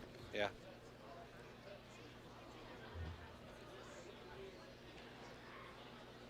Well, this is fascinating. Here we are at the US Open. We have Lithuania versus Norway in a final. Right. And such as the sport being worldwide, we've had China, Russia, Thailand, Mexico, Spain, Thailand, Spain, USA, Lithuania, Norway. Tunisia is coming up against Mexico, Thailand against Serbia, and that's without the -67 final, which I'm not sure who made. Yeah, so we still are waiting on that last division, but this has been a pretty good cross section of great. Taekwondo, in other countries. Absolutely, it's been absolutely fantastic to see. So, getting ready now for second round here at the Westgate Complex, just off the Strip in Las Vegas, out on the West Coast. Round number 2. Clemens has a 7-1 lead over Asp. He certainly looks far more energetic. He looks as if he's had, you could say he's possibly had the slightly easier road to the final in terms of knocks, and it's looked to be a lot of energy to Asp at the moment. Just the way he hobbled going back, and there's an attempted head kick from Clemens. Tried to follow a punch with an inside X kick. Yeah. Ooze from the crowd. I like it. It was sneaky. Yeah, absolutely. We like sneaky. A lot of them have stayed behind here.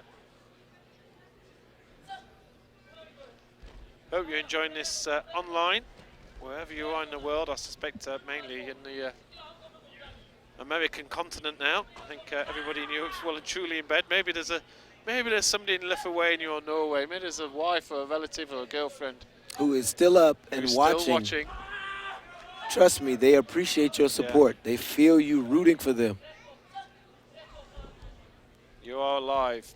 This is 18:38 Pacific time here.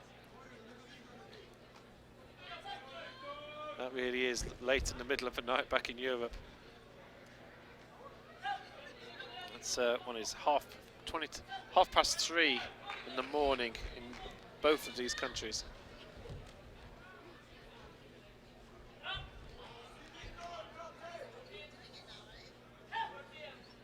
Clemens has a little eye on the clock there. I think he knows he's done a good bit of work to get that lead. Now the onus is on Asp to do something.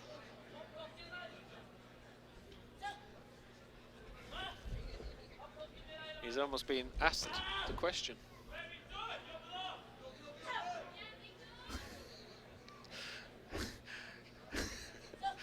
That was quite bad, I'm sorry. Uh-oh. You were on a roll today. You missed Adrian, one. You rolled out about 5 or 6 in a row. Yeah. You missed the best one of the lot. See, the second I look down to do some work. Sorry. you revert back to the old Adrian. Yeah. I can't resist. 10 seconds to go here. Clemens. And now you start to see the energy drain. That'll be again John, hand on the floor.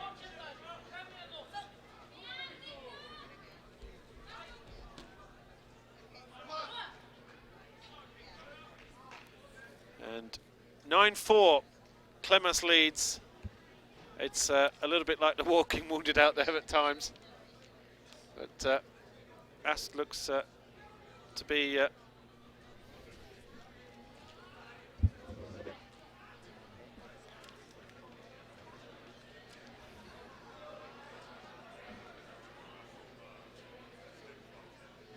certainly trying to patch himself up a little bit here. He's getting a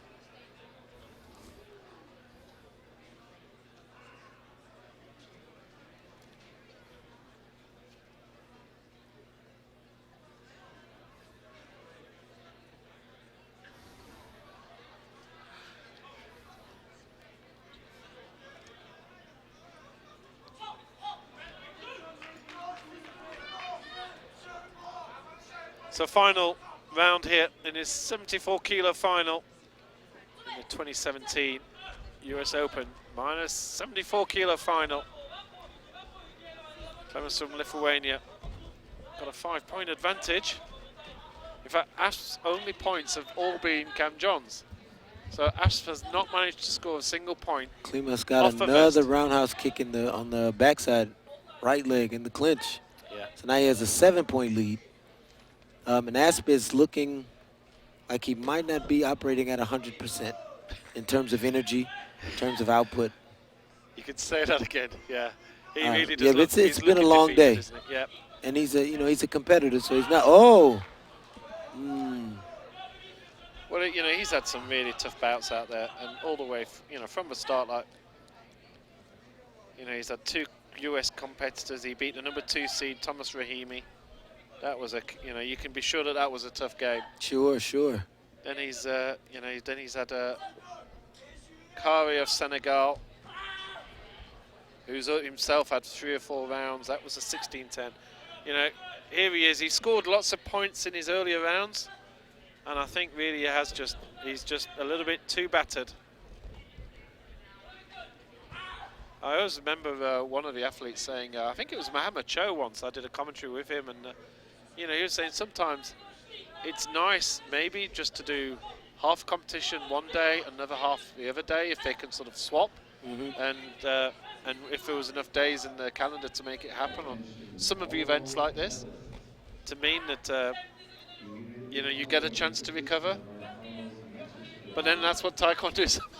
Right. You have 6 matches in one day. But if you do it on 2 days, when you wake up the next morning, your legs are not going to feel very great. Yeah.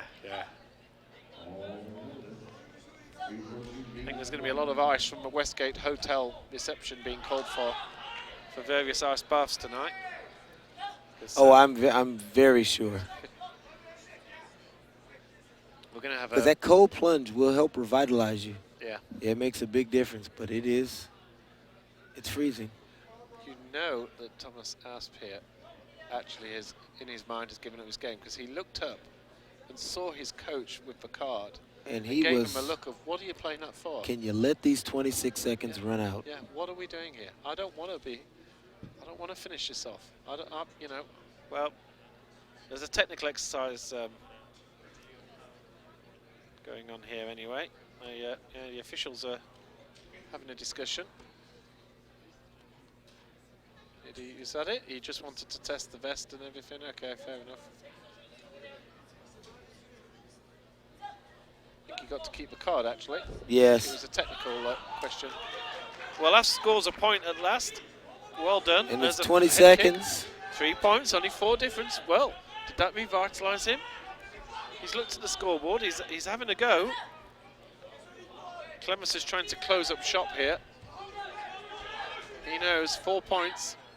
As long as he doesn't take a head kick, he can have a few ganjons. And Asper's revitalised. Here we are. Where's this come? Where's this energy surge? Another ganjon, but Clemens had scored with the kick, which you heard very clearly on our effects mic there. That's all over. A revitalisation from Asp, but it was definitely too much to ask for, and Clemas takes the gold in the -74s. And your winner, male under 74 kilograms division. Gold medal goes to Orimas Klemas from Lithuania.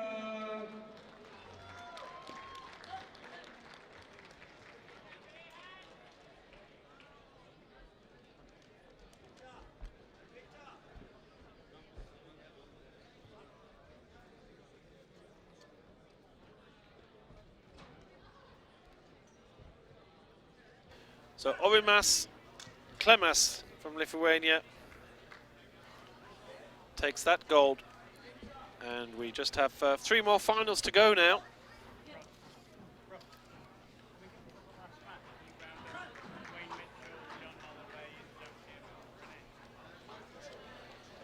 Next is the male -87 kilo category.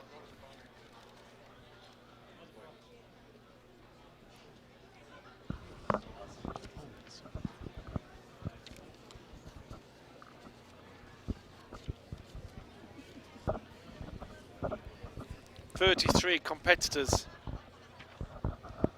All right, we are down to 3 finals left for tonight. Next up is the male under 87 kilogram final. In the red corner, from Mexico, Brian Andres Salazar Perez. And in the blue protector, from Tunisia, Yassine Trabelsi.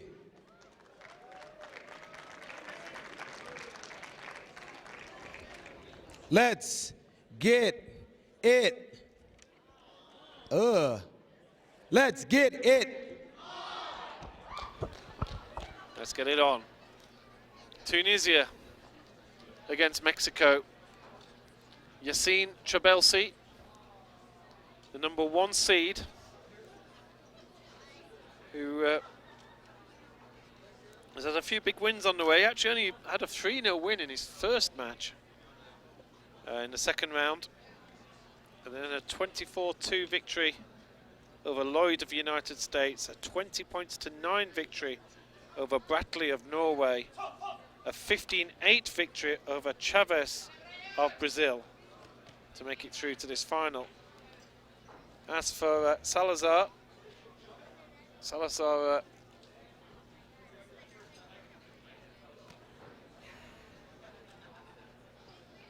seeded #6 here, had an 11-6 victory over Mahmoud of Egypt, a 7-4 victory over Stewart of Canada, which was a match we saw a little bit earlier on. So we've seen this guy before on this court. A 9-7 victory over Ibata of Japan. And here we go. -87 kilo category. Trabelsi, I think it's fair to say, is the strong favourite here.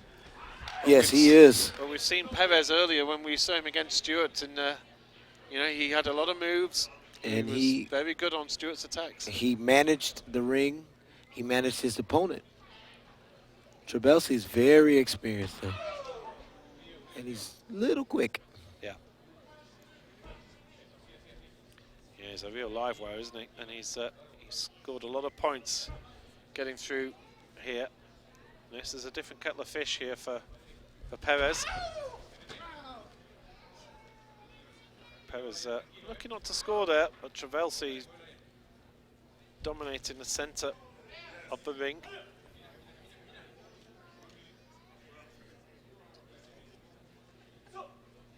One minute left in the round. We're at 2-0. It's just one good kick from Trabelsi scoring. But we saw that with Perez before, the way he managed to, Stewart's attacks, he managed to dispel, smother, spoil, whichever word you want to use.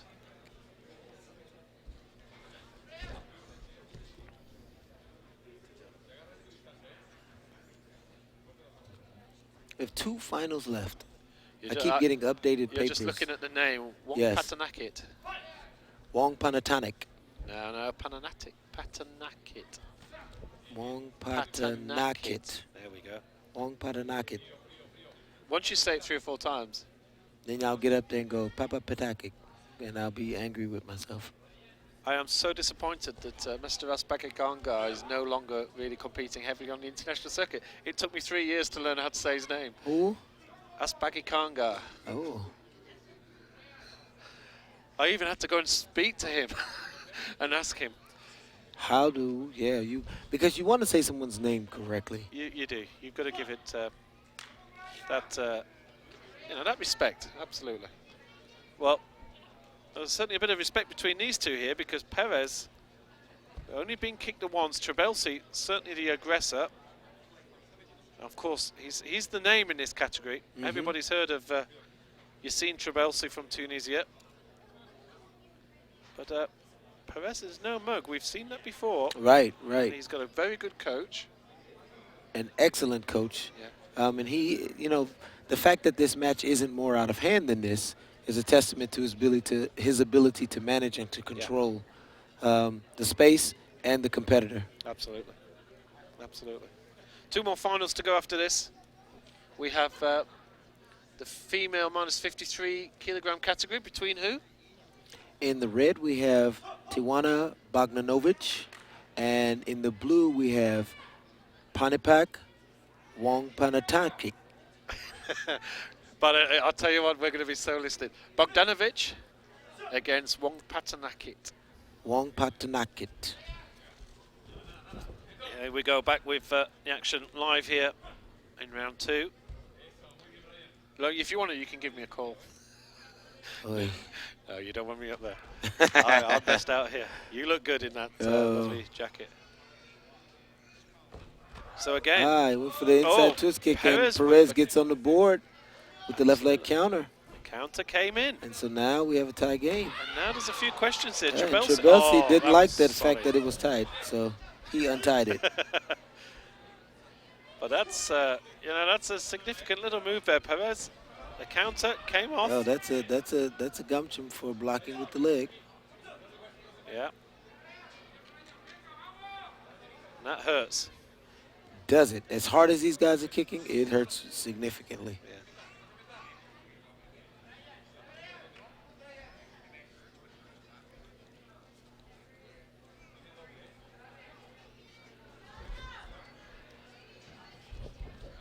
Cameraman pretty brave to be involved in this.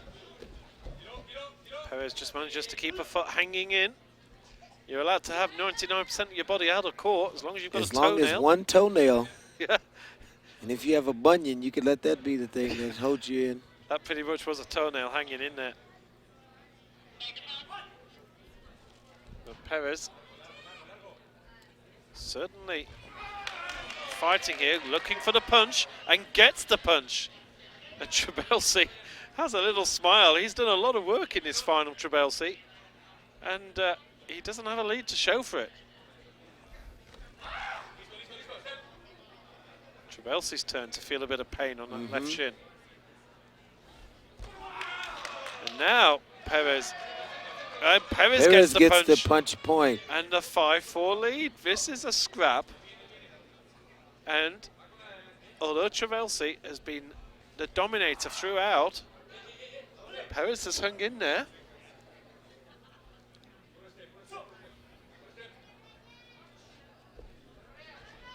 Final 10 seconds, second round. Salazar Perez, for the first time in this final, leads. Goes into the third round with a 1-point lead. What a round. Well, Perez has certainly been, we saw the bout he had against Stewart of Canada, who was the number 3 ranked athlete. So that Perez is ranked number 6. So that was a good victory, 9 points to 7, remember, for Perez. And in that, similar to this really, he got quite dominated, but every time his opponent attacked, Perez had a move for it. Right. He had a defense. And even though he was dominated in momentum, the matches never got out of hand, never got so far away from him that he couldn't recover. Yeah, absolutely. And Perez had a 7-5 victory in the semi-final over Abata of Japan. So some pretty tight games. And looking at Travelsi, you know, Travelsi scored, in his last 3, he scored 24, 20 and 15. So here he is with 2 rounds, he's only scored 4 points. This is not usual for him. No. But again, like we said, when you get to the final. Yeah, final round. Travelsi, the top ranked player in this category. He's going to try and do something different. Perez looking for the head kick, and he got it. And he got a gumchum, so now it's a... And the card is coming out from Tunisia. Well, what can the card be? Surely the card can't be for... Well, is he saying holding? He's got to claim that there was an infraction that enabled the point, because he can't protest the point. He can't protest the actual head kick. Let's have a little look. There you see us in the corner. Hello. That's Adrian. Sherman's right behind the referee there, so you can't really see. He's perfectly blocking me. If you come this way, there you see. And look at that velvet jacket. Isn't that beautiful? It's beautiful. It's supple and soft. So we have a fairly good view. That looked quite obscene, actually. We should never do that ever again. And I second that emotion. They're having a very detailed discussion here. I'm watching it on the screen. Okay, he's walking back with the card. I've got a feeling this might be going in the pocket very quickly. Yep, not even looking at it. So whatever it was, wasn't going to be a valid question.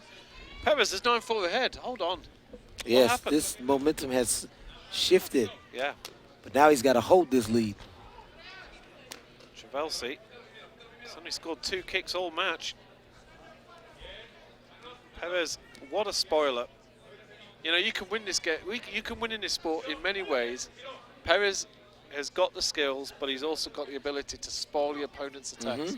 And he has got a skill there that's very useful to have. To confound and confuse. Yeah. Whatever Travelsi does, Perez has got an answer for it. And this is fascinating to see.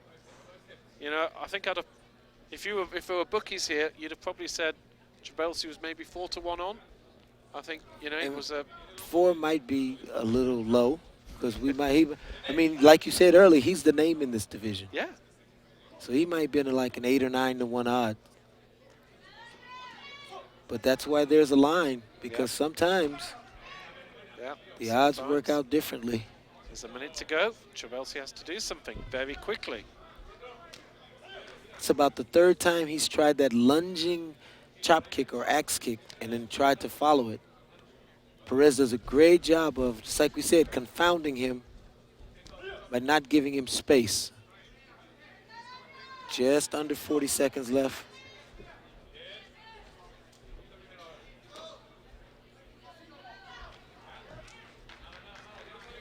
And now Perez can walk away. I'm sure he's going to get a couple more Gam Johns to his name, but he's not too bothered about that.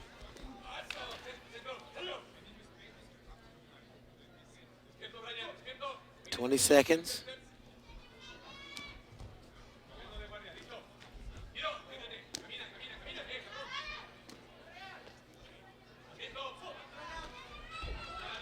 Time's running out. Perez is ultimately defending away here. And, well, you've got to take your hat off to this man. The number 6 ranked player. He's put out the number 3 ranked player. And he's now put out the number 1 ranked player. Wow. What a performance. That's why we play the game. Yeah. Superb. From the Mexican. Time is up on the clock. It's all over. And Brian Andres Salazar Perez has taken the gold here at the US Open 2017.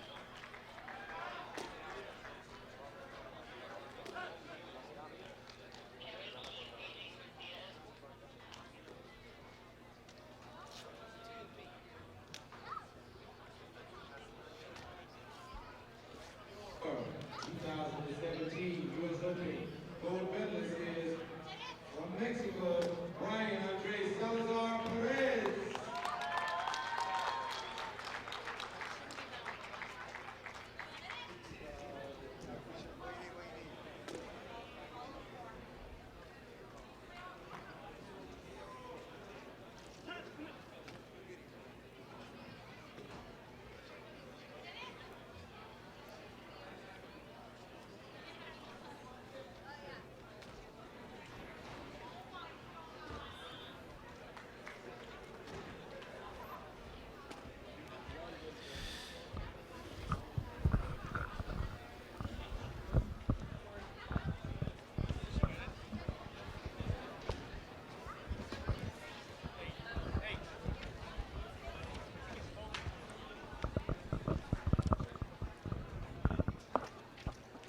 All right. So now we have come to the penultimate final for this evening.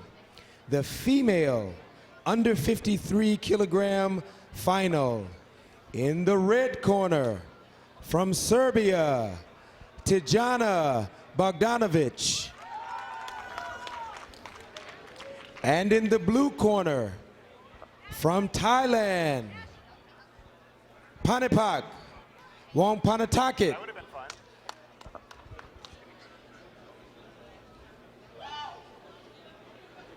We have a fan of Thailand. All right. Y'all ready for this next to last final? Are y'all ready for? Yes. So let's get it. It's getting better. You guys are getting better as the night goes on. I like it. So this is the female minus 53 kilo category final. One more to go after this. Tijana Bogdanovic of Serbia. And as Sherman said, Panipak Wongpanatakit. I think he's still got the T and the K the wrong way around, but I won't say anything to him. I'm sure he's going to be saying the Thai athlete all the way through. 50%. No, it was better than 50%. Adrian, oh, you are harsh judge, man. Bogdanovic, you nailed. No,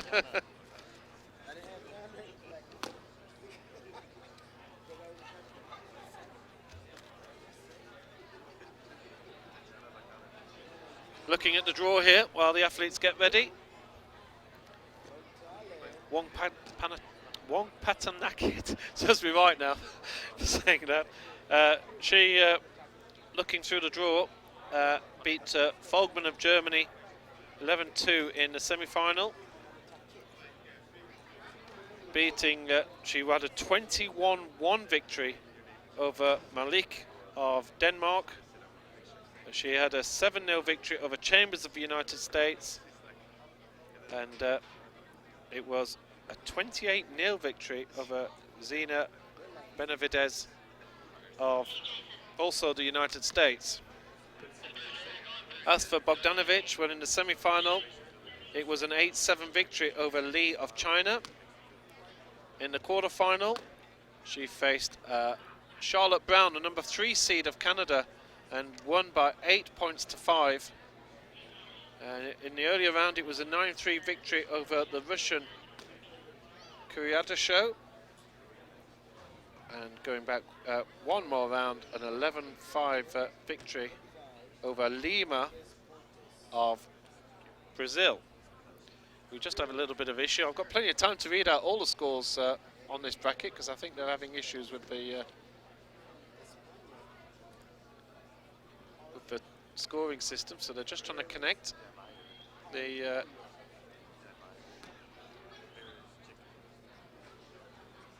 there's a few people looking a little bit confused at the IT system here. Dado have been called immediately, so I'm sure we'll get this sorted out very, very soon. A lot of competitors, 2,649 competitors, 63 countries are competing here over 4 days. It's normally a 5-day event at the US Open. Just going to have a little look at the transponder that's in the back.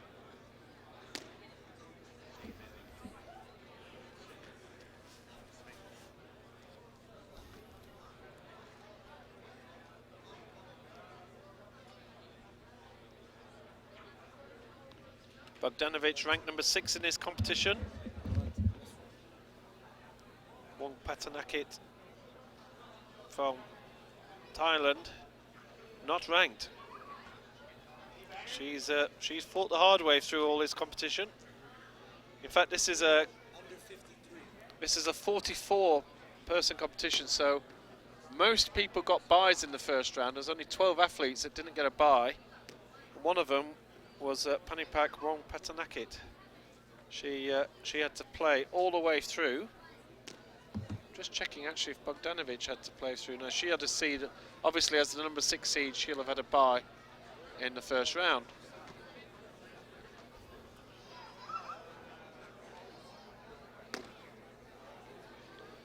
Now we can check.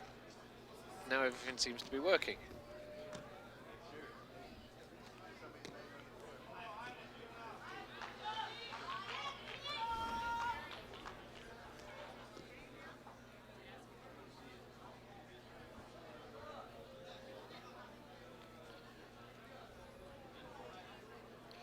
So Thailand in blue, Serbia in red. Final of the female minus 53 kilo category.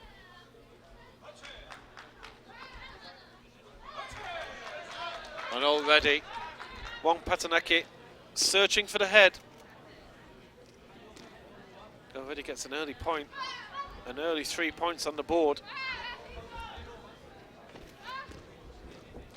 Both these really headhunters with their style. Looks like they've both got a very similar style here, the way they work.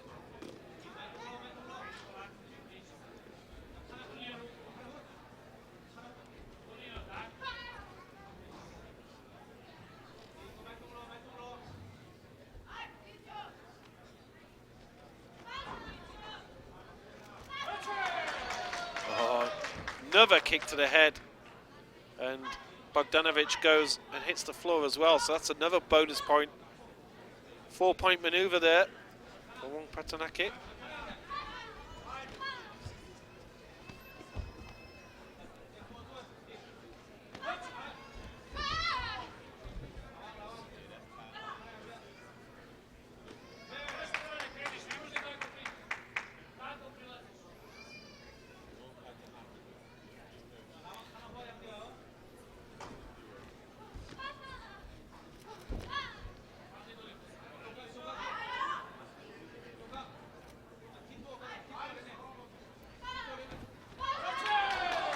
Yet again, superb touch with the foot, getting a headshot. She goes down in the process, but still takes another 3 points. That's 3 headshots in the first minute and a half of this final. I think Bogdanovic is a little bit unsure how to deal with this.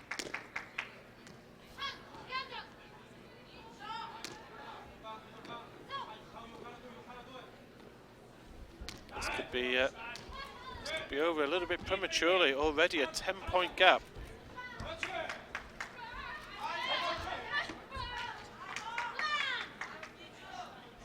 First round over, and what a start for Thailand. Wong Patanaki leads 11 points to 1 over Tiana Bogdanovic.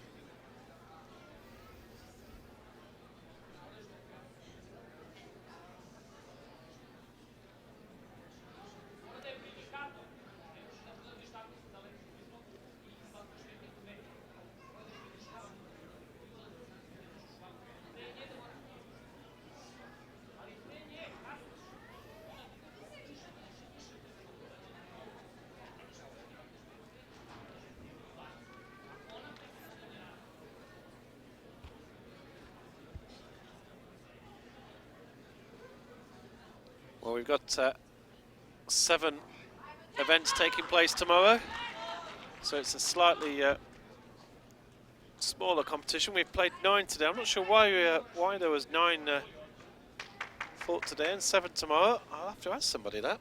I'll try and find out the answer. Here we go for round 2.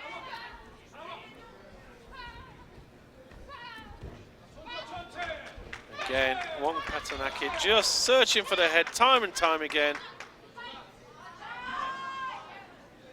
Well, she doesn't get the 3 points, but another Gam John and another single score.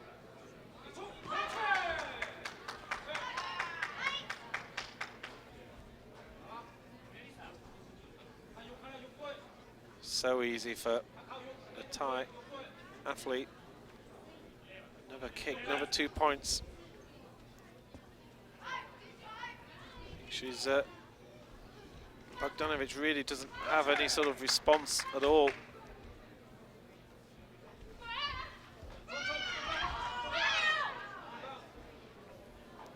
Hoping for the punch. Gam Jong for, I think, for holding there.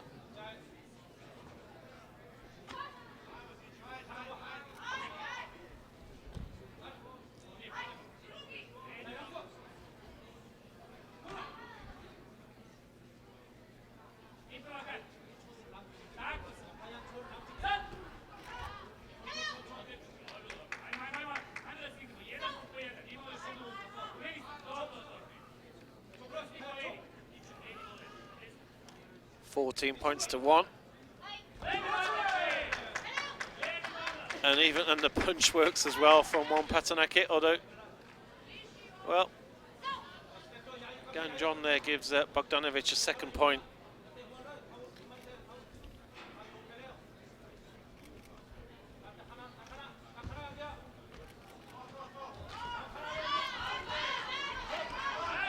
Well, Bogdanovic giving it a go here, working hard. Well, she managed to score with one kick, but then she goes down. That'll be a point against her. If we're looking for a 20-point gap for the match to be finished early, but I think Bogdanovic managed to put that kick just a little earlier. Difference still 11.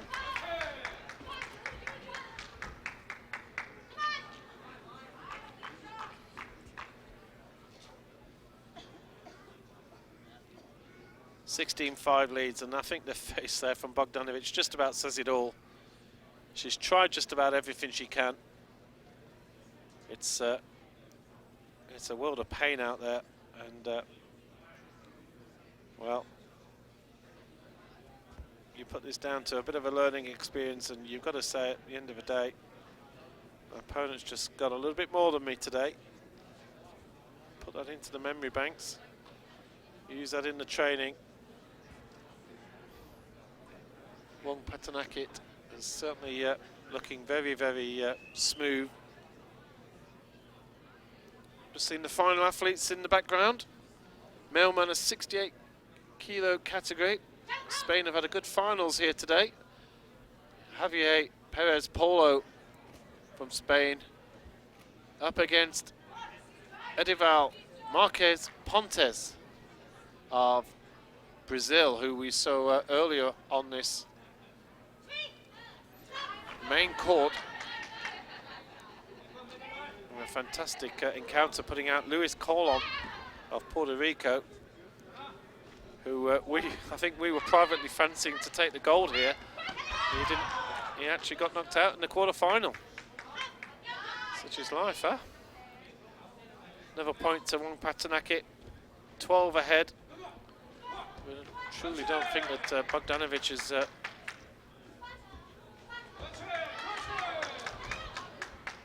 really going to get too many points now,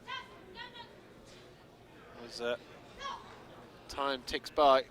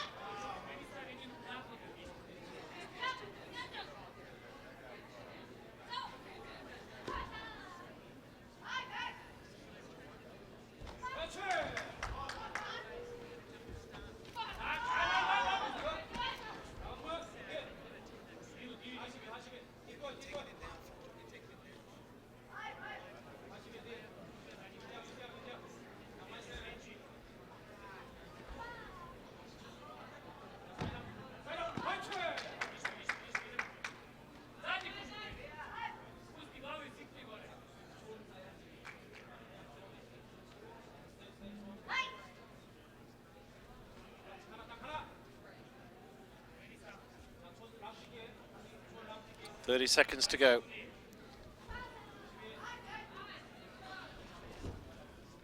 Sherman Nelson's just joined me.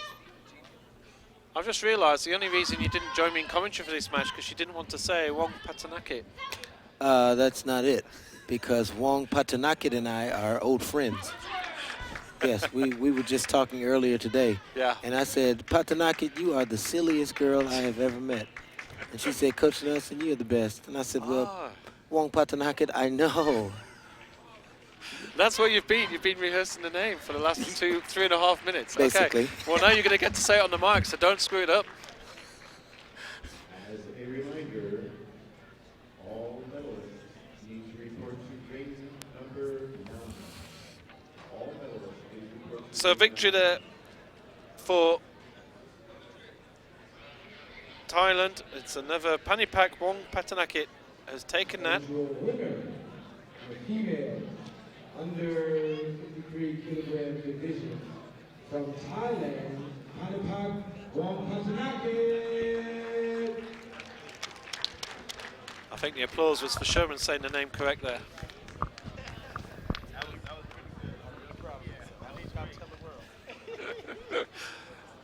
Oh, he even got congratulated as well. He's really feeling, he's really buzzing now. He got congratulated by somebody else. He's buzzing, he's buzzing.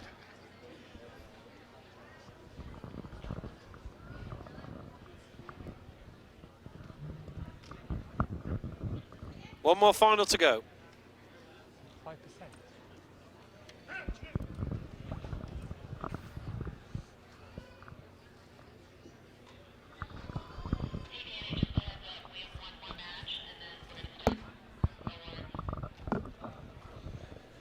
All right, are you guys ready for our final? Our final. In the male under 68 kilogram division. In the red protector from Brazil, Edival Marques Pontes. In the blue protector from Spain, Javier Perez Polo. Last time, y'all. This is the last time y'all have to say it tonight. Maybe tomorrow you have to say something different. Let's get it. It's the last one. You can't be the worst one. Let's get it. Much better. Let's get it on indeed. Final here today. It's been a long old day. Not as long as yesterday, but a pretty long day here. And this is the category we've been pretty much keeping an eye on most of the day. It's the category that has been competing here on this court from the start. The male minus 68 kilo category.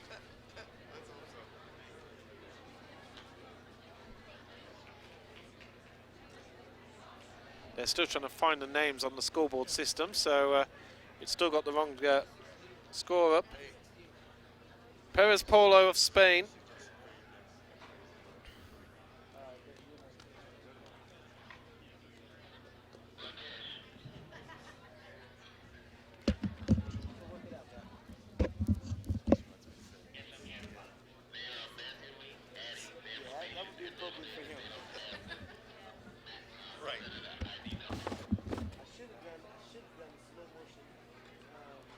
Perez Polo was a 12th ranked athlete in this competition. There's 63 entries in the male minus 68. And well, Marques, Edival Marques Carino Pontes of Brazil. He was the 7th ranked athlete, and we saw him in that quarter-final against Luis Colon on this court earlier. Absolutely stunning match it was. I think it's fair to say we fancied Colon for winning the gold. The way he looked, the talent that was there, and he came up against the Brazilian. I'm hearing people's radios saying, please just manually add the match. It's the last match. They forgot about it. This was a match. Semi-finals were played on a couple of other rings earlier, so they don't have the names in the system.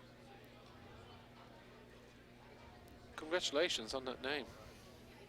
Well done. It took a lot of work. I went to the restroom and kind of threw some water on my face and got myself together.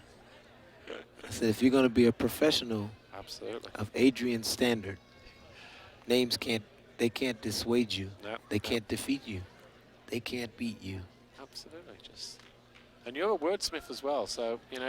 I try to be a master of the syllabic content, but very good. those Thai names are they're They're daunting. Good. They're good. Daunting. When you sort of get more than I sort of worked a little bit on badminton and yeah, Thailand there are a few decent players in there, and yeah, you sort of develop a skill of one section at a time, and you put them all together. So that's what I did.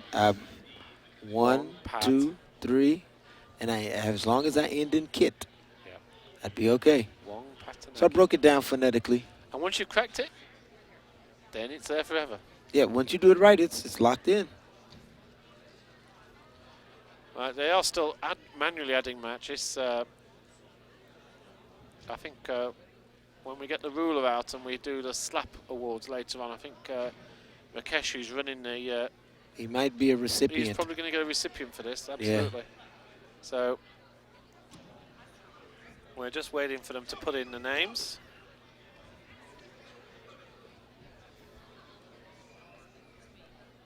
Come on. Now, there's every chance that these names may not appear on our system, because if they're adding it, so we may not even get a scoreboard up here.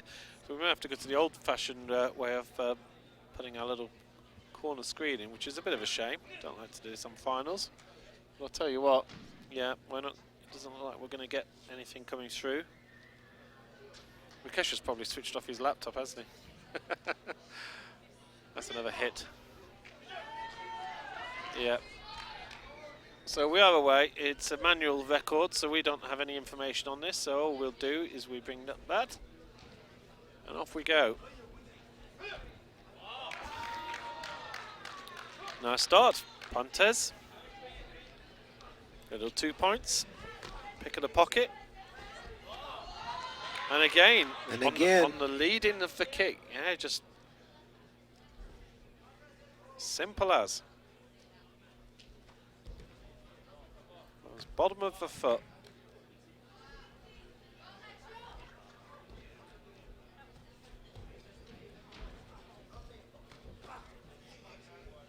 It's interesting.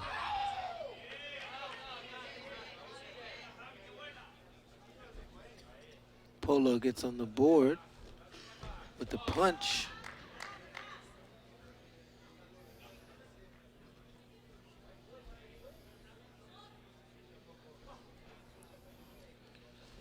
It's 4-1. 4-2. Scored another punch. Punches are working. Yeah.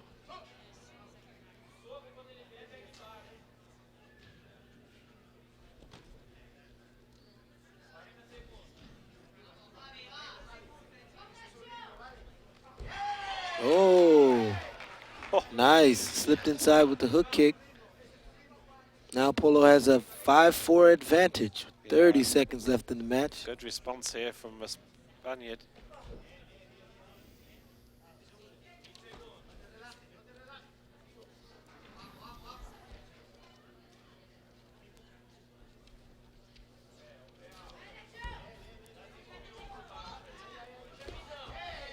Ooh, in less than 10 seconds, and we still have a 5-4 lead.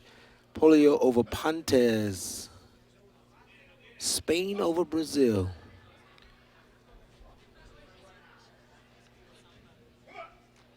Well, Spain and Thailand have had a goal. In fact, Thailand have had 2 golds. Spain are looking for their second gold here.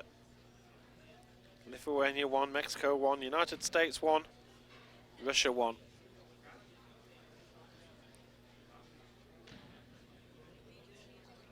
It's been an interesting opening here from both athletes.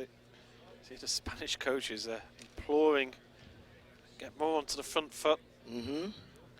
You know, these guys have had, you know, both of these have had 6 rounds here. The only person who had a bye in this was the #1 seed, and he's not here. So these two have fought 6 rounds in not a lot of time. In arguably the most contested division of the day. Yeah. That under 68 kilogram division is hot. And you know, 4 of the rounds were after 2 o'clock as well, because they only got the first round done before lunch, and they've had 4 matches between 2 o'clock and what is it now, coming up to 7:30. That's tough. That's very tough indeed.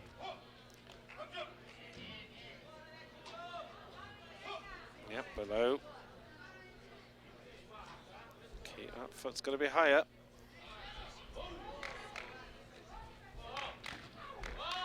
Oh, and easy, he got the, easy. yeah. I love Pontus' style, you know, that he sort of just glides around, Right, doesn't it's he? very fluid. Yeah. Makes it look so easy. Polo gets a kick connecting.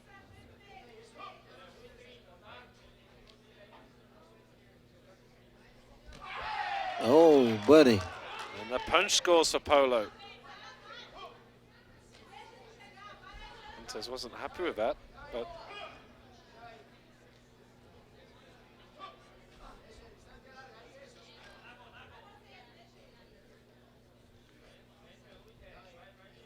Spain have, if you ignore the first 4 points, there's another 2 for Polo. That's 11-2 to Polo. And there's the attempted head kick. Doesn't score. Didn't score. He gets a Gam John for it as well.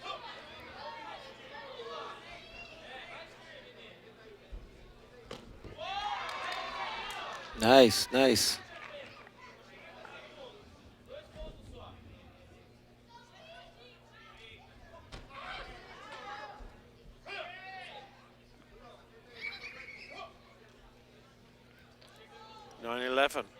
Pontes back in. Up to 30 seconds to go here. Both athletes have a little breather. Recoup. 2 points, absolutely nothing here. These two have both shown they can freely score. 9-12. Ah, oh. Well, there's attacks coming in from Polo, but yeah, they're Polo not scoring. has a quick leg. Yeah. And well, Pontes looks as if he wants to get back here, and Polo he got that X takes kick. advantage. Oh, well, that was sloppy. And if you're Portis' coach, I think you're going to be furious with him because he switched off, saw the clock was coming under 10 seconds, and got distracted. And Polo saw it and was in. Saw the opportunity, and that really is giveaway points. You can't afford to do that. You cannot, right. At this level, that is criminal. And, you know, I think his coach is actually, although I think there's a few coaches I know on the scene who would be launching into him here. Oh, yeah. I'll tell you what, though, this coach is wearing a shirt and tie. It's a classy guy. Impressive. In fact, even the master Spanish coach has smartened himself up a little bit. Good lad. He's got a proper coat on now and a shirt.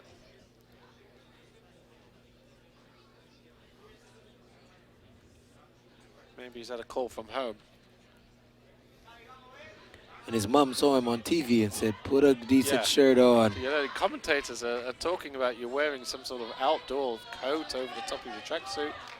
This is more like it. But, I think Brazil definitely wins the award for the most stylish coach of the day.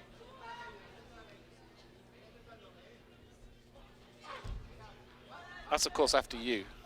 Well, you are too kind, in fact, sir. That's always the case. They're always battling for second. Well, they're battling for first and second here. Pontes has to try and get a few points in the bag early on if he can.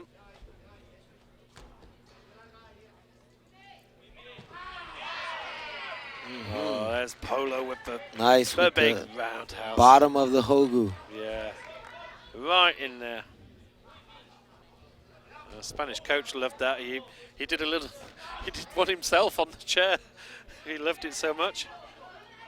was a big moment that was. That may have sealed the fate of this gold medal.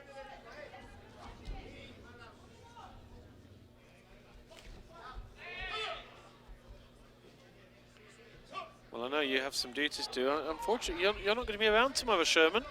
No, I We're have to going get miss you. back. Whoa.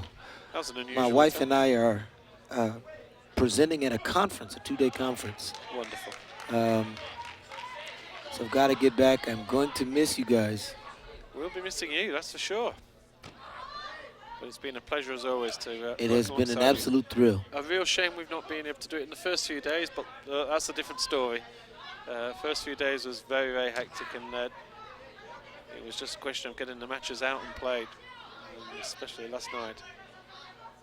But we've had a great day of Taekwondo today. A really very enjoyed good it. day. We've been at it for about 10 hours. Yeah, we started right at the beginning. So that was a 9 o'clock start, Mm-hmm. So it was we had a walkover in the first, but yeah, what's that? Yeah, 10 hours. You're right, 10 hours. But Polo here gone into defensive mode. He's got that 7-point lead, and he's got an eye on the clock. 17 seconds to go, and I think Marquez Pontes is accepting his fate. Yeah, I think he's run out. He's run out of steam, hasn't he? He knows this is over. Yes, this was a good match though, and it didn't get out of hand until the end. Yeah. Perez Polo of Spain, as Sherman Nelson says goodbye. We're going to hear his voice at the end. He beats the Brazilian, who's been a very entertaining watch all the way through. That brings an end to the competition here. We certainly enjoyed it, and we're going to do it again tomorrow. There's going to be some national anthems. There's going to be presentations.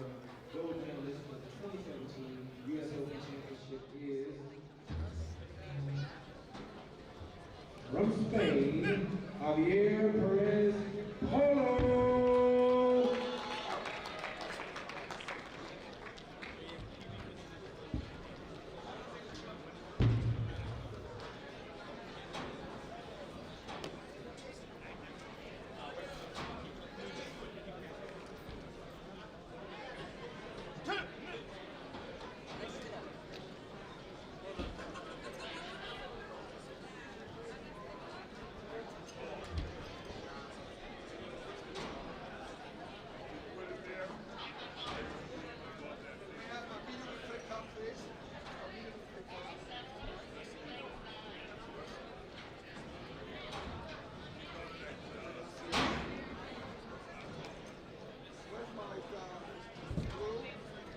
All medalists, please, all medalists, you report to ring number 9, all medalists. Report to ring number 9, quickly. Hurry up.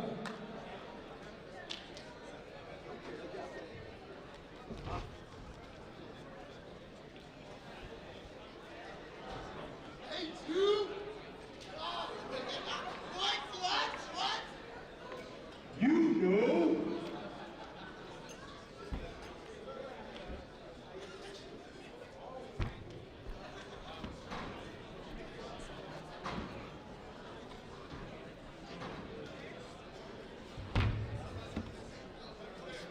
We need all medalists. All medalists. We need all medalists. Deacon Benamy, we need Deacon Benamy over here to ring 9.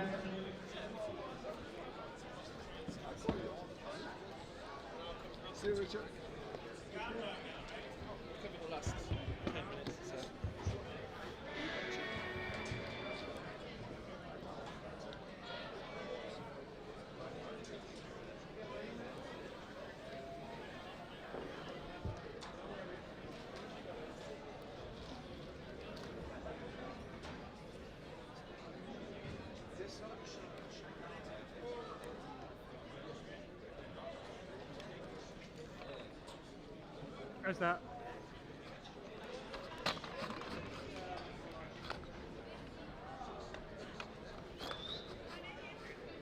If you can, yeah, if you free my corner up.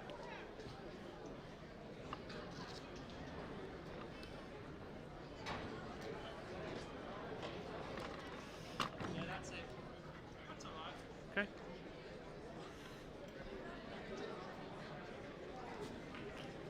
Just gonna leave my pic. Aid. Can you cut my picture? This. Yes, sir.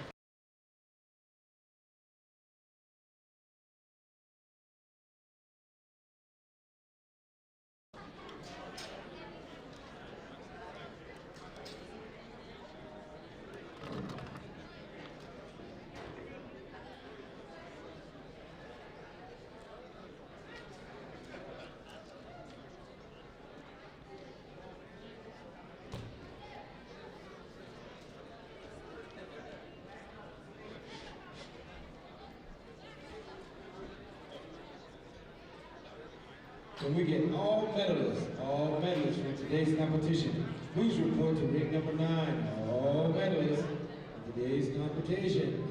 Report to ring number 9.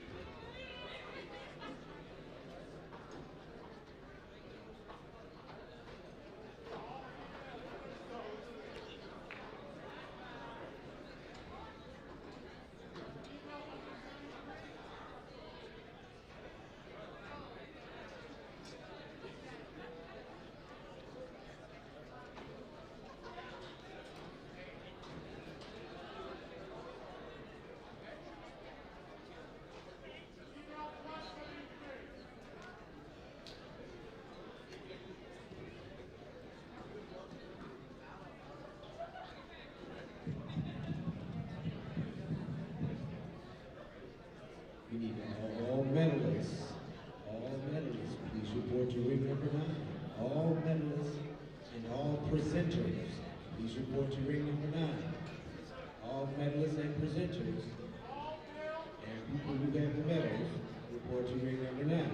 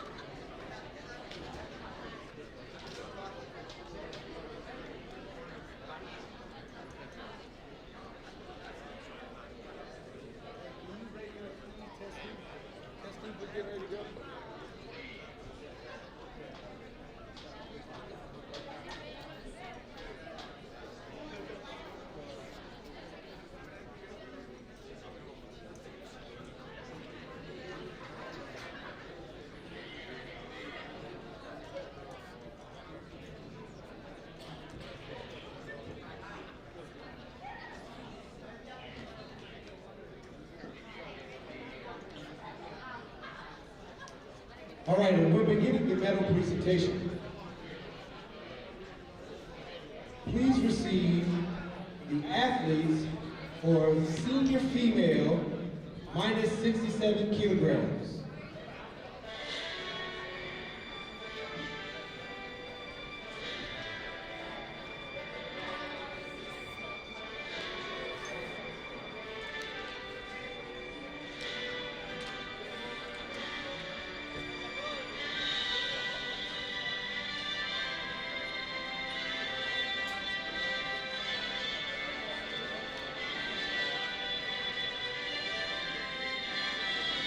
In third place, from Norway, Randy Dingland. From Mexico, Victoria Herrera. From Spain, Ava Gomez. And from the United States, Paige McPherson.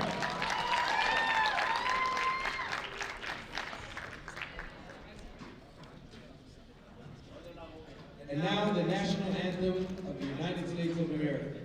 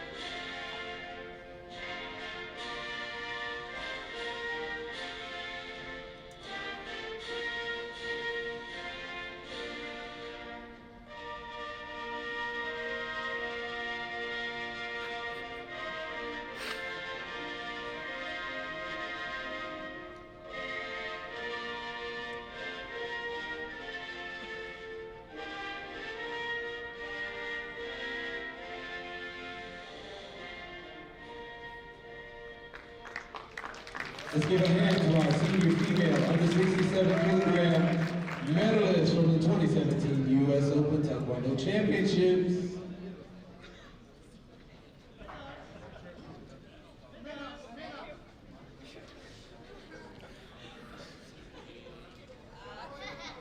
Presenting the medals for female under 67, Renee Laveau.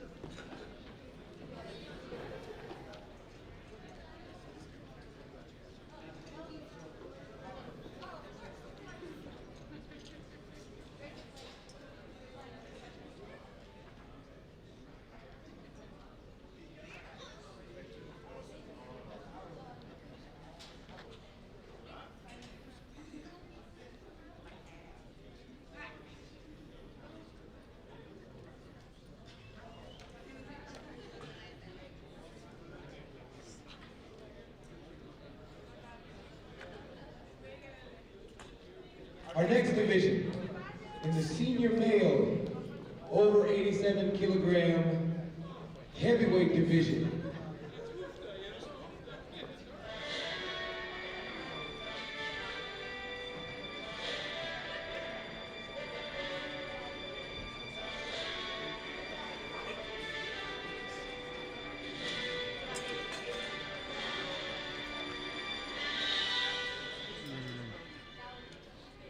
Third place, from the United States of America, Stephen Landon. From Niger, Abdul Christophorou. From China, the silver medal, Hongji Sun.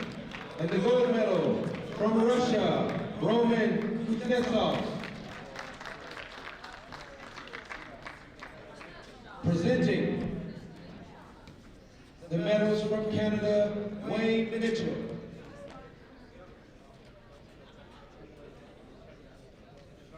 The technical delegate from the WTF.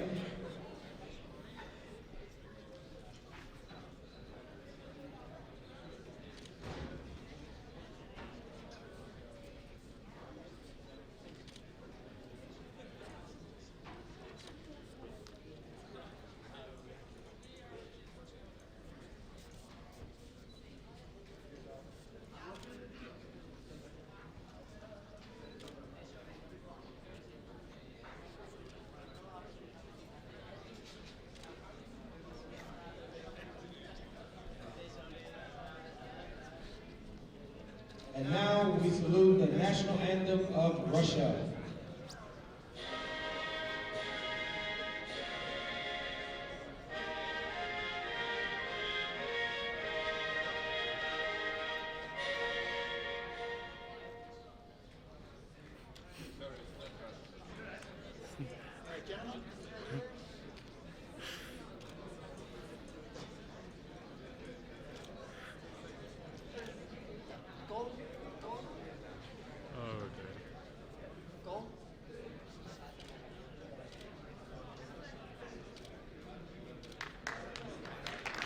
Another hand for the medalists from the over 87 kilogram division, the 2017 U.S. Open Taekwondo Championship.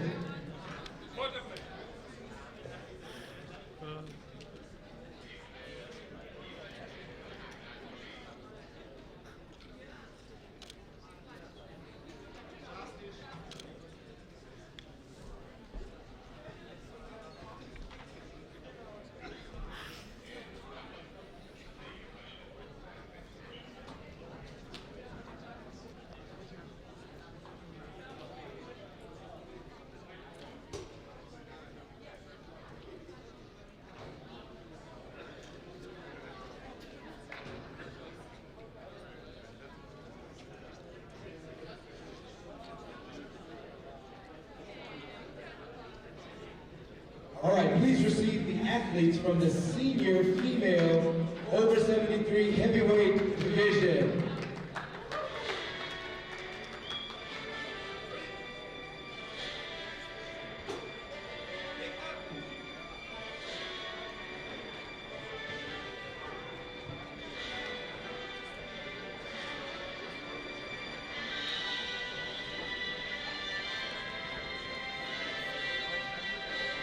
In third place from the United States, Jackie Galloway. In third place from Brazil, Gabriel Sequeira. In second place from España, Rosana Alamo. And in first place, the gold medal goes to Briseda Acosta Valarezo. To present on the World Taekwondo Federation, Master In-Sun Kim.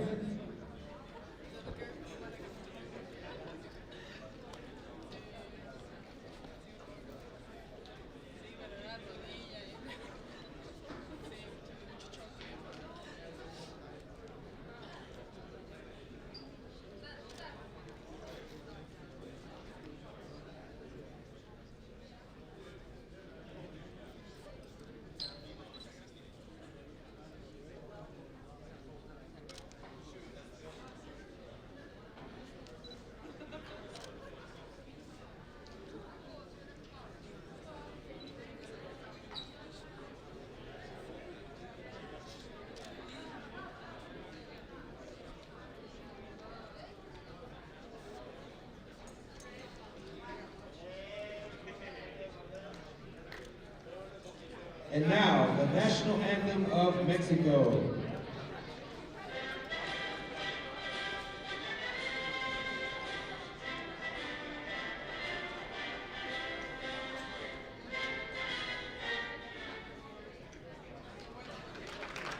Let's give all of our over 73 kilogram female medalists a great big hand.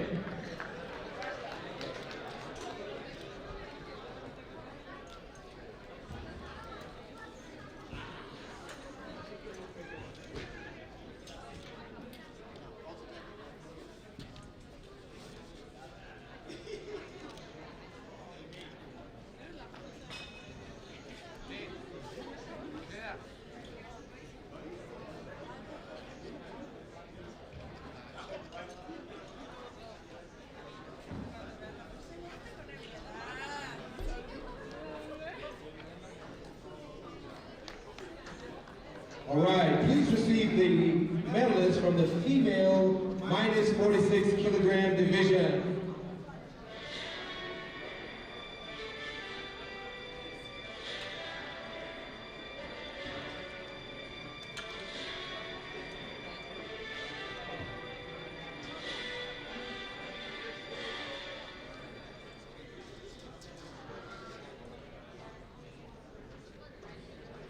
Presenting the awards for the female minus 46 division is Grandmaster John Holloway from the Howard University. The bronze medal goes to, from Spain, Alba Chaparro Perez. Bronze medal goes to, from the United States of America, Danielle Wassel. Silver medal goes to, from Mexico, Brenda, Costa Rica, San Pedro. And the gold medal goes to, from Thailand, Napaporn Charanawat.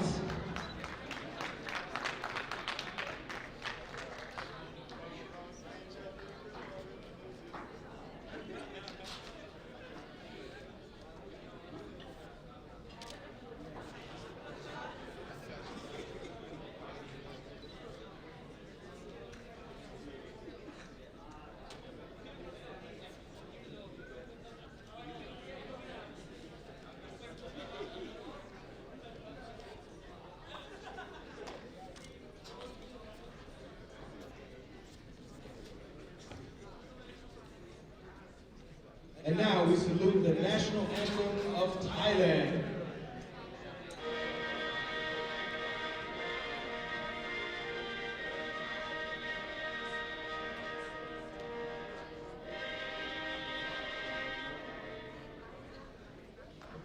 Let's give all of our female minus 46 kilogram competitors a great big hand.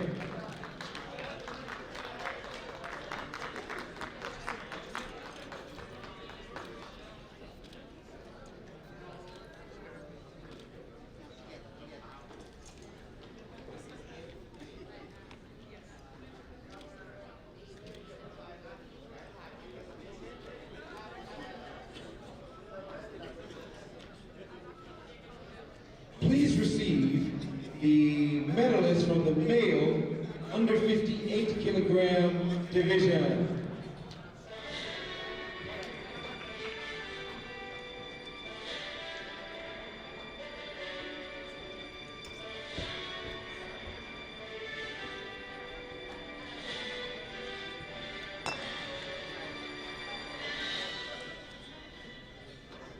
From the United States of America, the bronze medal goes to Bernardo Nosgari Garcia.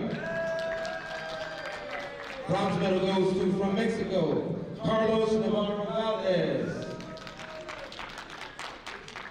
Silver medal from Thailand, Tawin Hanprap.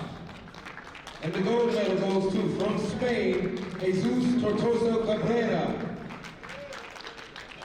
Presented from the Oceanic Taekwondo Union, Mr. Rene Laveau.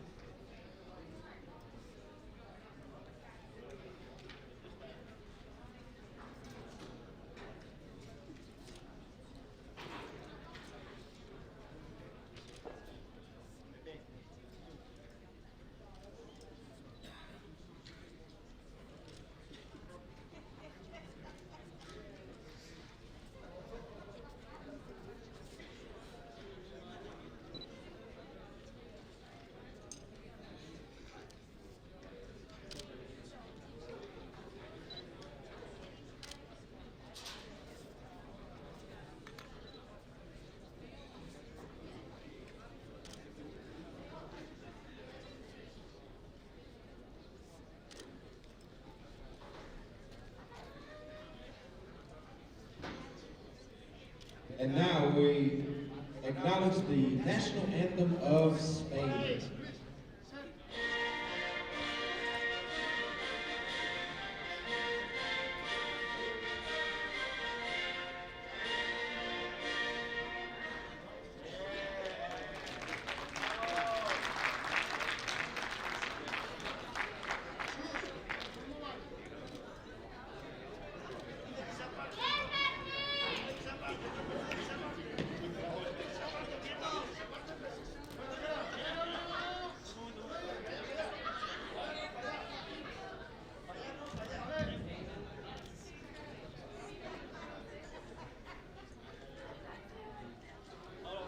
Can we give our under 58 kilogram medalists another great big hand?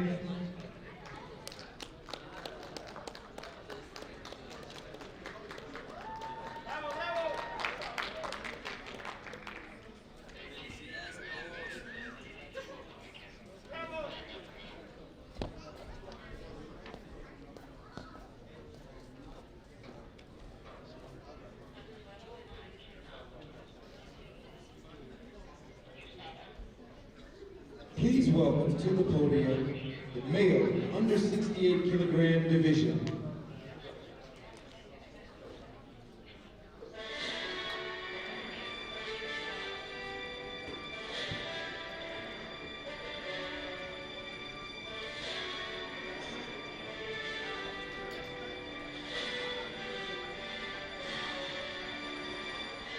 Bronze medal from Brazil goes to Edival Marquez Pontes.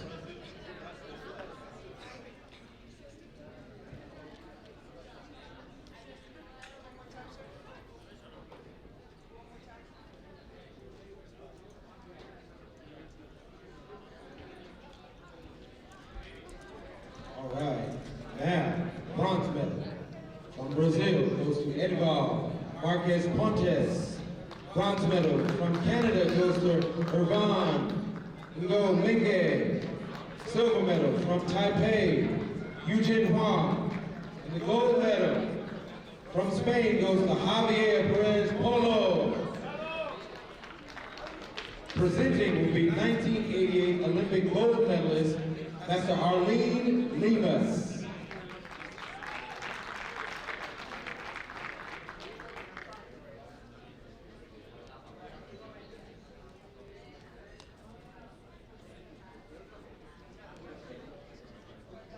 All right, so there's a correction.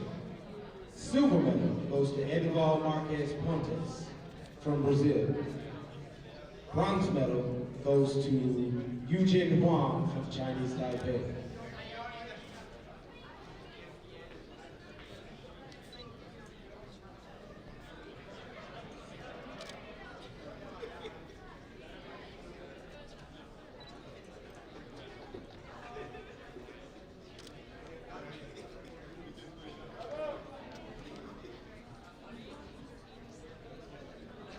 Now we acknowledge the national anthem of Spain.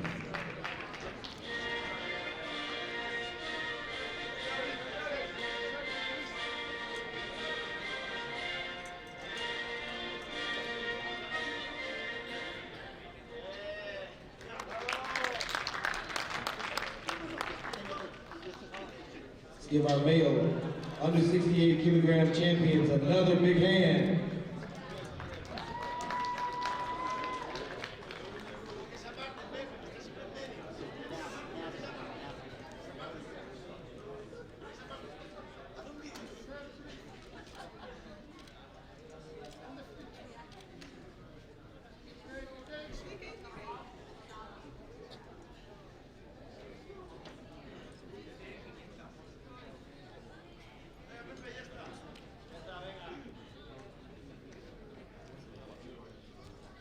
Please welcome to the podium next, the medalist from the male under 87 kilogram division.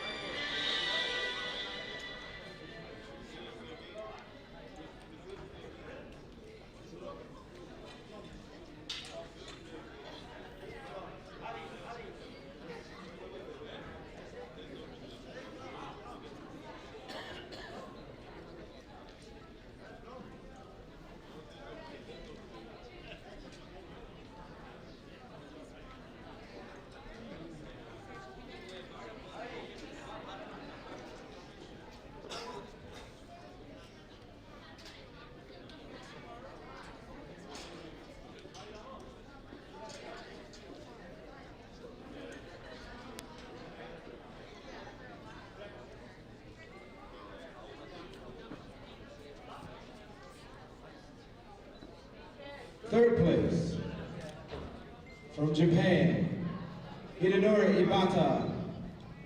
From Brazil, Jao Chavez. The silver medal from Tunisia, Yassine Traversi. And the gold medal from Mexico, Brian Andres Salazar Perez. Presenting will be Mr. Wayne Mitchell, the WTF Technical Delegate.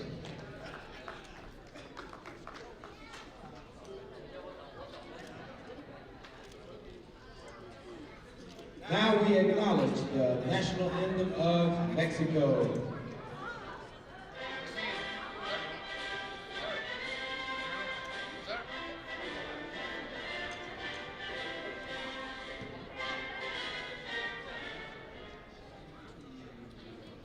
Let's give our 187 champions another great big hand.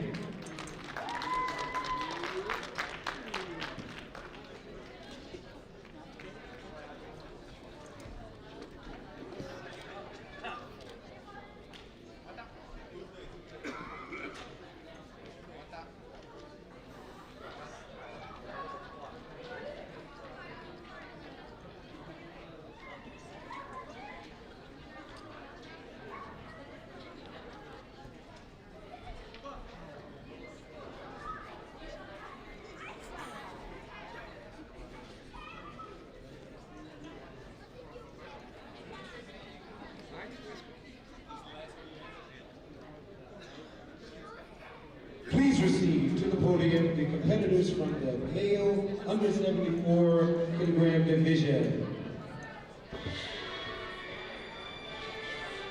In third place, from Belgium, Nicholas Courtin. From the United States, in third place, Nicholas Poland. Silver medal in second place, from Norway, Victor Asp. And from Lithuania, the gold medal goes to Orimas Klemas.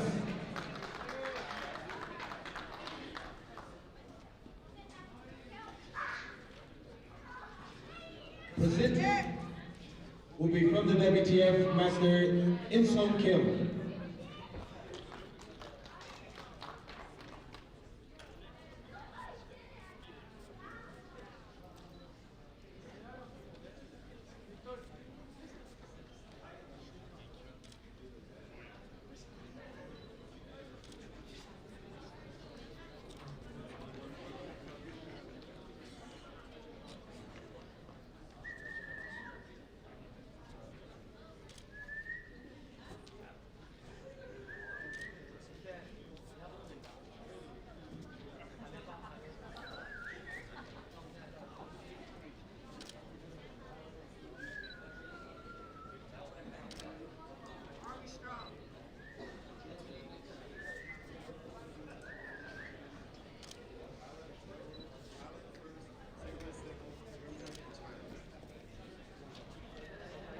Now we acknowledge the national anthem of Lithuania.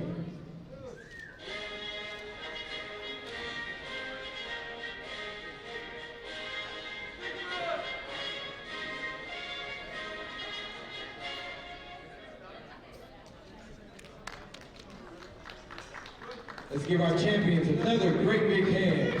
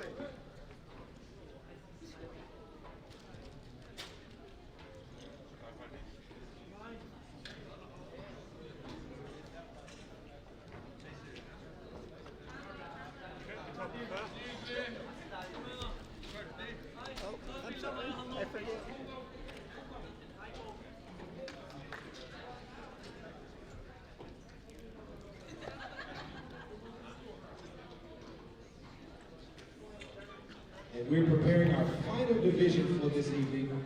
It is the female under 53 kilogram division.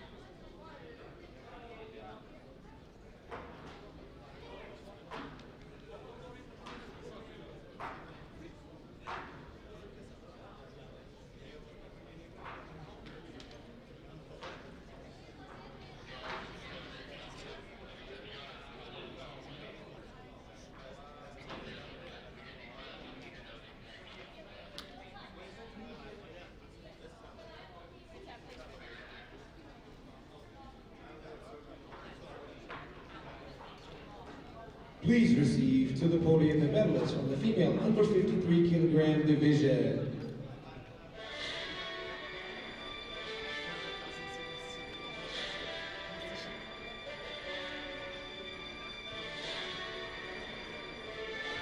In third place from China, Chai Li. In third place from Germany, Madeline Fogman. Second place from Serbia, Tijana Bogdanovic. And the gold medal goes to, from Thailand, Panapak Wongpanatakan. Presenting will be Keith Ferguson, CEO of USA Taekwondo.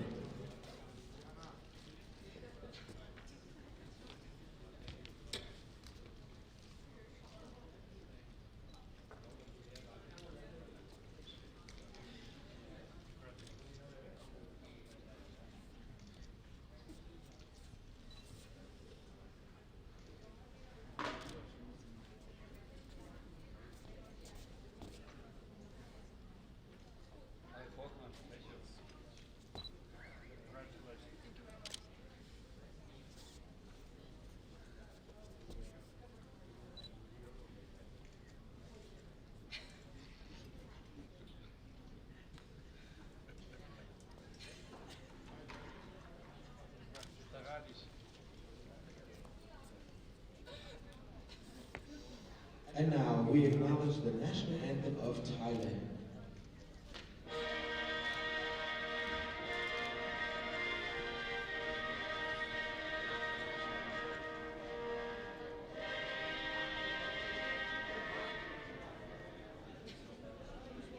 Please give our lady champions another round of applause.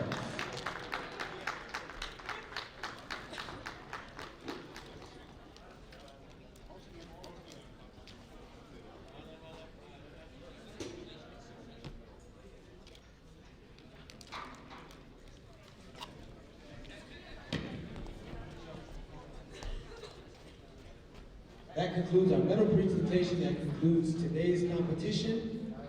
Thank you all for coming out. We'll see you all bright and early tomorrow.